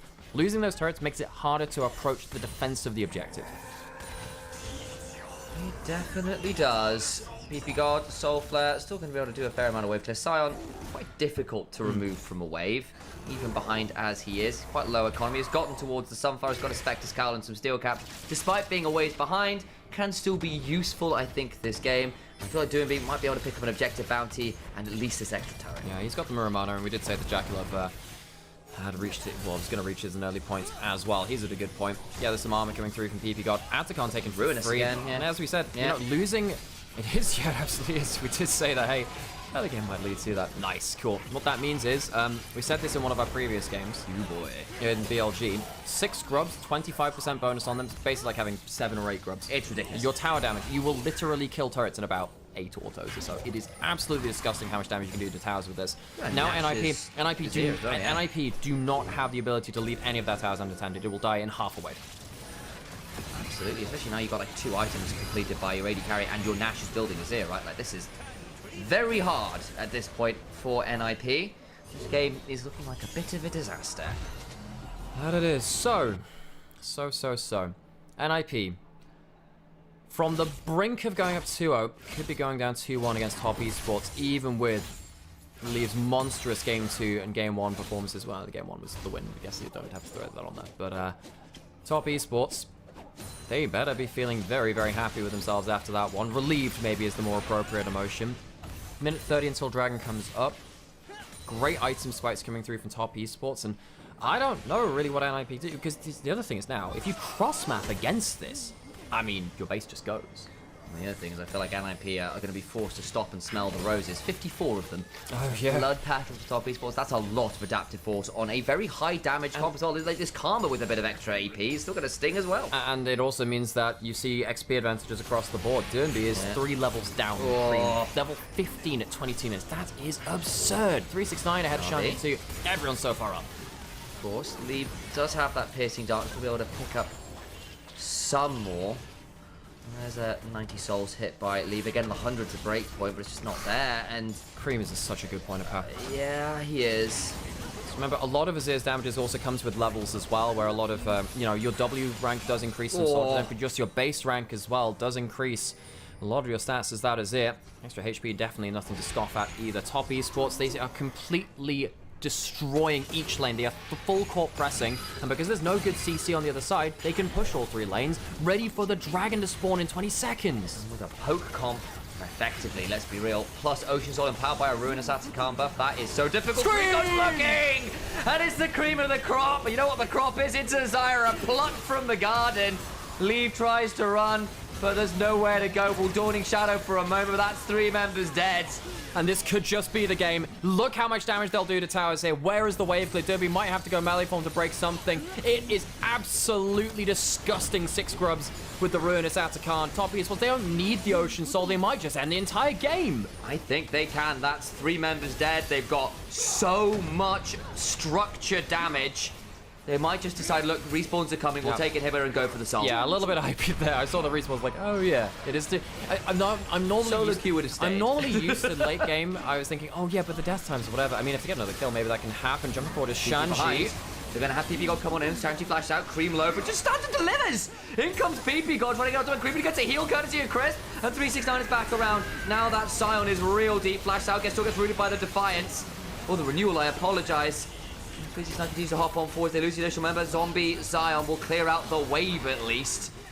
But an attempt to pick on the retreat doesn't work for NIP. Yeah, Nars going to just go towards top side, by the way. If he gets away with it, hang on, I want to see how quickly the 369 takes that turret to top side. Oh, he doesn't stay on it? Come on, man. Got to know your damage limits on that one. But still, NIP lose another member. They will not be able to contest with the soul. Top Esports, absolutely wonderful snowballing from them. Cream gets a really good shuffle at the right moment to completely break the spine of this game. And this was after what looked like a very astute lane swap. Renekton getting solo lane. The Senna is the one that goes to mid to match the top lane. You get Scion, who's really good in those 1v2 scenarios, and then actually failed to get any little crops. Didn't get under the tower to get the wave. And then the game just keeps falling apart and apart and apart. And Jackie gets that grub fight where he picks up multiple kills, and it just keeps going further and further wrong the further past 5 minutes you go. It's quite a way past there now, Sam. I think I it's gone know, quite wrong. 20 minutes past there. It's gone really wrong. Oh, where were you when Azira fell over 2,000 gold behind Viego? It just doesn't happen, does it? Kanavi 2 levels up in the jungle because of the Blood Roses, really. All of them spawn, and we did say it gives you adaptive force in that experience as well. Jackie Love didn't actually go for the Serildis, went for the Shojin, but it means he has... Oh, Aki, he's been spotted now, and that is... A Rose by any other name would still be just as dead, so it would seem. Smells a bit like manure this game, unfortunately. He is back into the compost pile. Hey, I hear that's meant to be a fertilizer, but that might just have to be growth for the next game. They'll have to grow from this one. God, they wish they could have grown a little bit more in the last one. Now potentially down series points against Top Esports. They're trying for one last desperate play. Cream eats a bit of damage. They try to go over the wall. Shanji pops the Dominus. Cream actually now in danger, will likely fall. So they get one. But the extended fight going to be very challenging. Doing flashes out, but they give up a soul. 369 flashing over this Gnar. Nearly at Mega. Shanji tries to get some damage back, but there's nothing left to be done. A triple to 369's Gnar. 16-4. Soul, Ruinous Atacama, and NIP are ruined. It is the end of an empire here in this one. Match point, series point for Top Esports. That'll do it. They will shred through the turrets in NIP. Creative composition is about all you can say for that. Leave, exit stage left. Nexus falls and Top Esports move to series points. That got rough. We had questions about target access. Didn't feel like that was an issue for Top Esports this game, did it? No, not especially, Sam. Not especially. NIP, oh, they gotta be feeling so frustrated with themselves. They could have been in such a better position. Hello, we're back. Hi, how's it going? We are now many games deep into this weekend. Folks, we have had 3 days of back-to-back double best of 5s. It is an insane amount of games, and I hope you've enjoyed each of them. My name's Nymaera, this is Initialise. We are brothers. You might have seen us on this stream, on the LEC, on NLC, if you like Lost Returners as well. He's been casting some of them. I have indeed. We've been around the place, and we love casting League of Legends, and we love the LPL, and we love the fact that you're here watching us as well. If you're enjoying the content that we're making, drop a like, drop a subscribe. We're streaming here on Nymaera on Twitch, on YouTube, and then also on Onivia's highlight channel as well on their YouTube too, where there's a lot of you watching. So hi, how's it going there? It's been a hell of an entertaining first couple of rounds of playoffs. I love that we get Rudestat's card. I'm very happy with that. It means that we do get this very different style of play, which is kind of what we wanted to see from the LPL, that faster style gameplay.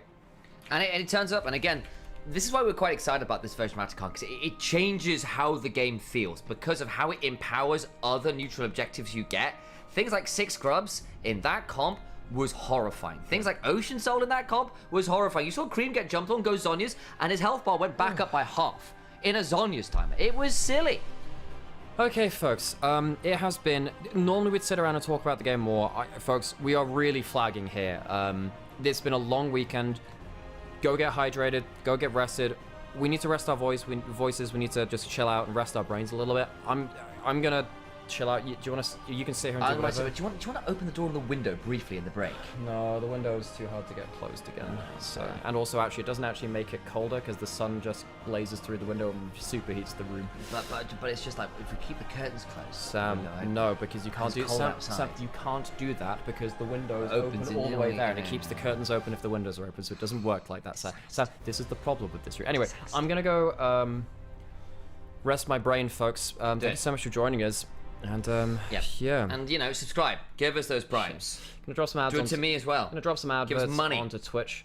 And yeah, folks, if you can drop a Twitch Prime or some likes, or honestly, folks, being here means an awful lot. But if there's anything you can do to support the channel, because there is no official English broadcast anymore, it helps us do what we do best. Here's some post game stats, and I'll go. I gotta go lie down for a bit. Go do it. Well, that damage graph is very sad, isn't it? Oh my days. Everyone is behind. Man. Sometimes it has felt. Like NIP, when they go for these weird drafts and they go wrong, they go really, really, really wrong. And honestly, this grub fight is where it really begins to fall apart. They thought they'd found a moment onto Jackie because he had no mana. He gets a couple honey fruit. Kanavi gets a flash spectral maw, picks up the Zyra, and suddenly this is where the game has genuinely fallen apart because they come out of this play and they try to actually continue to contest for grubs. Jackie gets another kill. Aki's then in danger straight after, and it all goes... This is it. This is the end of the game, basically. And the moment that you lose the dragon after, it's just insult and injury.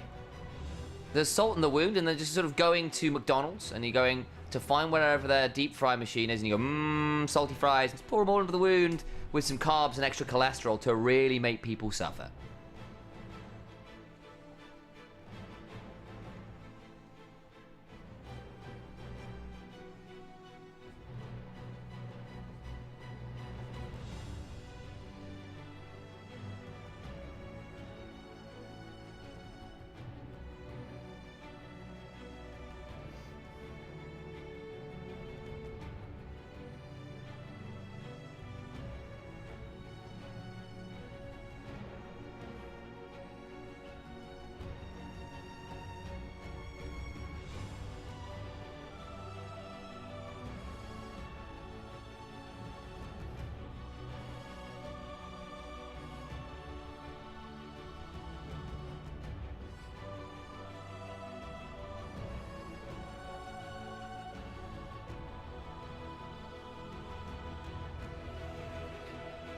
I'm very tired, guys. After the banger from last game, this one felt kind of boring. Yeah, I kind of know what you mean. I mean, the drafts were fun, but that was a little bit limp from NIP. Let's be real. That was a very limp game from them. It's not exactly fresh produce, is it?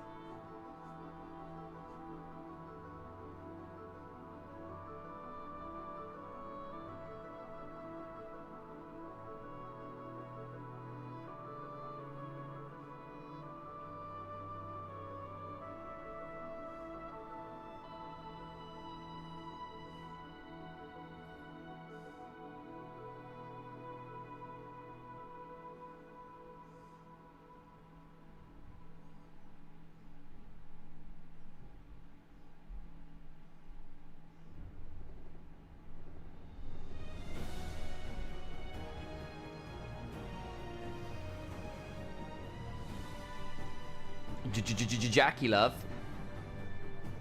Understandable MVP, I think. I might have given it to Kanavi, who also had a really good game. But yeah, it was just a very good game. I feel like Leave has, on the whole, been the better AD carry this series. Game 2 was really tight, but I think Leave, from a very challenging position, was an absolute monster. Jackie did solid work on the Varus. But this game, Leave on the Senna really struggled.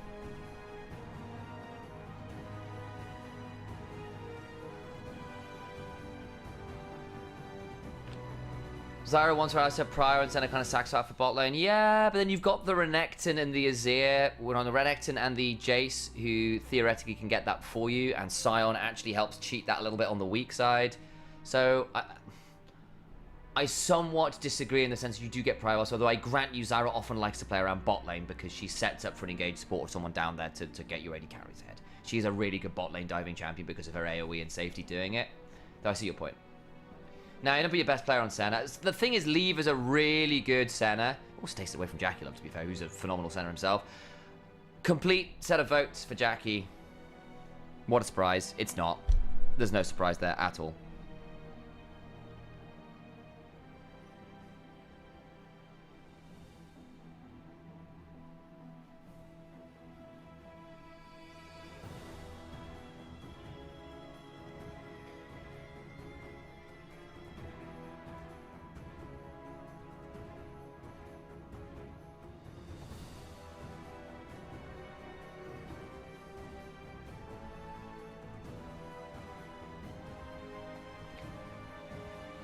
No, I'm quite tired now. I bet the streamers.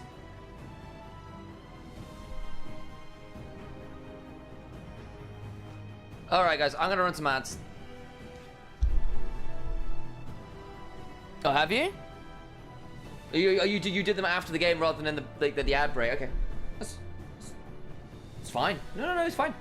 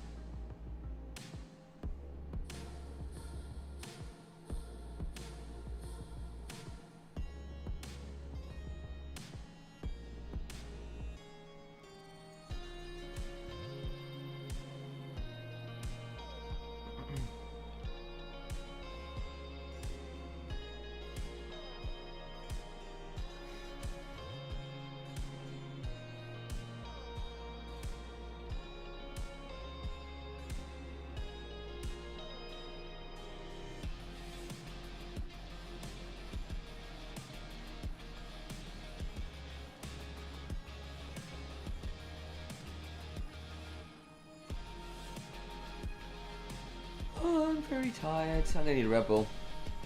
I am. It's a requirement at this point.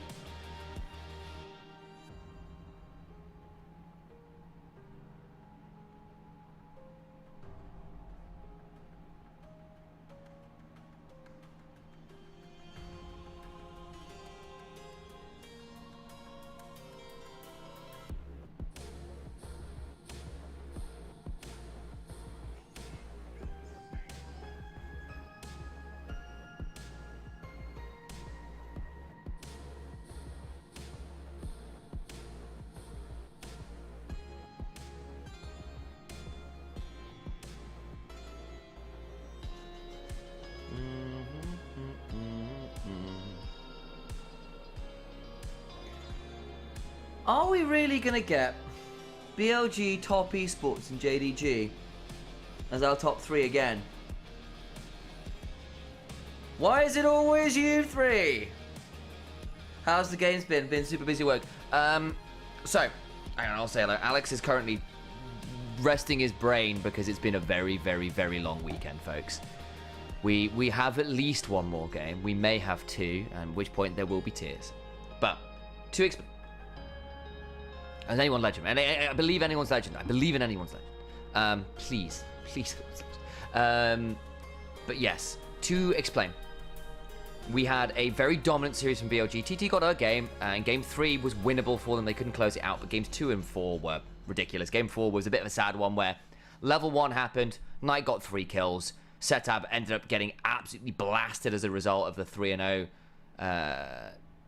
Lucian into Yone, and Setab just ended up running it down basically because he kept trying to make plays and it fumbled and he went like 0-7-0 or something. It was miserable.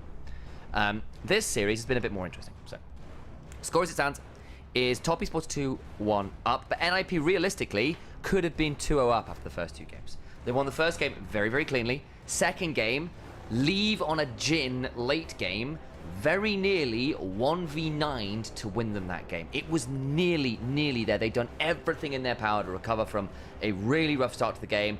They basically timed out an Atakan, push into the base, got a load of kills, were fighting around Elder, and it goes wrong. There's a ward in the pit that isn't spotted by a control ward, and Aki's flank doesn't work, basically. So it's like an ocean rift. So there's that extra bush in the pit, and they've got a control ward in there, and Aki's in there on a Vi, waiting for an angle. Gets spotted, late game rumble, tags him with an equalizer, he loses his GA, has to leave the pit, all the while Akali then goes into the pit, then sits on that ward, they know where he is, Aki goes for an attempted engage post GA, dies, DoMB on the Akali, dies, and then it's a 3v5 where Leave is desperately trying to 3v5, it just doesn't work. It's really, really close. Barry White with the first time chat with the Top Esports hype. That is the correct choice. Hang on, I'm just gonna mute the Spotify and get us some listening terms, listening moments for this. This one. So the Mandarin speaks, enjoy that. But there you go, that's the breakdown. It was really good. Go watch the seriously go watch the VODs. It was Greyheart casting that one as well, because I took the morning off because my voice wasn't gonna hack it. After lots of solo casting this weekend. So shout out to Greyheart.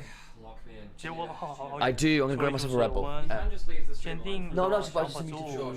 interview. I'm pretty chill. I just want to ask you about how the game's going. Cool. I've just done that now. Okay. Well, folks, 1, maybe 2 more games. Hey, very well. How's it going? Ugh. I see you are someone who must have been hit with one of the Mecha Fanboy subs. Hope Game 4 and 5 will deliver. Well, we'll see if we get ourselves a Game 5. And again, apologies, folks, that if we're not as present during these games. We've done 6 best of 5s in 3 days, and I've also done 3 best of 3s.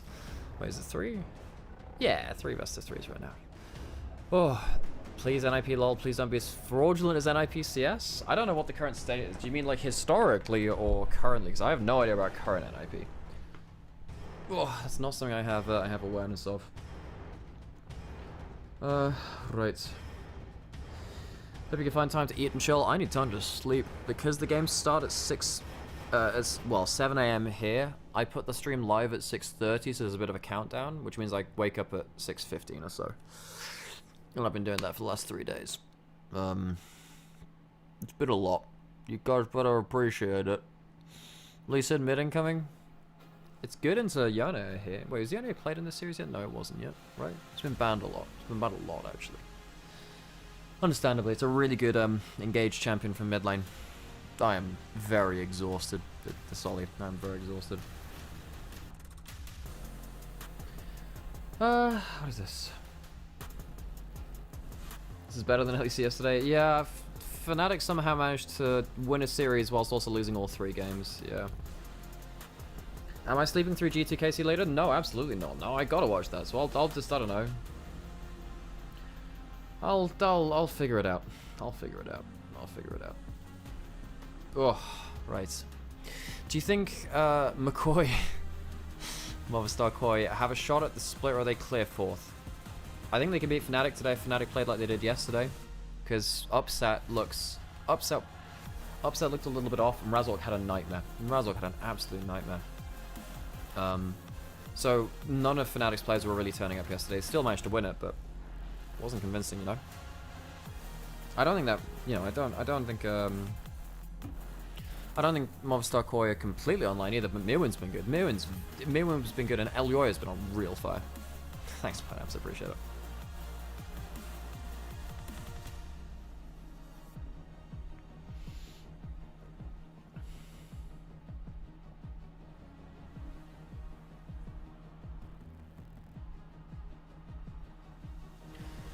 Oscar and Mickey did okay, but the rest of Fnatic had a horrible series. I don't even think Mickey was that good. Oscar was alright, I think. Oscar was alright. But I don't think anyone else had put a good showing in for themselves, really. VCS? I am a VCS enjoyer. You know, I used to cast VCS a little bit in Vietnam in English, because I was friends with the people that did a fan broadcast for the VCS.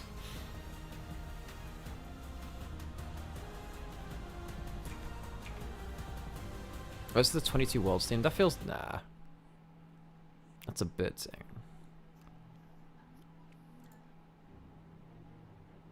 Sure, Panskill, why not? Oh, that's actually kind of... What's this?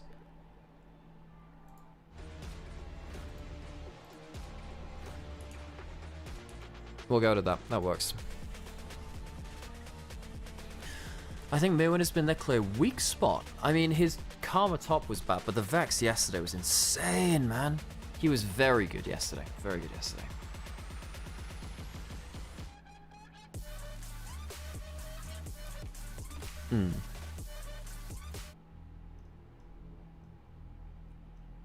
Let's find a better song to check on.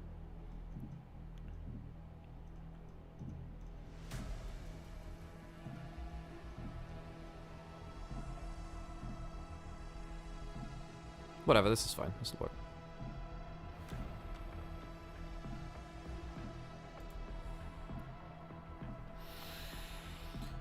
Should be into draft soon, folks, and indeed, we called it. Game 4. Top Esports. 2-1 up. Very dominant last game. Very, very dominant last game. The game 2, which they won, it's definitely not the same as that, though. Into the bans we go. NIP banning out the Yone and the Silas away from Cream. Cream's champion pool has sometimes been criticized. He hasn't played something like his Orianna just yet. Support champion pool is something I'm really keeping my eyes on right now. First pick, Shinzao for Aki. One of his AD junglers. I mean, Asterius still is Jax. If you want to take that into the jungle, Kanavi does play that. You can play Olaf. You can play few things there. I want to say, I think you lock Jinx Lulu here because it denies Shinzao Lulu. That's a good point. That's been really dangerous over the last few days, and I think that's now a decent combo for Jackie Love and Crisp to try and find a way to build a composition. So what do you do now? We've seen Zeri Yuumi. Yeah. And that has brought us back, folks, to around about that 2022 meta or thereabouts. Jinx Lulu, Zeri Yuumi, because all of our melee supports which beat them in lane are currently out. We now have 2 strong scaling bot lanes which can carry the engine house of the late game. This is only really possible because those melee supports are out. When we're now talking about that jungle matchup, we did say that there are a couple of things which can go into it. The Jax is typically the Shinzao counter. We've also seen just yesterday Cream pop off on an Akali to try and manage a composition with Zeri Yuumi. They're going to try and do it slightly differently here. They've gone towards the Jax. Jax Lulu does a great combo. It's great for that Shinzao, as you said. And also the Akali was played earlier in the series. So that's obviously one of the other things, right? There's a lot of things which are not there to deal with this. There's no Nautilus, Rise, and the Skarner. Banned away top Esports hack, which does mean, you know, top Esports won the red side game, you know. They won the red side game, which helps them an awful lot here. Into the second round of bans. Cream's champion pool being targeted an awful lot. Because, I mean, he plays well, of course he plays the 3 champions he played, but he also plays a bunch of what Doonby's picked in as well. The Hui banned away, the Silas, the Yone. He's been really targeted. Ban last, isn't it? Just to make sure you don't have that ball carrier with the Jax plus the Lulu. I think that's probably a sensible ban here. And it says that would be his choice mage now. If you want to go for a mage, that's what you do. It's technically an enchanter, I suppose, which can help the Jinx get things. But they know targeting 369, which makes me think that Shanji wants to play a tank top lane. But that does leave open the Orianna, which you rightfully call. What does Doomby want to play into? He does often have interesting answers into things like the mages. Has often played things like Lee Sin mid. Historically, obviously, was a Kled mid player. See what he decides to look for. Mel is up and available. Hasn't been that high priority here in the LPL. Feels like teams have struggled to find drafts where her Reflect in particular offers enough value to justify picking it. Only a hover though, so we'll see what they go towards. I can see the Gragas value into the Jax in case it is Jax Flex top, because of course it isn't guaranteed to be jungle even if it is a Shinzao. I mean, I do like this. I do like this because now it means that you have a really good ability to split up the team fight. Shinzao goes in, Gragas punts out the Jinx so they don't get an easy reset, and you hope that your Zeri can pop off before the Jinx can. It's not quite the same plan about playing around the reset, but it's not dissimilar sorts of logic. Doomby, last pick for NIP. Into that Orianna. Okay, taking the mage versus mage matchup. Would leave last pick presumably for 369 because we assume that. Oh my god! Yes! We get Doomby's Yasuo for a Gragas Yasuo combo between the solo lanes. Very different now. Not a mage at all. And you've got Yuumi to empower the Yasuo if you need to. Between the Zeri and the Yuumi. Between Zeri, Yasuo, Shinzao, great Yuumi carriers here as well. What do you lock in to try and defend this? Malphite's a hover? I mean, the Malphite Orianna would be kind of lit. You get rid of that Zeri or that Yasuo very, very well. You need something that goes straight onto the Zeri. The Camille is a way to point and click on Zeri and say, you don't get to play. Camille Orianna, incredible combo as well. You ult onto the Zeri, you pull the shockwave, and the Yuumi won't save you from that. Lulu is going to need to do a lot of work here to keep a relatively squishy team alive, especially if big Yasuo and Gragas combos come on through, because I don't think a big wombo is something that top esports can realistically survive. Yeah, notice there's a couple of follows coming in the background and that sub as well. Thank you very much, Cube. These are our compositions. Good answers into that Zeri. Cream does get comfort and the Orianna. I think that top esports come away with a better composition, I'm not going to lie, but still, Gragas Yasuo into a team without a great tank is definitely something you can play around well. It very much is. So, coach's fist bump, possibly for the last time. Two somewhat similar compositions, honestly, even if it's a different take on them.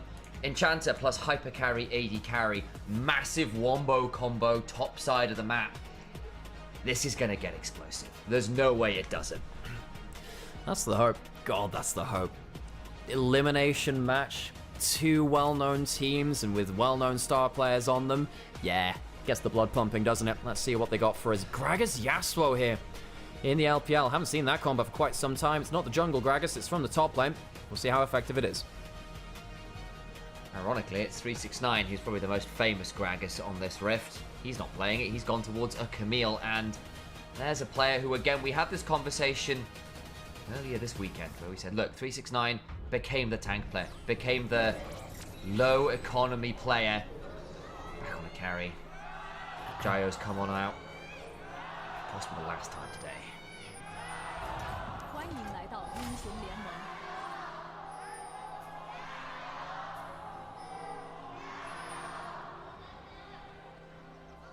敌军还有30秒到达战场。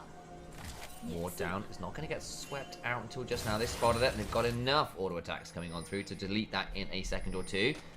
Are we lane swapping today? I think you want to lane swap on the Camille. You can see that, of course, as we're live on the screen there.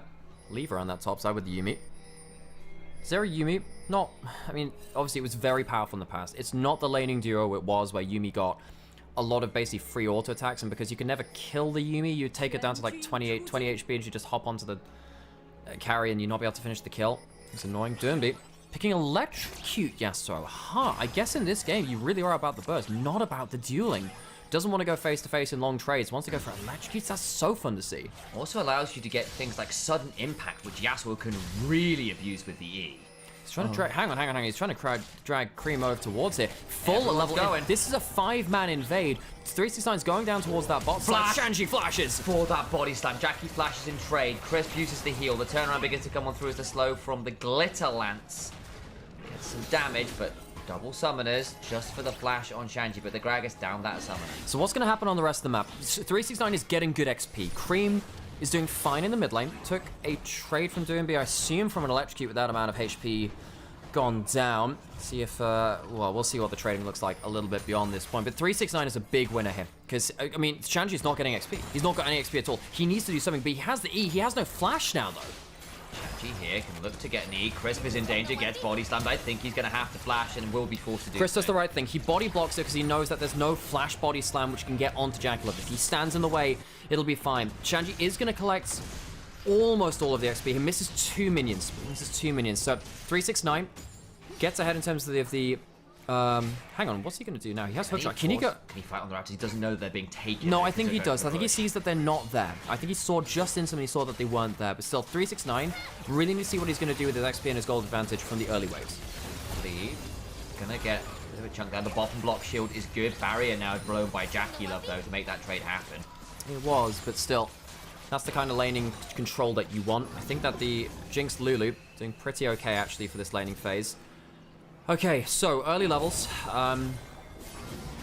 Don't really think NIP get that much out of this, actually. You do get a lot of summoners away from Jackie Love and Chris, but you don't get that much. Leave does have flash, but he might have to use it here. They don't have a cleanse, remember? Got Zoomies and a Spark Surge. Can't get in range. I was really wondering whether we'd see a flash for flash, but not pulling that out just at that time. The problem is there's a heal on this Yuumi and an exhaust. And I think if you jump in there, you don't kill through the stun, and a tower shot will probably take Kanavi out. Indeed. Of course, remember, one of the bigger changes to Yasuo recently, oh, actually on this patch as well, incredibly huge patch on this patch. Yasuo now gets regular crits again. He gets the full damage from them. That's one of them. Later, it was last year or so, or maybe it was before that. Actually. It's been a while now. If he stacks up his E a couple of times, it does double damage, basically. It always used to stack up extra damage, but they basically changed it almost back to his release patch, where if you max it, yeah, well, you'd at least go at level 1, and then you would go for it level, you go for it when you'd max it then, partly because of the base damage, but also because Triforce Frozen Mallet meant you could just use it for forever, and the self lockout was kind of insane. But if you do stuff like that where you slide twice through the wave, the actual E onto the target is a lot of damage now. Let's go another quick look at a Windblade. I used to know all the various names of the Yasuo abilities, because obviously Beyblade's when you spin, but there's like the Keyblade where you kind of do kind of double one off. Chris caught out, has no flash, he's going to go down, yeah. Aki finds him, the Lulu goes down, first blood to NIP. Busy musing, and Aki just finds the Lulu, caught at level 2, and those summoners that were blown early are coming back to haunt Top Esports a touch now. Yeah, so Doomby, control of that mid lane. Aki, important that he gets ahead here. Gets Lulu out of that lane. I mean, you need to support this Jinx. Jinx has no summoners. Can't really walk away from turret. Needs to try and wave clear this, but needs to be afraid a little bit of Leave walking up and contesting him. I think with the wave the way it is, and Lulu coming back to lane, Jinx is safe, and that is very important. Toppies will just want Jinx getting farm. Mid lane has been what mid lane into Yasuo often is. It's Cream trying to make sure he spaces correctly. Early on, before first reset, the Yasuo base damage is not necessarily at kill threat, especially with no Ignite in lane, but later on, this Orianna being as immobile as she is, and the fact the ball can be blocked by that wind wall can get really difficult. I will say, you know, so I agree that you can just chuck the cask at the Orianna, hope it works for the best. If that happens, and you get Wild Growth and Polymorph, and then also the Jax stuns your backline, I don't think it kills. The only consistent damage NIP have is the Zeri, and there are answers towards that. So, NIP, yeah, they have an aggressive combo with the Answer, Gragas, and potential of the Zeri kind of flying over the top as well. But it is not without counterplay from Top Esports. I feel like the other side of that, though, is if 369 and Kanavi go in, and the counterpunch comes from an exhaust and a heal from PP Chris still has no flash, he has heal now, but Aki... Oh boy, he's going to put down the chompers, gets a bit of time, the polymorph comes on through, exhaust is on Aki, trying to flash on forwards, but a nice counter strike from Top Esports means that Shinzao will dial shock laser, tags a couple, but not enough. Oh, the shockwave! Pulls Leave back from across the wall, the Zap flashed away from Kanavi, will have a leap strike up and available pretty shortly, but the prowling projectile slow is enough. You know what? Serious credit to Crisp there. It is very difficult playing a Lulu against aggressive combinations when you're getting caught out like that. Running back to the team, understanding safety was in the chompers, gets a really important play there. Jackula flashes, but hey, getting a kill on the Jinx, you will absolutely take that. Getting grubs as well, that's a bonus on top of it, especially if you get Camille into side lanes a little later. NIP, you've got to be super careful around this. They think they can get the easy pick onto Lulu, I understand, you know. But the Polymorph comes through, the Chompers come through, which should stop a dash back over them too. Aki burns the flash. Crisp lives. Flash after to make sure the counter strike lands. It does end up being that flash. I thought Leave was going to die here as well, but the shield comes in from the Zoomies just about. And the Prowling projectile after ensures you don't quite get the kill. It is, however, both summoners, or all summoners blown from Leave and PP God. There is no Ghost Flash or the double combat sums from this Yuumi. This is Aki, of course, has. Nice interrupt. Well, 369 did that to himself. Aki has no flash. I was wondering whether 369 could... Well, look, he's not got one item yet. That's the kind of solo queue play. Like, oh, I found him a river, let's kill him. And that would probably end very poorly. That's me in the corner, losing my lane lead. Yeah. Anyway, Jack and Crisp laning up against these Zeri Lulu.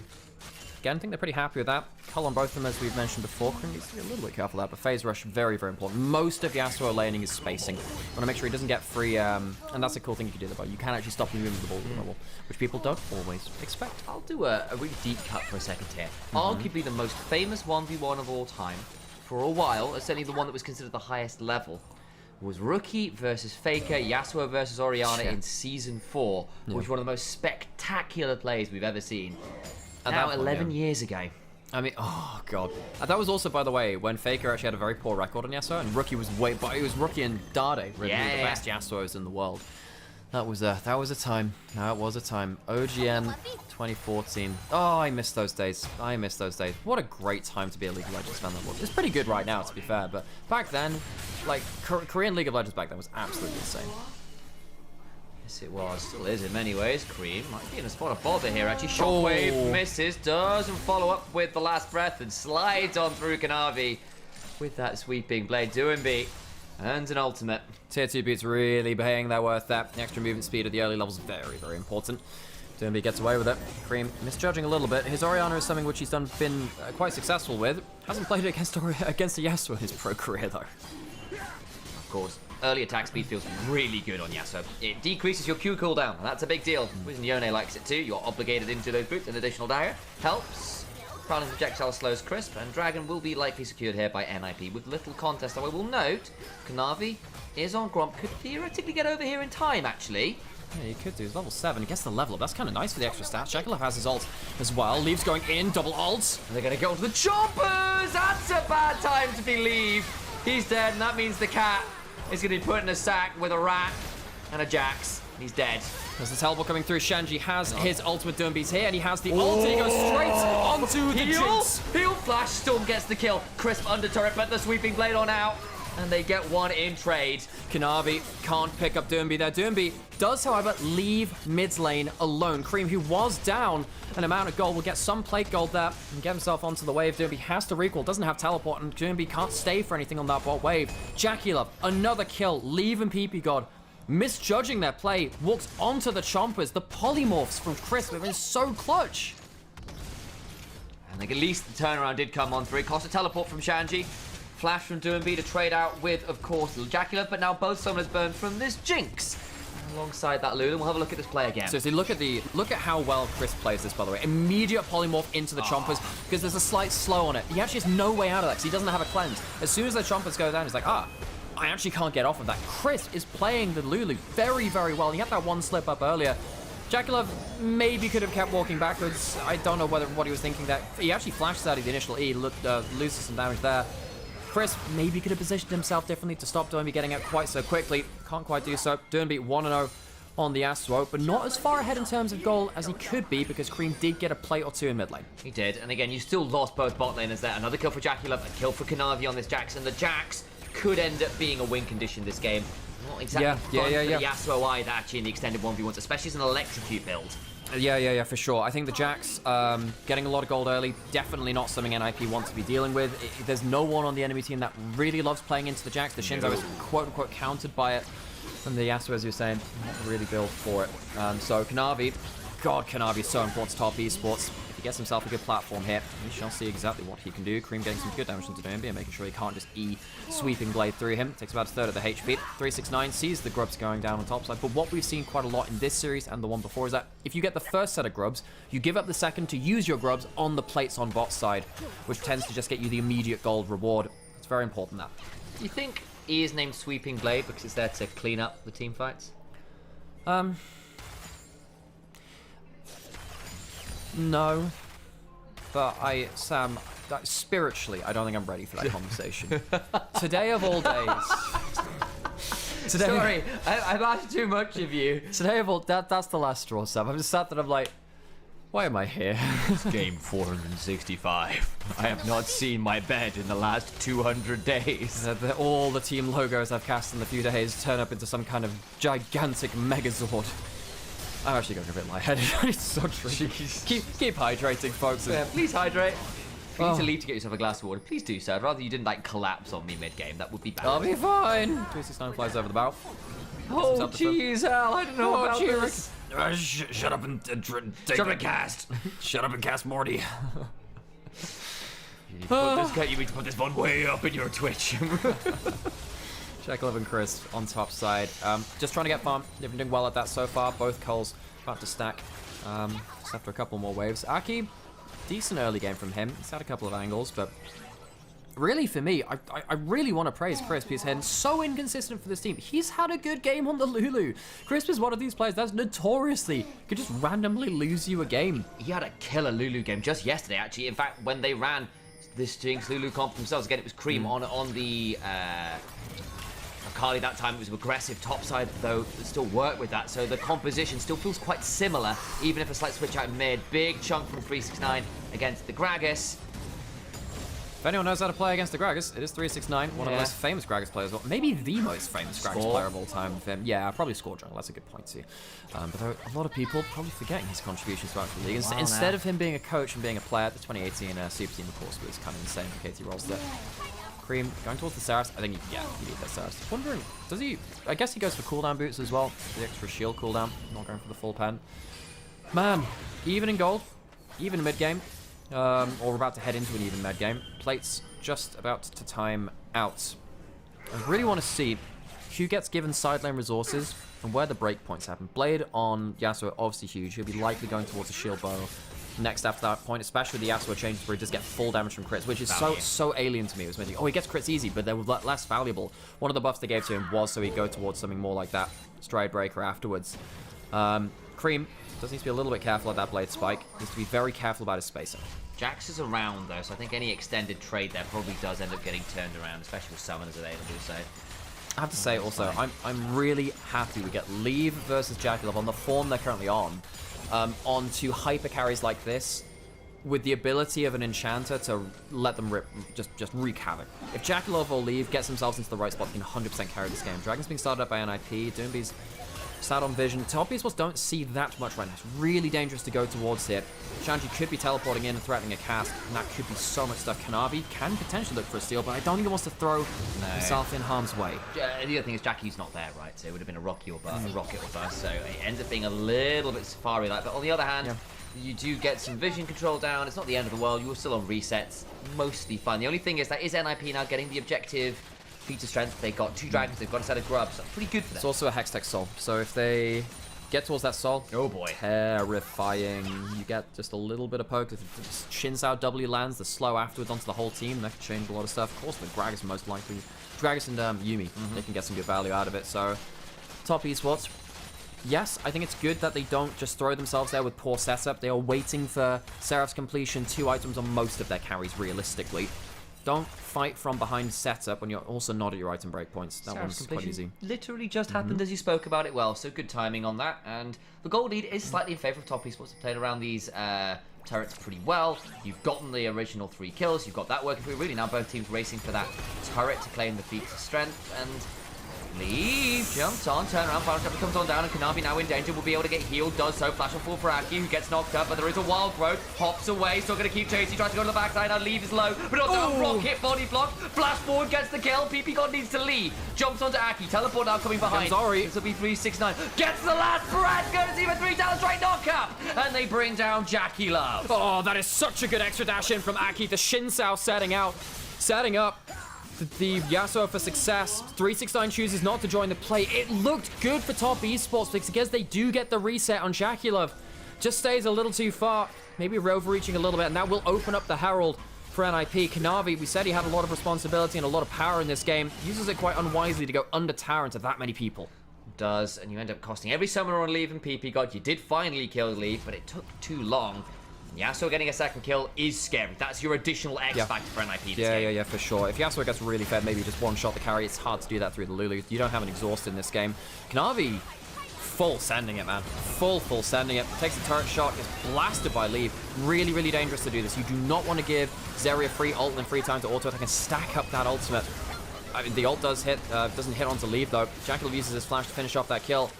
This is where you step back. I guess Jackal wanted to make sure that he wasn't leaving Orianna in the lurch, but that felt very, very risky. At least Orianna has the Seraphs. I feel like you'd have to trust Cream to take the intro to that fight himself, especially since he also had flash. Got locked into an auto-attack animation, so Aki and Yumi running on down. When becomes lightning hits, that forces the flash from 369 with tactical sweeps will pick up a Rose at least, but does blow that summoner. Aki really feeling it. Jinsao Yumi, very, very powerful. That was very powerful the last time that we saw Yumi and Meta realistically at the top of the play. Kanavi gonna go take some camps on enemy topside. Top East will still have themselves a gold advantage. Herald has gone up to the side of NIP. Hang on, Shanji caught out a little bit here. Might have to go flash, cast instead. That's gonna deny a big part of the combo now. That's the disengage options. This turret left under siege. Aki hit with a command attack distance. There will be no shockwave pulled. I think he just came off cooldown now So, as I speak. Again, look at the cross maps. Again, both these teams very accomplished in a macro sense. DNB does not have to teleport. He'll get that turret now. And they'll get themselves some extra gold for it. He's not going to be... I don't think they can really do... Hang on, they might be able to. So Aki's coming down if they do, and he's coming with a Yumi attached to him. I don't think he wants to do this. The teleport's coming through. Do they see it? They'll see it now. Doomby, if he gets a knock-up, could be very, very powerful. Oh, the turnaround is monstrous. The Hextech are going to buy some time. They got a wild growth. Doomby just about surviving. 369 falls. Finally, Kanavi looking to turn it around. They've burned a lot. Shockwave still up. Shockwave is still up. They can go on to the Jax. Flashed away from by Doomby. 1-for-1 as it stands. Looking at the other side though. Shanji goes back on in. Lee pops the lightning crash, but doesn't really hit anyone. Counter-strike back up. Doomby in danger. No minions to slide through. It's a triple to Kanavi on the Jax. Last time he went for a big play, Kanavi misjudged it. He doesn't hit. 369 buys time, and Crisp and Cream's shields, the crispy Cream sweetness, ends up making the difference in the bot side. And it's a donut of pain for Ninjas in Pajamas. Holy moly, they do some work there. It is excellent, excellent extended fighting. 369 goes in, you think it's going to be too deep. It somewhat is, but it buys time. And they have to burn so much to keep Doomby alive initially. I think 369 buys so much time he had no right having. Ults out of the last bit of the combo, and then because Crisp is there, the kill doesn't come through cleanly. You have to use some extra combos. Kanavi gets to start really wreaking havoc with his lethal tempo starting to get stacked up, and the Jax is a genuine win condition in these fights now. I think Shanji had to leave it there. That was over-aggressive. Shanji, sadly for him, I think he misjudges this very poorly. They walk away with some extra kills. And Leave pops the ultimate, doesn't really hit anyone with it, and I don't think I saw any valuable autos from this Zeri, who would have been a key part of that. Has now picked up 2 items. Soul point on the ground for the side of NIP if they can find it, but there's a lot missing as we stand. Kanavi goes forwards. And he is so scary now on this Jax. They're going to go on to him. Can they follow up? They're going to throw down the ult with the shockwave. Denies space. Doomby dies. Knock up again onto Leave. And the Yumi is going to be gone because he was trying to jump onto the Yasuo. Oh no. Shanji in danger, gets slowed. Hextech ultimatum. And they get a triple kill to Cream's Orianna. Oh, they're just handing out all the kills now. NIP are misjudging the value of the double shields from top esports, and I think they're losing their heads a little bit. They won't be able to get themselves towards the dragon, and I think this now is the play which breaks the game's back. Couple of plays back-to-back where NIP don't get themselves the burst combo, and with this kind of composition, you fall behind in your objectives and your gold. It becomes really, really difficult to play it in the future. I really want to praise Crisp again, though. For such an inconsistent player, I think he's really turned it on for this series in such an important elimination match. The Yumi didn't quite get the Yasuo. There was no heal, there was no exhaust, there was no zoomies to keep that Yasuo up for a bit longer. And then you get separated from your team. If you interrupt the W on Yumi, you don't get to use it again for a while. I think maybe the thought process is here. He won the last fight. Throw the ultimate to the Jax. Yeah, he's really hard to kill. Pops the ult, has shields. And Doomby just gets immediately exploded. Yumi mispositions here too. You sometimes miss that little cat in the midst of the chaos, but isn't able to empower the Zeri. So much extra survivability from top esports turns the table. My goat, Cream, has picked up the book. Can't blame him. He's feeling good this game. Yay! Book Gaming, a well-read individual is Doomby. I don't think he's on the same page as the rest of his team. He doesn't have a flash, and he's likely going to get taken down as Kanavi will eventually catch up. Nice knock-up, doesn't hurt the last breath. There's a counter-strike coming, not going to quite get in range. He just gets to slide away. Great knock-up. Cream now caught out on the other side. Shockwave! Ooh, flash to the other side of the shockwave. So, sorry, the cask, sorry. That's the one. It's okay, folks. We've done 6 best of 5s in 3 days. You can forgive us a misstep or 2. 3 grubs. Gonna help this team take down the mid lane out of turret. In a turret going again. Yes, again. Repeat the last message. Stop Esports with the Atakan GAs really able to make even more of these explosive plays. They have flash on Kanavi. They have flash on Dakulov and Crisp. They could really just full send it at any time, just like this. Aki will audacious charge onto the turret, try and get towards 369, but now they're just going to attack this turret. They're going to find a nice knock-up with the Crescent Guard, but 369 will use the Hextech ultimatum. We'll have a teleport to respond just after. Aki flashes away. The final chapter, the heal, the zoomies, the wild growth! It's exceptional! Shanji turned into a snowman, but there is no Olaf to build. He's dead, it ain't frozen, it's melting, it's all falling apart for NIP. The Wombo combo is lacking the Wombo. Oh, this Lulu has been disgusting. The Atakan gives them some withdrawals to work around too. Top Esports, I think a lot of people maybe consider them underdogs because they came through the lower bracket and NIP came through dropping down from the upper bracket. But Top Esports, they have been top tier for a while, and in that turnaround, get the organization to 10,000 LPL career kills. Some claps in chat, absolutely deserved for that one. And what a way to do it as well. What a glorious combo. They make it happen. Oh, Jackie Love and Crisp, full kill participation this game. The rest of the team having a great time as well. I think Kanavi on this Jax having got that triple. He's now at a Frozen Heart into a Shinzao and a Yasuo. So the Frozen Heart makes a difference. I also think that the Zhonya's being close to completion with the Seekers, big difference. And then you've also got this dude who's only died the one time at that very early level. The cast comes through onto this top lane in a turret. Doesn't really cause that much harm though to Top Esports. They'll happily use that cooldown being down to make a play. What do you do now? You need to hit the mother of all Wombo combos now. Has to be that or bust, and then Leave has to clean up what remains. Surely Dernby's debut split back in after such a promising group stage doesn't end like this. Well, Top Esports would like to write their own story. Top Esports are really one of those all-time elite LPL teams. Yes, they've changed some players, changed some of the paints on the cover really, but Kanavi coming in for TM, Chris coming in for Makeup, still definitely players with a high reputation themselves, even if they have some inconsistencies. Top Esports would go on to face BLG if they win this, who looked very scary earlier today. Oh, yeah, so the story, God, LPL playoffs are just so great, aren't they? We're like, wow, we've got Doomby returning, we've got Kanavi and Chris joining Top Esports to find their next stage in their career. Oh yeah, they're up against BLG in the lower bracket next. There is no break here. And despite everything that changed, despite all the exciting moments, it might well just be JDG, BLG, Top Esports, our top 3 teams. It could still be that anyone's legend, the last remaining holdout, so to speak, in the upper bracket. Dragon spawning in a minute. That would be kind of disastrous for Top Esports, getting the extra cooldown reduction and the extra attack speed. And the delaying of a potential win condition for NIP, I mean, they don't even have the soul point. They let a couple of the objectives slip through. And this is the problem with the play. This is the problem with a comp like a Yasuo comp. You fail one combo, the next one gets harder to pull off. So it gets, your difficulty increases with each missed shot, as opposed to some others where you get a little bit more safety. Baron has started in NIP, might be forced to draw, aim, see if they can blind fire it. Aki got a Yuumi on top of his head. Cream comes stepping forwards, looking for something. Wind comes lightning does land onto Cream. Decent bit of chunk onto Jackie and Chris. Aki goes over, now has a decent flank. But no, they've left them! They've left them alone! He's got his own blue buff. Polymorph onto Shanky, but it doesn't actually collapse that well. That gives Aki a moment to the backline. They've knocked people down. The Zhonya's is good for Green, but I don't know who's going to be able to keep him alive. On the other side, Jackie dies. Doomby gets that one. They've got both bot laners. Cream about to fall down.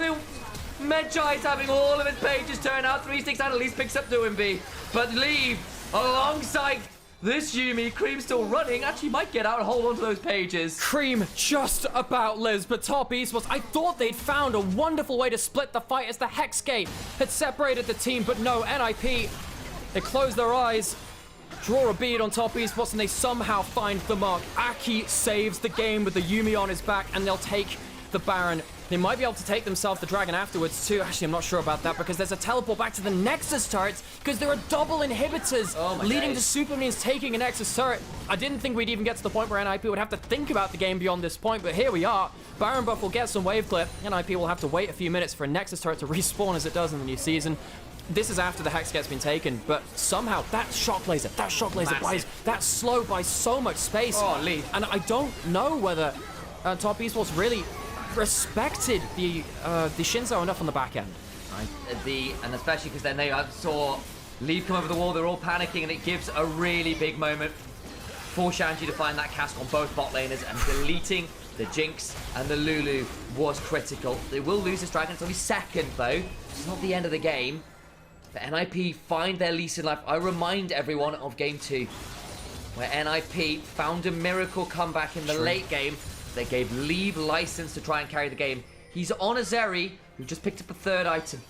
He's got a Yumi behind him. This could still be a game, a story that Leave gets to write another chapter in. Okay. Let's take a breath now. We've been going through a lot of games recently, folks. Our second best of 5 of the day. And we had some drama earlier, just a little bit. Then BLG stomped the game shut. This one has been much more close, and Top Esports arguably should have been 2-1 down at this point. 2-1 up. And as we know, things don't always go the way they really look like they should do. NIP, they have bought themselves a lease on life. They are still behind in gold. This is stemming the bleeding, this Baron. It doesn't solve all of their issues, and I think particularly with Zhonya's on Cream, Kanavi being ever more and more powerful on this Jax, particularly into this team composition, and Crisp with his flashback now to flash back out of the engage and support and enchant his members. NIP do need to find that shot again. That kind of wombo, it's not a one-time thing. You have to do it again. It's such a hard barrier to entry. But Alex, you know what it's given you? Hope. I don't mean the AD carry. Don't you dare talk about that to me. I'm a jaded individual, Sam. I'm jaded. This is what happens after, what was it, 6 best of 5s in 3 days? It's been a lot, folks. It's been a lot. Hitting. LPL just does not stop Shanji alone over this top of this top lane. Tower is going to go down despite that Baron buff. The Baron power blade gave them 2,000 gold to the advantage, but it is still them stuck on their side of the map. They barely have a ward outside of their own base. But time was what they needed. Time is what they get. Look what's in Doomby's inventory now. It's the Infinity Edge. That is all the crit he can ask for. You've got 3.5 items on this area. You can start to hit people and hurt them a lot. Particularly now, as we said, one of the big things about this patch is that Yasuo does normal crits damage now. I don't know how to calculate that in. I'm used to Yasuo doing less damage. Look, he still does enough damage, but still. Now he does even more. We've also just seen the Zeri pick up their own Infinity Edge. So big items picked up for the carries of Doomby and Leave. So what's the checklist from NIP? Yes, absolutely shut out Jacula from the fight. Try and get yourself one of these big carries down if you can. But I think you also have to catch Crisp. Crisp is so important and has been such a game changer for Top Esports. But out, Leave is actually, after that fight, 1,500 gold ahead of Jackie. He's an item ahead of the Jinx that seemed like they were way ahead in this game. That's a really big moment. If this Zeri gets at least 20 seconds of free time, less than that, I think you will really delete a relatively squishy comp still here from Top Esports. See how scared Jackalov has to play. He doesn't have flash. He can't flash up Cask if it came in from that. Kanavi goes in and he forces the fight. To leave, the wall goes after! The Zeri's down! They brought her down to earth. There is no more to be said. The game is over. The Cask comes on through, but the president is dead. There is no replacement. There is no election. It's a dictatorship. It's the night of Top Esports that come rampaging through. An NIP drop. Hope is dead this game. Can Kanavi do it? Yes, he can. He proves that he is still one of the best players in the goddamn world on the Jax, has so many carry performances and takes Top Esports to the finish line. An extraordinary assassination. I wondered, you all wondered whether that Zeri would have a moment. They won't. Ninjas in pajamas. All pro team in mid, all pro team in bot. Season MVP for Doomby are leveled by Top Esports 3-1. NIP with Doomby's return to pro play and is in this split go out in the second round of lower bracket. They do not win a best of 5 in playoffs. They lose to Annual's Legend, they lose to Top Esports, and Top Esports now go forwards to face against BLG, a team that ran the league last year, and ran the series earlier today. Oh my word, tune into that series, folks. It is going to be an absolute banger. Both series today were really fun. This one felt more tense. It definitely did. BLG had a bit of a victory march instead. Top Esports, I can't believe they ran away with that game. The game 2, they should have been 2-0 down. We should have been going to a game 5 instead, but NIP, the smirk on DMB's face, seems like that smile so ever-present, wiped off for now. It's a frustrating one. I think the thing is, the creative drafts from NIP that looked so convincing in the regular season fell apart a little bit here in playoffs. Teams, it felt, had some better answers, and honestly, shout out to people like Kanavi. What an insane Jax performance. And yes, the rest of the team also played very, very well. But that Jax, 2 critical team wipes. And, well, was leaving stage left very fast. Hi, folks. How's it going? We've just gotten through a bunch of LPL games. If you enjoy the LPL as much as us, we are glad. We hope you're enjoying our coverage over here. There's no official LPL broadcast anymore, so why not enjoy it here? It's just us. Instead, my name's Nymaera. This is Initialise. If you don't know us, we're brothers. We cast League of Legends together, and we love to cover series like this. Top Esports, a team that was playing second fiddle last year. They made themselves, to a bunch of important series, but never really quite got themselves over that finish line towards silverware. They have to go up against BLG, the team that was often stood between them, that silverware today. Folks, my energy has completely deflated now. If you enjoyed this, and of course, if you're over on Onivia's highlight channel as well, where we're streaming onto YouTube, please drop a like and a subscribe over there too. It means an awful lot to us if you can support us and keep doing what we are doing. I'm a broken person, Sam. I'm a broken person. Much. It's been a lot of work between this, LEC, NLC, all the other things. It's been great, but it has just been a lot of love. Thank you all for the love, guys. Please do, if you can, drop that follow. If you do have a Prime to offer, consider dropping it here. It means a huge amount to us. It helps us keep doing this, because as you can see, it's a lot of work. It's a lot of work. It's a lot of work. Oh boy. Also, hi Vedi, I saw you follow earlier. How's it going? Nice to see you, dude. Time to read up on LPL. We'll see if they get past BLG tomorrow. I don't know, man. The series early with BLG, that was really quite something. BLG, they looked back in form earlier. They dropped best of one in a lot. They drop a game 1 in a best of series quite often. They stomped through the rest of them. And you know what? Yep, Yoda, I'm going to completely agree with you. My MVP, really back to the game at hand, as my scatterbrain has been scattered even more. I think Crisp had a fantastic series. I think that Crisp has a fantastic 2 series. For someone who has been so inconsistent in the LPL recently, incredible couple of playoff series from him. Right. I guess I'll wait around for the MVP. Are you going to stream at all, Sam? How are you feeling? We should. Okay, I'm going to go stream for a couple hours. Sam's going to go. So what I'm going to do, folks, I'm going to sit around for a little bit. I'm going to rest my voice. I'm going to turn the camera off. And Sam's going to go stream at some point. Once he's live there, we'll radio over to him. Thank you so much, everyone, for supporting us today. And we'll do that thing where we sleep and pass out and then watch more LPL tomorrow. We'll be back tomorrow, folks, with 1 best of 5. Thank God it's only 1. And, yeah. Hope you're enjoying yourselves. I'm deflated, folks. I am deflated. Ugh. I love Crisp. I've been his lawyer for so long, but he's still a bit shaky, but looking good today. Yeah, I think that his split, it's not prime Crisp, but God, what a player. Make no mistake, damage doesn't matter for Enchanter's, of course it doesn't. These stats don't show supports in the right light. Fantastic Enchanter gameplay. Oh, Crisp in that last game.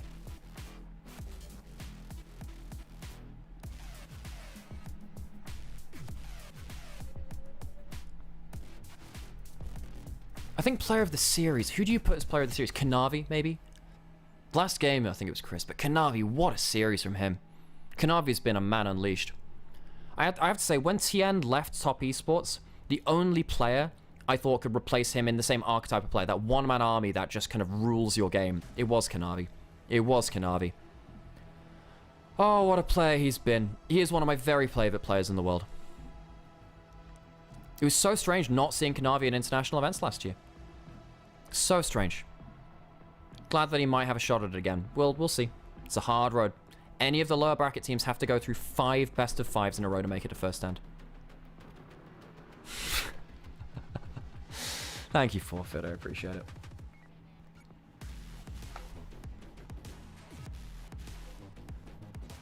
Oh, boy. But look, most of these clips, just watch how much value the Lulu gets. He's always in the right position, man.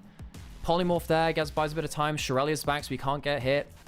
Gets himself in for a wild growth knockup. Gets another Glitter Lance slow.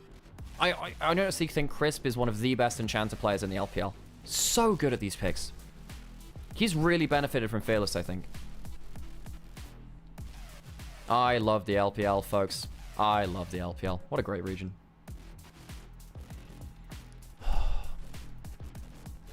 This was the crazy... Oh, yeah, this is the one they lost. Yeah, no, this wasn't they lost. It was the player on Baron. Yeah, the Hex Gate over. Hex Gate over. Oopsies. Yuumi got splattered. I think Shanji had a rough series. Shanji had a rough series. Which is a shame. Because he's had a good split again. He's another player that's had a good split. Yeah, Chris MVP for the game. Kanavi MVP for the series. That's what I'd say. Yeah.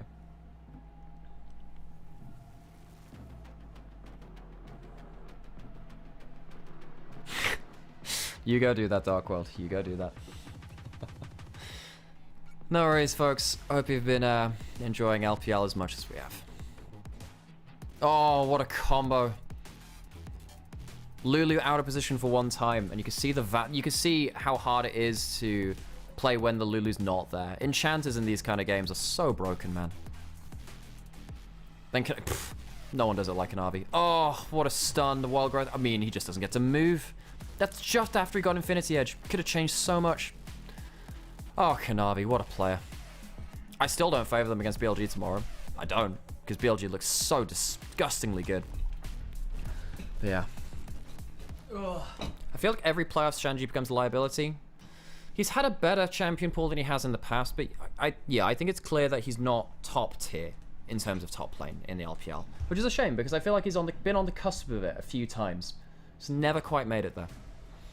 All right, we'll wait for MVP, and then we'll go radio over to Sam, and hope you enjoy your rest of your day over there. Who's our MVP? Player of the game? Kanavi. Okay, you know what? He made the game-ending plays. I get it. I get it. I actually think Crisp was great. I think Crisp was great. He had the flashy plays. I'll give him that. I'll give him that.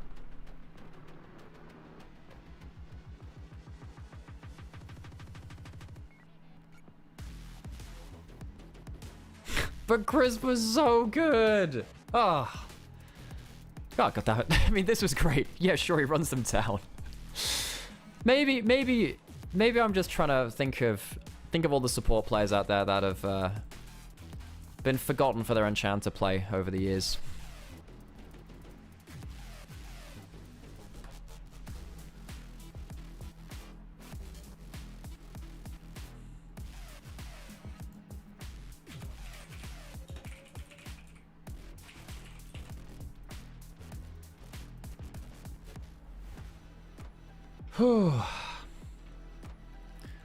Okay, folks. What I'm going to do is I'm going to send you over to Sam. He's going to do his own stream now. I'm sure he'll be playing some solo queue. Enjoy him. He's been doing a hell of a lot of work casting here. But he's also a nice guy to watch stream as well. If you'd like to join us in the community, we have Discord, we have socials. Come join us there. Come chat about LPL. Come enjoy League of Legends with us. It's a very social community, isn't it? All right. Thank you for joining us. And we will see you next time. Are you live, Sam? Cool. Riding over to you now. We'll see who got the votes. Did he get any votes? Come on, Chris. Give me a crisp vote. Come on. Come on. Come on, come on, come on, come on. I'll show you the votes before I go over.